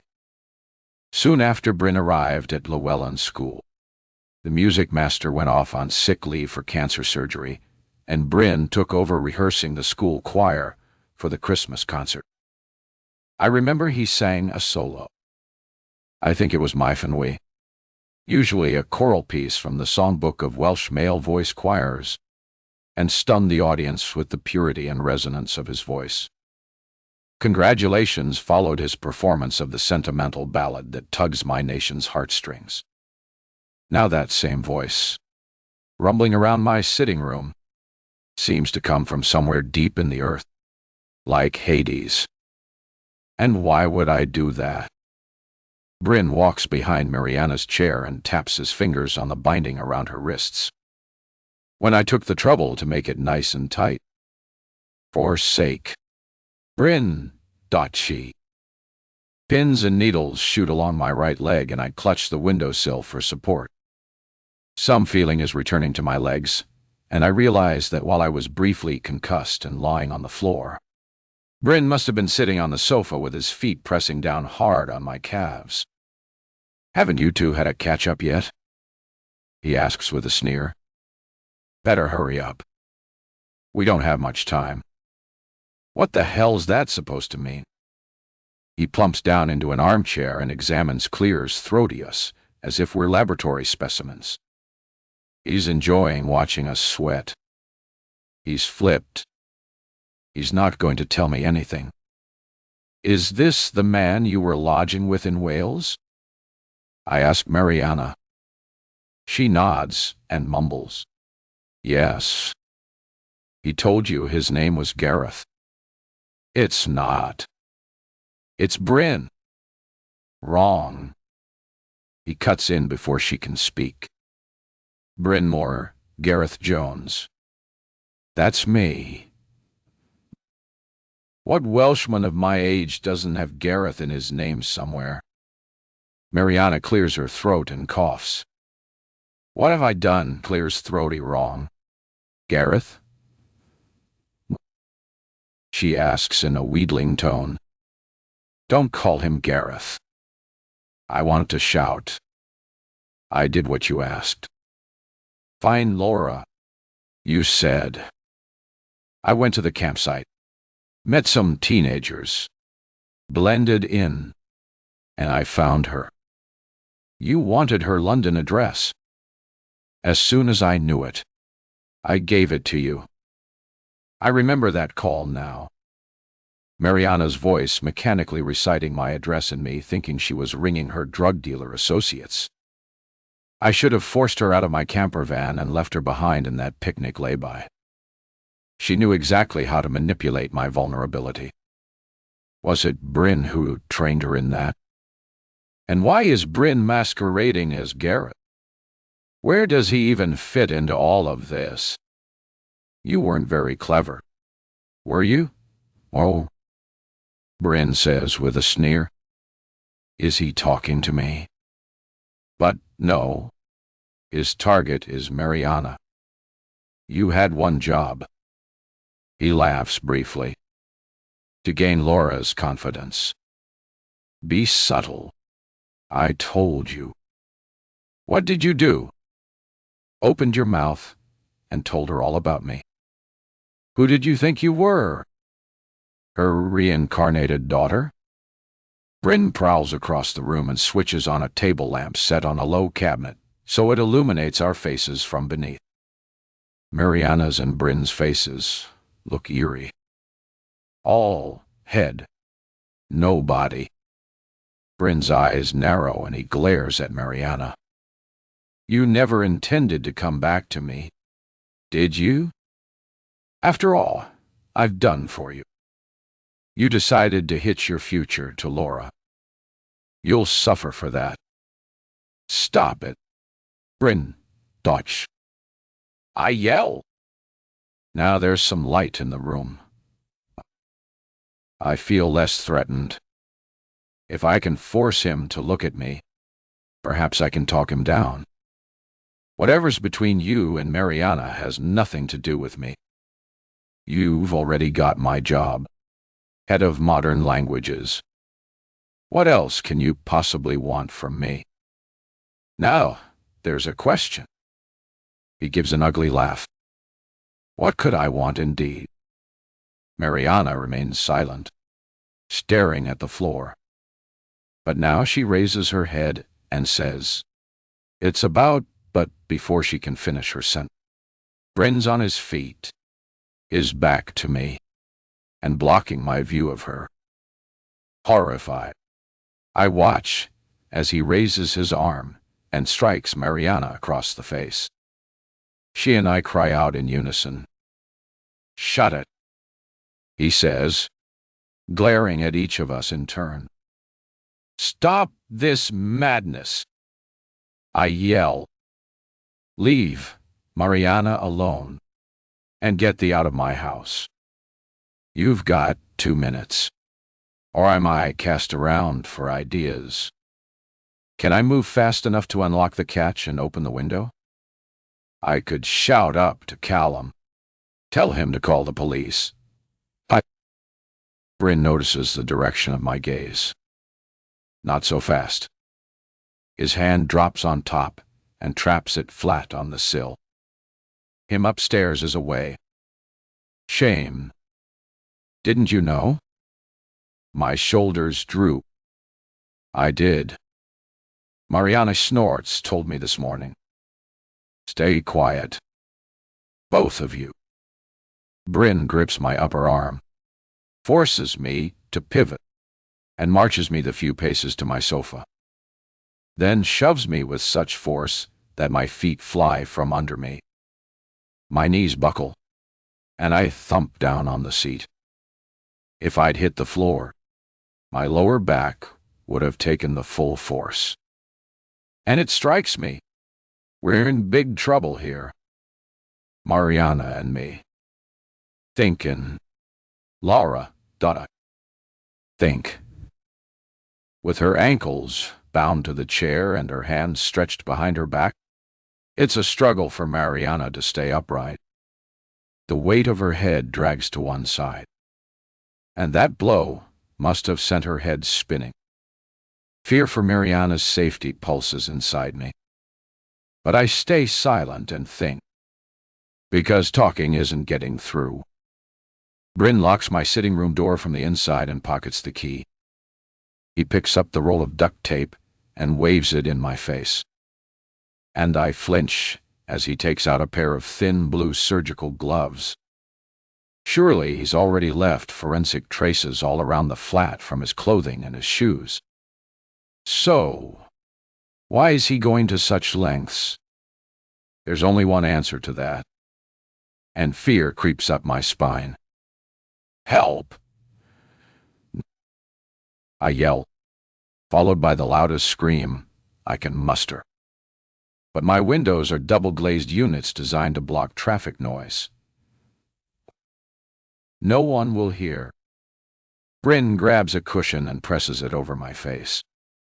The velvet fabrics inside my mouth. Suffocating. I warned you, Laura. You should have kept your mouth shut. He holds the cushion in place with an elbow, leaning his full weight on it while he cuts a long strip of tape. He moves the cushion and presses tape over my mouth. I can't speak, and it's hard to breathe. It pulls my skin like elastoplast. I try moistening it with my tongue, but my mouth is so dry. Bryn cuts another length from the roll, longer than the first, grabs my hands, and winds the tape once, twice, 3 times around my wrists. The future flashes in front of me, and it's terrifyingly brief.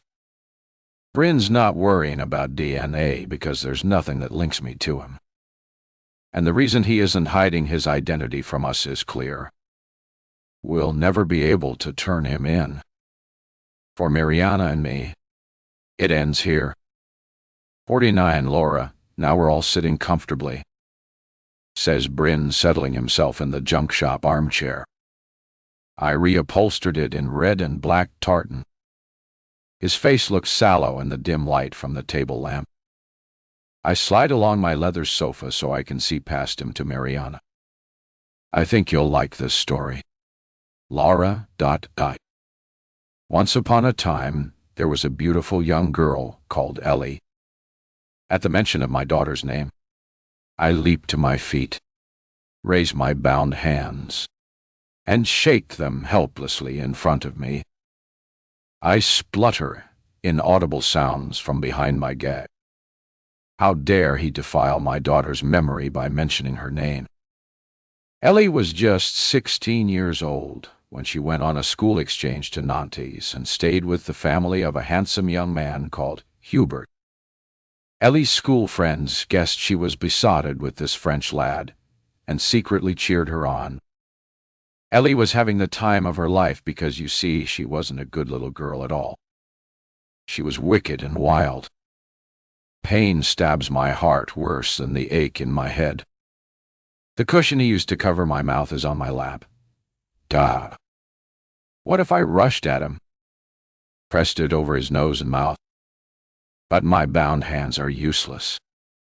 The imbalance between our physiques is vast, and I wouldn't even have the strength to knock him to the floor. I can't lift my hands to cover my ears. In France, Ellie distanced herself from her friends, but they covered for her. She stopped attending morning lessons at the lycée. In the afternoons, the British students were taken out on trips, and sometimes she turned up for those, though Hubert rarely did. The lycée staff weren't surprised. Hubert was 17 and had been kept down a year for fighting and truancy. They were glad not to have his disruptive influence. Hubert's parents didn't care either. His father worked in Paris and often stayed away. His mother was a nurse who worked nights and slept all day. So, Hubert and Ellie were free to do pretty much as they pleased. I'm fuming. Hubert and his irresponsible parents should have been looking after Ellie. My daughter came back from that trip a different person. But she was, at that stage, like any teenager, where she wanted to keep her life private. Throughout the winter and spring, she was trying on new groups of friends, looking for the best fit. Something happened to Ellie while she was on that school exchange. Bryn says she fell in love. A vision of Ellie and Hubert making out in his teenage bedroom while his mother slept off the rigors of a night shift makes me feel a bit sick and let down. But I remind myself she was over 16. It's normal for teenagers to experiment. It's not what you think, Bryn says. I can't see his face properly, but there's a hint of gloating in his tone.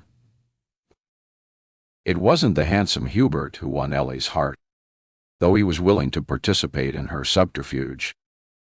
Ellie was already in love. A sensation of dread lodges in my established what's he talking about. I scan my memory for the Llewellyn High boys who went on the exchange trip.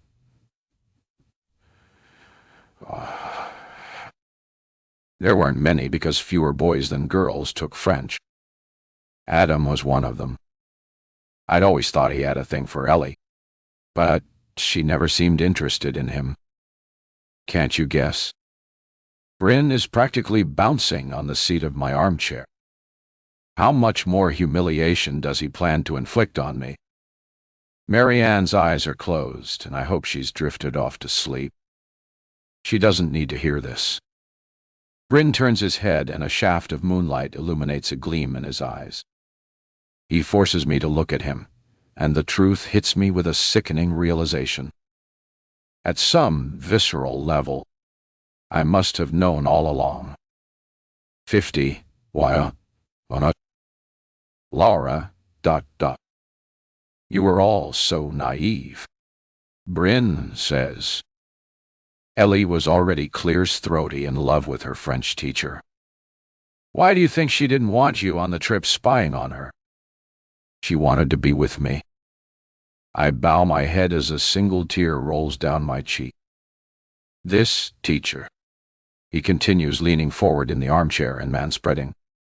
was a young man, too, just a decade or so older than her. He was leading the trip, but had politely declined the lycée's invitation to host him at the home of one of their teachers. He'd spent his university year abroad in Nantes and planned to stay with a friend at his flat in the city center. Except that his university friend was away teaching in Morocco. Bryn watches me flinch. I had his flat all to myself, but I wasn't alone. Ellie was there with me, and we didn't spend our time playing chess. A cocktail of pain. Emotional, not physical, threatens to undo me, but I can't let him see. Another voice in my head, my former self, Laura the teacher, wants to understand how the hell he could pull off such a stunt. Leading a French exchange is onerous and exhausting.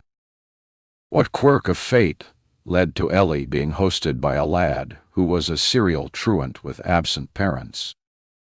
The gag prevents me from speaking.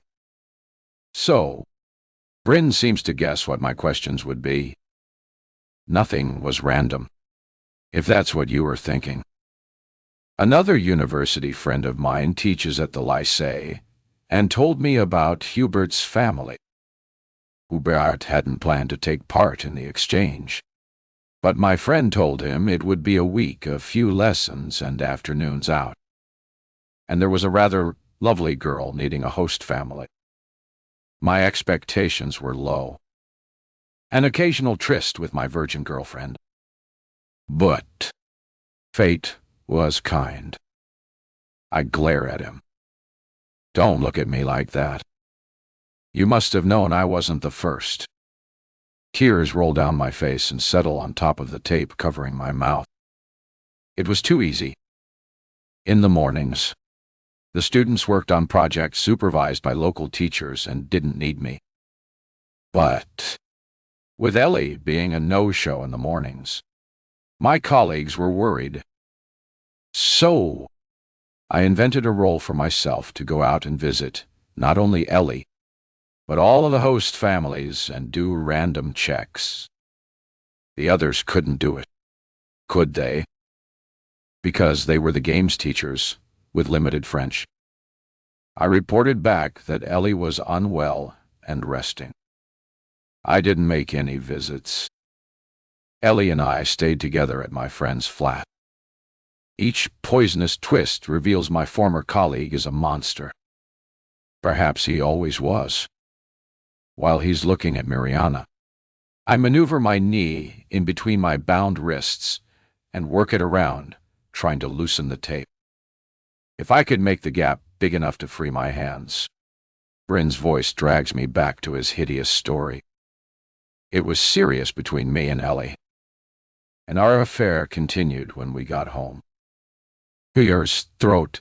Did she tell you she was going out clubbing? Staying with a friend. He laughs so hard I swear a fleck of his spittle hits my hand. She was with me. Through my gag, I gasp. When Gareth made that ill-judged attempt to collect Ellie from Fantasia, she wasn't even there. She was with him. And half an hour after my call, she strolled calmly into the house. Ellie didn't tell you she was going on to sixth form, did she? We were going away to start a new life together. But we lay low from Christmas through to the following spring. Stayed inside my flat and never went out. I became a bit of a hermit. He glances at Miriana. You've seen that side of me, haven't you, Miriana? At the mention of her name, Miriana raises her head and opens one eye. Her hair flops across her face, and she slumps sideways. I wonder if she suffered a head injury from his blow. I raise my bound hands, wave towards her. Can't you see she's hurt? Bryn is taking vicarious pleasure from my misery. But he can't keep his secret in silence. He wants to show how clever he is, When summer arrived, he says, we risk some late evening walks. Never in Penarth, but in Cardiff or down on the coast at Southern Down and Llantwit Major. That was a mistake. Too close to home. A friend of Ellie's from school saw us. She recognized Ellie, but not me. This girl wanted to know about the mystery boyfriend. And when Ellie refused to say, she taunted her, made her life a misery. I panicked. What if they worked out the man was me? I'd lose my job. I'd never work as a teacher again. I might even go to prison. Rumors about Ellie and an older man were circulating in the staff room.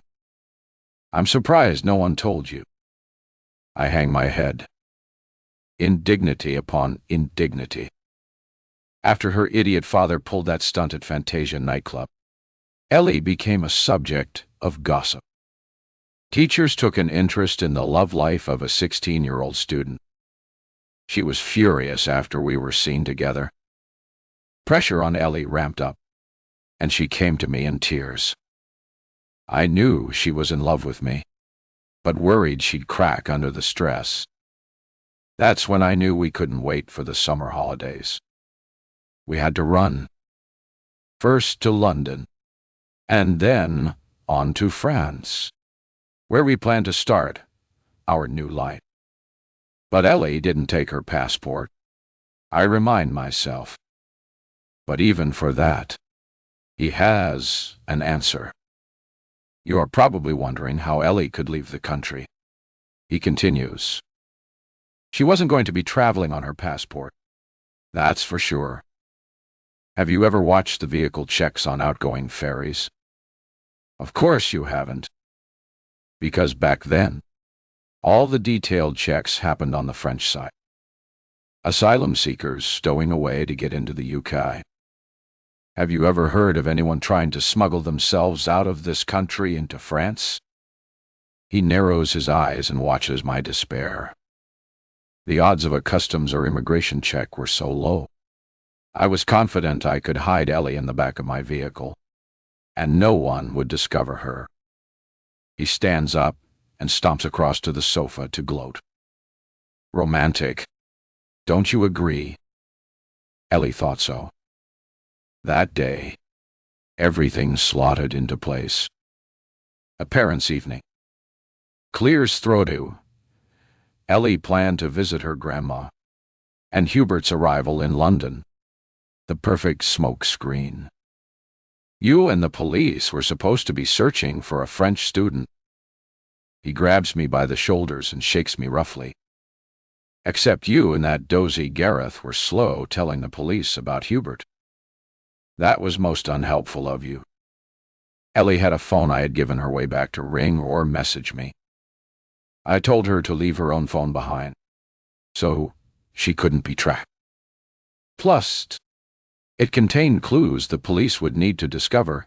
Hubert was in London, but not his address. Ellie sent him a see you soon message to keep the police busy for a while. Gareth should be here.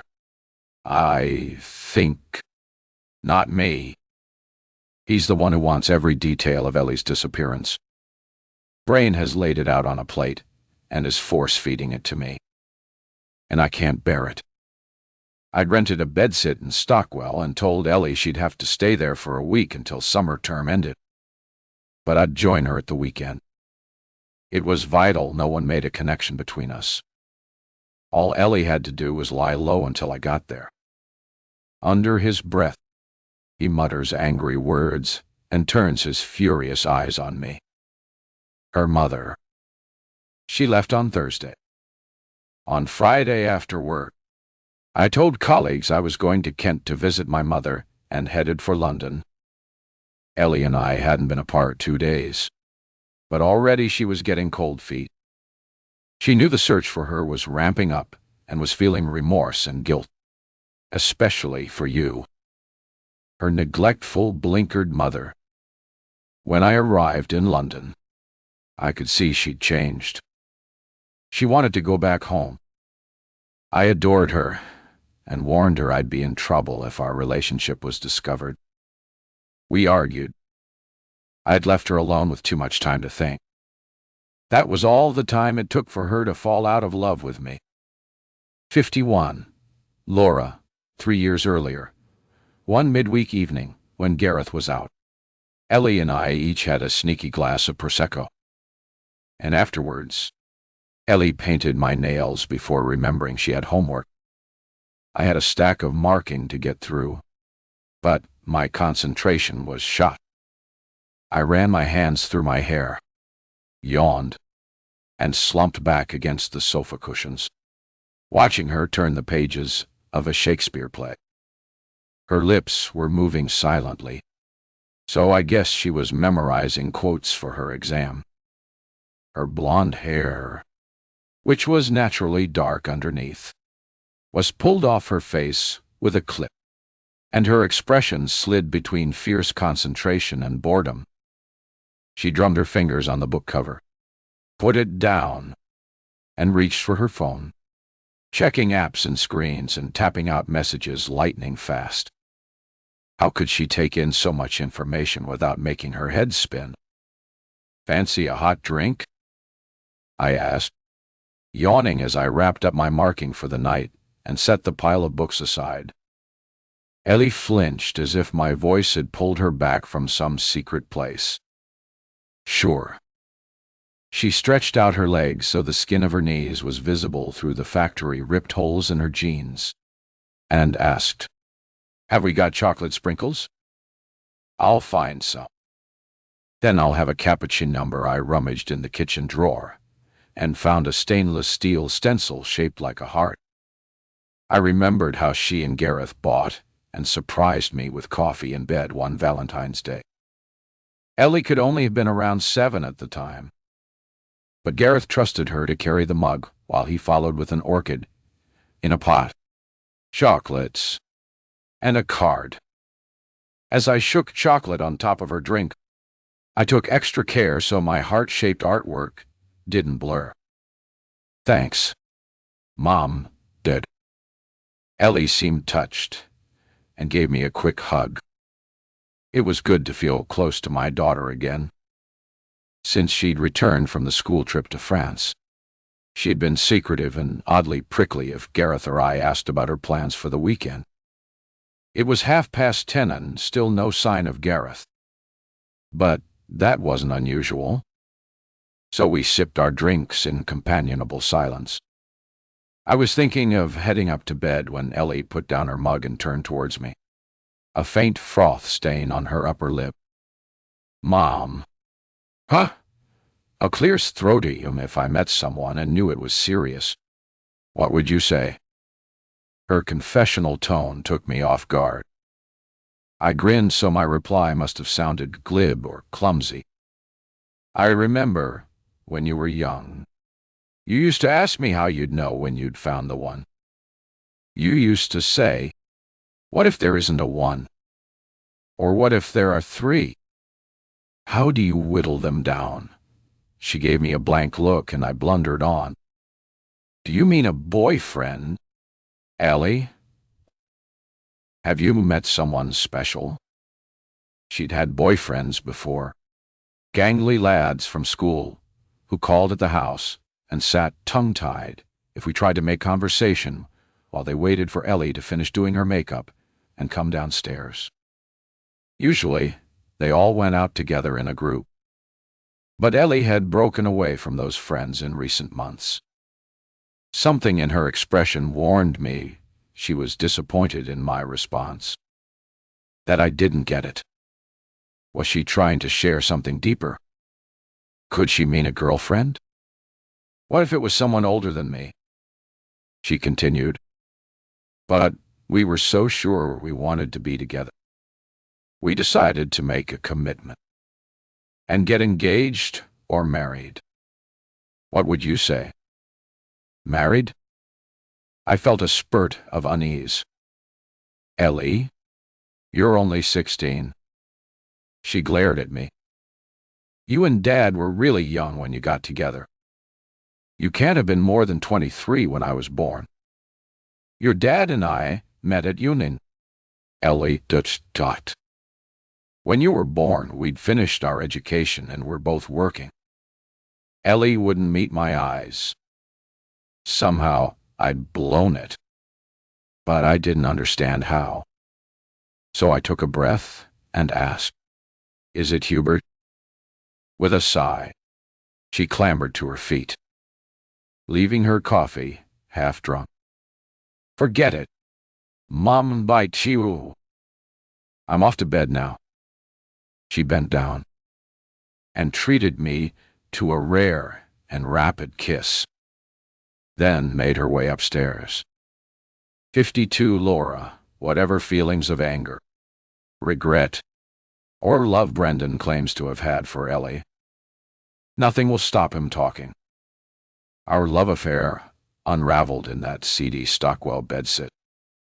He says, "We stayed in bed, but when we made love, she was going through the motion."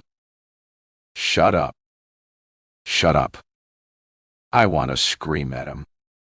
This is too much for a mother to deal with. I told school my mother was in hospital in Kent and stayed in London. The search for Ellie had gone public, and the police were doing a reconstruction of her walk along Oxford Street. So we couldn't leave that room. We phoned for takeaways, and I locked the door before I went down to the lobby to collect them. Often, I'd get back to find she'd shut herself in the bathroom. I could hear her crying through the door. I'd taken her mobile away, and there was no landline connection. But what if she found a way to contact the outside world? Ellie begged me to let her go home. She promised to say she'd had a wobble and taken some time out to get her head straight. But I knew how tough the detectives interviewing her would be. She'd wasted so much police time. She'd crack under interrogation. I couldn't trust her not to betray me. He starts pacing the room. I adored that girl. He says, "But she took the keys from my pocket while I was in the shower early one morning and was out of the door striding towards the underground before I was dressed. I guess she'd be heading for Paddington and the train home to Wales. So I followed her, intending to reason with her. But I knew I couldn't trust her. Once the police discovered I'd seduced her, I'd never work as a teacher again. I might be sent to prison." He's right. At 16, Ellie wasn't underage in the strict legal definition, but the rules for teachers and students are far stricter. He was likely to be charged with sexual activity with a child by a person in a position of trust, and it carried a prison sentence. I caught up with her as she stepped onto a northbound Victoria Line train at Stockwell, and watched her from an adjoining carriage. When she got out at Oxford Circus Station, I lost her, but I knew she'd be changing onto the Bakerloo line. Rush hour crowds were insane. Platforms were overcrowded, and I was pinned back by station staff, who were letting passengers through onto the platform in batches. I spotted Ellie standing too close to the platform edge and called out to warn her. But she didn't hear me, so I jumped about and waved to get her attention. When she turned and saw me, it must have been a shock. She took a step backwards, tripped, and fell in front of the train. So that was it. I swallowed. The crazy acting man in the black hoodie was Bryn. Was he really trying to warn her? Or did he, as the witness described, intentionally spark a chain reaction and a crowd surge at, knowing she would topple? He's had 3 years to assemble his story. It should be tested in a court of law. Think how devastating that was for me. I was in love with her. He bends over me, his stance threatening, his eyes moist with what looks like tears. He did have feelings for Ellie. Yet everything about him revolts me. If she trusted me, our lives would be so different now. He says, "Yours, too." He laughs, and I briefly see him as he sees himself. A master of the universe who's been so clever in covering his tracks, but is desperate to tell his version of what happened. He's twisted the truth to frame himself as a tragic hero, let down by a young girl he'd persuaded to fall in love with him. I can see right through him. In the weeks after Ellie's death, the hate campaign against me and Garrett ramped up, and the rumor that she'd run away because she was being abused at home was pounced on by the gutter press. Once the bandwagon was rolling, social media climbed on board, inciting people to pick sides. Bryn takes a folded page from a newspaper out of the back pocket of his jeans and lays it on the coffee table in front of me, smoothing it out with the flat of his hand. He moves the table lamp closer. "Remember this." I recoil in horror at the headline. "Tortured teen takes own life."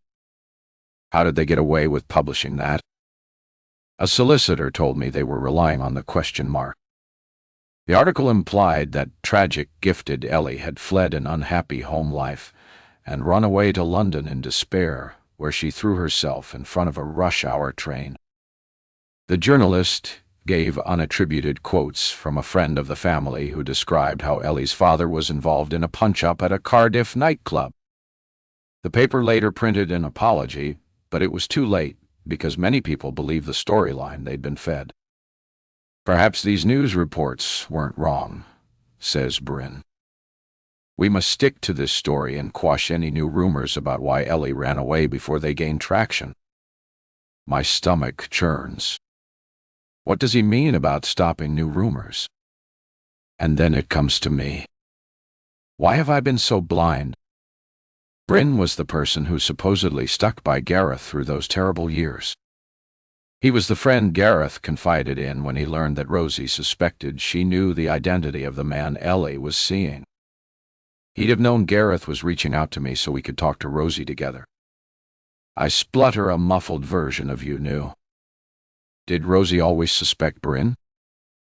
And not mention it because it seemed unconnected with Ellie leaving for London? Exactly. Gareth never could keep his mouth shut. Thanks to the rugby club. He's my new best friend.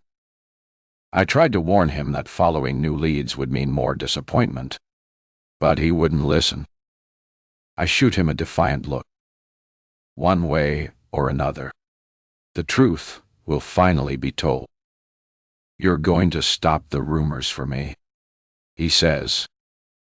A shiver runs through me. "Because you, Laura, will make a confession, and Miriana here is going to help us." He strokes her tousled hair until her head jerks and she stares wildly around the room. "We'll start with a nice snap of you two girls together." Bryn drags me up from the sofa and propels me across the room to stand behind Miriana's chair. He hooks my bound wrists over the chair where they're hidden by Miriana's back, my elbows jutting out at an unnatural angle. He rips the tape from my mouth so my face stings and orders, "Smile, please," firing off a round of camera shots before I can yank my bound arms from behind Miriana's back. These will look like selfies taken with a time delay camera. He pushes the screen close to my face. In the photos, I look startled, but my wrist restraints are hidden, though the ones on Miriana's ankles are not. "Thanks for leaving your camera in the drawer. By the way, these are perfect. Perhaps it's a good idea to have pictures. They could be evidence. Whether or not I survive."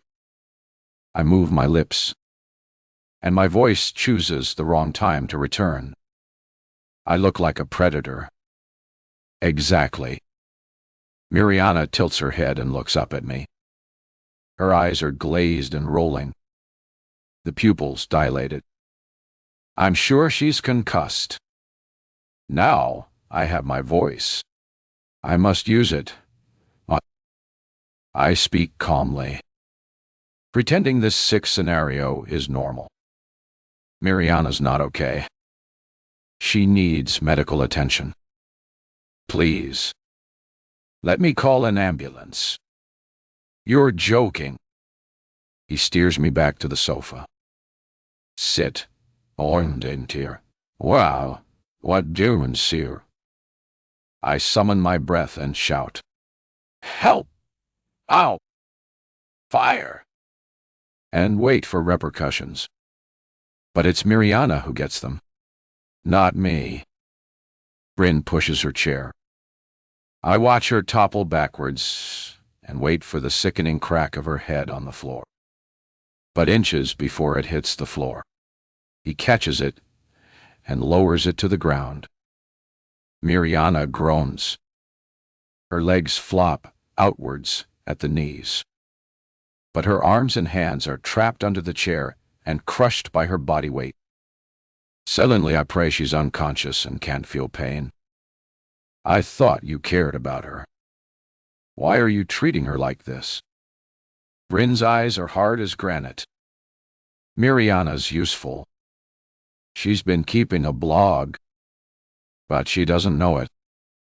He reaches into a bag propped beside the armchair, takes out a tablet computer, and waves it at me. That blog's already been published, but she has no followers. So, no one's read it yet. Not even Miriana. He laughs out loud. The blog account is set up in her email address, and I've been tapping away for her, telling her story. And here's the best bit. It's a story about you. I reel away as he pushes it in front of my face and scrolls down a few lines, expanding the print. So, even in the faint light, I make out the gist of it. A crazy woman kidnapped her from a campsite in Wales, smuggled her to London, and has been holding her captive in her flat. It's a sad story. See?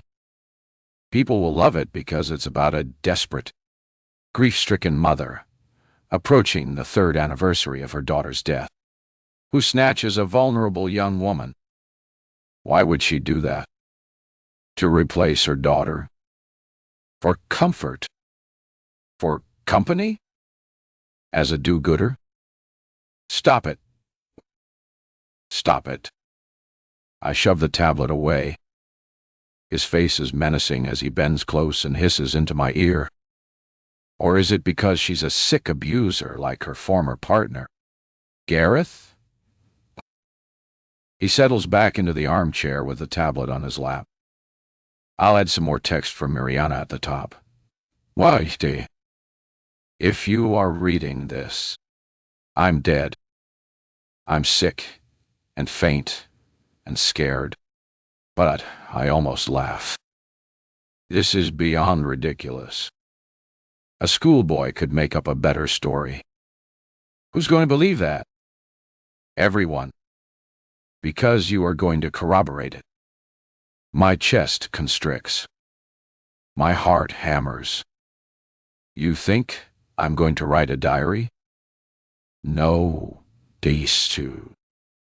Not a diary. Bryn strokes his beard. A suicide note. 53. Laura Miriana is lying on the floor, bound to the chair, and not making a sound. I've nothing to lose, so I sprint across to crouch beside her. Her eyes are closed. With my wrists still tied, I can't cradle her head, and I'm scared to move her. In my teaching career, I attended several first aid courses, so I press my joined hands under her jaw and feel for a pulse. When I lay my face close to her nose, I sense a light breath. Call an ambulance. Please. I beg. Bryn stares at Miriana as if he's puzzled why she's lying on the floor. He's above me, bending over, and the urge to unbalance him is overwhelming. I get up from my crouched position, headbutt him in the stomach, and kick his legs. He staggers, but doesn't fall. I brace myself for a blow that doesn't come because he's reached into his pocket and produced a knife. I suppress an urge to whimper and shout, "Shit!" Bryn laughs. Yell as much as you like. No one will hear. But, Miriana, I stutter. There's nothing wrong with her. Not yet. Forget her. It's time for you to write your confession. I shake my head. No way. Everyone believes you and Gareth were abusive parents. The hand holding the knife drops to his side. Now you've kidnapped another teenage girl. Perhaps you wanted to replace Ellie. He waggles his finger in the direction of Miriana's prone body melded to the chair. It doesn't look good, does it? And she's come to harm at your hands. So the plot is even thicker. The world needs to hear the truth in your own words. He pushes a notepad and pen towards me. Handwritten would be established, I'll dictate. I brush the pen and paper from his hands, and remember Miriana holding up a handwritten note and refusing to speak when she was hiding in my van. Was it the months of living with Bryn that inspired her note writing? He picks up the pad and offers it again. How can I write? I show him my bound wrists. Ah, yes. It seems we have a problem with handwriting. He digs back inside the bag and produces a typed page. Here's one I made earlier. Typed and saved on your laptop, and printed on your very own printer. It was so helpful of you to leave this list lying around. He shows me a second page headed passwords and account numbers. I groan. How did he get that? Did Miriana find it for him? As this confession is in your name, I expect you'd like to know what it says. He reads aloud. My name is Laura Lister, and this is my confession. Tomorrow is the 3rd anniversary of my daughter Ellie's death at Oxford Circus Underground Station. In the days before Ellie died, a police search was underway to find her. I hadn't the slightest inkling why she'd gone missing. Despite what some newspapers wrote, I never believed Ellie's death was suicide. And after an investigation, the inquest returned a narrative verdict setting out the facts of the case with emphasis on overcrowding on the platform.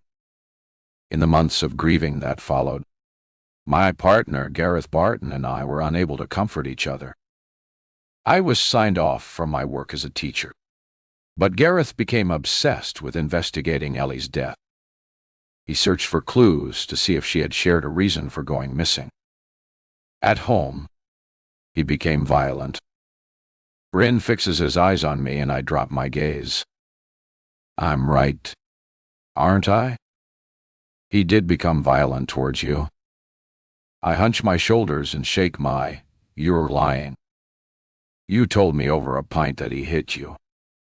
You fell and broke your nose. I'll continue. Gareth had never been violent towards me before, but he was convinced everyone blamed him for Ellie's death. He claimed it was a conspiracy theory. Then, one night, 9 months after her death, he broke down and confessed to me he was responsible. He'd been abusing our daughter for years, and I never knew. So, I couldn't stop him. I will never ever forgive myself for failing to protect my daughter. Why didn't I tell the police at the time? Probably the grief and shame was too overwhelming. I had to get away. I sold our house. It was in my soul name. Nice touch that, isn't it? Says Bryn. I mean, how could anyone, other than you and Gareth, possibly know that?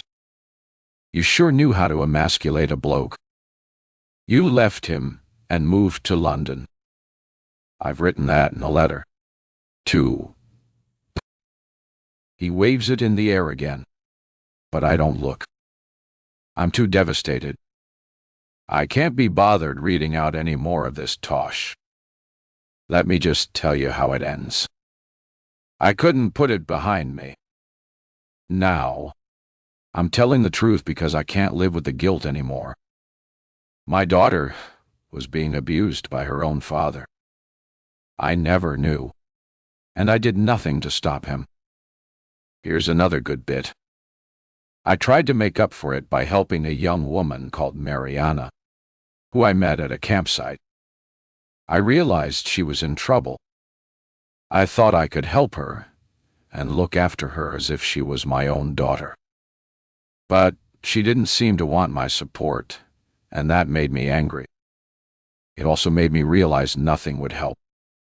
What's the point of trying to rebuild a shadow life? I don't want to live any longer without Ellie. On the 3rd anniversary of her death, I will take my own life. I gasped, but he reads on in a toneless voice. I won't be around to see it, but I want this confession to bring her father to justice. My jaw drops open. Did I hear that right? You think anyone will believe that cesspit of lies? A sinking feeling in my stomach tells me they probably will, if I'm no longer around to tell them otherwise. It's a shame I can't persuade you to add in a few touches in your own words. He holds the flat of the knife under my chin while I stay rigid. But you can sign it. I'll guide your hand. He clamps the pen into my fist and presses my hand to hover over the letter. Stuff that. I'm not going to make it easy for him. With an effort, I stab down at the paper and punch a hole in it with the pen. Desperately, I move the pen across the paper, scribbling and making crossings out in black ink. Didn't I just hear the pronouncement of my own death? I hurl the pen at him and bolt for the door. It's locked and the key is in his pocket. Bryn slings both arms around my waist and drags me back to the sofa. You will sign it. I won't. I lean back against the cushion, trembling. He flips open my laptop, consults my list of passwords and shrugs. I don't need your signature. I found your electronic one, and it's just fine. With a swift tap on a few keys, he prints out another copy of the letter with my signature affixed and shows it to me. I close my eyes as all hope fades. I was thinking, he says, about a little accident on the tube station. So many parents kill themselves when their child dies by suicide. They can't live with the guilt. It would have a nice symmetry. You bastard! Ellie didn't take her own life. It was an accident. Or did you murder her? Bryn bangs the laptop shut and leaves my confession letter on top of it. He crumples the extra copy into a ball in his fist and drops it strategically on the floor, letting it roll under the coffee table. Another indication of my state of mind for the police to find. An underground station isn't practical, he says. Perhaps pills. He holds up his left hand to show me what looks like a pack of prescription medicine. The knife is in his other hand. I think pills, but this isn't the place. Perhaps a small dose to get us started. I watch him crush some white tablets between 2 spoons and drop them into a glass of water. He grabs my hair and tips back my head so I feel like I'm being scalped. He pushes the cup to my mouth. It clinks against my teeth, but I won't let him dominate me. ignoring the pain. I writhe from his grasp and roll my head from side to side, regurgitating and spitting until the liquid leaks from my mouth and dribbles onto my clothes. The floor. Anywhere but down my throat. He cuts more lengths of duct tape and binds my ankles and my mouth. With no option but to swallow, I gag on the last of the dissolved tablets, their bitter taste coating my tongue and the roof of my mouth. I pray they were medicinal, perhaps tranquilizers, as the packet suggested, and not some poisonous concoction. Bryn towers over me, pointing his knife at my throat. Why doesn't he just stab me and get it over with? Then I realize the knife is my savior. He can't just stick a knife in me because it wouldn't fit in with his carefully crafted suicide scenario. Whatever he's planning, he'll want it to look like I've taken my own life. And that will buy me time. For the first time, I feel a glimmer of hope. 54. Laura Bryn leaves the sitting room door open and walks to the kitchen. I'm too dazed and weak to get out of the room. He's only gone a few seconds and returns jingling the keys to my campervan. Time for a little road trip. I snatch a glance at Miriana. No reaction. My sense of foreboding deepens. Her eyes are closed and her face has a sickly pallor. But that could be due to the dim lamplight. What time is it anyway? It feels like it should be tomorrow, the anniversary of Ellie's death. Using my chin, I edge back my left sleeve to see my watch. It's hard to believe. It's still only midnight. Miriana is mumbling in her sleep. She's alive, but she needs medical treatment urgently. What's Bryn planning to do with her? It's not hard to figure out his intentions for me. Now, he has my keys. A road accident with a convenient tree, perhaps. I'm not sure how many tablets I swallowed, but my brain feels fuzzy. I need to stay focused and alive if I'm to get help for Miriana. Bryn manhandles me towards the door. I make my body go limp, so he has to stick his hands under my armpits and pull me. I resist, so he positions my feet on a rug that glides over my polished floorboards and drags me the length of my hallway, dumping me by the front door. He opens it and looks out. Your campervan. Where is it? I can't speak, and it's hard to point with joined hands. I make a sort of gesture along the street to the left and curve my hands to indicate it's round the corner. Why didn't you park outside? There's a space right there. There wasn't a space when I arrived back. But I'm in no position to debate. I mumble from behind the tape, but it comes out quieter than a mouse squeak. Inside my head, I'm screaming. Damned. I guess he'd planned to bundle me a couple of yards into the van after checking for no passers-by, but he can hardly drag me along the street. I lie still, pretending to be more dozy than I feel. Bryn's played his last card, and the clock is ticking. With Miriana lying semi-conscious, does he think she's so badly hurt that she'll slip away?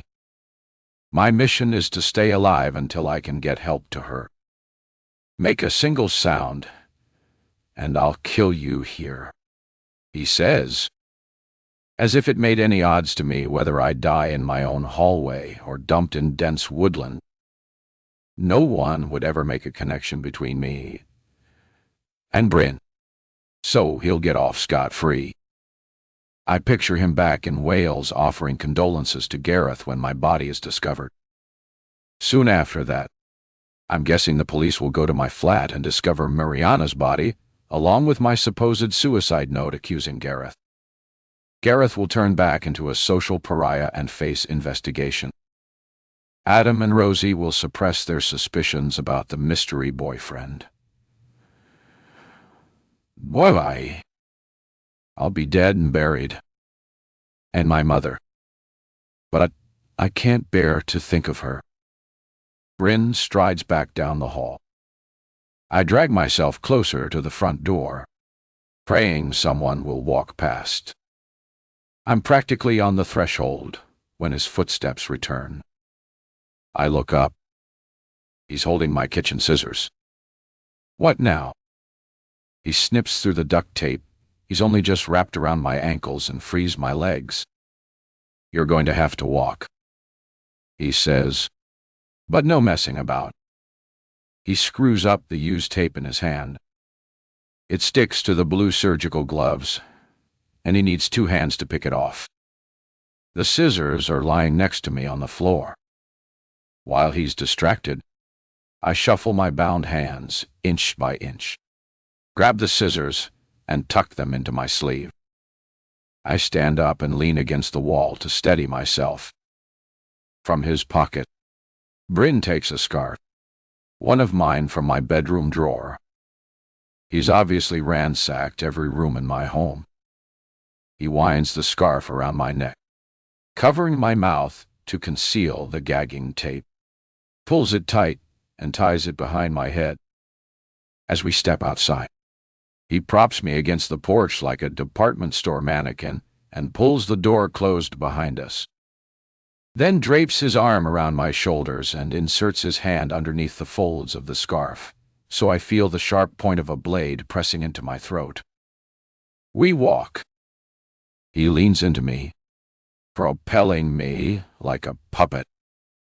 If a passerby saw us, they'd think we were a loved-up drunken couple staggering home.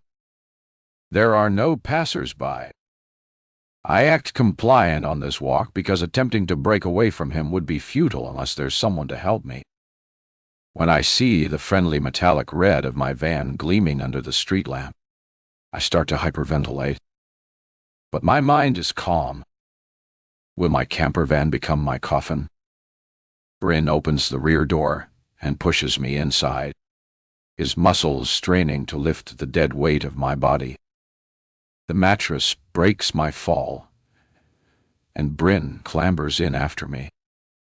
I act floppy and malleable, and don't let him see the pair of scissors concealed in my sleeve.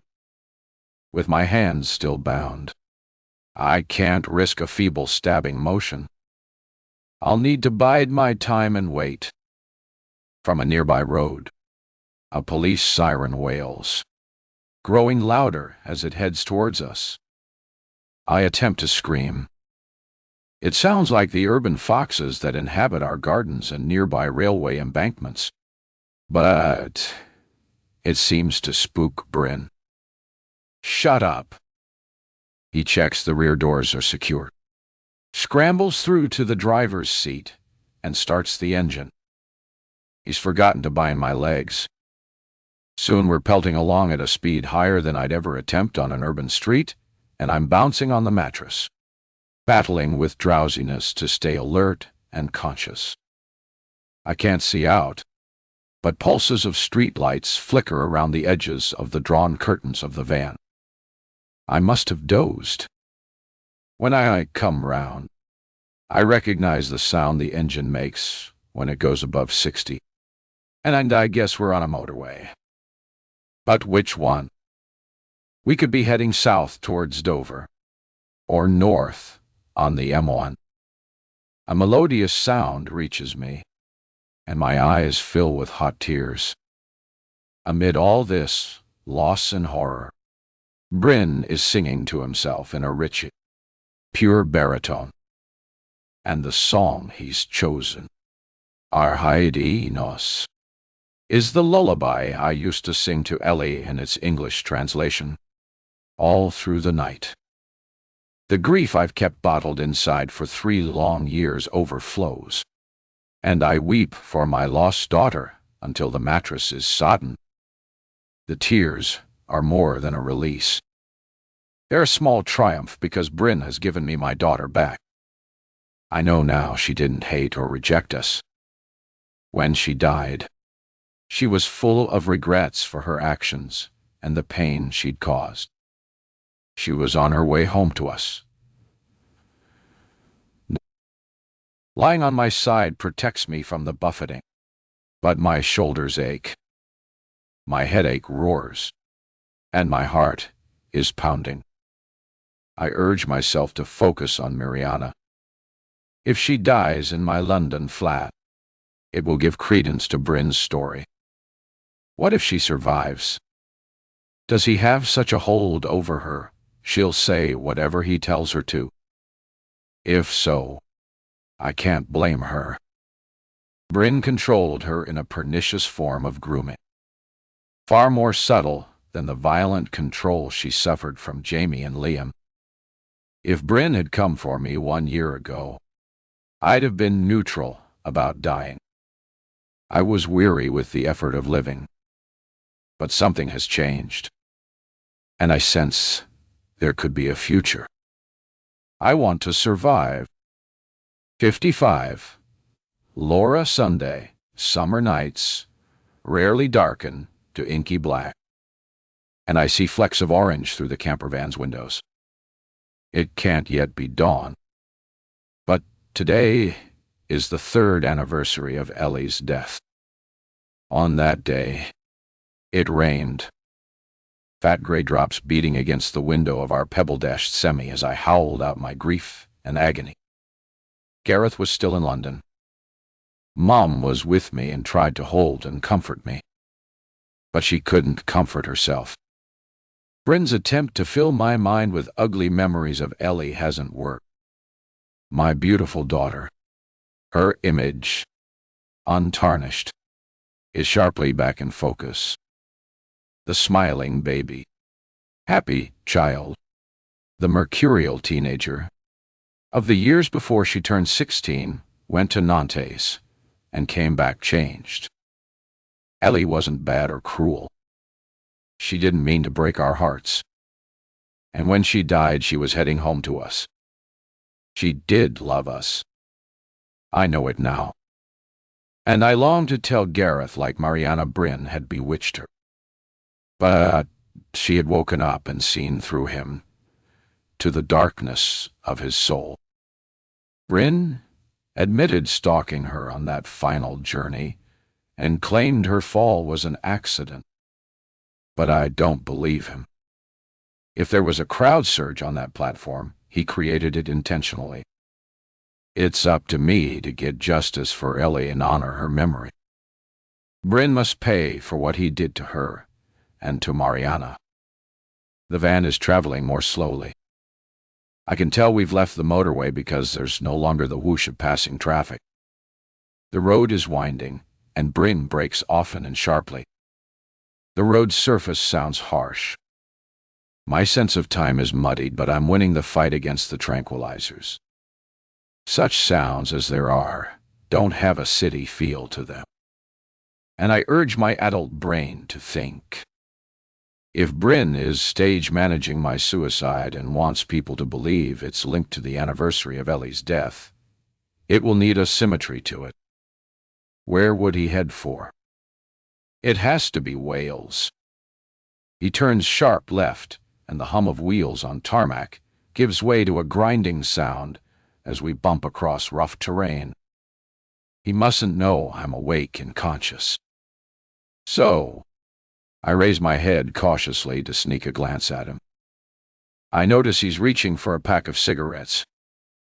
The van slows to a crawl as he lights up, peering straight ahead through the windscreen into the darkness. He takes his first drag of the cigarette. The inside of the van fills with smoke. Desperate not to cough, I take shallow breaths. He opens the window and blows his smoke outside. Suddenly, he stamps on the brake, and the van lurches to a halt. He opens the driver's door and turns sideways in his seat, and I feel the cold bite of a breeze and smell a familiar tang in the air. When I'm sure he's not looking in the rearview mirror, I hoist myself up and peer out. Ahead of me, I see nothing. Only horizon. That, and the smell of salt and ozone tells me we've reached the sea. And cliffs. The sky darkens. That orange light I saw must have been faint street lighting before he turned off the highway. Because I know now where we're heading. Straight on to the cliff edge. My chest tightens as I understand his plan for staging my suicide. Bryn's going to drug me some more, put me into the driver's seat, and take the handbrake off. I'm going over the cliff. 56, Laura, all those hours dozing and being flung around in the back of the van. I had a pair of scissors stuffed in my sleeve. Why didn't I try cutting the tape from my wrists? Frantically, I nudge the blades apart, but the blasted gag stops me from sticking the handle in my mouth and clamping it between my teeth. How I hate this tape. So efficient for mending leaking pipes. So lethal for me. I poke at my mouth gag with my tongue and feel it stretch, but not slacken enough for me to bite it. Laura, yeah. Bryn turns in his seat and glances at me. I freeze. It's vital he thinks I'm still comatose from the sedative. My acting must have convinced him because he gets out of the van, leaving the driver's door open, and I hear a pattering sound.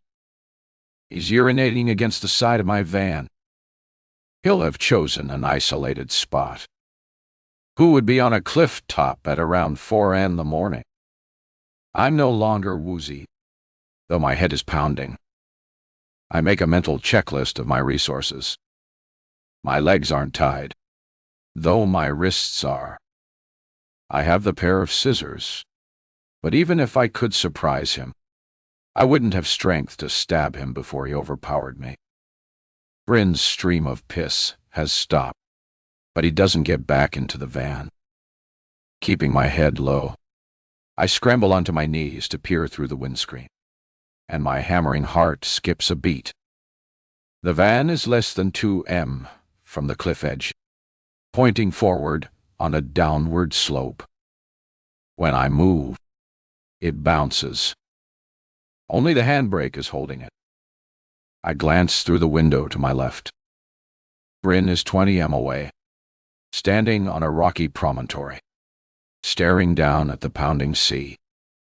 He must be checking the longest drop, the most lethal rocks. The sky is brighter now, with yellowish streaks. Bryn's lost the cloak of darkness, and I can see him clearly. If I knew how far we were from the road and from houses, I'd clamber out of the van and run. But he'd see me, and his rugby-toned body would outpace me. The scissors are hopeless, not even sharp enough to inflict a nanosecond of pain. There must be a knife amongst my cooking tools. I slide open the undersink cabinet and ferret around inside, feeling for a blade. I find a pack of stainless steel kebab skewers and pull it out. Then my hand touches something smooth and cool. The metal bowl of tools and bits and bobs I inherited with the van. That's when I see it. The gas lighter. The lethal one that turned into a flamethrower when we tried to light the barbecue and wouldn't go out. I grip the lighter between my fixed hands and glance out of the side window. Bryn, hoping he didn't see me. He drops something heavy on the ground and bends down in front of the van. As he fumbles around the van box and lurches against the restraint of the handbrake, and I stifle my terror to calculate his next steps. He's placing a rock or log as a chock under the front wheels. The van is already listing forward on a slope. To stage my suicide, he'll need to bundle me into the driver's seat, release the handbrake, and at the last moment, unfasten my wrists. Then all he has to do is roll the stone away from under the front wheels. Perhaps give it a push from the rear, and the van will plunge over the cliff.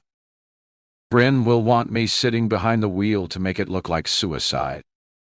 Whatever happens, I mustn't sit there. He thinks I'm still woozy, and probably plans to top up the dose of sedative. He'll have to drag me through the gap between the seats. It won't be easy if I resist. He might try opening the rear doors and dragging me round the outside of the van. Though that's a high-risk strategy if someone comes by. But who would? It's too early for dog walkers. Keeping his back to the van and to me. Bryn reaches in his pocket and lights another cigarette. I can smell the smoke, but not see him because he's at the rear of the van on the driver's side. Is he smoking for courage? Are his hands shaking? Perhaps even a murderer has to steel his nerves. Ellie's death was stage-managed from a distance. But is he confident Miriana won't survive her injuries? Or does he plan to return to my flat and finish her off? My eyes roam the van. And then I see it. My escape route. He's left the keys in the ignition. If I climb into the front and lock the doors, it'll buy me time. I sidle through the gap and fling myself into the passenger seat. The van rocks as my useless hands fumble to lock the door, and Bryn notices. He runs around the front of the van, pulls open the passenger door, and makes a grab for me. This is my final throw of the dice. Gripping the gas lighter in both hands, I point it at his face, click the button, and watch the flame shoot out and set his beard alight. 57. Nora, one autumn evening. When I was at university, Gareth and I went with a group of friends to a Greek restaurant in Cardiff, where tables were set out in long rows, refectory style, and families mingled with students. We'd been told the evening's entertainment involved getting horribly drunk and dancing on the tables. But when the dancing started, we discovered we were going to stand on our chairs to dance. The men leaned back and carried on drinking. But some of us girls kicked off our sandals and climbed onto our seats. I remember the feel of my bare feet slipping and sliding on the basket-weave chair. That summer I'd spent a week in Santorini, so I was showing off my suntan in a white strappy dress. Everyone wanted to recreate fleeting Aegean summer memories. Waiters paused, food service to join hands and treat us to their performance of the Zorba dance, arms slung round one another's shoulders, stepping left, then right, swinging their legs, kicking and speeding to a wild crescendo, while we swayed and clapped. The finale was a ritual smashing of crockery against the whitewashed stone wall of the restaurant. Now they were running late. One waiter leapt to fetch a broom and sweep up broken china. The others queued at the hatch to collect food orders and fought their way, carrying hot plates through the rows of diners. My friends and I stayed on our chairs, swaying in time to the music. A waiter walking behind me pushed my chair. I overbalanced and fell forward into a candle. The acrid smell of my long auburn hair going up in flames haunts me to this day. Gareth reacted fast. He poured a full carafe of water over my head, pulled my shriveling hair out of the flame, and pressed a damp napkin against my scorched cheek. Thanks to him, my burns were superficial, and the scarring only shows up as a lighter skin tone when I have a bit of a tan. My hair grew back. What I learned from that accident, as well as being deeply grateful to Gareth, was that hair survives singing, but the skin underneath may not. It's that same sulphurous smell in my nostrils as Bryn's beard crinkles and melts into the skin of his face, which looks black and charred as I flick the flame higher.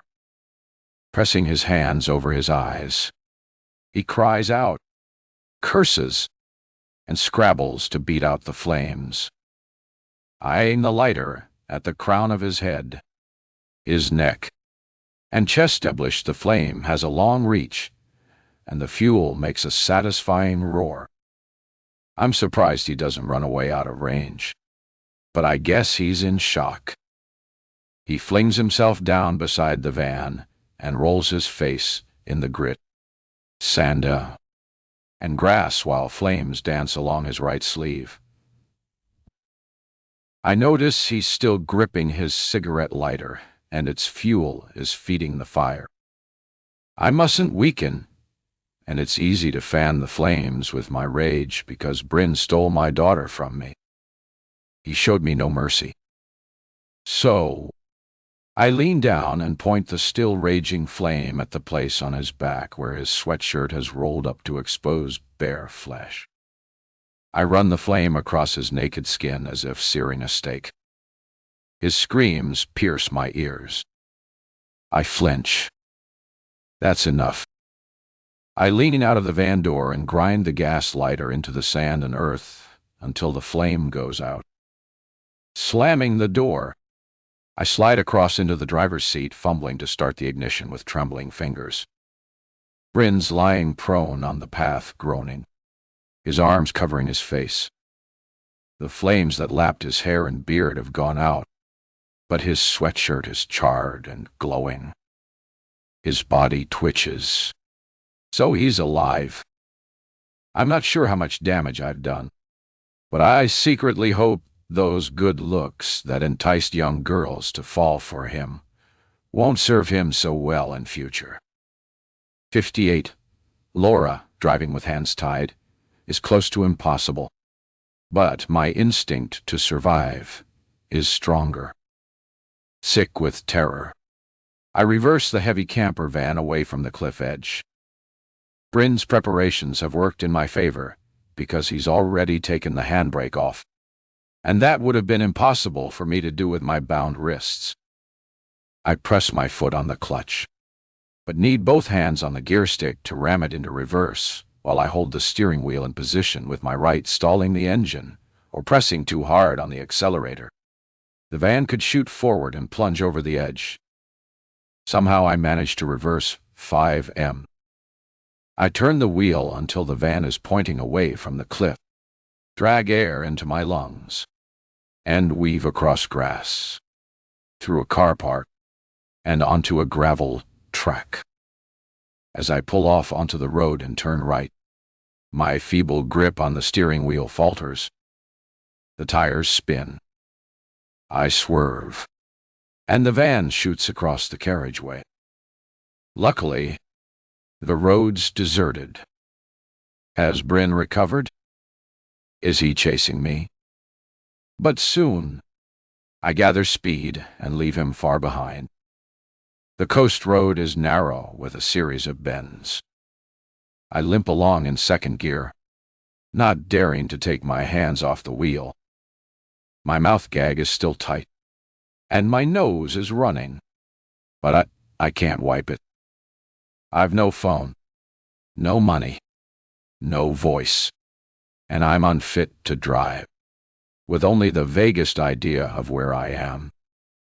I crane my neck to look out for road signs, and then I see one. Cowbridge, 6 miles. Hi. I must be 20 miles west of Cardiff. A milk lorry rattles past. Then, a workman's van. I'd noticed him in my rearview mirror, tucked in behind for over a mile. As he finally overtakes, at speed, he makes a V sign and shouts abuse. It's too dangerous to take my hand off the wheel to flag him down. And anyway, he doesn't seem the kind who'd help me. So, I press on as dawn erupts in yellow splashes across the sky. I head east, blinking into the sunrise, until a sign tells me I'm entering Cowbridge. The street is deserted. Then I see the illuminated sign of a convenience store. The owner is hauling bundles of newspapers from the curbside into his shop. I pull over and stamp on the brakes. The man looks startled when I shuffle across to the passenger seat and open the door. From behind the tape that seals my mouth, I whisper, "Help me." The man's soft brown eyes grow rounder, but he doesn't recoil and holds out his hand to help me step down. He gasps at my bound wrists, takes my arm, and guides me inside the shop, where he pulls out a stool and invites me to sit. "May I?" he asks, reaching his hand towards the tape across my mouth. I nod. "Ow." And although he's gentle, I wince as he eases it off. When he sees my red, raw skin, he tut-tuts and calls out, "Mira, we have a lady visitor. Come now." I hear a rustling from behind a curtain at the back of the shop, and a woman's voice says, "One moment. What has happened to you?" he asks in the gentlest voice I've ever heard. I shake my head and sniff as the tears I've been holding back roll down my cheeks. A dark-haired woman of around 40 appears, shrugging on a felted dressing gown over a gold-trimmed outfit that would be smart enough for a Buckingham Palace garden party. "Your face looks so sore," she exclaims, stroking my hand as if that will make it better. Now my gag is off, and I can speak. I don't know what to say. "Thank you," I mutter. Her husband has been examining my bound wrists and picks up the pair of scissors he was using to snip off the bands around his newspaper bundles. "May I?" He points the scissors at my wrists, and I obediently raise my throbbing arms. Then I change my mind and snatch them away. "No. Stop, Dottie." He stares at me as if his instinct that I'm a crazy person has been confirmed. He reaches for the mobile phone lying on the shop counter. "I will call the police." "Thank you." I don't feel strong enough to keep explaining what happened, and that these wrists are my alibi. Because less than an hour ago, I torched a man and kept on pointing a gas flame at him, as if trying to burn his face off. Maybe I am deranged. I need my tied wrists as proof this crazy woman wasn't simply seeking revenge on a former colleague. The store owner finishes his call to the police, saying, "She will not let me untie." He shakes his head sadly, edging away from me so his wife can take charge. Nira smiles. "I will make tea." I watch through the looped red and orange curtain that separates their family accommodation from the shop as she pours cold water into a giant metal teapot, sets it on a 2-ring burner, and lights it. A few minutes later, she adds tea bags and some scoops of sweetened evaporated milk and brings everything up to the boil. When she brings me a cup, I wonder how I'll stomach so much sweetness. But it's drinkable and lubricates my parched throat. I take a few sips and find words to apologize for landing on their doorstep. I'm sorry if it seemed rude. I was attacked. I need to show the police my wrists. Mira's face registers shock, but she covers it with a smile and a nod. She shushes away my apology, and we sit in silence waiting for the police while her husband serves early customers. Time passes. Half an hour. More B. They offer me food. Would I like a share of their own breakfast? A Kit Kat from the shelves. I can't eat. I'm sorry. At last, a patrol car pulls up, and 2 police officers get out. The store owner leads them through the shop and ushers us all into their family back kitchen, drawing the curtain to give us privacy. The officers introduce themselves, but I can't hold on to their names. Everything that enters my head slips away. The female officer examines the tape and lets out a sharp, whistling breath. Who did this to you? I battle exhaustion and stay alert, because there's something I need to tell them, something important. There's a seriously injured person needing help. I tell them. An image of Bryn, beard and hair aflame, swims in my inner vision. I rub my eyes. Please, send an ambulance. Go fast. I give them the location and tell them I'm worried the person may not survive. I listen to the officer radioing through to control and giving the address of my London flat, where they'll find Miriana. Only then do I tell them there's an injured man out on the cliff top close to here. 59 Laura. Clears throat too after I've given the officers a brief account of how Bryn abducted and attacked me. They take away the keys to my campervan, telling me it will be examined by crime scene investigators. They'll also check it for any mechanical faults, because your attacker might use that as a possible defense. The officer explains. I'm afraid that means you won't get your vehicle back for quite a while, because the defense also has a right to examine it if they wish. Will my van be left outside this shop all day?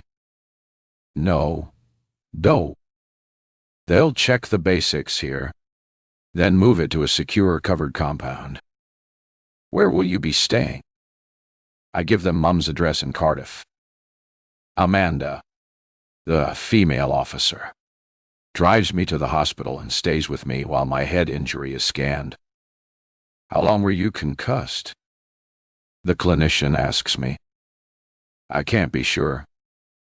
I remember coming round, lying face down on my sitting room carpet, and a man's feet pressing down on my calves. But it might have been only a few minutes. The scan shows no swelling or serious damage, so I'm prescribed strong painkillers and cream for the sores on my wrists and face. The next part's a bit awkward, Amanda tells me, glancing at a message on her phone. I'm just checking which room they've allocated us. I thought that was it. No. I'll explain in a minute. She leads me along a brightly lit corridor, passing porters, wheeling trolleys, and we turn away from the bustle into a warren of rooms. She pauses 3 doors along and checks the room number. This is it. We sit down on red plastic chairs outside a closed door. The scenes of crime officers are coming here to take DNA and toxicology samples from you. You said you were given some kind of drug or sedative. I nod. I think it was prescription medicine. We can't delay. Trace evidence and drugs degrade fast. She clears her throat. Then need to swab for any traces of DNA on your skin. I understand. And we'll need to keep your clothes and any possessions. I'm stunned. What will I wear? We'll sort something out. We sit in awkward silence, and I wonder if they'll send me home to Mom's in a hospital gown. The Asiaisen gasps and gasps. Thank you for staying with me. I say grateful for Amanda's compassion and support. I have to stay. Not that I mind being here and supporting you. Laura. You're the scene. How do you mean? She furrows her brow and explains. The scene of a crime can be a fixed place, but not always. And there can be more than one.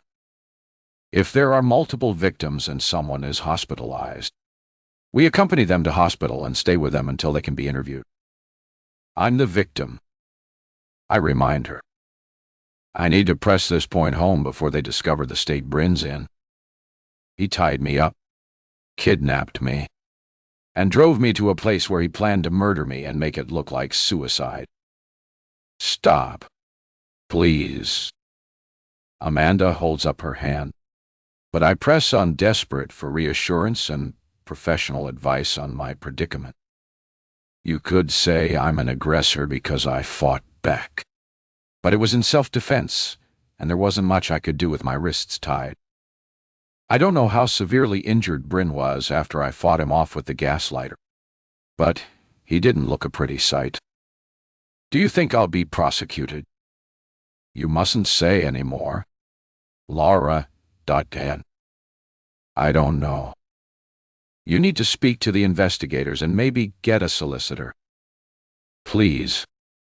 The brief euphoria I felt at escaping from Bryn to this safe place drains away. I was expecting tough love, but not this. In my childhood bedroom, one wall is painted a shade of blue that mimics a thunderstorm. Mom insisted on blue walls in every room, so I declared my teenaged rebellion by pushing the palette to its bruised extremities. It reflects my mood perfectly as I lie on my bed trying to recover from a night when I was convinced I was going to die. The morning of hospital checks and toxicology tests, followed by hours of police interviews, tested my resilience and recall to the limit. Mom makes me vegetable soup and insists I go to bed, but she won't let me sleep. Instead, she sits in a chair beside me asking more questions. Not wanting to upset her, I give her a heavily redacted version of events. But she probes my fabricated story and finds the hole.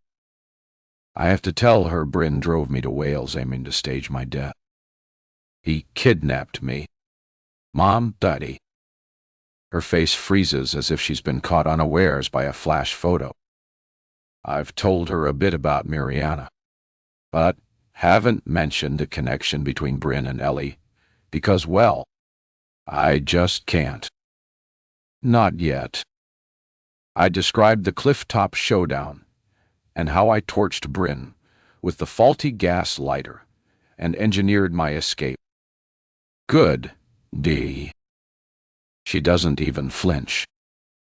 In fact, she nods her approval. Laura, what happened to you? Gareth hands me a bunch of freesias and stares at my inflamed face and the red raw lesions on my wrists. Mom must have rung him last night while I was asleep, because when I stumble downstairs at midday, he's sitting with her in the kitchen. She must have told him in outline about Bryn's attack, and I'm touched by his concern. It turns out the police have already interviewed him, and given he knew nothing of events in the hours following our meeting at the museum cafe, he must have been bemused. The investigators had warned me not to contact him until after his police interview. Once he'd convinced his interviewer he knew nothing of my kidnapping, the officer had shared brief details of my ordeal on Saturday night. How different things would have been for him today if I'd gone over that cliff. I imagined the police going to my flat and finding the fake suicide note. Instead of giving a witness statement, Gareth would have been interrogated as a suspect. I don't look that bad, do I? The sores around my mouth have turned an angry red because my skin reacted to the medicated cream meant to soothe it. The doctor who checked me out was worried about the length of time the blood supply to my hands had been interrupted, but I convinced him I still had feeling in my fingers. The emergency services found Miriana unconscious on the floor in my flat. I tell Gareth. She must have been tied to that chair for at least 10 hours. Now, she's in hospital, and I'm waiting for news. Gareth and I go outside to sit in Mom's garden on a bench, next to a blush pink rose bush she planted in Ellie's memory. It's hard to talk about Bryn and Ellie's sordid affair. But Gareth has a right to know. I start at the end with their plan to elope.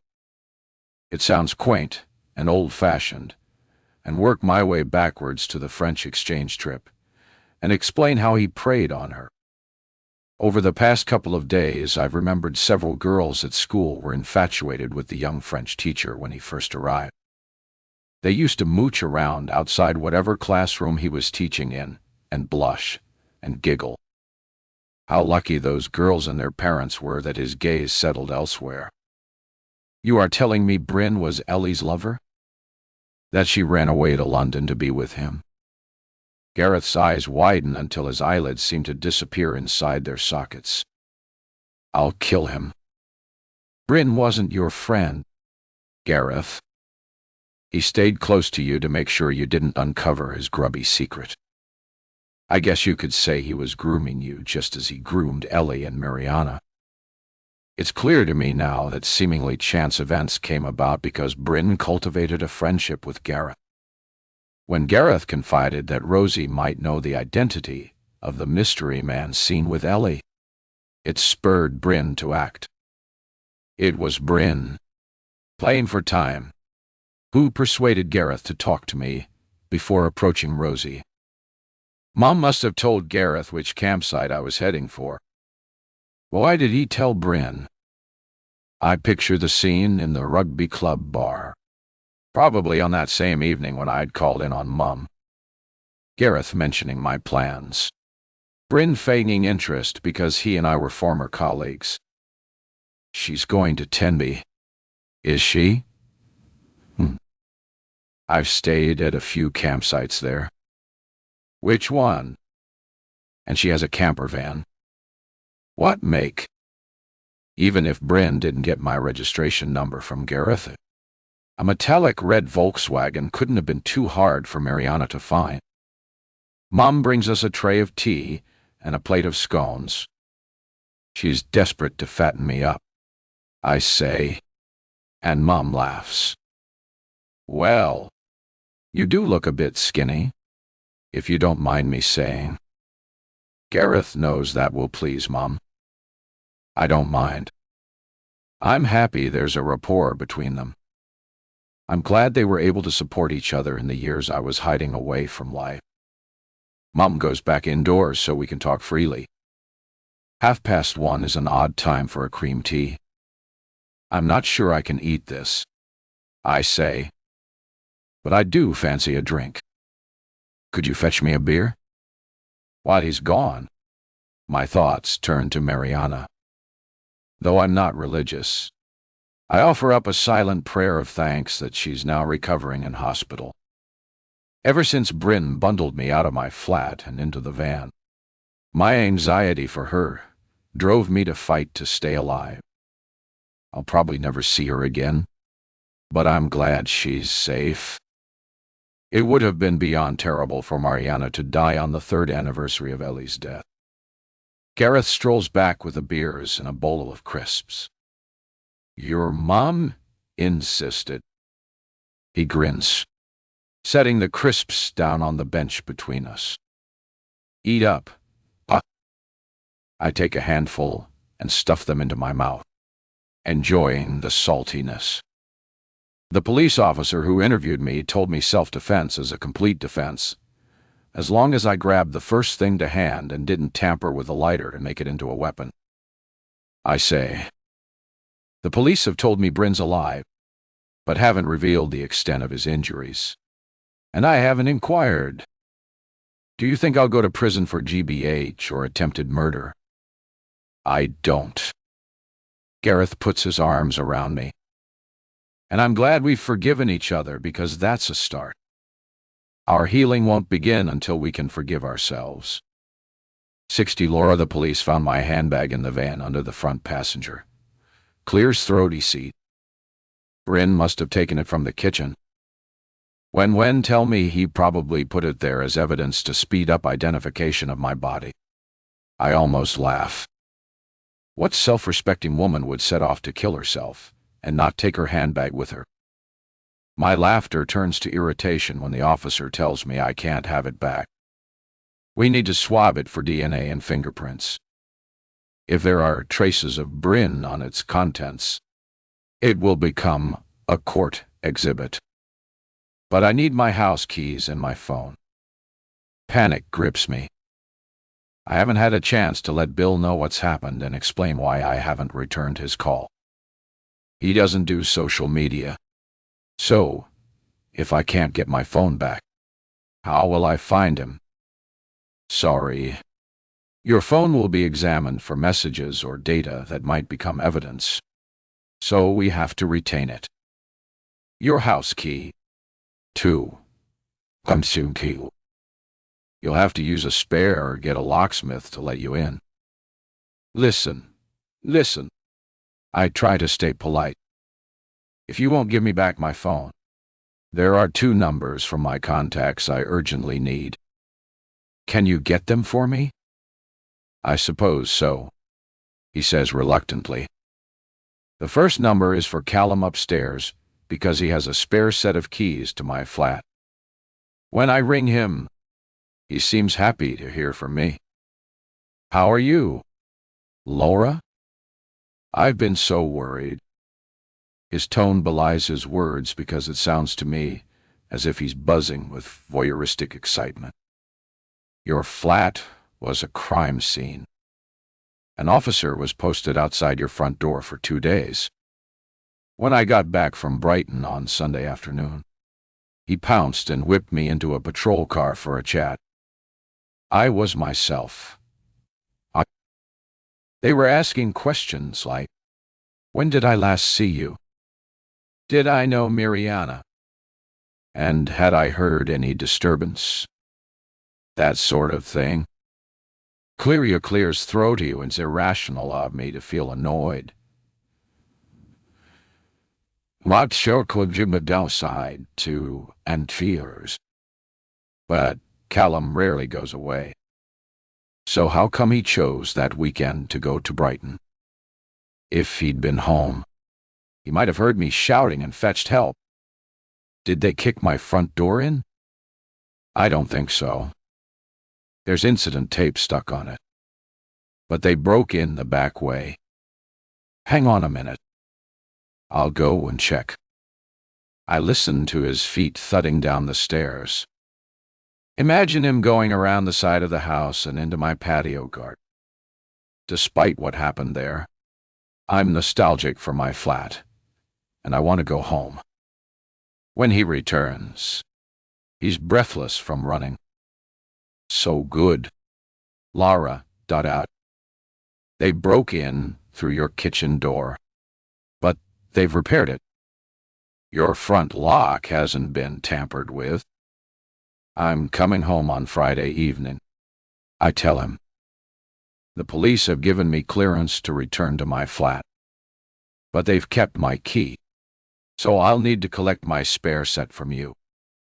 No problem. I'll be in. See you then. I stay on at Mom's for 2 more days. She and I have found a way of blanking out recent horrors and bringing Ellie back into our conversation and our lives. We talk about her and share happy memories. You should have been a counselor. Mom, but I'm beginning to feel better. I was in a way, she replies. Citizens advice counselors don't just deal with practical problems.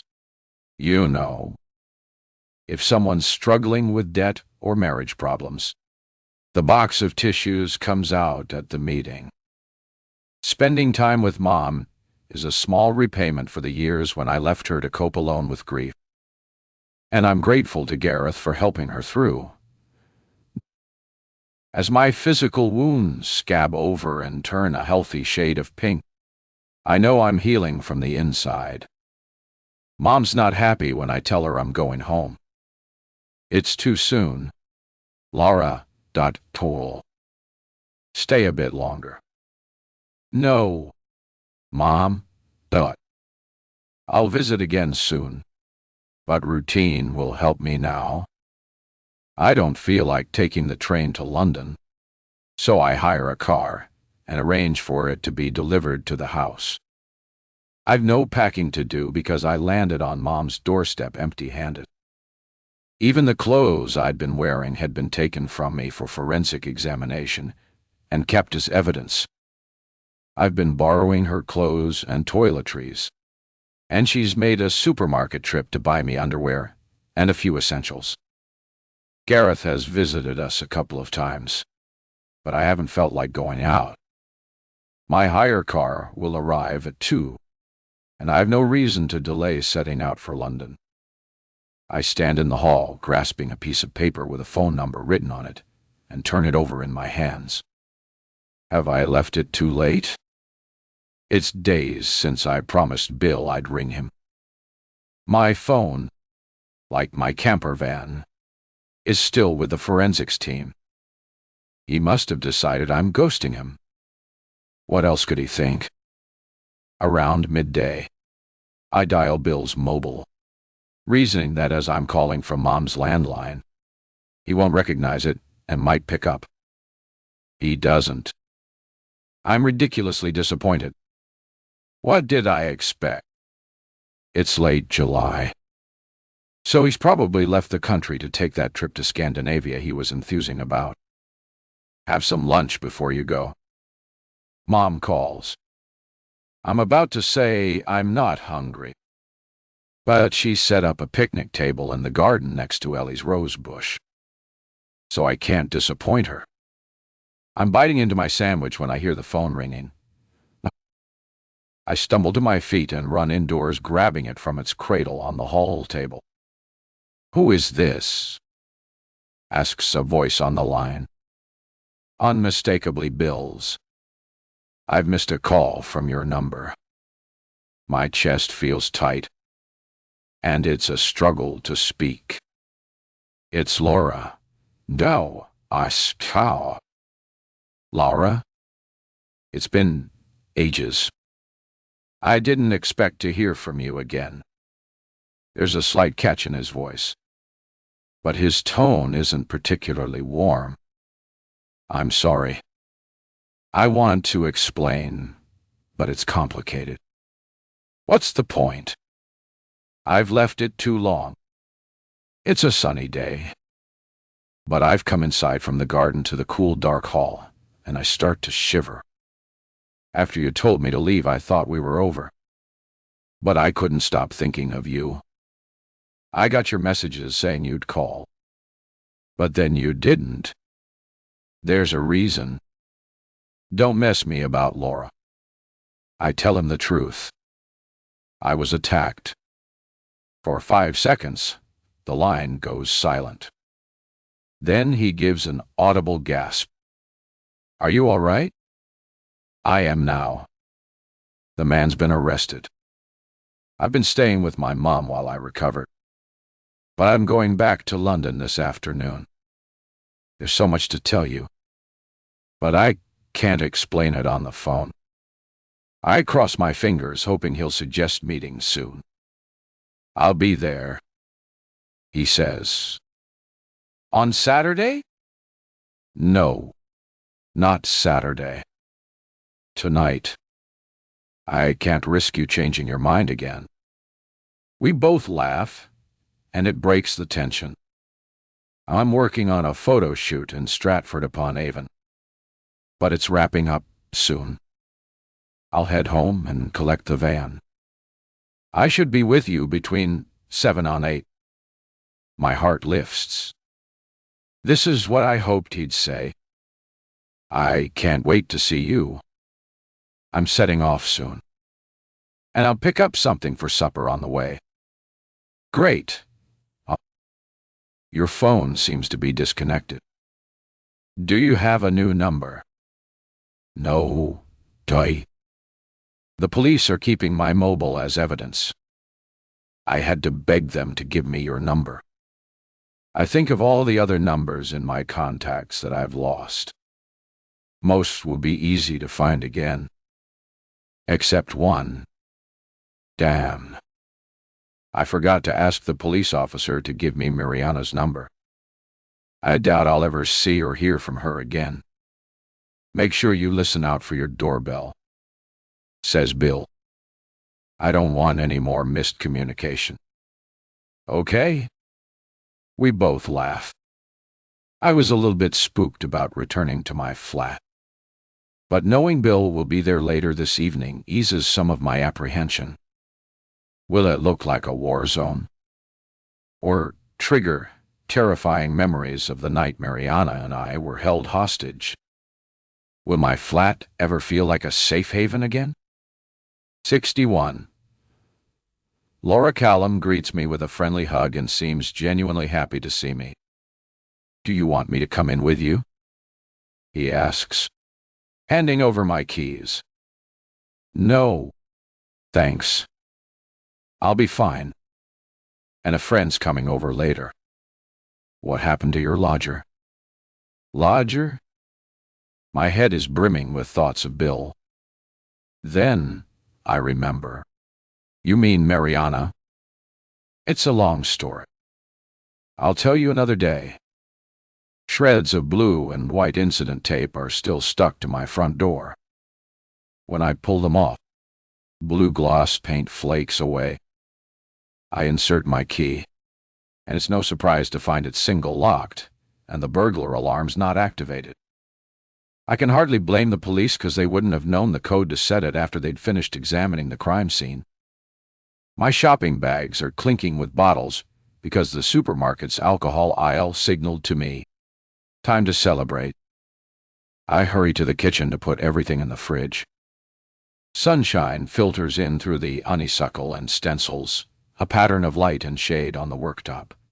Duh! Everything looks bright and orderly. I swallow. How could I have dreaded returning home? The counter is gleaming. Nothing looks out of place. Yet, the forensics team must have examined every crevice. In my police interview, I'd stressed that the tape Bryn used to bind my wrists came from my own cupboard and the knife from my kitchen drawer. I speculated aloud about how premeditated Bryn's actions were. "Stick to the facts," the interviewer reminded me. But I couldn't help wondering if he came planning to attack Miriana and me. Did he bring other weapons? Using my roll of tape on Miriana would fit with his scenario of me as the aggressor. I finish unpacking and put the food I've bought for supper in the fridge. The orderliness of the kitchen soothes me. Perhaps the investigators will have cleaned up my sitting room and dealt with the stains and overturned furniture. There's only one way to find out. As I dawdled towards the sitting room, my heart is pounding. An image of Bryn, the knife, and Miriana killed over on the floor takes shape as I turn the knob and push the door open. I step inside and recoil. That fleeting vision was no dream or flash of PTSD. In this room, time has stopped. I'm dragged back into the terror. Outside, the streets are mellow in evening sunshine. But here, the curtains are tightly drawn so the light penetrating is dirt gray. Miriana is sitting in the straight-back chair sideways onto the window, her face in silhouette. She doesn't speak, smile, or stand to greet me. Mesmerized, I take a step towards her. "What are you doing here?" "You gave me a key. Remember?" She turns her head and says in a slow drawl, "So, you didn't die." "But he did. You'll be sorry for that." "Who are you talking about?" I stare wildly around the room as if someone else might be hiding. "Who do you mean?" "Who's dead?" "Gareth." "Whoa!" It clears throat. She spits the name at me, and I see a single tear gleam on her cheek. "You mean Bryn, don't you?" I keep my voice calm and even. "He's not dead. Miriana. What makes you think that?" I reach for her hand, but she snatches it away. "He said he'd come back for me," she whispers. "But he never did. If he's not dead, he'd keep his word." I was asleep for a long time. It was so very cold. When I woke, I was in hospital. The doctor checked me over. Nurses gave me painkillers. But no one explained anything. The police were waiting to ask me questions. So many questions about him. About you. and why I was living in your house. She pauses. I'm about to speak when she lifts her head and shouts so. I thought you had died. I wish you had. I reel back as if I've been punched. Miriana flicks her hand dismissively, as if I'm nothing. My life of no consequence.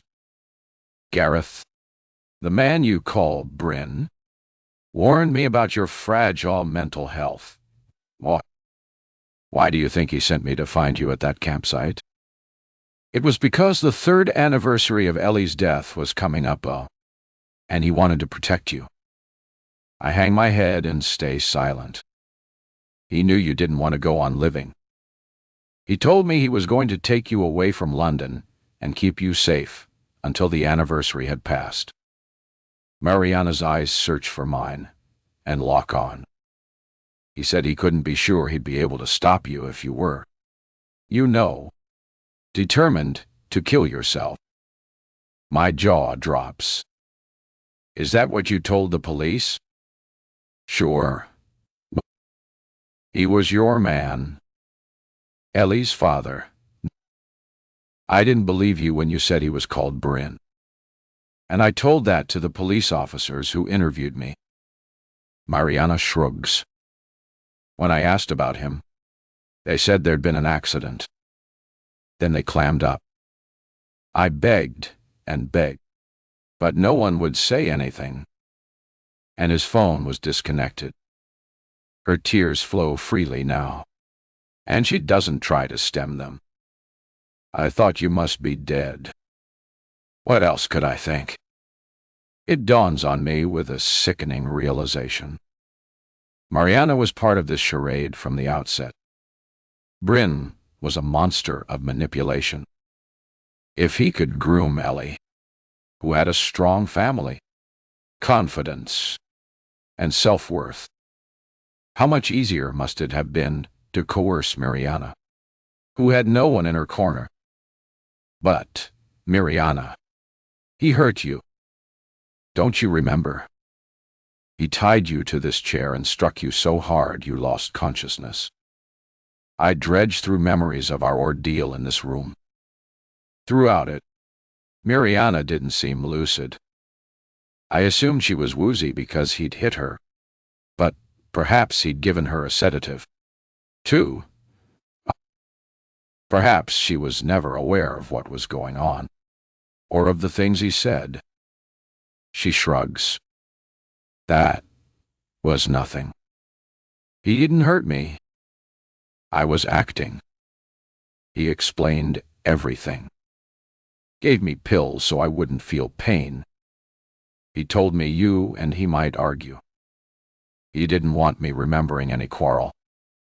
I bet he didn't. I think grimly. But Miriana's reframing of truth is making me desperate. What about the fake suicide note? I ask. The blog diary he wrote in your name, saying I was abusing you. Honestly, Laura, I've no idea what you're on about. You didn't care what might happen to me if he took me away. Her voice has a harshness I've not heard before. Why would I? Who has ever cared about me? My parents left me. My boyfriend pimped me over to his brother to run drugs. Only Bryn ever cared for me. I'd do anything for him. With a sickening tightness in my chest, it dawns on me she's in love with him. Just like Ellie. And who knows how many other naive girls before her. The oppressive grayness in the room weighs down on me.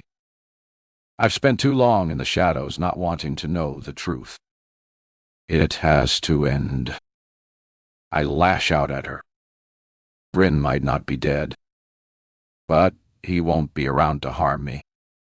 Or you. Or anyone else. He tried to murder me. And he'll be going to prison for a long time. Striding past her, I pull open the curtains and let evening sunshine pour in. My patio garden is a riot of color. The scarlet geraniums, with a few drooping blossoms in biscuit brown, continue their cycle of birth, death, and renewal. I hear Miriana rising from her chair and walking to the door. She's leaving. Good. But when I turn around, she's still there. Now she's sitting cross-legged on the floor, leaning against the door, and nursing a cushion on her lap. My doorbell rings. I jolt, and Miriana flinches. Who's that? It must be Bill. I take 2 paces towards the door, expecting her to move aside. Get back, she orders. Don't be ridiculous. It's my friend. The bell rings again. I'm serious. She slides her right hand beneath the cushion and produces a knife. I gasp. Dot. This is no ordinary kitchen knife. It has a red handle and a long pointed stiletto blade, the kind designed to reduce friction on contact and cause serious harm or death. Miriana, where the hell did you get that? Biliary rhesus in my throat. Ow! She turns the knife over so sunlight glitters on the blade. Cool. Yeah? It's the real deal. Liam gave it to me before my mission to Wales. I call on my years of teaching experience and try to sound calm. I've had practice at removing knives from students. Put the knife down on the floor and slide it towards me. Now I'm going to walk towards you, and you are going to move out of the way so I can let my friend in. The bell has stopped, and now there's a continuous staccato knocking. What must Bill be thinking? That I've enticed him to drive all the way from Birmingham to London, and now I'm ghosting him. He won't even know I'm at home because my campervan isn't outside, and he won't recognize the Peugeot I hired to drive back from Cardiff. I hold up my hands in a gesture of surrender and inch forward. Listen, Miriana. I'm coming through to answer the door. Okay. Miriana adjusts her grip on the knife and slashes a figure of 8 in thin air, like a child brandishing a sparkler. I move back, but I won't stay silent. Bill! I yell in my loudest voice. I'm here. Help, bye. Shut up. Miriana tilts her head on one side and appears to be listening. He's gone. She's right. The knocking has stopped. I take a breath. He'll wait, won't he? Or use his initiative to find a way to get inside. Perhaps he'll knock on Callum's door. But Callum no longer has my spare keys because I've just taken them. I play for time. Put the knife down. Miriana. Dotandi. Listen to me. You've done nothing wrong. So far. Well, try. I don't believe you want to hurt me. But an accident would be easy with that knife. Give it to me. I flatten my palm and hold my Euclier's throaty hand out. She gives me a blank stare. There are services who can help you and find you a place to live. You can study or work and make a fresh start. You said you wanted to work with animals. I stepped towards her.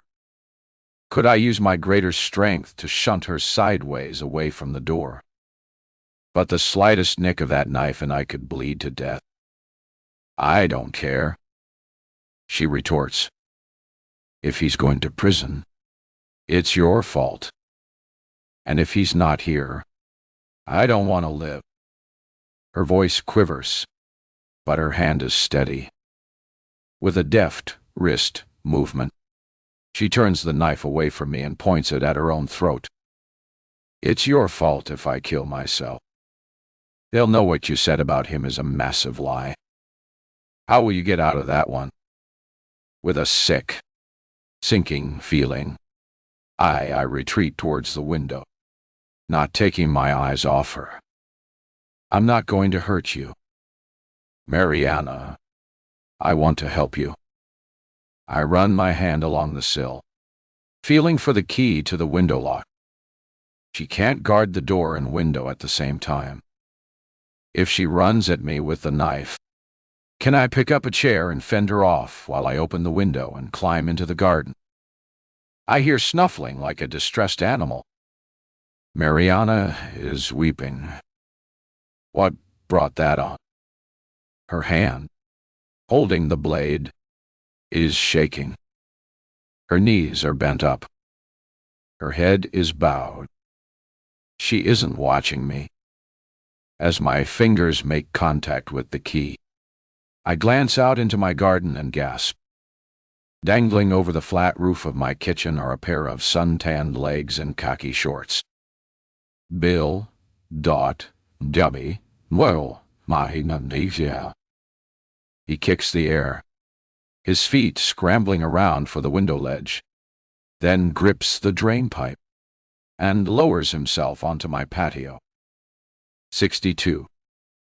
Laura. T.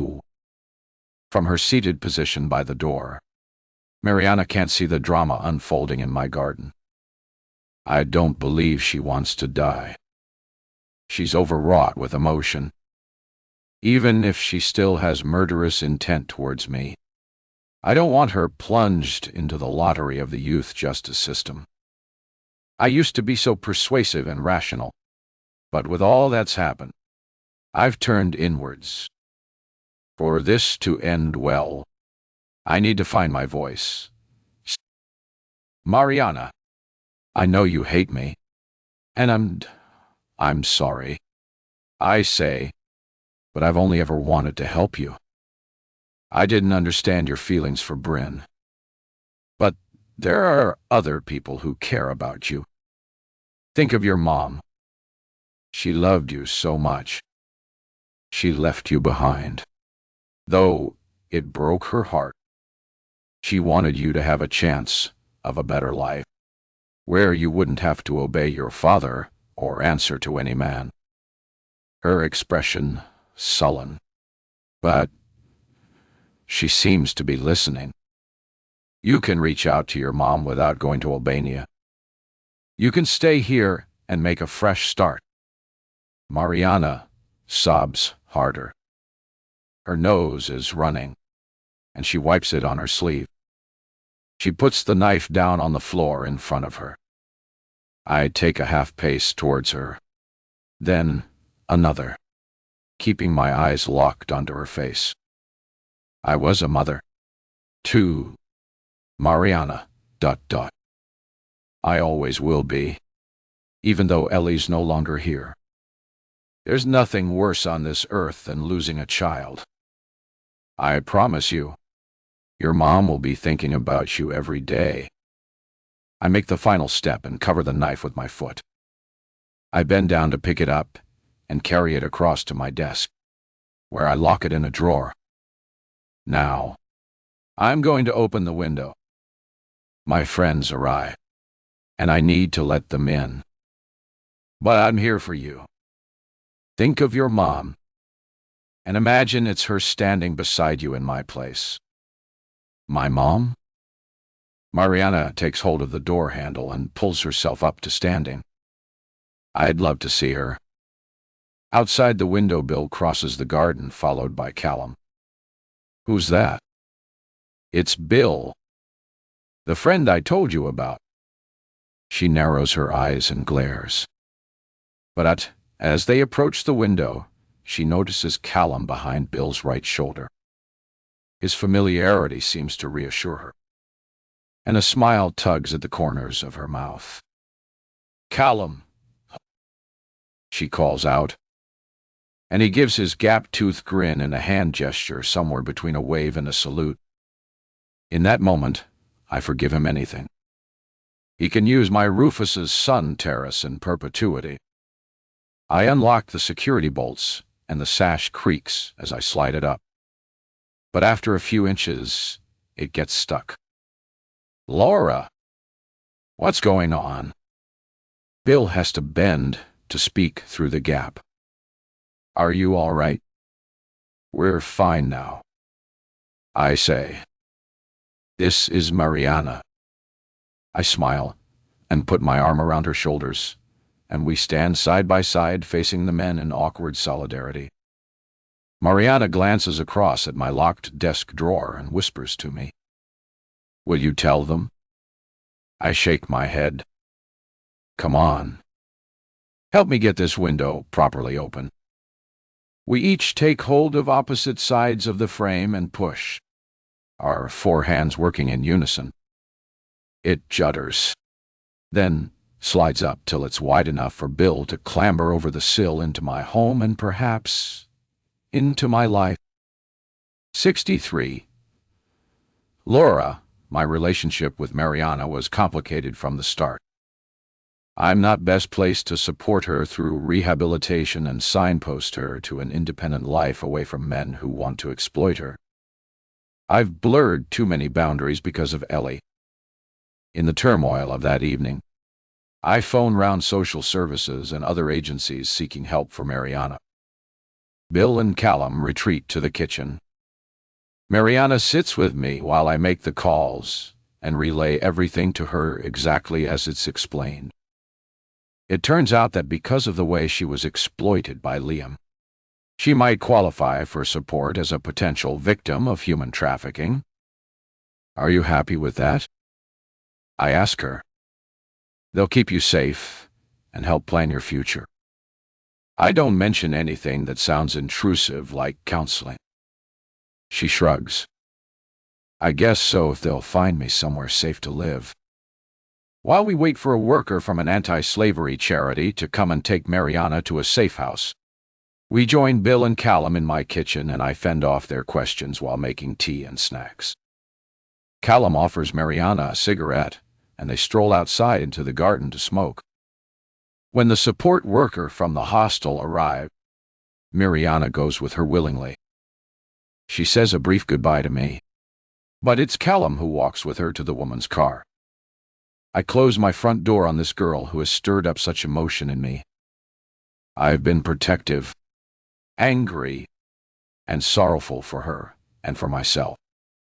Although Miriana was manipulated and didn't understand her role, she's led me back to Ellie. Knowing the brutal truth of what happened is hideous, but not knowing was far worse.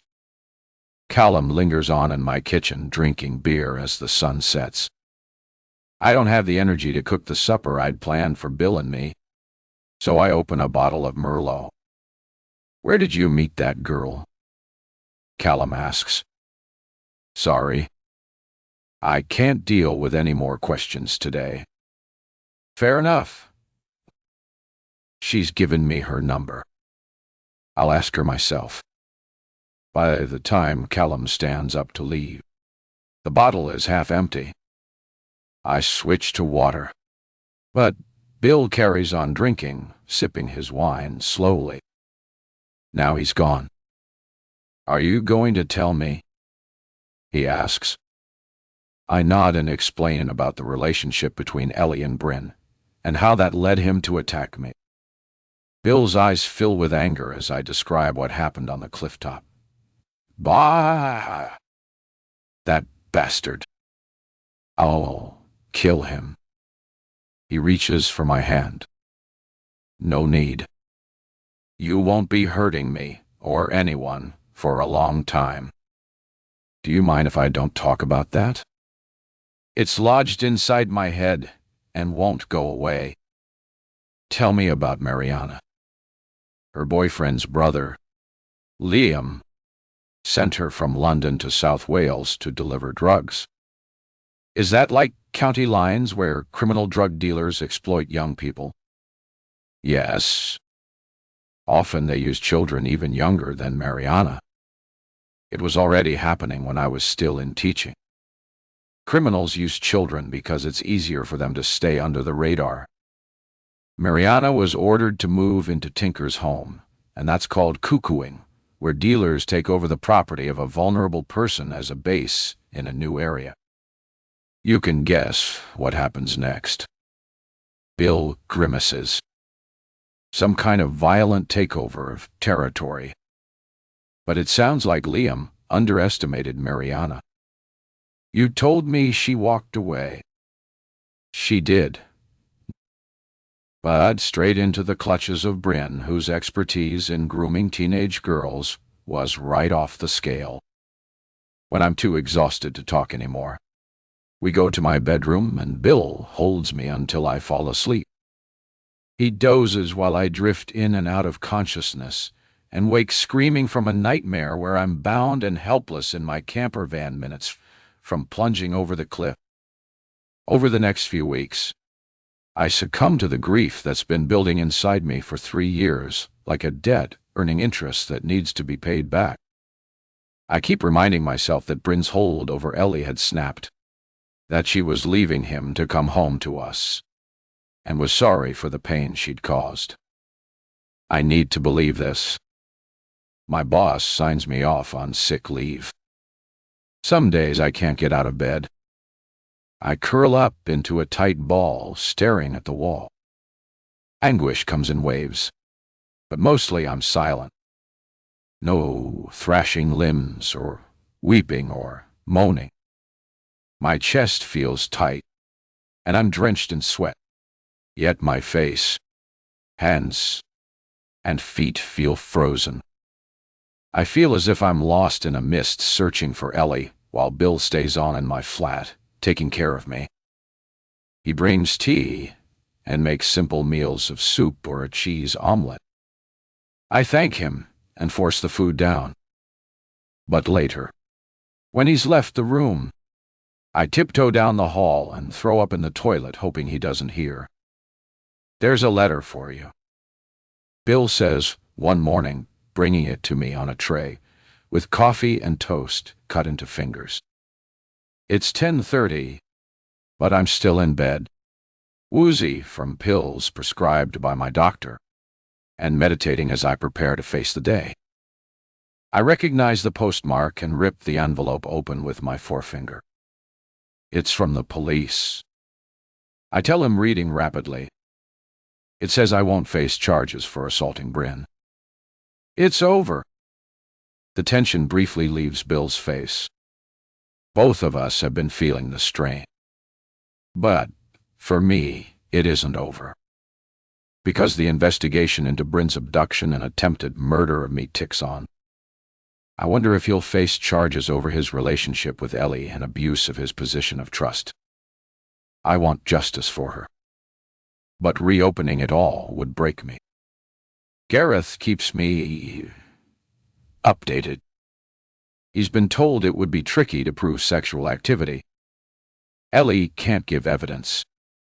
And Bryn's sure to deny the confession he made in my flat.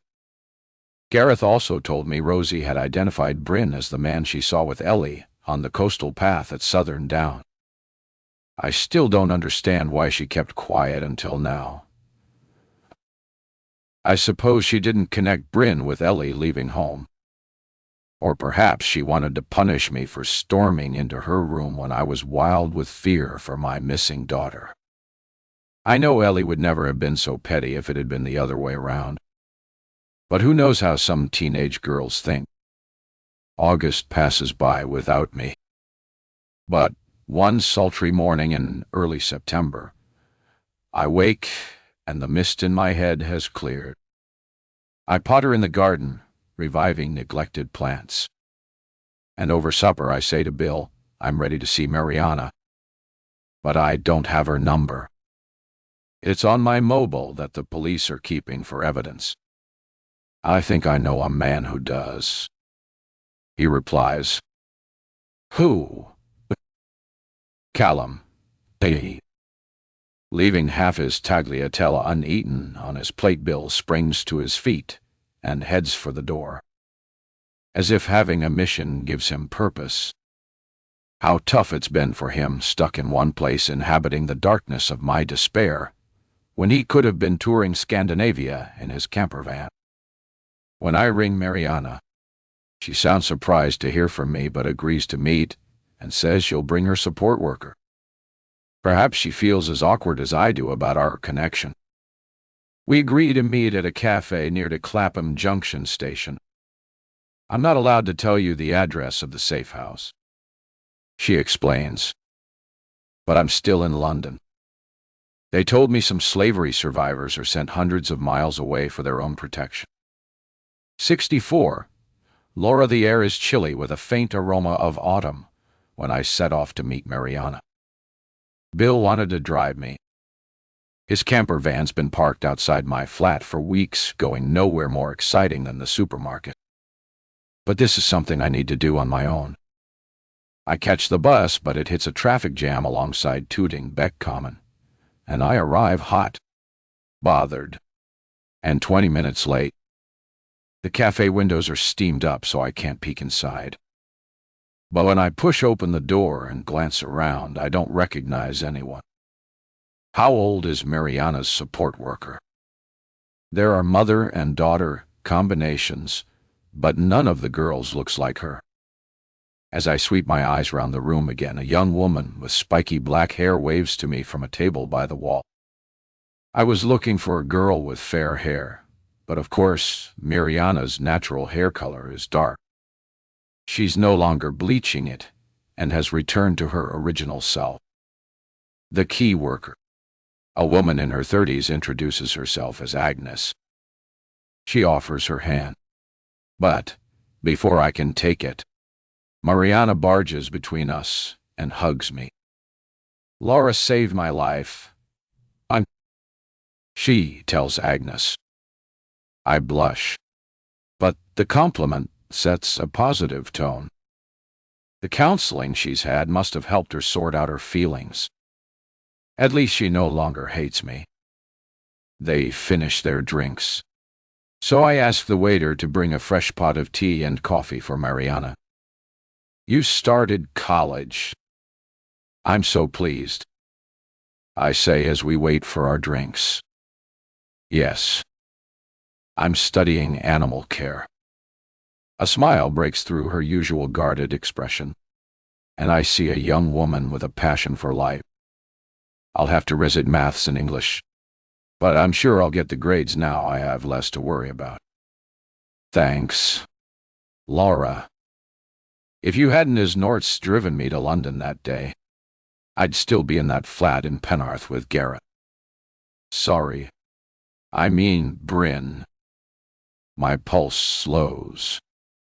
Some young people in her situation don't even realize they're being exploited. But she gets it now and refuses to be a victim. With no place of safety, she was ricocheting from one inappropriate relationship to the next. Even the way she behaved around Callum suggested she still has some learning to do about relationships with men. Will Miriana be allowed to stay to complete her course? I ask Agnes. What's her UK residence status? We're working on it. Agnes puts down her mug with a firm clunk. Miriana stares at the sunflower pattern on the tablecloth. Her parents entered the country illegally, but she was born here. Show Laura the photo of your birth certificate. Miriana taps her mobile and shows me the screen.